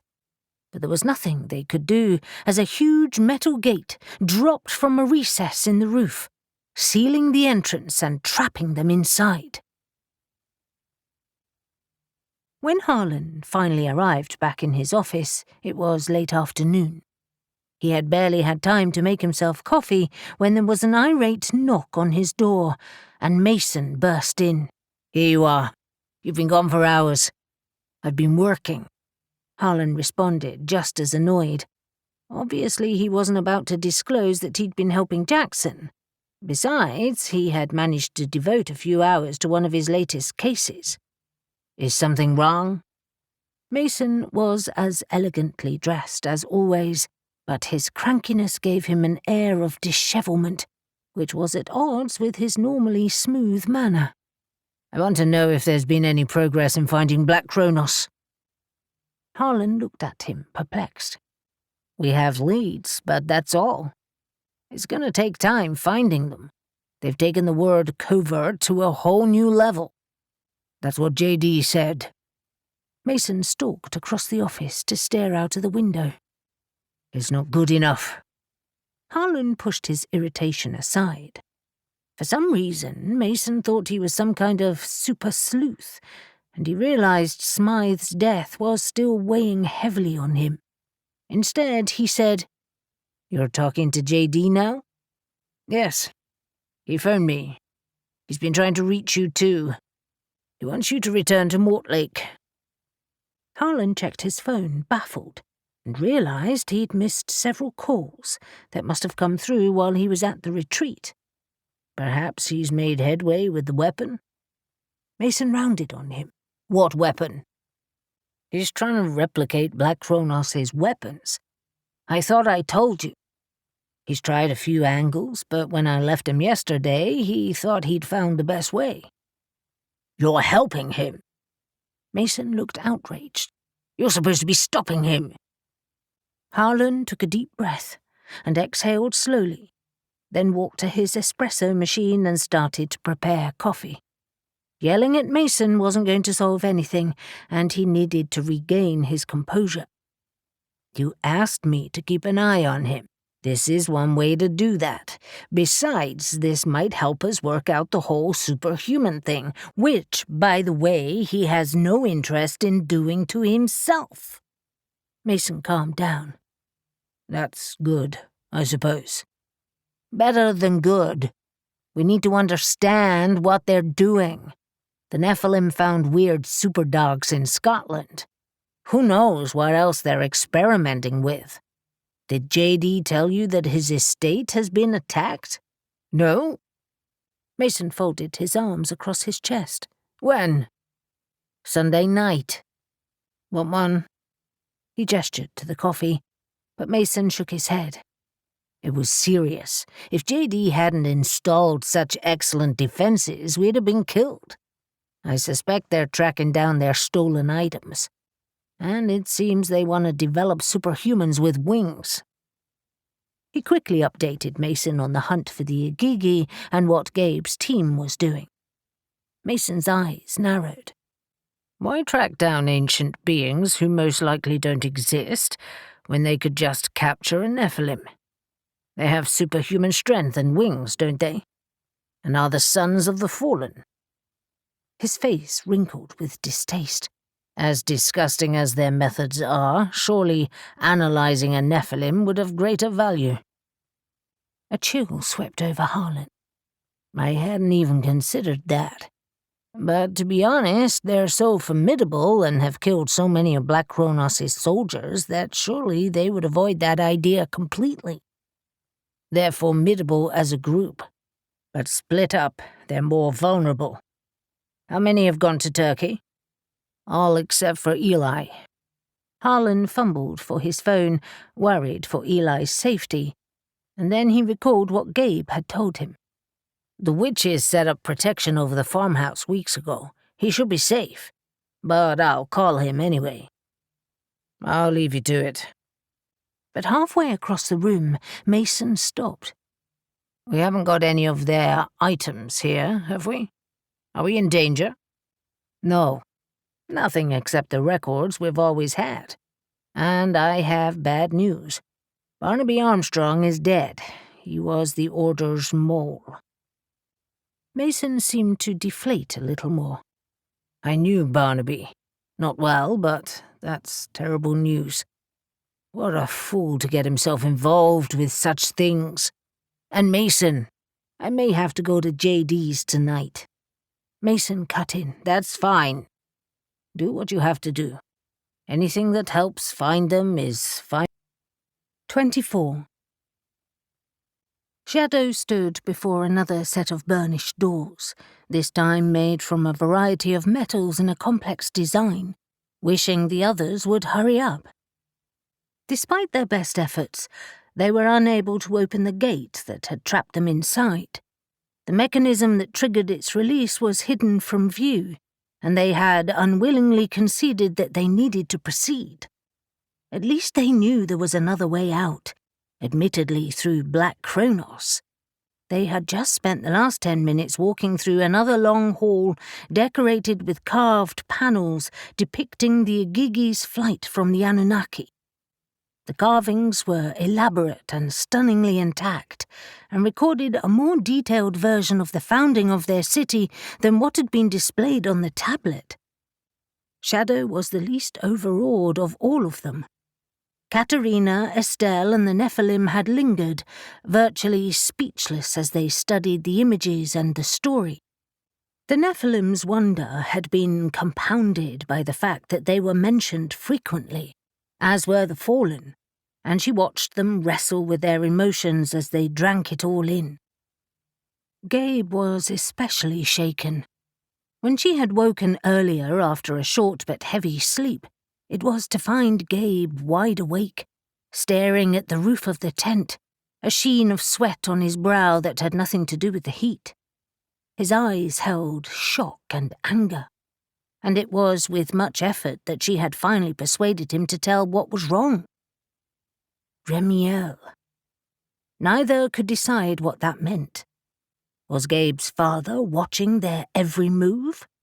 And if so, why hadn't he physically appeared? They had decided not to tell the others, but Gabe was clearly distracted, and she was sure the others had noticed, especially Nahum. Perhaps they had put it down to finding the city. For all of their wishes and expectations, it had surprised everyone. But now time was marching on, and Black Cronos was already ahead of them. "Guys!" she shouted. "We need to get on! We can come back to this later!" While they tarried, she studied the doors. There was no sign of any cog mechanism, and she laid her hand on one of them and pushed. As if on oiled hinges, it swung open easily, and gripping both swords, she stepped into the blackness beyond. The torchlight from behind her illuminated a short distance ahead. She had stepped onto a broad balcony, but below was a black void that even her keen eyesight couldn't penetrate. On either side, a fretted stonework balcony stretched into darkness, and she sensed huge space ahead of her. Sheathing one sword, she pulled her battery-powered torch out, but the beam barely pierced the dark. By this time, the team had lined up next to her, and Estelle's witch lights revealed that they were overlooking a vast city carved out of the rock, and in front of them a broad sweep of steps led down into its heart. Katerina found her voice first. "Oh my God! This is enormous! This is far more than I was expecting." "This surpasses anything they built for the Anunnaki," Ash murmured. "I wonder if they managed to get light into here somehow." The city comprised of a variety of buildings, some of which were huge, while others were smaller dwellings. Holes in the distant cave walls suggested other tunnels or even houses built into the rock itself. The buildings staggered downwards, like an inverted pyramid to a flat section at the bottom. Something glassy was reflected in the witch lights, and Shadow realized it was a series of waterways at the bottom. In addition to the buildings were enormous carved statues, all half man, half beast, with the heads of eagles, wolves, bears, and other animals. Barak pointed to the opposite side of the city. "There are tunnels to the rear. Perhaps they lead to other parts of the city." He turned to the others, a question in his eyes. "They must have buried their dead down here, so it may even be a burial ground." Gabe nodded. "It makes sense that it would be beyond the city proper." He turned to Nahum and Barak, who still had their wings extended. "Fly over the city and we'll progress on foot for now." But as they approached the top step, torchlights flared again, illuminating the perimeter of the city and a few spots below. "Fuck it," Neil muttered, swinging his torch. "Things like this don't work after hundreds of years without something maintaining them. We're walking into a trap." Ash shook his head. "I'm not so sure. They designed ingenious systems of lights and hydraulics." But he stopped speaking, instead staring beyond Neil. Shadow stepped to his side, wondering what he was looking at, but instead was distracted by a statue at the top of the stairs that seemed to shift in the firelight. She blinked to clear her eyes, thinking it was a trick of the light. But it was no trick. And gripping her swords, she yelled, "The statues are coming to life!" "They aren't bloody statues," Gabe yelled back, lining up next to her. "It's the Igigi." As another huge gate dropped behind them, trapping them inside, the Igigi moved with lightning speed. He lifted the long spears in his hands and lunged at Gabe and Shadow. Both leapt out the way, weapons raised to defend rather than attack. But other Igigi were appearing out of the darkness, their immense shadows advancing before them as they hunted down the Nephilim. Katerina screamed, and Shadow felt rather than saw the effects of Estelle's magic as she repelled another attack. But Shadow could only concentrate on her own battle. She had seen many odd creatures in her life in the other world, but there was no doubt that the Igigi advancing on her was very odd. It was easily 8 feet tall, with the body of a man but the head of a wolf. Its skin was of burnished gold, and its eyes gleamed like silver. Its movements were so swift that Shadow barely had time to react. She needed to up her game. She drew on her fey magic, normally shielded from the others, and instantly felt her speed and perception increase. But Gabe had insisted they not kill the Igigi if they encountered them, and she kept his words in mind while she ducked and defended. If only the Igigi knew that. Several Igigi were advancing on either side, and the team was trapped within the narrow confines of the balcony. Shadow had the feeling that the Igigi had purposefully waited to lure them into the city gates before attacking. As her opponent's spear came within millimeters of plunging into her stomach, she leapt over the balustrade and onto the rooftops below. Fortunately, the first was only a few feet beneath the balcony. The city, as she had noticed earlier, staggered downwards to the flat centre below, and she leapt from rooftop to rooftop, hoping that the Nephilim were protecting Katerina. She certainly couldn't get close to her, but she had achieved some breathing space from her attacker, because she was far nimbler than it was. She was now several levels down, trying to decide how to evade the creature and return to her team. But then the wolf-headed Igigi bellowed and followed her onto the rooftops. Gabe was battling his own Igigi as they almost fell down the broad set of steps. Nahum was flying overhead, and she saw him swoop down to collect Katerina. But her rescue was short-lived. An eagle-headed Igigi with enormous wings soared through the cavernous space and attacked Nahum, forcing him to veer away dramatically. Ash, Z, and Neil were all fighting back-to-back as half a dozen Igigi surrounded them, and Estelle, like Shadow, had dropped onto the rooftops, protecting herself with blasts of magic. Barak was nowhere to be seen. A sudden movement from above made Shadow throw herself on the flat rooftop, face up, and with horror she saw an eagle-headed Igigi swoop down on her. She had just enough time to roll into a gap between buildings and found herself on the street level, dwarfed by the huge stone edifices. A warren of lanes, much like the lanes in Old Mardin, spread out in a web around her. She raced through them, trying to find a way back to the stairs, and heard Gabe yell something unintelligible in what she presumed was the Sumerian language. She followed his voice, but found the path blocked by another Igigi, its silver eyes watching her dispassionately. Barak was high above the city in the cavernous recess of the roof, which was as beautifully finished as the rest of the city.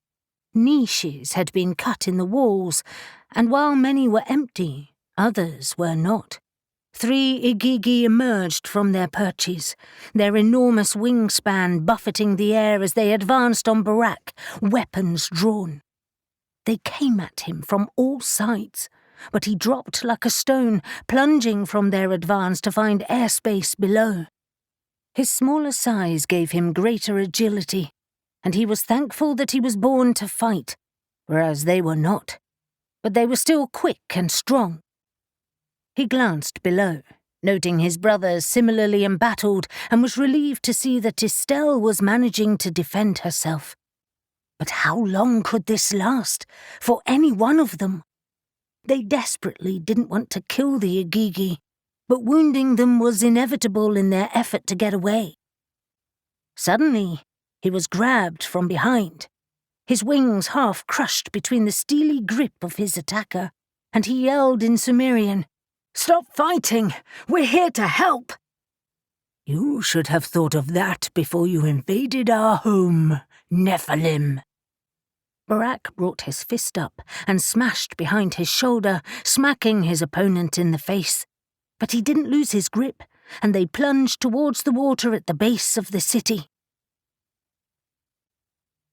Estelle was casting several spells, but they all seemed to bounce off the advancing Igigi like they were wearing some kind of spell-resistant armor. She grunted with frustration, presuming it was their supernatural abilities that offered them protection. At least the blasts of power were keeping them off guard. Just. Like Shadow, she scrambled across the rooftops, but nowhere near as agilely. Wishing she had Caspian's mastery of air magic, she kept running and slipping, her hands now starting to bleed as they caught on the jagged edges of tiles and rock. This was a nightmare, and they were being driven further and further into the city. She couldn't be sure, but she had the horrible feeling they were not planning to kill them but capture them, and that couldn't be for any good purpose. As 2 Igigi advanced on her, she realized she needed an ally, and unfortunately, Shadow was it. She clambered to where she had last seen her, and then dropped from the roof into the street below, shrouding herself in a shadow spell as she raced down the lane. Little light illuminated down here, and by the time the Igigi pursuing her had reached where she had been, she'd be long gone and invisible. Drawn by Gabe's voice, she rounded the corner to see Shadow up ahead, her path blocked by a wolf-headed Igigi wielding a spear in one hand and a curved sword in the other. Estelle took a moment to study the strange being. His thighs were thick with corded muscles, as were his arms. He wore ornately engraved armor, breastplate, arm and leg guards, and a long cloth with embroidered edges was wrapped around his waist. Everything about him reminded Estelle of Anubis. He advanced on Shadow, looking impregnable, his bulk blocking the way ahead. Shadow was backing up, but wasn't running, no doubt assessing her options. Estelle decided to help, aiming a spell at the section of wall next to the Igigi. The stone blocks exploded, blasting the creature backwards. Estelle hurled a ball of energy at him, forcing him back further. Estelle hissed, "Shadow, over here!" Shadow spun around, eyes narrowed and ran to her voice. Estelle lifting her cloaking spell for the briefest of moments. "Was that your handiwork?" she whispered. "Great timing." "I know, I'm a witch." Estelle decided to answer as cockily as Shadow did. As the thundering of footsteps sounded overhead, Estelle draped them both in her shadow spell and turned. "This way." Neil yelled at his brothers. "We need to join the others. Take to the air." Z grunted as he ducked and rolled. "All very well, brother, but that's not so easy right now." Neil swung his axe, trying to get the Igigi surrounding them to back off rather than hurt them, but that was not easy either.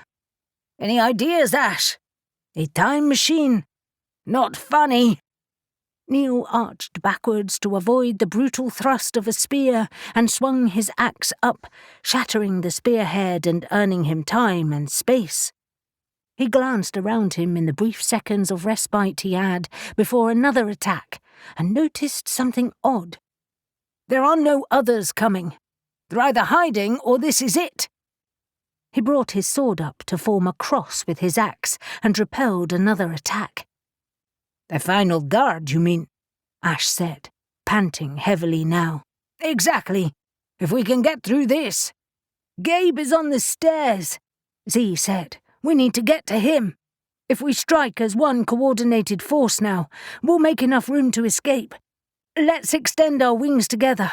One powerful thrust will send them all back. As they fought to give themselves enough space, Ash yelled, "Now!" Nahum clutched Katerina to his side, noticing she felt like a wounded bird fluttering in his hands. He was shaking her around like a rag doll, and knew he had to get her onto the ground, but he couldn't leave her. She was far too vulnerable, and he wasn't sure where the safest place was. He'd managed to fend off one attack, but noticed they were being herded to the city centre, a large square surrounded by canals. In fact, he realised as he studied the area, down there were no other Agigi at all. No one was emerging from the buildings or streets. The whole place was deserted, like a ghost city. But was it a trap? He had a sudden idea. "Katerina, are you okay?" She was breathless when she answered. "Hardly, but I'll survive, thanks to you." "I'm going to check the tunnel at the back. Hold tight." She managed a grunting laugh, like I'd let go. He soared to the tunnel, grateful that he seemed to have passed by undetected for now. The tunnel entrance was huge, and once he arrived there, he could see passages leading off it. It was a maze down there. He strained to hear anything, but the noise of the fight in the city behind him smothered any other sounds. And if Black Cronos was down there, they weren't close yet. They needed a truce, but right now, Nahum wasn't sure they were going to get it. Gabe gripped his sword and backed down the steps, aware of other Agigi advancing on him. Scanning the area, he estimated there were at least 20 Agigi of various types moving in on them from around the city, and several more overhead. He was furious with himself. Although they had debated their existence, he had seriously doubted that they were really alive, and now they were under attack and struggling. His first appeal had been ignored. So he tried again, speaking in their language once more. "Stop fighting us. You are under attack by another group, and we are here to help you." The snake-headed Agigi he was fighting laughed. "You have never helped us before, Nephilim. It is because of you we are here." "Not true," he shot back. "It is because of your rebellion against the Anunnaki that you are here. We had our own orders to follow." While the Agigi wasn't actively attacking him, he kept advancing, and Gabe kept retreating down the broad stairs. A blast of falling rubble came from his right, indicating that the other Agigi had not stopped fighting, and he saw Ash, Z, and Neil all take to the air as they forced their attackers back. Within moments, all of them landed behind him. A flurry of wings from above had him ducking, but it was Nahum and Barak both swooping down, with Nahum clutching Katerina tightly in one arm, his sword in the other. But Shadow and Estelle were nowhere in sight. The only clue to their whereabouts were the few Agigi fanning out across the rooftops, and he hoped they were hiding somewhere. Winged Agigi landed on the steps behind them, and Gabe realized they were surrounded. He turned to the others, sheathing his sword and shouting, "Put your weapons away." Neil hesitated, a mutinous expression on his face, and he added, "Kneel, do it." Glaring at him, Neil did as he asked, but his fingers hovered over the butt of his axe just in case. "See?" He appealed to his opponent, extending his empty hands and gesturing to the others. "We wish you no harm. We're here to help." The snake-headed Igigi didn't answer, instead stepping back to make way for an enormous Igigi who landed with surprising grace for his size.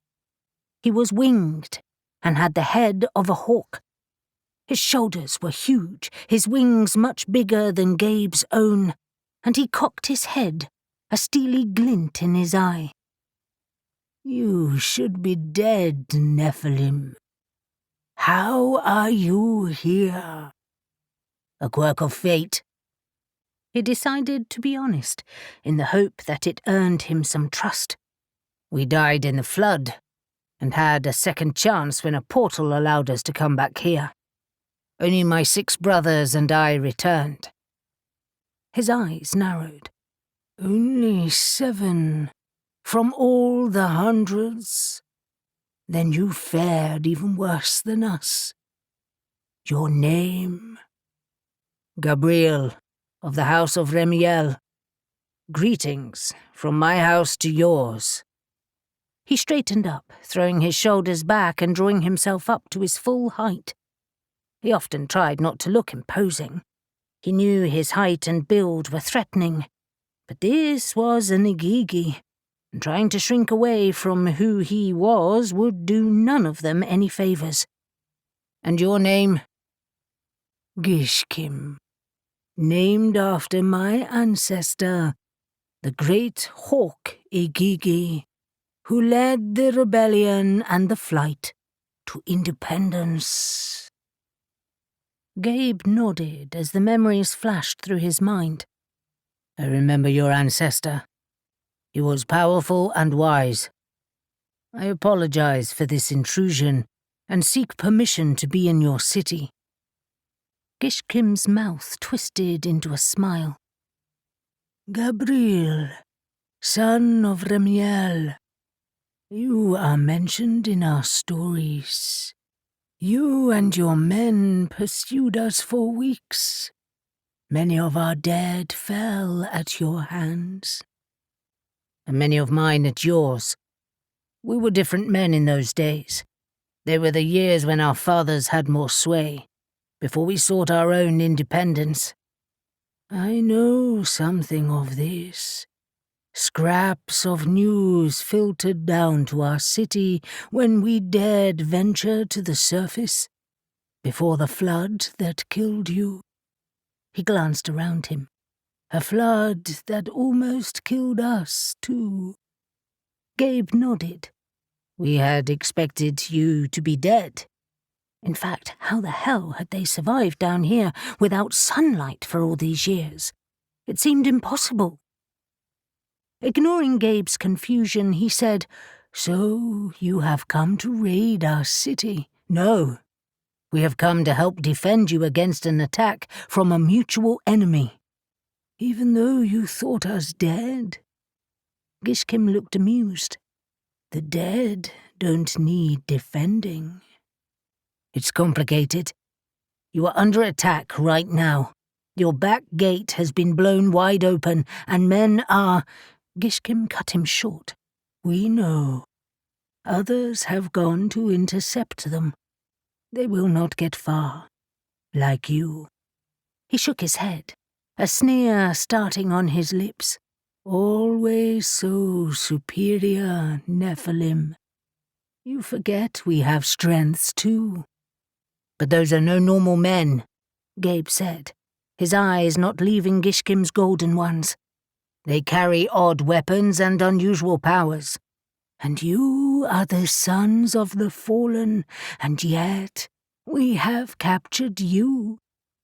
He gestured to the Igigi who surrounded them, spears and swords drawn. "But your team is different. 2 humans and someone from beyond our world." He glanced around, perturbed. She is missing, as is one of the humans. Where are they?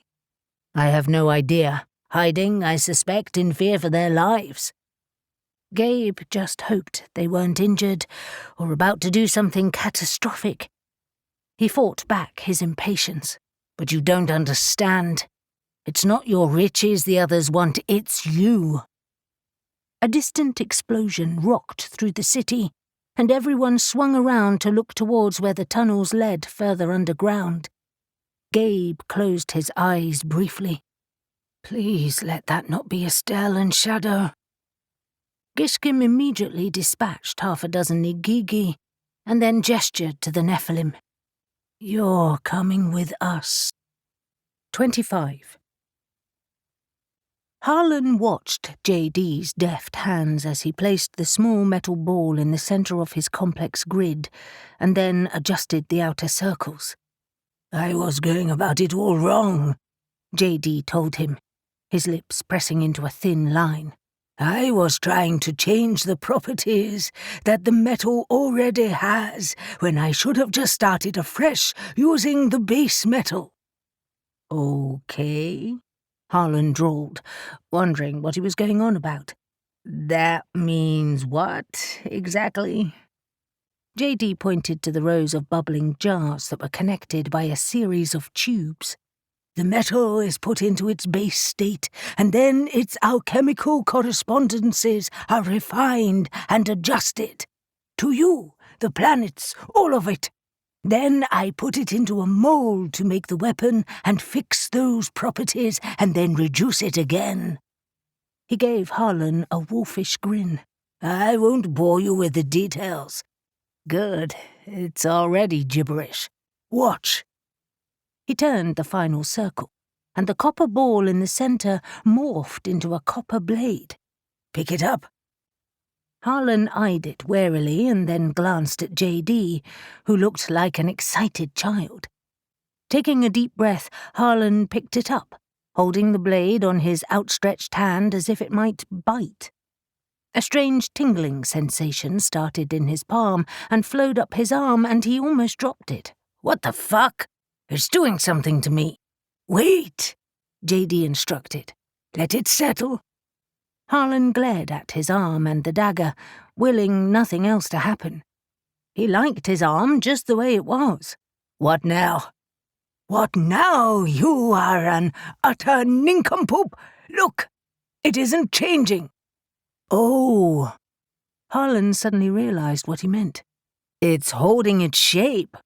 Because it's attuned to you. JD took the blade from Harlan's palm, and it changed shape again. See, it won't hold its shape for me. No matter what I do, it will never be a weapon. He placed it back on Harlan's hand again, watching with glee as it changed shape once more. But Black Cronos can change their weapon's shape seemingly at will, from nothing to weapon and back again instantly. How do I do that? JD stared at him expectantly. Have you tried changing it by will? Like with my mind?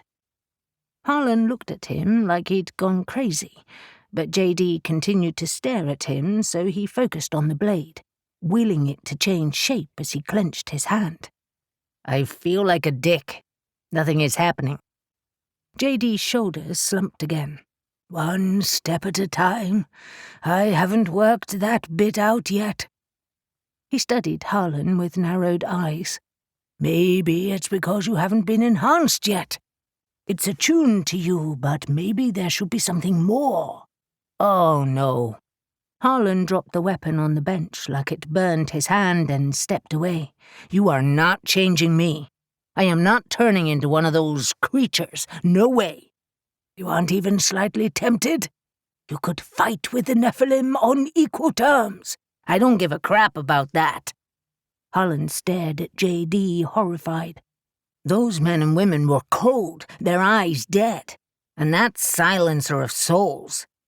He trailed off, his horror at her memory already making his skin crawl. They're unnatural. We don't know what it does to their mind, their soul. No way. And besides, you said they were aberrations. Have you changed your mind? JD looked sheepish. No, but I thought it might be possible to just do a mild enhancement. I am intrigued about it all. Harlan changed tack. How are you getting on with finding an antidote? I'm not. I don't know nearly enough to start doing that. My enthusiasm got the better of me the other day. Harlan felt sorry for him. It must be frustrating to be so clever and yet not know anything about the supernatural enhancements. Another thought struck Harlan. Barnaby Armstrong, the Order of the Midnight Sun's secretary and inner adept, wasn't enhanced. He was just a regular guy in bad clothes. Food for thought. JD's eyes still gleamed with intrigue, and Harlan stepped back again. The only comfort he had was that he was younger, bigger, and much stronger than JD, just in case he tried to restrain him in some way. As if he'd read his mind, JD rolled his eyes. Calm down. I'm not about to do anything to you. I'm just frustrated. It's clever. Ingenious, even. You're clever, too. You'll work it out. Just not by using me as a guinea pig. By the way, Barnaby was researching the Comte de Saint-Germain. Really? Interesting. JD sat on a stool, staring intently at Harlan. Did he say why? Harlan grimaced. He's dead, so no. Dead? Not another one. This is worrying. They seem to have abandoned their low-key activities completely. Well, to be fair, we don't know they killed him, but it's the most likely answer. Killed by the Silencer of Souls, we think. Her again. Maggie Milne found some papers in his bank deposit box, but everything points to him maybe preparing to blackmail them, or even just safeguard his future. That didn't work, obviously. And what were his findings on the Count? We're still going through his notes, but he assembled a list of places associated with him. We thought we could cross-reference it with your ideas. He pulled a copy of the list from his messenger bag that lay on the bench and passed it to JD. JD grunted as he read, huffing occasionally. There are some addresses in here I've not heard of, but a few I have. There are a couple in England. I know. We thought we should start with those. He didn't like England. Had a bad experience here, apparently. However, he did carry out secret missions in England for King Louis XV of France. He was very close to him for years. Harlan shrugged. Whether he liked the place or not, those addresses are still worth investigating. Of course. He would likely do whatever would confound people. JD's face wrinkled with distaste. Odd little man. Harlan tried not to smile as JD uttered the phrase they all used to describe him, but JD hadn't noticed and was already continuing. How are you going to investigate them? Do the basics first. Like checking ownership records to see if anything odd is going on, and then some covert surveillance. JD nodded and walked over to inspect the potions bubbling in jars. Harlan shouldered his bag, ready to leave as JD said, I suggest you be careful. If his defense systems are anything like mine, you'd be dead before you even knew what was happening. JD shot him a speculative look. Where are Gabe and Shadow? Still in Turkey, I think. I haven't heard from them. A knot of worry tightened in his gut. They were chasing down the lead on the Agigi and their hidden city. The Agigi? JD's eyebrows shot up. You didn't mention them. That's what they found beneath Arklet Abbey. We think Black Cronos is looking to find Agigi bones or something of the sort. Something else to experiment on. Surprised, he added, You've heard of them, then? Of course. Sumerian slaves to the Anunnaki. JD cocked his head on one side and tapped his lips thoughtfully. Did you know they were the first recorded civilization to have used crystals in magic? No. Do you think it's relevant? I don't know. But remember, the Count liked his crystals too. He turned away, inspecting his alembic jars again. Something to consider, perhaps. Harlan had been preoccupied with the weapon and the Count's old haunts, and had pushed the Agigi to the back of his mind, but now he decided that they warranted further investigation. It was time to leave. "I'll be in touch, JD," he said, taking one last look at the alchemical grid before weaving through the benches. If you change your mind on taking our experiments a little further, let me know. I can assure you I will not. And with JD's dubious offer ringing in his ears, Harlan hurried to the stairs, eager to leave what he was beginning to think of as JD's dungeon. Nahum sat on the stone floor of the confined room they'd been placed in and watched Gabe pace relentlessly. It wasn't a cell, but it was secure. The walls were constructed of huge blocks of stone, all expertly fitted together with barely a seam visible, and the roof was made of vaulted wood and lined with sheets of metal. There were no windows, and the only way in or out was through a thick, iron-barred wooden door. But there were decorative reliefs on the walls painted in rich colours, huge designs that stretched from floor to ceiling. Ash was talking quietly with Z and Katerina, and Neil and Barak were investigating every single part of the room, trying to find a way to escape it. Nahum suspected they were in a records room of some kind, although why it should be so secure he wasn't sure. Frankly, he was too distracted right now to take any real notice of the space. Their weapons had been taken from them, and Gabe had shot them all a warning look to comply with instructions. Nahum knew he was determined to prove they were allies, but that wasn't really working right now. "We have to find a way out of here," Neil said, abandoning his search and pounding the door with his fist. Not like that, you idiot, Nahum said wearily. Save your strength. The fact that we're not dead yet bodes well. I think they want to check out our story. Or hunt down Estelle and Shadow and use them for leverage. Nahum snorted. They clearly don't know them, do they? I just hope those two haven't killed each other.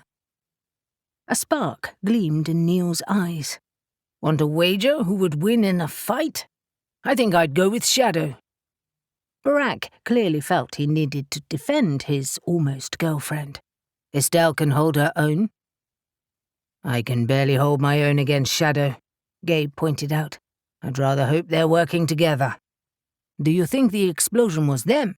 Ash asked, ending his conversation with Z and Katerina. I doubt it. Nahum leaned back against the wall, trying to get comfortable. It was too far down that tunnel. There's no way they could have got there so quickly. It had to have been Black Cronos. Katerina's eyes were wide. They're using explosives? We warned you, Ash told her as he turned away to study the carved panels. They are relentless. I just wish the Agigi would let us help. Perhaps Shadow and Estelle are trying to get us out right now. With 3 Agigi outside, Z said, looking doubtful. Unlikely. Besides, it would undermine our offer of help if we broke out. We need Gishkim to know that he needs us. Unless Black Cronos gets to him first, Barak pointed out. And then it won't be him coming through that door. It will be them.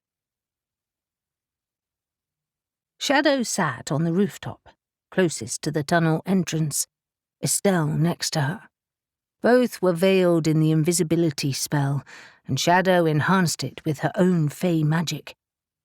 They had lost their pursuers a good 10 minutes ago, and had watched Gabe and the others get locked in a building in the narrow streets at the rear of the city, close to the cavern walls.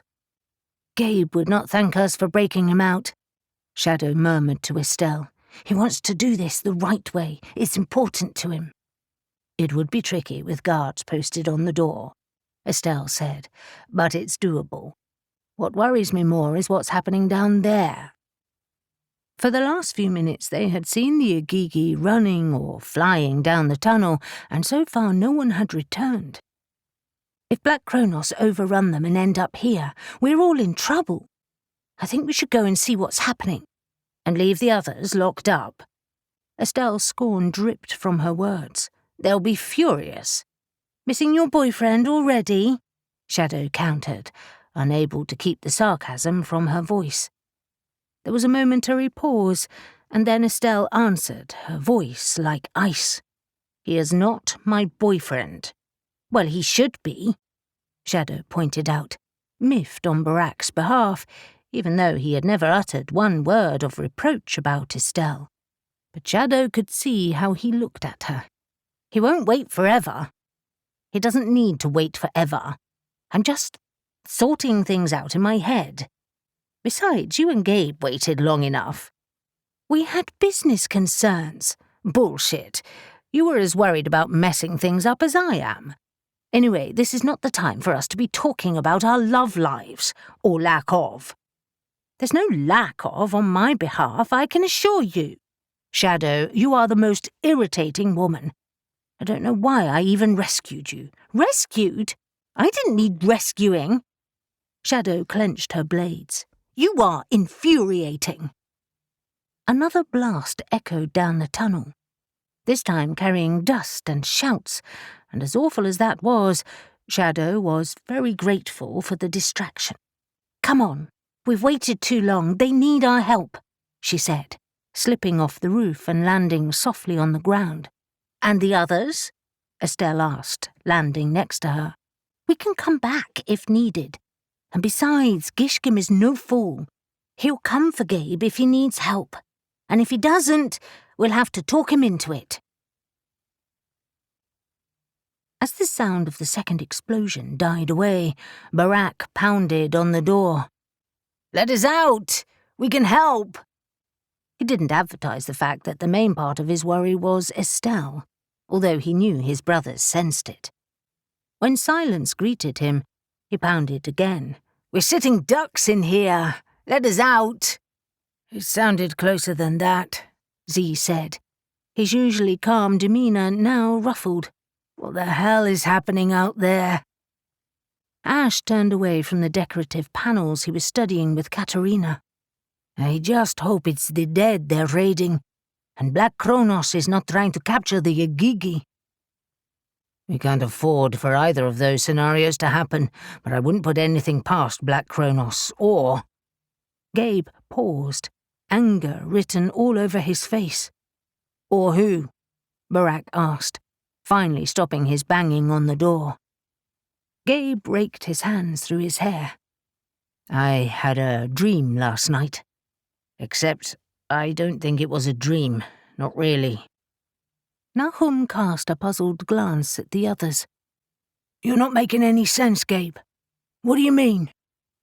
Gabe was looking at the floor, but then he finally looked up at them.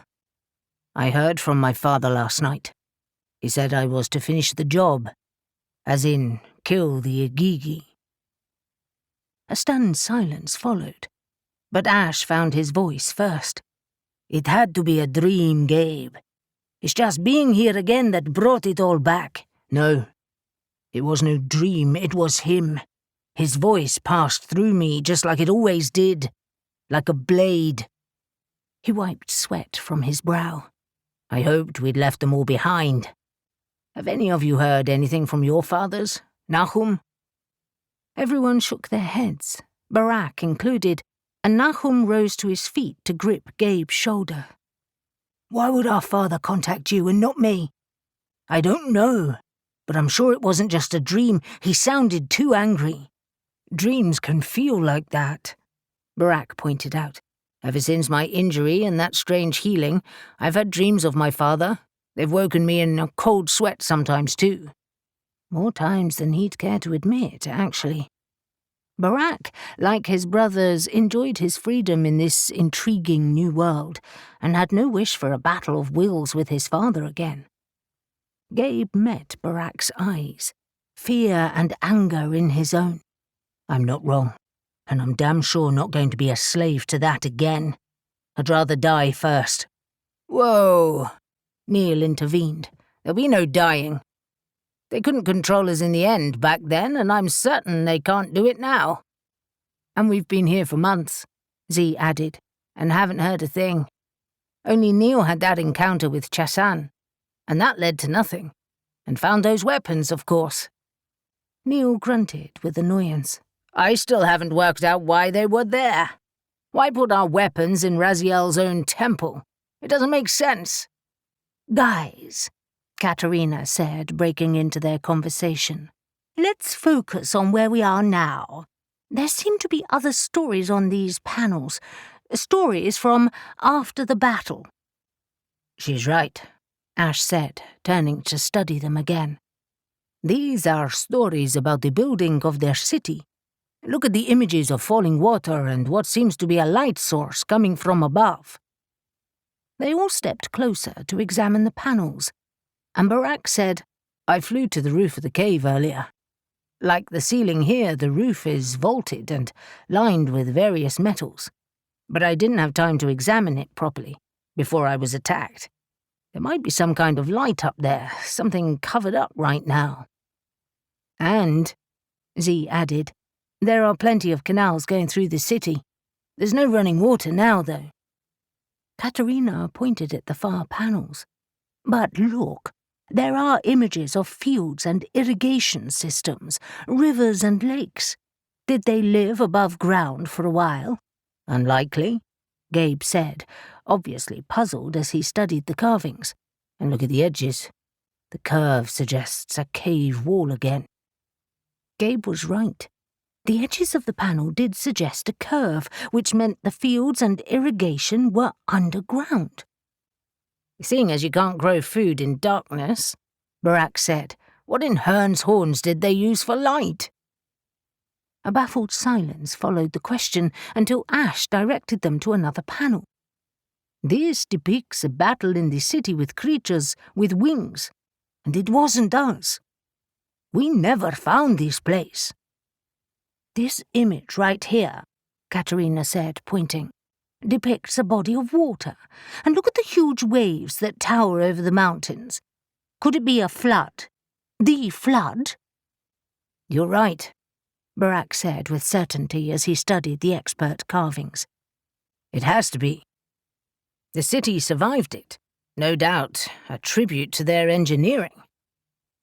Nahum's eyes narrowed. But the fight with the winged men occurs after that panel, after the flood. We were all dead then, and like Ash said, we never found this city. So who are they fighting with? Neil asked. Did Nephilims survive? Oh shit, Gabe groaned. Our fathers. They must have resumed the battle after the flood. Perhaps the flood was meant to kill the Igigi too. Z huffed, hands on hips. Our fathers doing their own dirty work? Unlikely. Unless they were compelled to, Ash said thoughtfully. Our god, and I use the term our loosely, wasn't the only god, obviously. The Anunnaki were gods too, and while some gods have numerous titles depending on who worships them, there were many others, all of whom had their own powers, whims and fancies. Myths across the world talk about a giant flood. We have always harbored the belief that our god caused the flood. But what if the gods worked together to make this happen? A chance to start again. The Igigi rebelled against their masters just like we did. We died. They didn't. Barak stared at Ash, disturbed at the scale of what he suggested. You're suggesting it was a clean-up job. So why aren't the Igigi all dead? Nahum's eyes gleamed.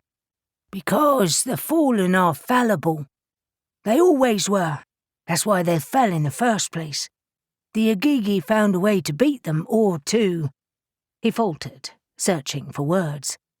Katerina finished his sentence. To render them powerless. They removed them as a threat somehow. A commotion outside the door interrupted their conversation, and they turned quickly, prepared to fight. Gishkim threw the door open, sending it crashing against the wall as he burst inside, eyes blazing with fury. "Our attackers are trying to capture us and are desecrating the city of the dead. Why?" Gabe stepped up to him. "I told you, to study you and recreate you, and they'll do it any way they can. And I fear the bones of your ancestors won't be enough. It's your magic that intrigues them. Your mix of brains and physicality, animal and human. They will put you in cages and study you. Is that what you want?" Gishkim growled. "No. Does your offer of help still stand?" "Of course it does." "Then follow me. Except for you." He pointed at Katerina, and then at the wolf-headed Gigi behind him. "You will stay here under Urbara's guard." Katerina stepped back, eyes widening with fear, but Ash placed a reassuring hand on her arm. "It's for the best. We'll see you soon." But as he passed Ubara on the way out of the room, he glared at him. "If you hurt her in any way, you'll answer to me." Barak nodded his own reassurance at Katerina, suddenly aware of her fragility. He followed his brothers, but paused on the threshold, staring into Urbara's cold eyes, and decided to back up Ash's threat with his own. "You'll answer to all of us." 26. Shadow raced down the main tunnel leading out of the city as fast as she could, while still allowing Estelle to keep up. She was tempted to just abandon her, preferring to fight on her own. But although Estelle had plenty of magic to deal with whatever might come next, Shadow couldn't quite bring herself to let her fend for herself. Damn it! Was she starting to like the woman? The tunnel was dark, lit only by the occasional flaring torch on the wall.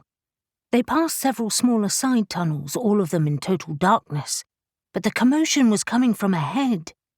They raced around a bend and into a cloud of dust and smoke. Shadow slowed, pulling her shirt over her mouth and nose.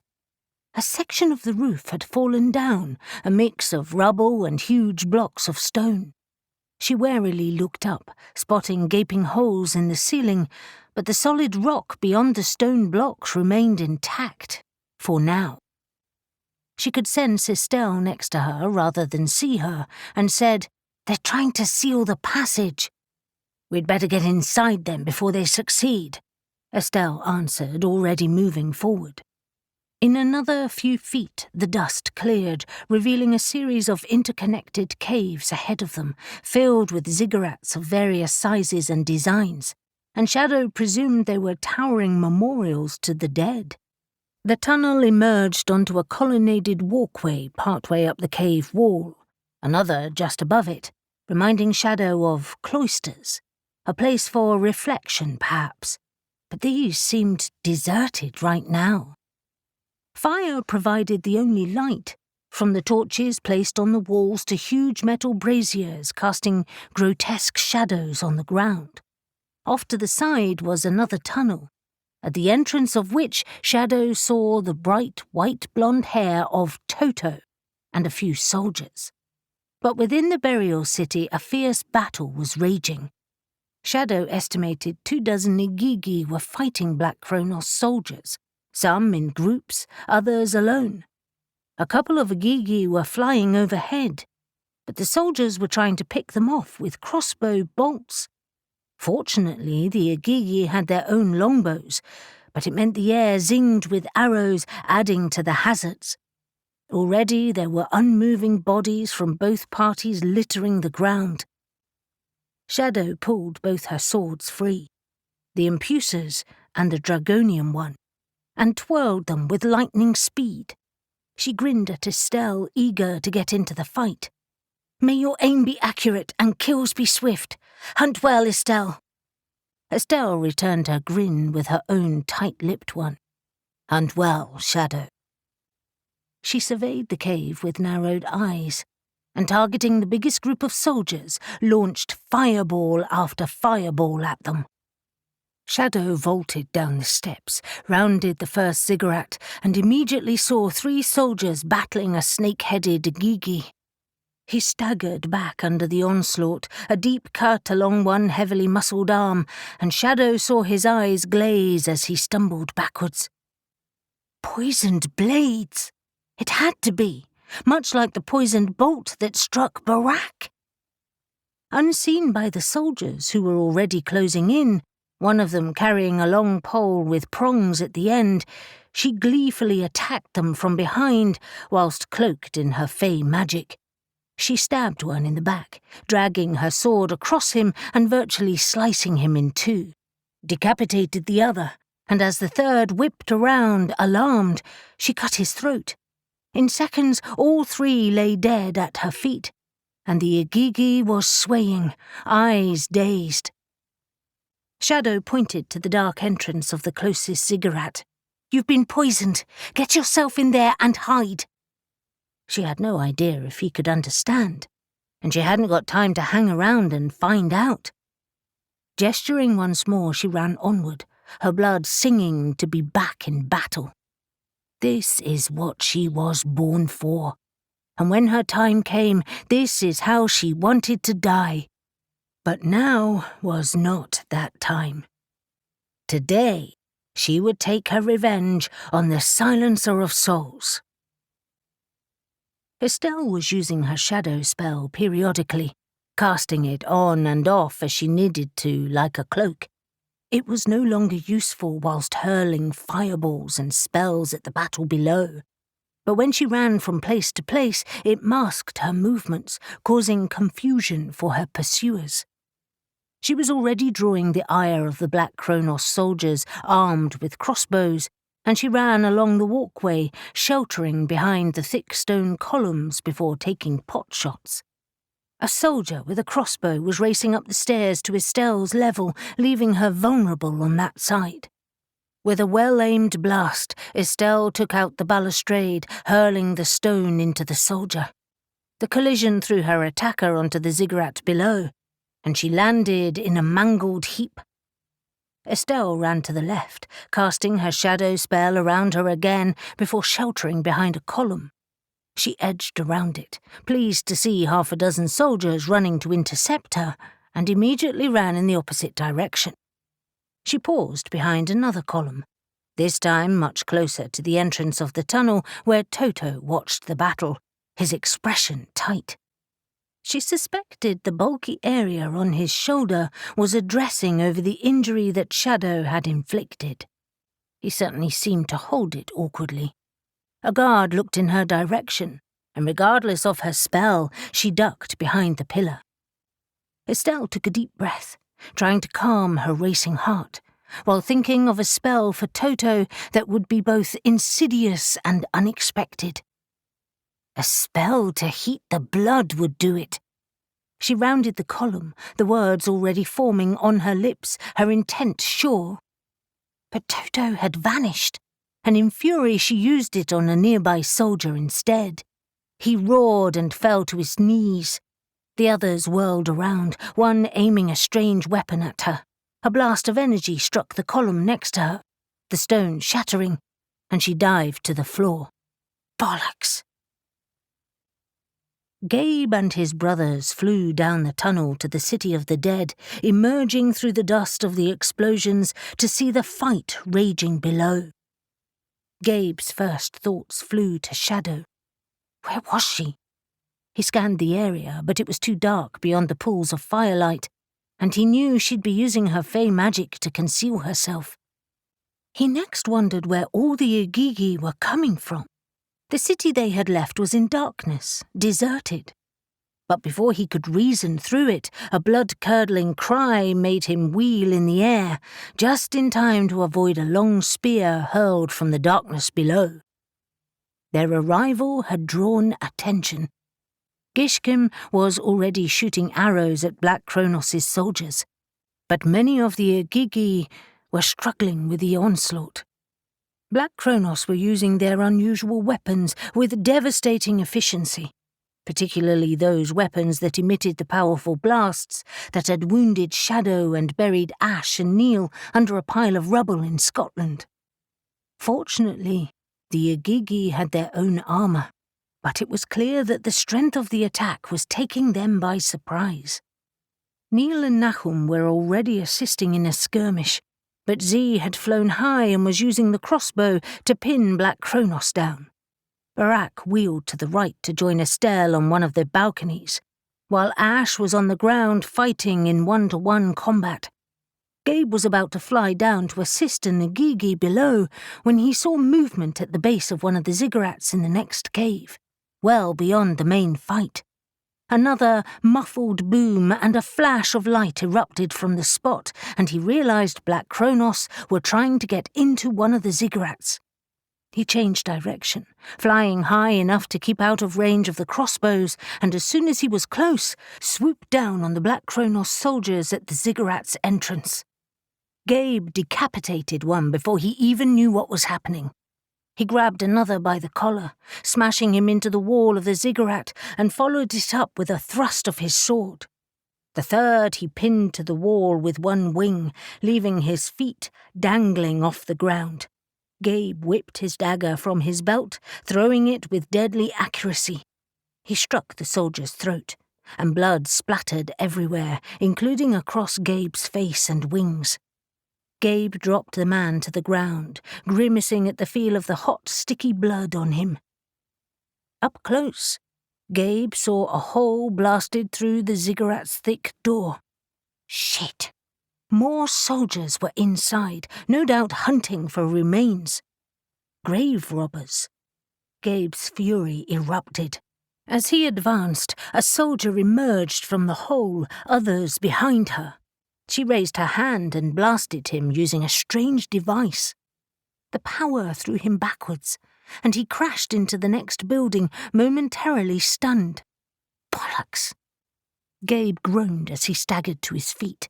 His chest ached and his head throbbed, and just as he was about to throw himself at her, she raised her hand, pointing the strange device at him again. He could see the power pulsing in her palm, and the malevolent gleam in her eye as she levelled it at him. His armour was already smoking, and he wasn't sure he could survive another hit that powerful. His first preference was always to attack, but he had no choice now. The distance between them was too great.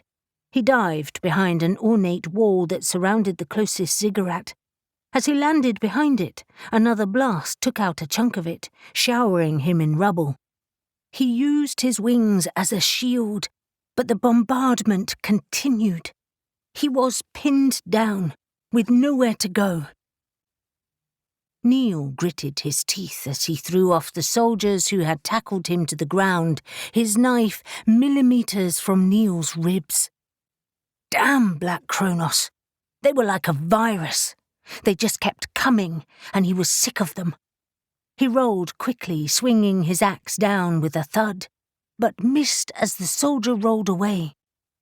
Fortunately, Nahum's throwing knife embedded in his throat, blood spurting everywhere as he collapsed on the ground. Neil grunted as he stood, pulling the knife free and swiping at the next soldier who raced at him. He sliced through his throat, and he too fell quickly. With no one else in sight, not alive at least, he took a deep breath and wiped the sweat from his face, cursing loudly. He wiped Nahum's blade on his fatigues to clean it, then passed it to him, saying, "Holy shit, brother. They must have got reinforcements.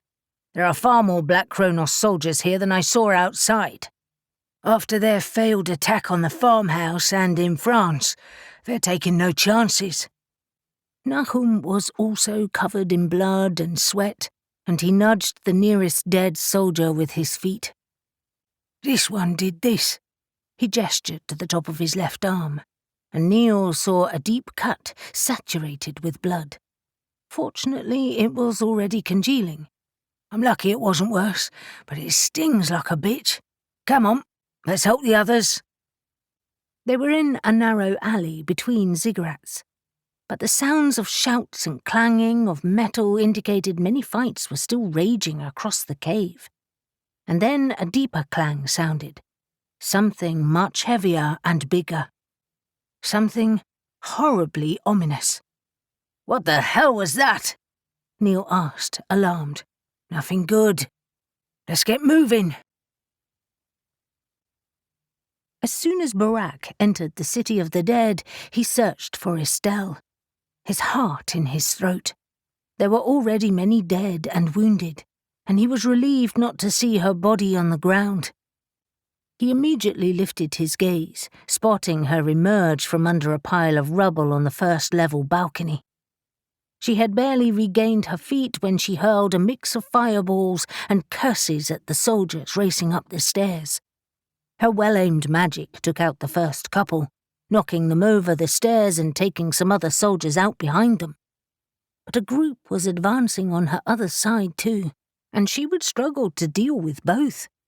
Barak swooped in low, winging his way along the outside of the balcony, before deftly folding his wings and leaping over the rail to land behind them.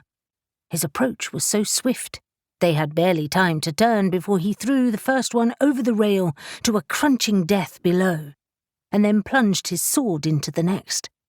The third soldier, however, was ready for him. The next few seconds were a furious clash of blades, each grunting in the other's face, and his opponent was easily as big as Barak was. But up close, especially in the light of the smoking torches, Barak saw that his skin had a coppery sheen, just like his eyes. Barak's blade cut the skin on his forearm, but the wound was dry, leaking no blood at all. "Fuck it." As if sensing his frustration, the soldier smirked, incensing Barak even more. After several more clashes with neither gaining an advantage over the other, Barak had enough. He turned so that his back was to the wall, flung open his wings, and used them to propel himself and the soldier he gripped through the stone balustrade. The swiftness of the move caught his opponent by surprise, and with an enormous crack, they both tumbled over the edge. Barak immediately released his opponent, watching his flailing limbs as he plummeted to the ground and landed in a mangled heap. In seconds, Barak was back on the balcony, winded and covered in cuts and grazes. Estelle raced to his side, her eyes scanning him. "Are you okay?" "Just about. Are you?" He looked beyond her shoulder, but the way was clear, although the stairs were smashed. "You got rid of them all." She smiled, but her eyes were wary. "It was tricky. They're so quick." She turned to survey the tunnel Black Cronos had arrived through. "We need to cut them off before any more arrive." A new clanging noise resounded through the chamber, and Barak groaned. "What now?" The immediate area in front of them was deserted, the view blocked by a row of ziggurats, but a flare of fire in the distance drew their attention, as did another loud clang. Barak turned to Estelle. "I'm going to look. Take me with you." She grabbed his arm, her hand warm and soft on his muscled forearm. "There are men with crossbows. It's too dangerous. I think most are gone. They were the first that the Agigian Z targeted, and me too. Besides," she wiggled her fingers, "I'll be an extra weapon for you." He hesitated for a second, but he didn't like leaving her alone either, knowing she would make her own way to the noise. "All right, but you have the use of one hand only. You'll need the other to hold on tight." He swept her into his arms, facing her forward and gripping her securely, leapt off the edge. He heard her sharp intake of breath and said, "Sorry, I was hoping to make our first flight together a little less dramatic." "I can cope with drama. But maybe—" Her words were lost as they swooped over the next ziggurats and saw the havoc below. Most of the fighting was taking place in the center of the first cave, and dozens of Igigi and Black Cronos were engaged in battle. Barak spotted Neil and Nahum in the middle of it all. But the most horrifying sight were the 3 huge cages at the edge, traps for prisoners. Black Cronos soldiers were poised beside them, ready to haul them away. One of them had a motionless Igigi trapped inside, and the second contained Ash. Z was perched high above the city of the dead. The roof here wasn't as well finished as in the other cave, and deep crevices provided places to wedge himself and watch, his crossbow trained below. He had taken out the Black Cronos soldiers with crossbows, appreciating more than ever the advantage his wings gave him, and was now trying to pick off the soldiers whilst avoiding the Igigi. Not far from him, another Igigi was watching too, longbow cocked and ready. Eagle-headed and eagle-eyed, he was a good shot, but the skirmishes below were now making life tricky. And then the cages appeared, dragged in from the far tunnel. They should have expected this. If Black Cronos wanted Igigi to experiment on, they needed to capture some alive. For some reason, Z imagined them extracting the Igigi bound and trussed. But of course, that would always have been hard. They were huge, muscled, and built for endurance. Logically, a cage was the only way. Perhaps they had brought them here in sections after assessing the way in first. But equally, how would they get them out of the desert? Unless a large truck had arrived, and Neil hadn't mentioned that.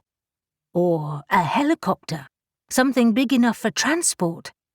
And that meant Black Cronos was far better connected and well-resourced than they knew. With horror, Z saw a motionless Igigi being hauled out of the crowd of Black Cronos soldiers and thrown into a cage, the door clanging shut behind it. And with even greater horror, Ash's motionless body was thrown into the next cage. No! Immediately, soldiers began hauling the cages out, swiftly rolling them on hidden wheels, and Z's initial shock turned to ice-cold rage. He looked across to the Igigi, and with an unspoken agreement, they dropped from their secure perches and made a beeline for the cages as they disappeared into the tunnel. Ash was groggy and confused, feeling only a cold floor beneath him and the sensation of moving. He filtered through his memories, trying to recall what had just happened. Mid-fight, just as he thought he was getting the upper hand with a silver-eyed soldier with whirling blades, something hit him from behind, sending him sprawling. A jolt of pain made his body convulse, and his jaw clenched so hard he thought it would break. And then he'd passed out. As he dragged himself upright, his vision finally clearing, he saw that he was in a cage, being escorted by several soldiers, a couple carrying a long stick with electrodes on the end. Ash had done enough reading to know what that was. It wasn't any weird Black Cronos weaponry. It was a standard cattle prod. He'd been electrocuted. One soldier looked across at him, waving the prod menacingly. His intent was clear. One wrong move and he would use it again. Ash kept very still. He had no wish to repeat that experience, and he had no weapons. Instead, he focused on his surroundings. They were moving at pace up a long, flat tunnel, an escort of soldiers in front and behind. Ahead was another cage with an Igigi trapped inside.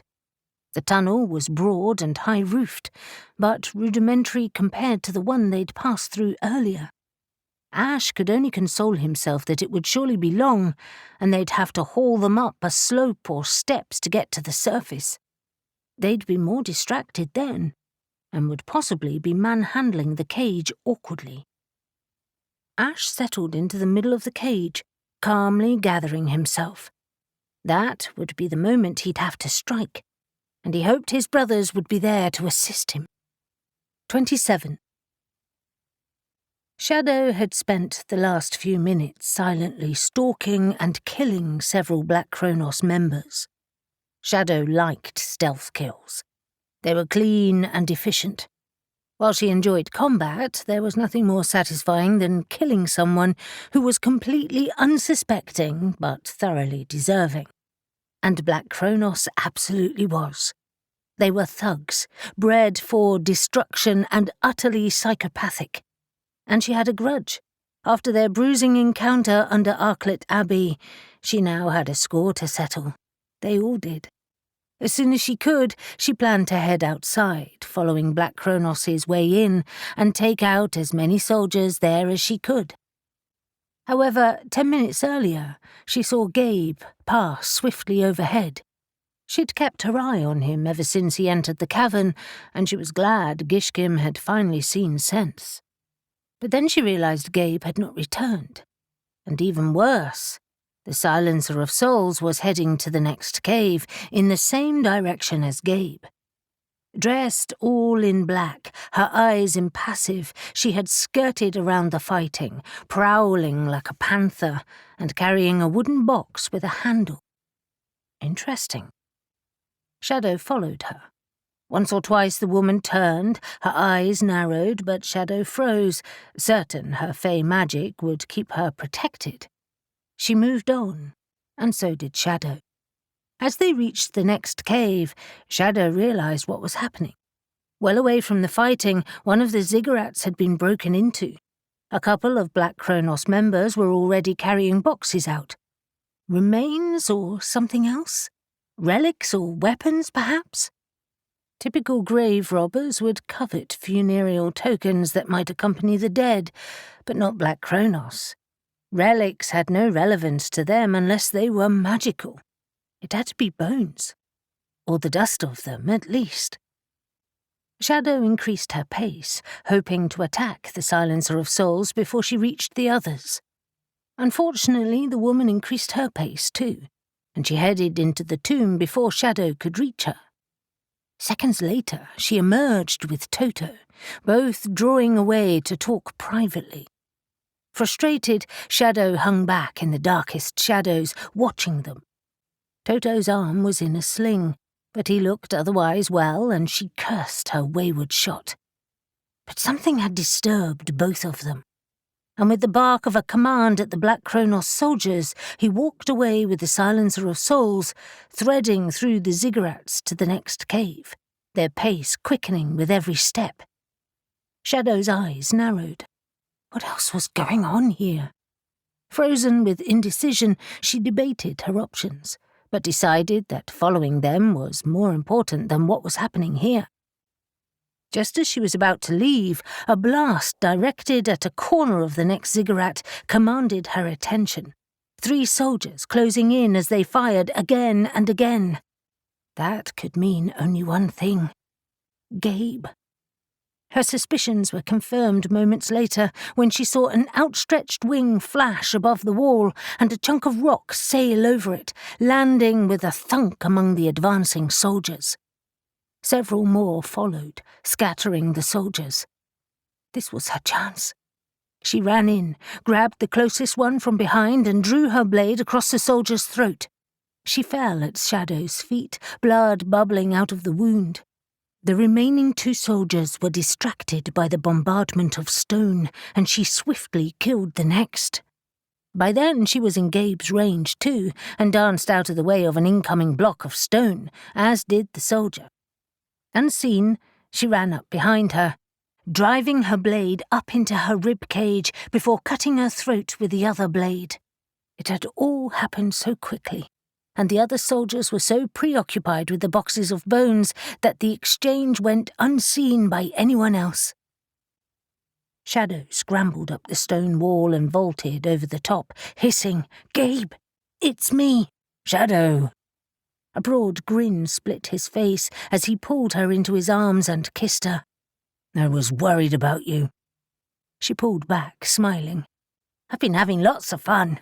Your immediate attackers are dead now, but—" Her smile disappeared. "That bitch has arrived and taken Toto somewhere." She waved vaguely toward the other cave. Something else is going on here, and they're stealing bones. I know. They pinned me down before I could do anything. He ran a dusty hand across his face, smearing dirt along it. Fuck it. How big is the group by the next ziggurat now? Just a few. We can take them together, and then we need to find that bitch. Gabe grabbed his weapons. Good. Let's do this. Nahum hung in the air, Neil next to him, watching a caged Ash and a Ngigi vanish into the tunnel, soldiers surrounding them. "Right, brother," he said, turning to Neil. "Ash and the Ngigi are our priority. The others are withdrawing now that they have what they want." Trying to, Neil corrected. The Ngigi aren't letting them go so easily. But they can't get close either. That final line is holding them off. Nahum's jaw clenched. We'd fare better in flight, especially now that we have the crossbows. But they have their explosive handheld devices. However, Neil shrugged, his huge shoulders shifting upwards. What's life without a little danger? Nahum considered their best approach, and then spotted Z alongside Barak, who was holding Estelle. He whistled, and in seconds they were all hovering together. Estelle looking flushed. "You saw that Ash was captured?" Nahum asked. Z nodded, his eyes fixed on the tunnel's entrance. "We need to follow them, now." "But where's Gabe?" Barak asked.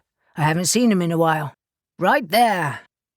Neil pointed to where the huge, dark-winged shape of Gabe was flying towards them, shadow in his arms.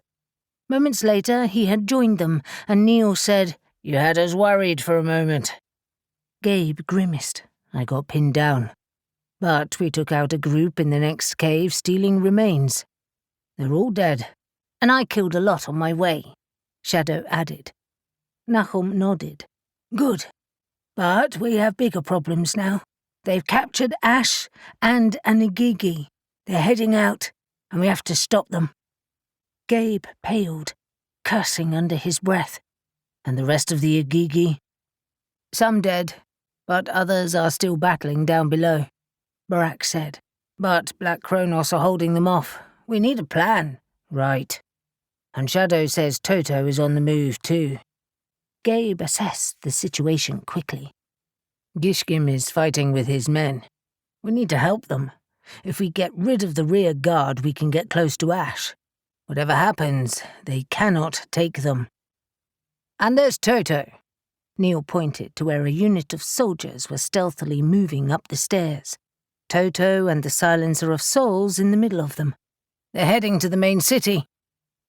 "What can possibly be of interest to them there?" Z asked, confused. "It's deserted. There's just Katerina and Ubara left there." Nahum grunted with annoyance. "Something has been bugging me since we arrived. The city is deserted, and their city of the dead is huge. That means their main population is somewhere else. That must be where they're going." The others looked shocked. "You know it makes sense. There are a lot of soldiers here, and the panel in the room we were locked in shows irrigation systems and a light source. There has to be another city." "But how do they know where to go?" Estelle asked. Her hands, Nahum noted, were gripping Barak's arm so tightly that her knuckles were white. "The same way they knew about the other entrance. Old intel." "I don't give a shit about the details right now." Gabe huffed. "Z, Barak, Estelle, Nahum. You chase down Ash and the Ngigi. He nodded at Neil and Shadow, who rested easily in his arms as if she'd done it her whole life. "We'll stop Toto and join you as soon as possible. If you can, get a message to Gishkim so he knows the plan." Nahum met his brother's determined gaze, knowing failure was not an option. Nahum would rather die than let Ash be taken prisoner. All of them would. "Don't worry, Gabe. We won't fail." And with a nod at the others, they wheeled around to begin another assault on Black Cronos. Harlan was glad to get back to the peace and quiet of his own flat after what felt like a whirlwind few days. He turned the lights on and threw the windows open to allow the cool night breeze to banish the stuffiness of his home. It carried the sounds and smells of London up to him. He made a beeline to the shower, feeling like he needed to wash off days of accumulated dirt and stress. And when he was finished, he grabbed a beer and headed to his study. Ever since he'd left JD, he'd been thinking about the Igigi and what else they may offer Black Cronos. But logically, there'd be nothing to find in their city except bones and ruins. He tried to contact the Nephilim and Shadow several times, and then Katerina, but no one answered. He wasn't sure if that was good or bad. If they'd found the city and were underground, there would be no signal. But if Black Cronos had found them... He shook off his worry and started to research the Igigi. He hadn't got very far before there was a knock on the door. Startled, he checked the time. It was late. Almost 10. He grabbed the baseball bat he'd taken to keeping close, like that would stop Black Cronos from killing him, and headed to his front door to peer through the spy hole. With relief, he saw only Olivia. "God damn it! I thought you were Black Cronos," he said, ushering her in. Like they'd knock. Olivia looked like she'd been out to dinner. She was wearing one of her elegant dresses and high-heeled shoes, and she smirked as she looked at his bat. "How very American." "Funny," he said, leading her down the hall to the study. "It could make a big dent in someone's head if I was attacked." "And a big dent in yours if they wrestled it off you." "I'm disappointed that you have no faith in me. I work out." "And they're superhumans." She cocked an eyebrow at him. "Are you still worried they'll come for you?" He shrugged. "Not really, I guess. Or I'd be back at the Mandarin Oriental. I'm not big enough to bother them right now, which is fine by me." He nodded at the computer screen. "I am, however, looking into their latest interest. What are you doing here anyway? All dressed up and nowhere to go?" "I had dinner with a potential client who needed reassuring about our abilities, and now I'm checking in on you. I was worried, and I admit, I'm nosy." He laughed. "I'll get you a drink and fill you in. Wine, gin, beer, coffee?"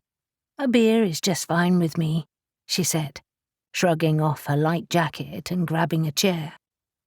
When he returned to the study, Olivia was scrolling through his web searches, and she looked at him, puzzled. "You're still looking into the Sumerian stuff?" It had been days since he'd last spoken to Olivia, and he'd forgotten that he told her about the tablet. "Yes, we found the original tablet in Wales. It has taken Gabe and the others to Turkey." "What? I didn't know that." "They're looking for the city. They might have found it, too." "It would be a wreck, right?" "That's the thing. We don't know.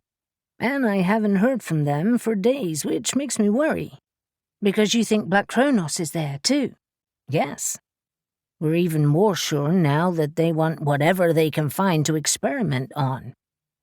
Harlan glanced at the computer screen again. "The other worrying thing is JD's theory on who's behind it all. The Comte de Saint-Germain." "Oh, I've heard of him." Olivia leaned back in the chair, drank her beer and regarded Harlan silently for a moment. "That's a hell of a theory.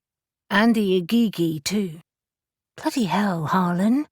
I know we live and work in the strange world of the occult, but this is stretching things even for us. A hidden city beneath the desert, and another immortal alchemist. If John Dee did it, why can someone else? And we know there are many old civilizations out there that have vanished with time.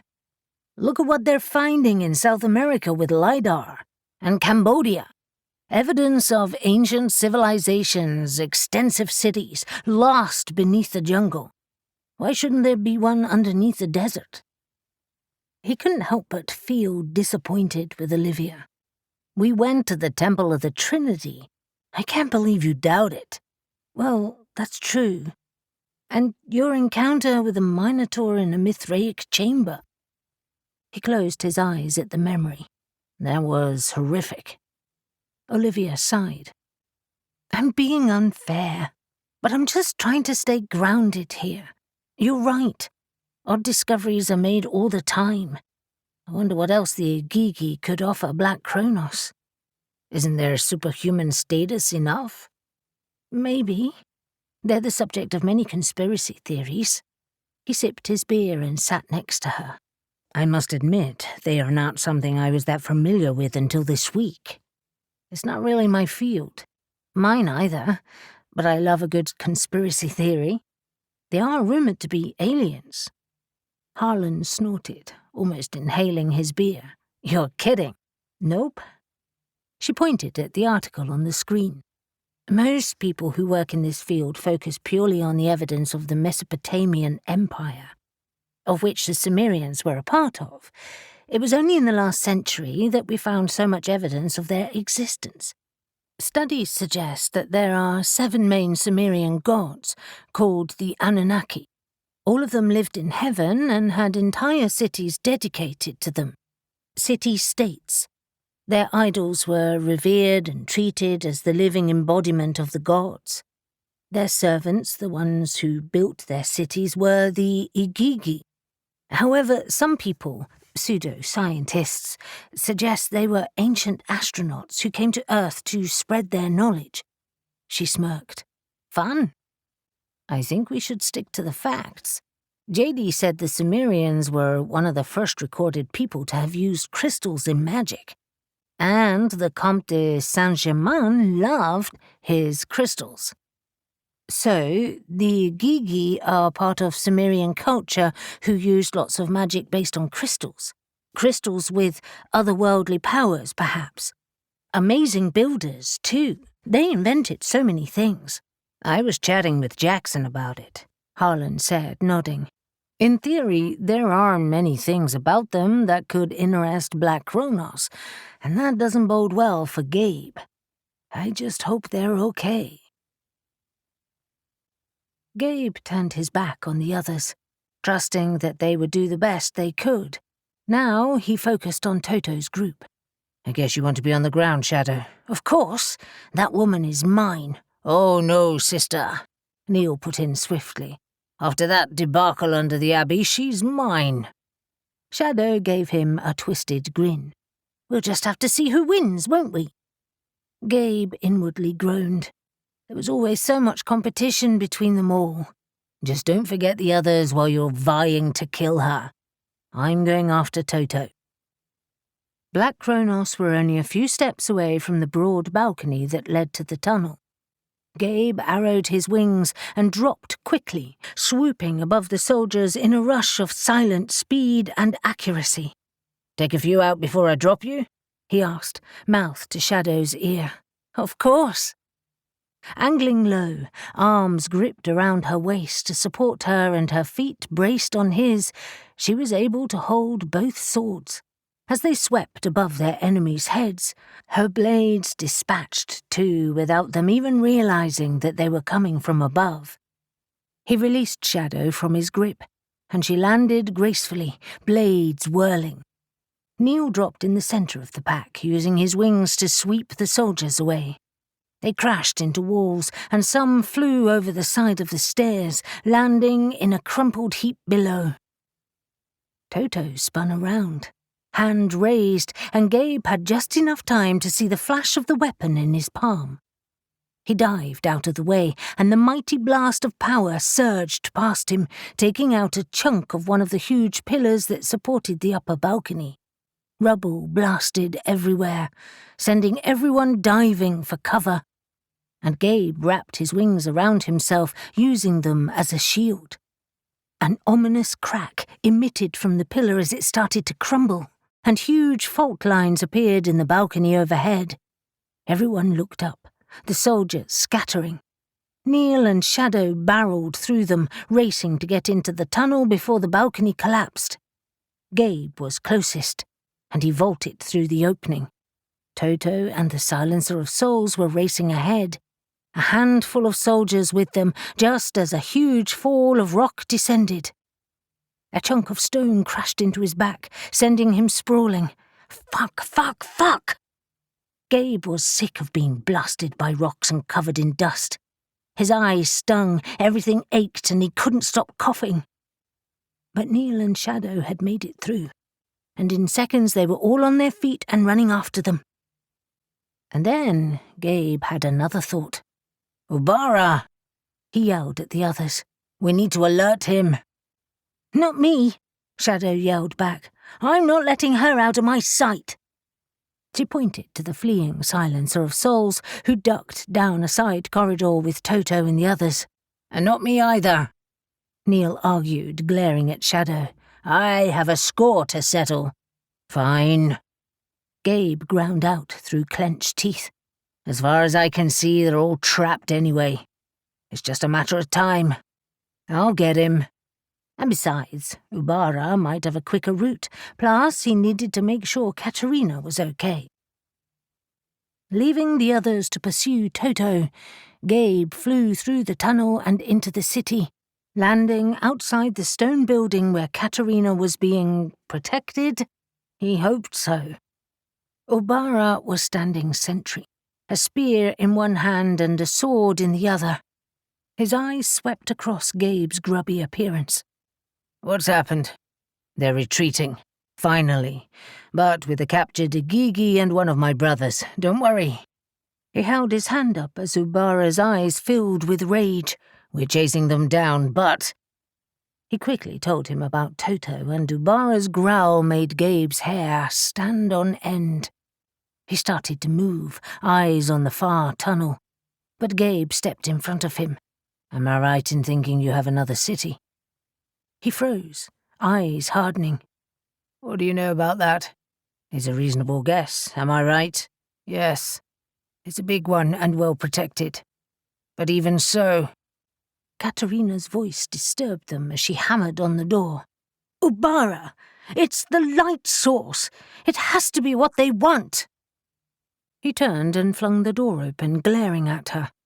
"What do you know about the light source?" Katerina looked none the worse for her captivity. "I've been studying your records, your history. You stole some kind of gemstone that powered your city, gave it light, am I right?" Ubara hesitated and then nodded. "Yes. Our ancestors stole it from the Anunnaki. It's what has enabled us to live here for so long. The Stone of Utu." Gabe could barely believe his ears. "Are you fucking kidding me? You stole that?" His shock was so huge he felt as if the earth had shifted beneath his feet. The Stone of Utu was renowned through the Sumerian world. There had always been rumors about the Anunnaki gods, that they wielded the powers of the universe brought from the skies. He had never seen it, and they certainly hadn't advertised its loss. And no wonder. It would have weakened them in their subjects' eyes. A revelation struck him. "That's the real reason we had to find you, and our fathers searched for you." Ubara nodded. "There were 6 other stones, one for each god, but we only took one. Its power could be devastating in the wrong hands, and it would mean the end of us. We would die, and our city would collapse." "Is there another way to get there?" "Neil and Shadow are following them, but they need help." Ubara nodded. "Follow me." Katerina forced her way out of the room, glaring at Gabe. "You are not leaving me behind." He was too anxious to get moving to argue. "Then you better stay close." Barak raced down the tunnel after the fleeing Black Cronos soldiers, with his brothers Estelle and the Igigi keeping pace alongside. After a combined assault on the remaining Black Cronos soldiers in the City of the Dead, the stragglers ran, but they had a head start and were annoyingly quick. Partway down the tunnel, as it started to twist and turn, they hunkered down and began blasting them again, holding them back. With every passing minute, Ash and the captured Igigi were getting further away. Barak's worry about his brother rocketed, and he could see the rising panic in his brother's eyes too. But Gishkim remained calm. "We have another route. This place is riddled with tunnels that we created many years ago for just such a scenario." He barked an order, separating his team into two groups. The other led by Dumuzi, a jackal-headed Igigi who seemed to be his second in command. "Dumuzi, you stay here. Continue the attack and make them think they're blocking us. We'll head down here." He gestured to a side passage as he addressed the Nephilim and Estelle. "This will bring us out into the main cave." A ferocious scowl split his face in two. "They'll regret ever coming here." Barak looked at Estelle, while his brothers followed Gishkim's team, who were already setting a fast pace. So far, she hadn't complained once. "Are you coming with us?" He hated to lose sight of her, but she was making no move to follow them. She shook her head. "I'll stay here. I think I'll be of more use, and I won't slow you down." Her hand cupped his cheek as she held his gaze. "Be careful." He kissed her palm, feeling the innate strength beneath her femininity. "And you?" "I like," he gestured between them, "whatever this is." She smiled, and it lit up her face, making his heart jump. "So do I. Be safe, Barak." He kissed her palm once more, and then ran to join the others, holding the promise in her eyes close to his heart. 28. Neil couldn't believe his eyes as the enormous vista of another underground city opened up before him. Hearn's hairy bollocks! How is this even possible? Even Shadow, who pretended never to be impressed by anything, pulled up short. "I have no idea. Where is the light coming from? And the heat?" They had progressed down a roughly carved tunnel that ended at a thick wooden door, and passing through it now stood on a stone platform high above a verdant valley. Streams and rivers flowed through fields and forests, and clusters of buildings were spread throughout, the main city appearing in the distance. Igigi moved in the fields below them and along the lanes, and following the main road. Neil spotted a huge gate set into the wall directly below them. But ahead of them was a series of stone walkways set beneath the metal-covered dome of the cavern, a mixture of silver, bronze, copper and gold. Ahead, set into the roof, a light source blazed, and that's where Toto and the Silencer of Souls were heading. Neil pointed. "The gate down there must be the main entrance." Shadow nodded. "Access by another tunnel, somewhere below this one. This is a kind of service access. How have they found it?" Neil shook his head. "They've obviously either found a better source than us, or have some impressive technology. But..." He stared at the handful of soldiers ahead who were facing them on the huge stone walkways, weapons drawn. "We need to get rid of them to get to Toto and that bitch." "The light source looks like it would be too big to take." "They always do their homework, Shadow. They must be sure they can get it. That's why she's carrying a box." Neil grimaced. "There are 4 guards left. I'm going to fly around them, draw their fire and take out who I can. The roof is high enough that I can get above the walkways. I'm going to make this quick." Without waiting to hear her response, he dropped off the ledge, plummeting to the ground until he was a good way beneath them before extending his wings. He then swept up, circling fast and rolling quickly so his wings shielded him. He felt a few blasts come close, ruffling his feathers, but he kept going, his speed and momentum too much for them to counter. As the first soldiers came into view, he levelled out, opened his wings and headed right for them. He took 2 out immediately, sweeping them off the walkway to plunge to their deaths. The other 2 scattered, and he swung back around. They had both flattened themselves against the walkway and keeping low. He grabbed one mid-flight and dropped him over the side, his scream resonating through the chamber. Shadow had used Neil's distraction to run in, and she tackled the next soldier, coming perilously close to the edge as they rolled together. Just as Neil was swooping around, she kicked out, sending the last soldier plummeting over the edge. "Nice job, sister," he said, landing next to her. "Ready for the next 2? Toto and the Silencer of Souls were still running towards the light source, but had pulled further ahead now. He opened his arms. "I can give you a lift." Shadow didn't hesitate. "Let's go." Ash braced himself against the bars of his cage as Black Cronos carried it up the steep slope to the surface. Despite their strength, they were breathless, and it was no wonder. The cages were heavy and hard to manhandle over the rough ground. This tunnel was nowhere near as finished as the one they had entered through, and he could hear grumblings and mutterings amongst his captors, especially about Stefan Hope Robbins. Good. With luck, infighting might break out. He'd overheard them saying that Stefan was waiting on the surface with a team to take them away. Ash had anxiously watched behind him and had become increasingly more despondent that his brothers weren't in sight. But it wasn't over yet, and he was now much more rested than his captors. Fresh air swept over him as a huge gateway appeared ahead, a hole blown in it, and he realized they'd reached the gate that Shadow had seen. He hadn't got much time left. He'd have to make his move, now. Suddenly, a strange rushing and roaring sensation filled his ears, and he realized the breeze felt damp. What the hell?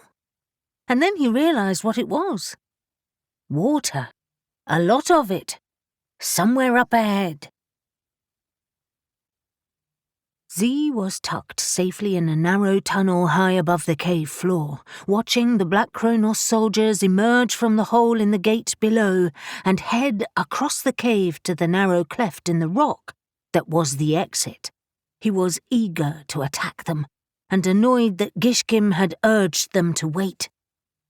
Nahum was barely reining in his patience, especially when he saw the first cage appear and his hand tightened on his throwing knives.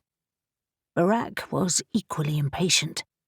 But Gishkim ignored them, he and his team instead focusing on manipulating a mechanism set into the wall, a system of cogs and gears. When a roaring noise filled his ears, Z immediately knew why. Water gushed out of an opening in the cave high above the gate, sluicing down into the dry canal below. Gishkim and the Igigi had opened the ancient water channels. At first he'd thought there was only one, but within a few seconds another 3 around the cave started to release water, again all several meters above the ground. Water churned out, the noise deafening as the waterfalls plunged below. The canals were instantly full of water, and then they started to overflow. There were no attempts at heroics from Black Cronos soldiers now. They ran, water sloshing around their feet, a couple already losing their footing and getting washed away. Gishkim gave them a feral grin and pointed to the cleft. "I suggest you leave through there, if you wish to get the others outside. I will go too. I need to teach these trespassers a lesson." Z shook his head. "We need to get Ash out, and you're a Gigi." "And you will," Gishkim said calmly, "while the rest of them drown." Barak cricked his neck, eyes already on the exit. A few men had already entered it, but the water was overwhelming the others. "I'll come with you, Gishkim. Brothers, join us soon."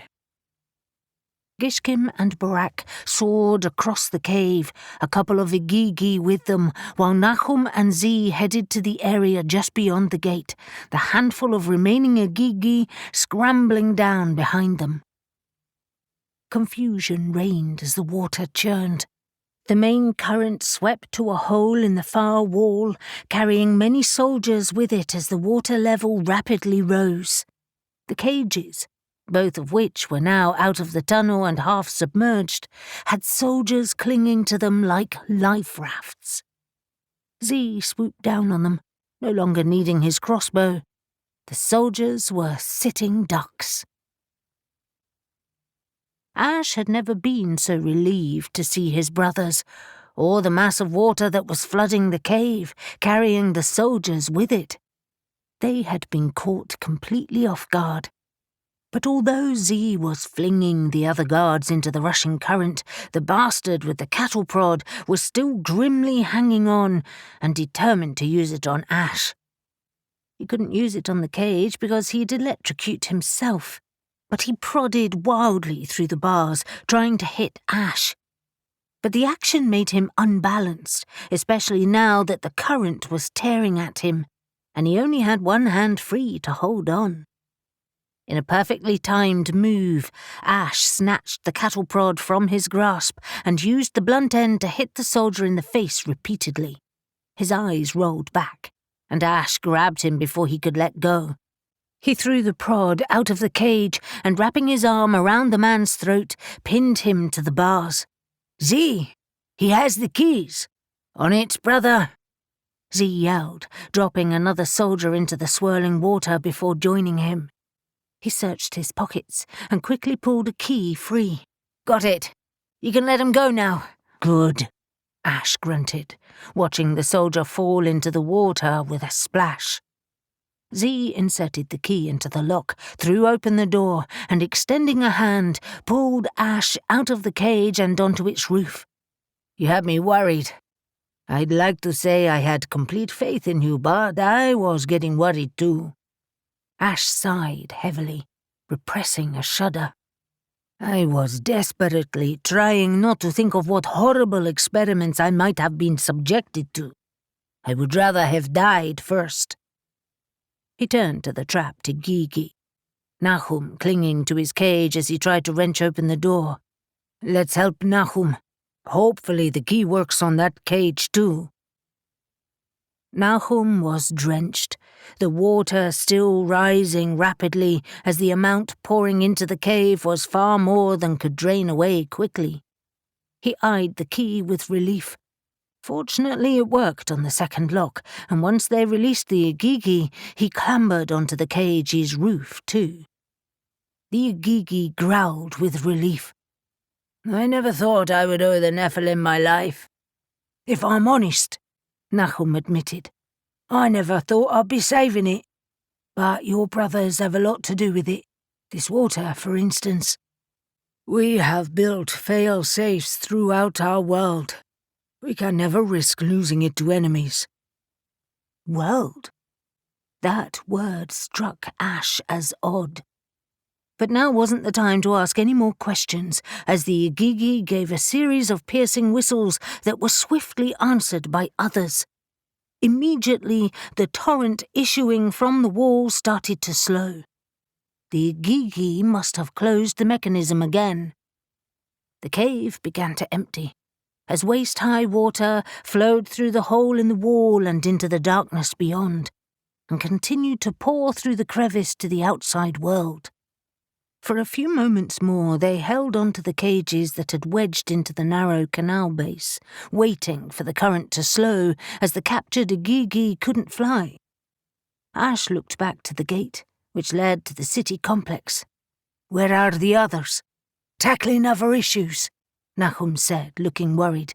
"But Estelle should be—" He didn't need to say anything else. A few lights in the distance heralded the arrival of the others, and soon Estelle emerged through the gate with the other Igigi, grim-faced and covered in dirt. She sighed with relief at the sight of them, the group sloshing through the remaining water toward the cage. Thank the gods. We've killed the rest of them. Where's Barak? Out there, Z said, already headed to the cleft. Let's join him. Ash jumped to the floor, stretching his cramped limbs and flexing his wings before following him. He was looking forward to exacting more revenge on Black Cronos. Gabe studied the mechanism in the center of space, mouth dropping open as he examined the unbelievable engineering that was around him. It had taken what seemed to be an age to reach this place, its entrance hidden in the rear of one of the other buildings, and Gabe wondered what other features this old city hid. Udbara had barely explained anything while on the move, and Gabe had focused only on keeping up with him and making sure Katerina was keeping up with both of them. Fortunately, she had, seemingly undaunted by their strange surroundings. The passage had sloped upwards on a gentle gradient, the occasional side path leading off it. But Udbara had ignored them, guiding them steadily onwards until stopping at a central space with all manner of mechanisms that disappeared into darkness on either side. It was like they had arrived in the space above a stage. Standing still, Gabe felt the hum of the machinery beneath his feet and saw a track set in the floor that disappeared into the gloom on either side. They were at the top of a rise, the ground falling away beyond them. It seemed Katerina was equally shocked. What is this place? I have no idea, Katerina, he said, baffled, but translated the question to Udbara. He smiled in response, his wolf's grin unnerving in the dim light. There's a reason Gishkim left me to watch Katerina. I'm one of the Agigi who maintains this. It is how the stone of Utu passes overhead, lighting our world below. Gabe gaped. Like the sun? Yes. It disappears at the end of every cycle to simulate night, passing backwards and forwards across the sky. Essentially, the roof of the cavern is covered in metal to add to the brightness. I'm about to speed that up. It will trigger a warning. As Gabe translated for Katerina, Udbara manipulated a control panel, and an enormous clang resounded around them as if coming from deep within the core of the cavern. Immediately the humming beneath Gabe's feet increased, and Udbara nodded, satisfied. The stone of Utu will now head towards its nighttime resting place. If our attackers are seeking it, it will soon be far from their reach. Gabe felt suddenly out of his depth. How did you achieve this? We have been here for thousands of years. Our building skills were already superior to most. We have had time to perfect them for our needs. Udbara positioned himself above a large hatch set into the floor.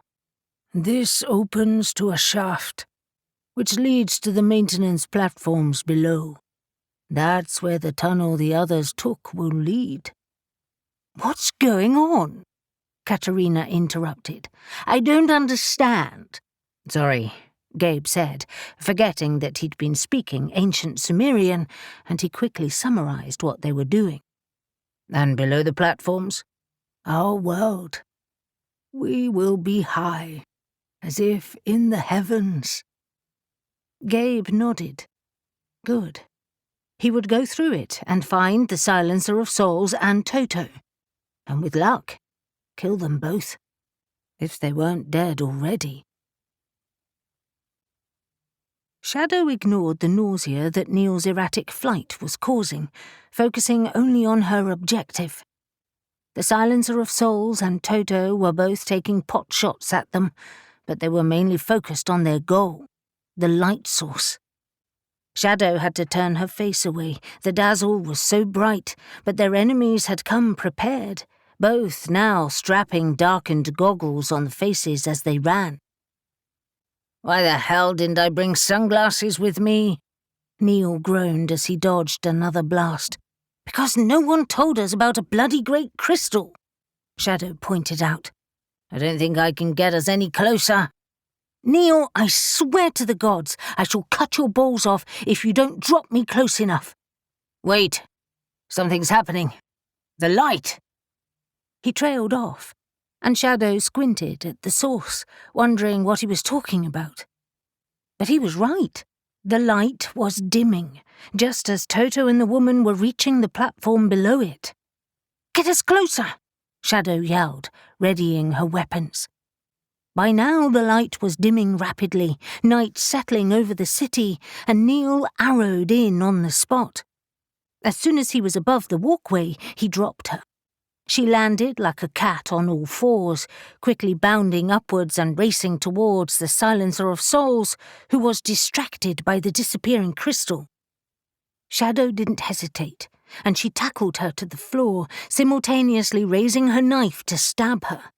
But rather than the Silencer of Souls pushing Shadow off, she grabbed her head and pulled her close, raising her lips eagerly to hers. The momentum was unexpected, and Shadow toppled forward, her knife clattering to the floor as she lost her balance. But she had just enough strength to slide to the side, those deadly lips missing her own by inches. As Shadow scrambled to grapple her opponent, they both ended up rolling over and over again, and the next thing she knew, they'd plunged over the side and were free falling. Barak thrust his sword forward, plunging it through the shoulder of a Black Cronos soldier who was heavy-set with dull grey eyes. The force of Barak's thrust was so great that it pinned him to the rock behind him. Barak restrained his other arm and swiftly slit his throat with his dagger. As the man slumped forward, he pulled his sword free, scowling at the blade that was now pockmarked and scarred from the fight. Warily he spun around, weapon raised, but there was no one left to fight. All of the Black Cronos soldiers lay dead, half a dozen Igigi lying next to them. The survivors stood, winded and panting, some bent double from their exertions.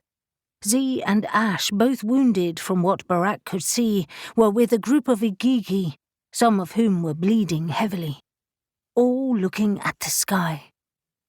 Another cluster of Igigi were searching through the dead bodies, no doubt checking that they really were dead.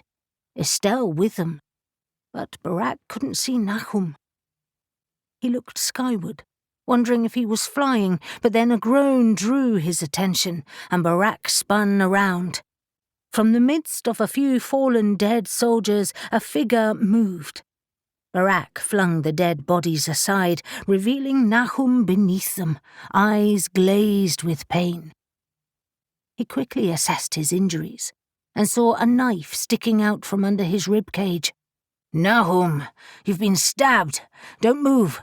"I couldn't move if I wanted to, brother." His breaths were fast and shallow, sweat covering his face. He fumbled for the knife, his hands slick with blood and shaking. "Don't touch it," Barak warned, moving his hand gently away. "We're best leaving it in place right now." He shouted to the Igigi, "We need help! Have you a healer in the city?" The shout summoned everyone, and they crowded around. Ash and Z shoved them aside so they could get closer. Ash looked at Barak, panic in his eyes. "He's lost a lot of blood. We have to stabilize him to give him the best chance of recovery." Estelle pushed him aside. "I can help, but we need to get him inside, somewhere warm." Gishkim was hanging back, watching. But now he said, "We have an infirmary in our main city. I can take you there. In fact," his lips pursed as he took in the number of wounded, "we all need to go, apart from a few we'll leave behind to seal the entrance. I'll fly Nahum there myself. It will be quicker." Estelle was kneeling by Nahum's side, murmuring a spell as her hand cradled over his wound. Barak nodded and stood, allowing Gishgim to get close, and then turned to his brothers. Has anyone escaped? Z dragged his gaze away from Nahum, pointing to a distant shape in the sky. See the lights? A helicopter took off while we were fighting, with Stefan Hope Robbins in it, I suspect. He gestured around him. He doesn't seem to be here. For a moment, Barak focused on the retreating helicopter, trying to calculate if he could reach it. But Z squeezed his shoulder. I've already considered it. We wouldn't get to it in time. They're gone. Shit, Barak huffed. What about Toto and that bitch? Still inside, I suspect.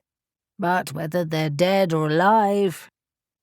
He trailed off as Gishgim lifted Nahum effortlessly, his huge muscles rippling beneath his burnished skin. He barked out a few orders, and the Yagigi who were well drew back, nodding at the command, while the others prepared to move. It seemed it was time to leave. As soon as the hatch was open, revealing the shaft beneath, Gabe saw a ladder attached to its side, and he leapt in front of Ubara. I'm going down. Take care of Katerina. Ubara scowled. I'm no babysitter. I'm going too.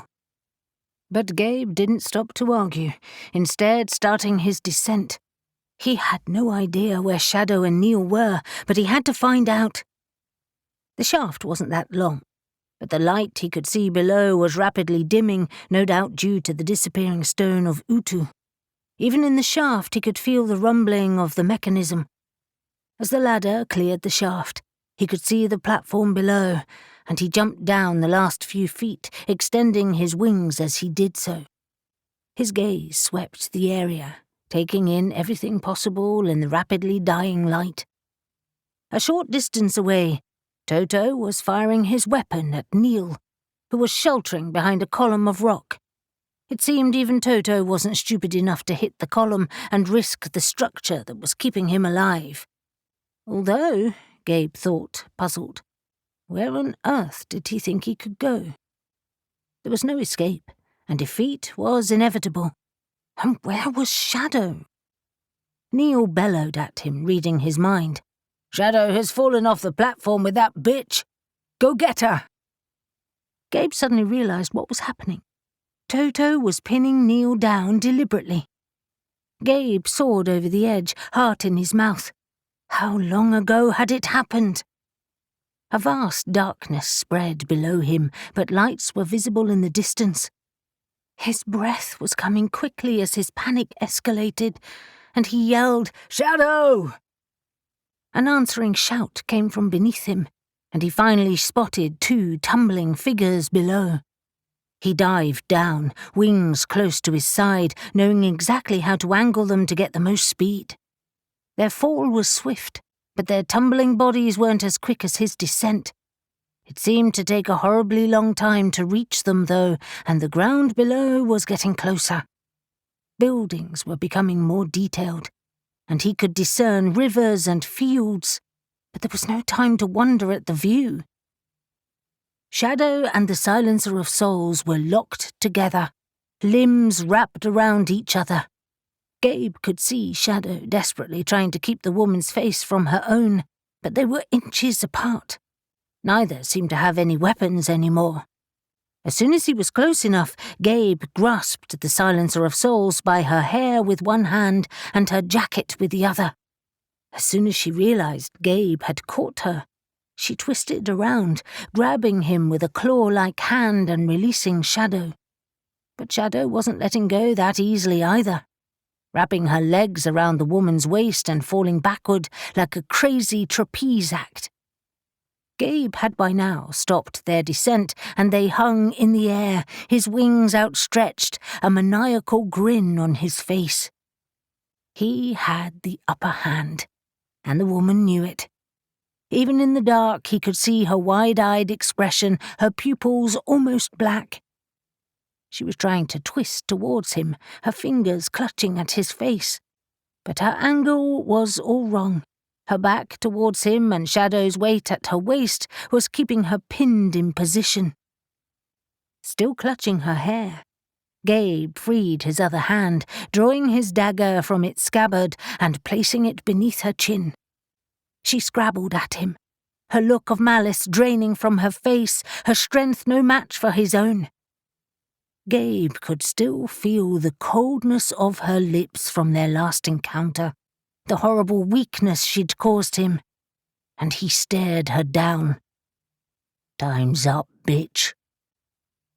For the first time in all their encounters, she spoke, her voice only a harsh whisper. "There are more like me. They will come for you. Then I'll kill them too." Gabe plunged his knife into her throat, and she fell limp in his arms, her blood spurting over him. Shadow scrambled over her body and clung to Gabe, and when he was sure she was secure, he dropped the woman's corpse, watching her fall to a field below. He swallowed when he realized how close they were to the ground. If he'd been there a few seconds later, Shadow would have been dead too. "Damn you, Gabriel Malouf! I wanted to kill her myself!" Shadow's legs were wrapped around his waist, her face inches from his, her expression furious. "Oh, I'm sorry. I thought I just saved your life. Or can you fly now?" She scowled, words battling to get out, but in the end all she managed was, "Bollocks! That's my girl. Shall we go and check on Neil now?" It wasn't really a question, and he was already wheeling in the air, his wings beating as he climbed back to the distant platforms beneath the metallic sky. Toto had him pinned down with that damn blasting weapon of theirs. But by the time they arrived on the platform, Gabe flying in low and quick just in case of attack, it was all over. Neil and Ubara were standing over Toto's dead body, and even Katerina had arrived. She stood in the center of the platform beneath the shaft, terrified to move as she took in the city below.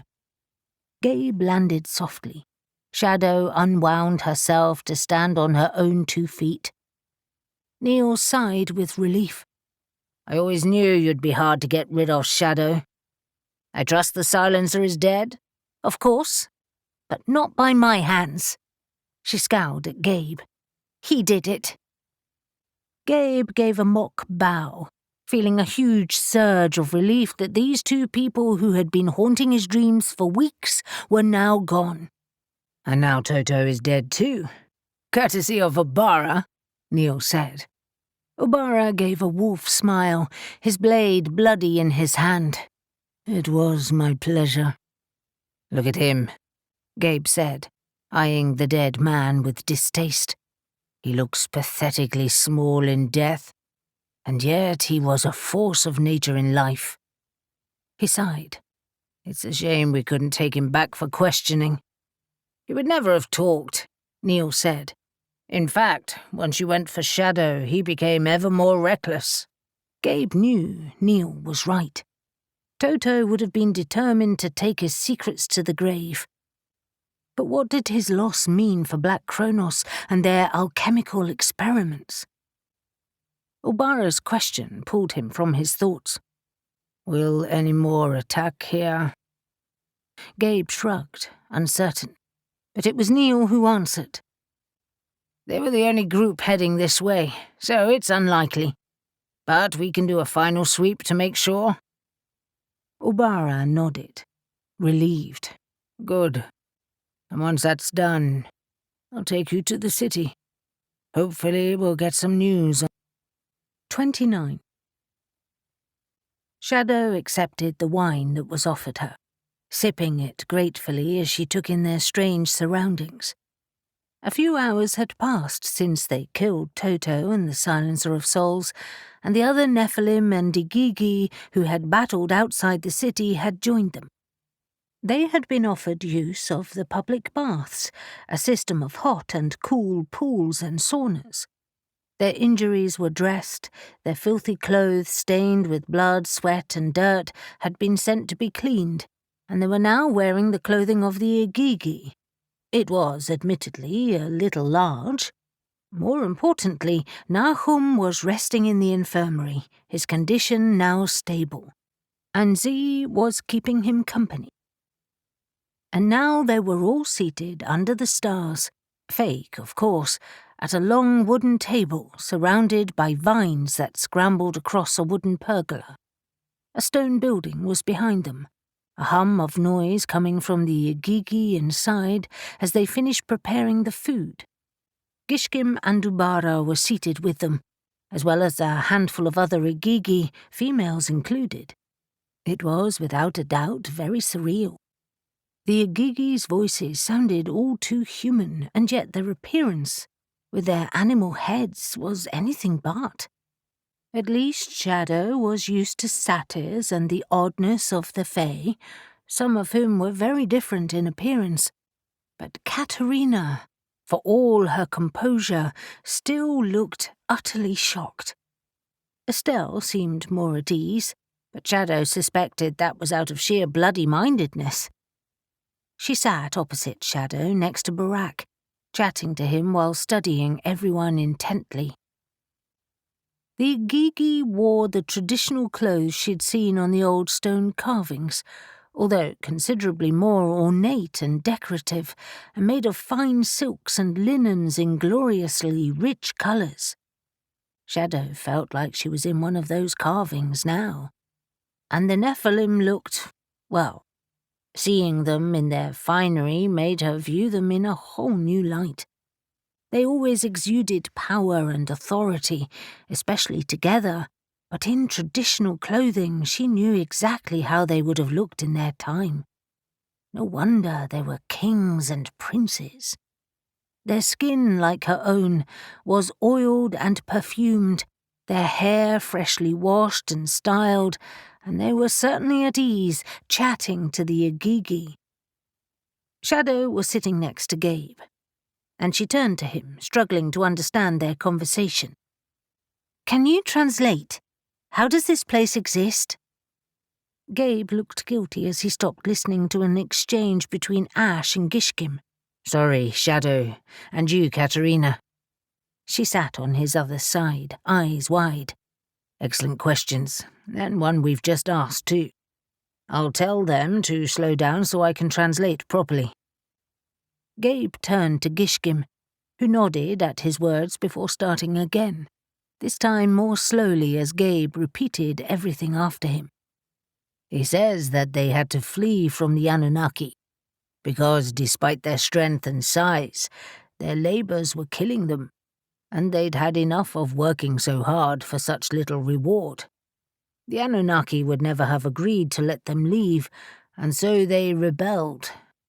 But what we didn't know was that they had the Stone of Utu." Katerina interjected. "One of the 7 gods?" "Exactly. Utu represented the sun, and was believed to have a sun chariot. His sister was called Inanna, and was the queen of heaven."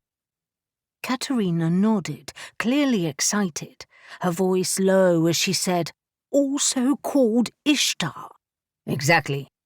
Each of the 7 gods had a city dedicated to them, and the Sumerians were the first to use crystals in magic. Each god had one that mirrored its own powers." Gabe paused as he listened to Gishkim again.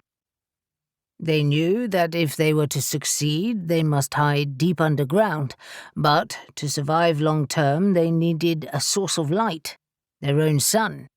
So they stole Utu's crystal." Shadow nodded. "The stone they now use above. It's huge, surely?" Gabe shook his head. "Not really.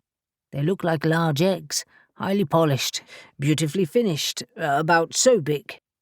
He held his hands approximately 12 inches apart. "But the power they contained was enormous. And if you could use magic, as many of them did, you could manipulate that." "The Igigi can do magic?" "Some can, of a sort. Manipulation of the basic elements of air, water, fire, and earth. Not quite how Estelle can. He shushed them again, listening to Gishkim before continuing. The city they built above, the old one, was their first, but they soon realized that wouldn't be sufficient. Once they explored the cave system here, they found this one. Most of it is natural. The rest they mined, connecting it to the next. Estelle leaned across the table and said, "But the fields and irrigation systems, that seems impossible to maintain." Gabe rapidly translated her question for the Igigi. It was another who answered this time, not Gishkim. A woman with the head of a hawk, while the human part of her body was clearly feminine. It was odd. Barak translated next. They have magi, who we call magicians.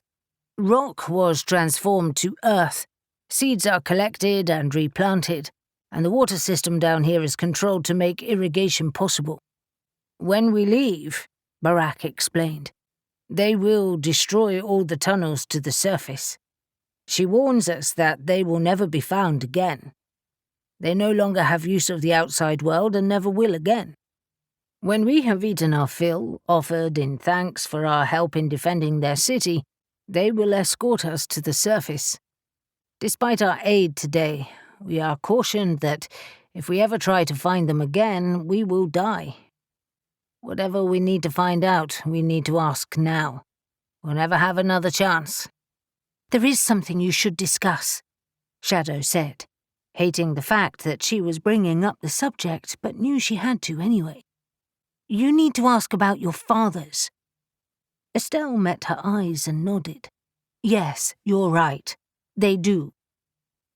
Shadow was surprised, but glad of her support. Gabe and Barak, however, groaned in unison. "The last thing I want to talk about is bloody Remiel," Gabe complained. Shadow glared at both of them. "You have to.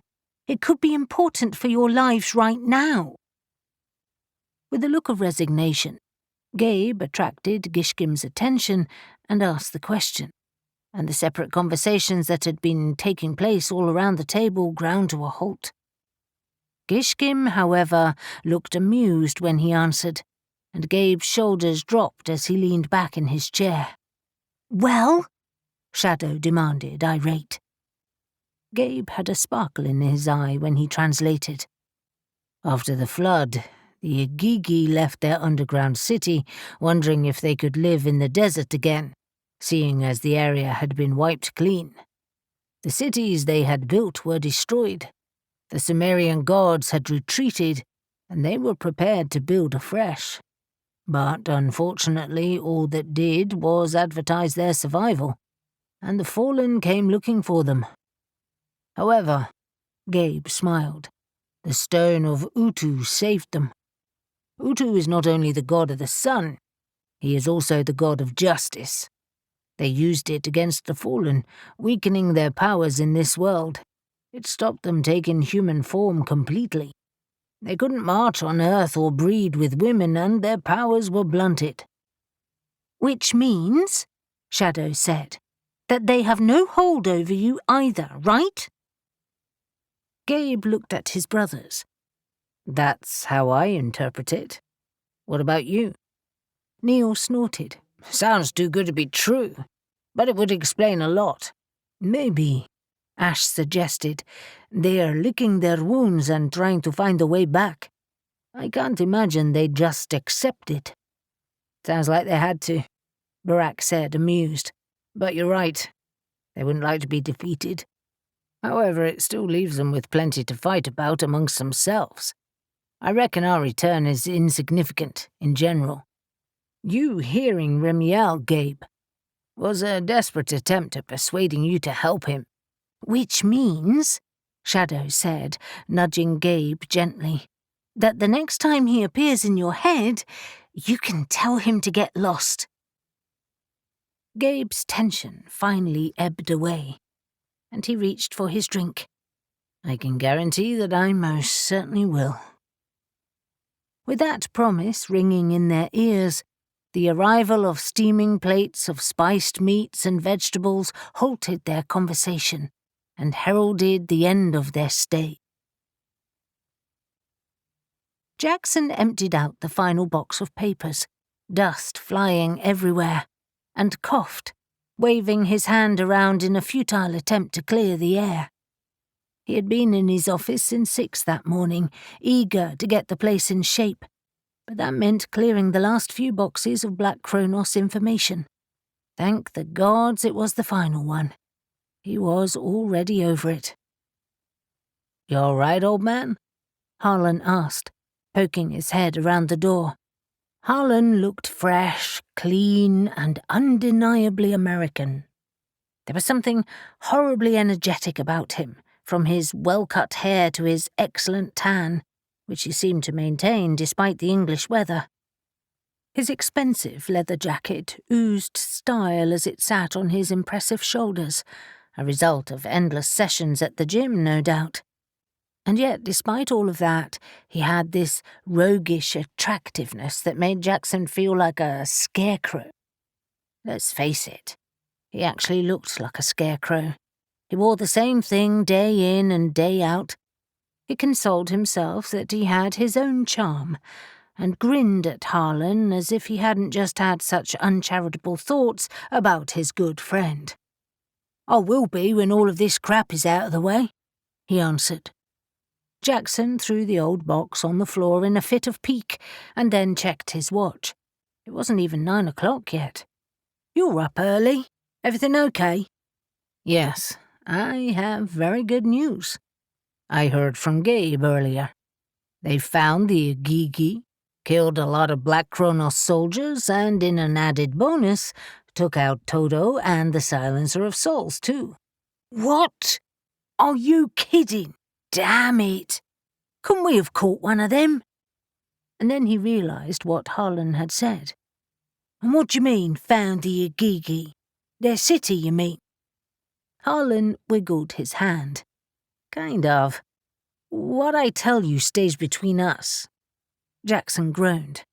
Harlan seemed to be taking this cloak and dagger stuff very seriously. "We're in the top-secret Paranormal Division. Of course I'll keep it a secret." "I mean it. No memos to Wayland, nothing documented. Only the bare essentials." Harlan raised an eyebrow, looking insufferably pleased with himself. "He's my boss." "And what he won't know won't kill him. It's important." Jackson wasn't at all sure that he liked where this was going, but he nodded anyway. "Go on." "The Igigi are alive and well, and living deep under the desert in a massive cave system. It seems Black Cronos had alternate intel that led them there, and it wasn't just their bones or bodies they wanted." He held a hand up, forestalling questions. "It seems that several hundred years ago, desert nomads found their caves, and they were accepted as friends because of the fact that they avoided the cities and lived in the desert. The story of their friendship was passed down in the tribe and eventually recorded, long after that friendship had ceased to exist. That's what Barnaby found and passed on to Toto. That's what was in the papers in the bank deposit box. A name is mentioned in there too. Another traveler that the nomads met. A Count Saltykov." Harlan's mouth twitched in a smile. "Oh, shit. One of the pseudonyms of the Count." "Exactly. He never visited the city, but obviously has known of its existence for years. This adds weight to our argument that he's behind Black Cronos, and Barnaby was starting to realize it too."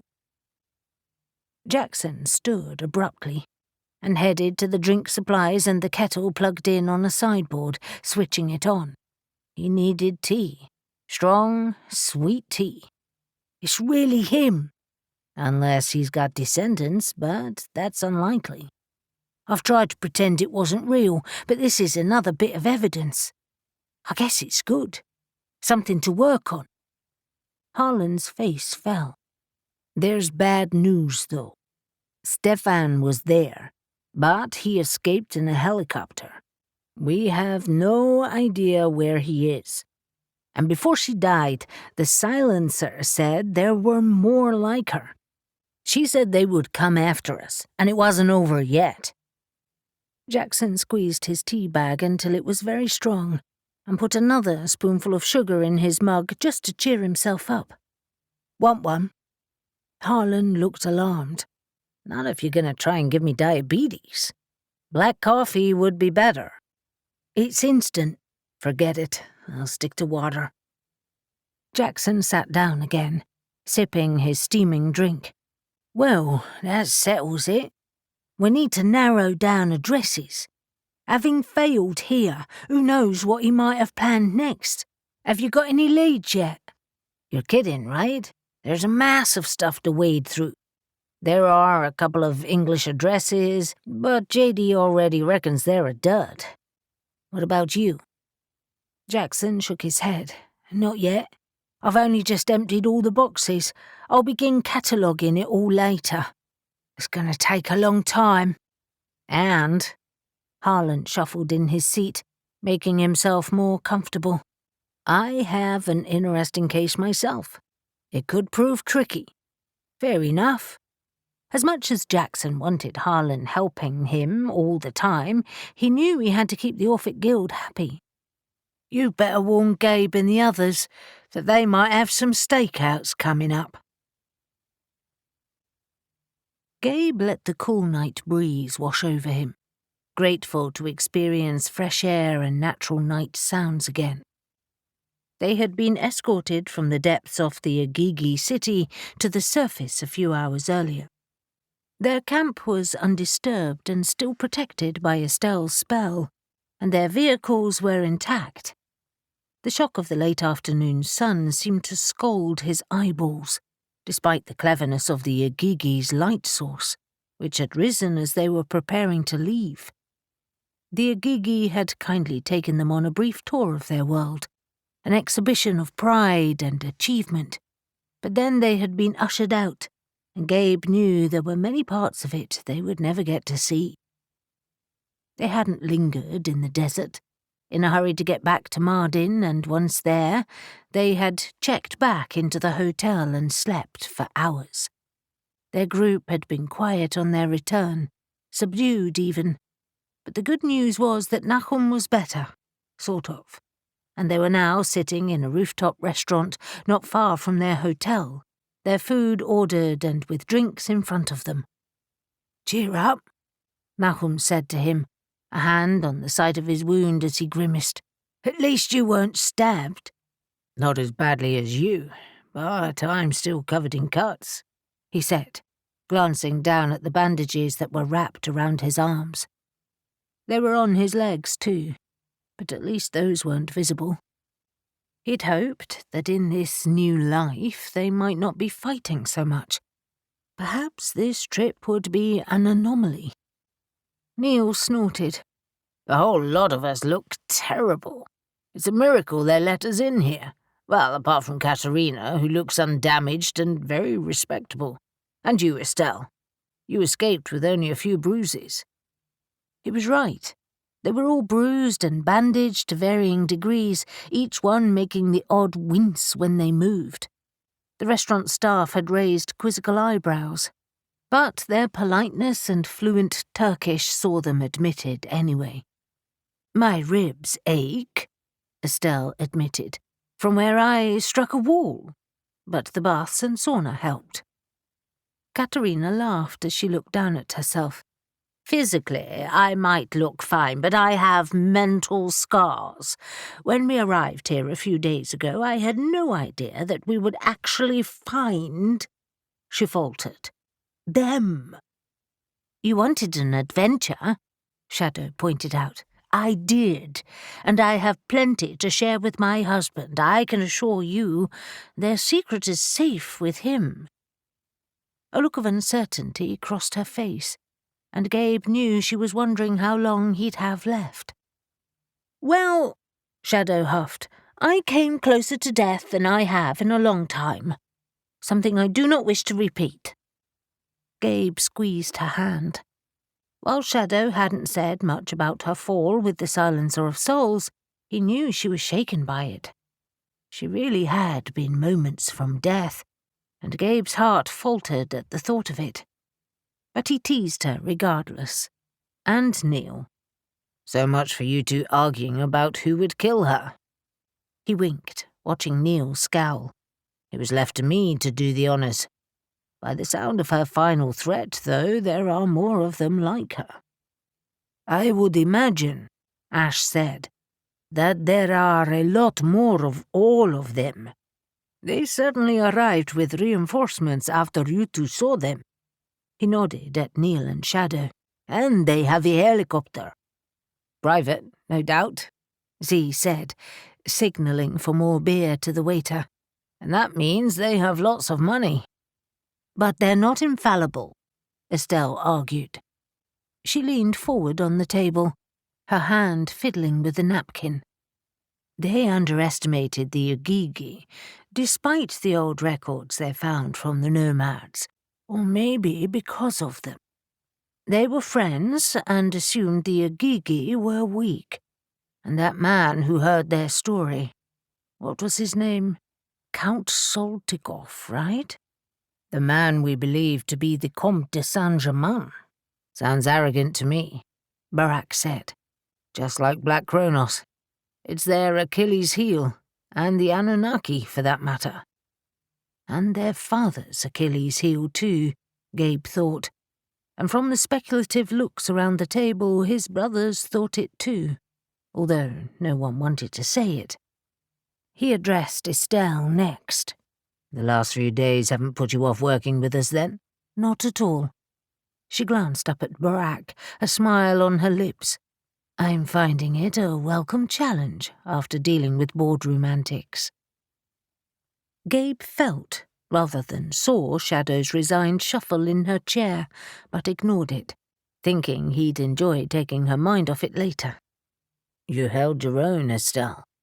You're a welcome addition to the team. She beamed with pleasure, her resting bitch face vanishing. But to be honest, he hadn't seen it for a few weeks anyway. The Barak effect. But I have a feeling we'll be splitting up our efforts in future. Why is that? Shadow prompted. Harlan and Jackson need our help to search for the Comte de Saint-Germain. And Harlan also thinks he may need help on his next case. Nahum held his hand up, and then winced as it pulled his side. I'll help, Harlan. I'm over Black Cronos and bloody alchemists. Damn secret societies. I'm up for a good old-fashioned relic hunt. A grin split his face. I might get to avoid old tombs and underground cities, too. You're kidding, right? Z said, amused. I'm sure there'll be plenty more tombs. Any idea what Harlan wants us for? Gabe shook his head. Not a clue. He said it would be a nice surprise when we got home.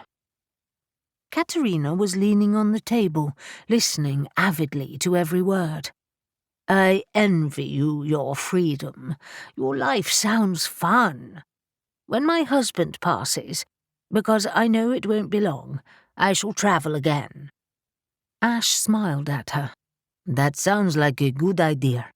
You're far too young to give up on life completely. Besides, you're traveling now. Enjoy it while you're here. We all should, Barak said, reaching for his beer. Let's stay a while longer, soak up the sun and let our wounds heal before we go home. He gave Estelle a long look that she returned. I'd like to show Estelle the sights, and I'd like to explore the place too. I was worried that being here would be unsettling, but it's not so bad. I agree, Neil said, his expression resolute. If anything, it's banished a few ghosts. Gabe wondered if he meant Lilith, but he certainly wasn't going to ask. Instead, he raised his glass in a toast. I think we all need to banish a few ghosts. Let's drink to that. This has been Hunter's Dawn, Whitehaven Hunters, Book 4, written by T.J. Green and narrated by Diana Croft. Copyright 2022 by T.J. Green. Production copyright 2023 by T.J. Green.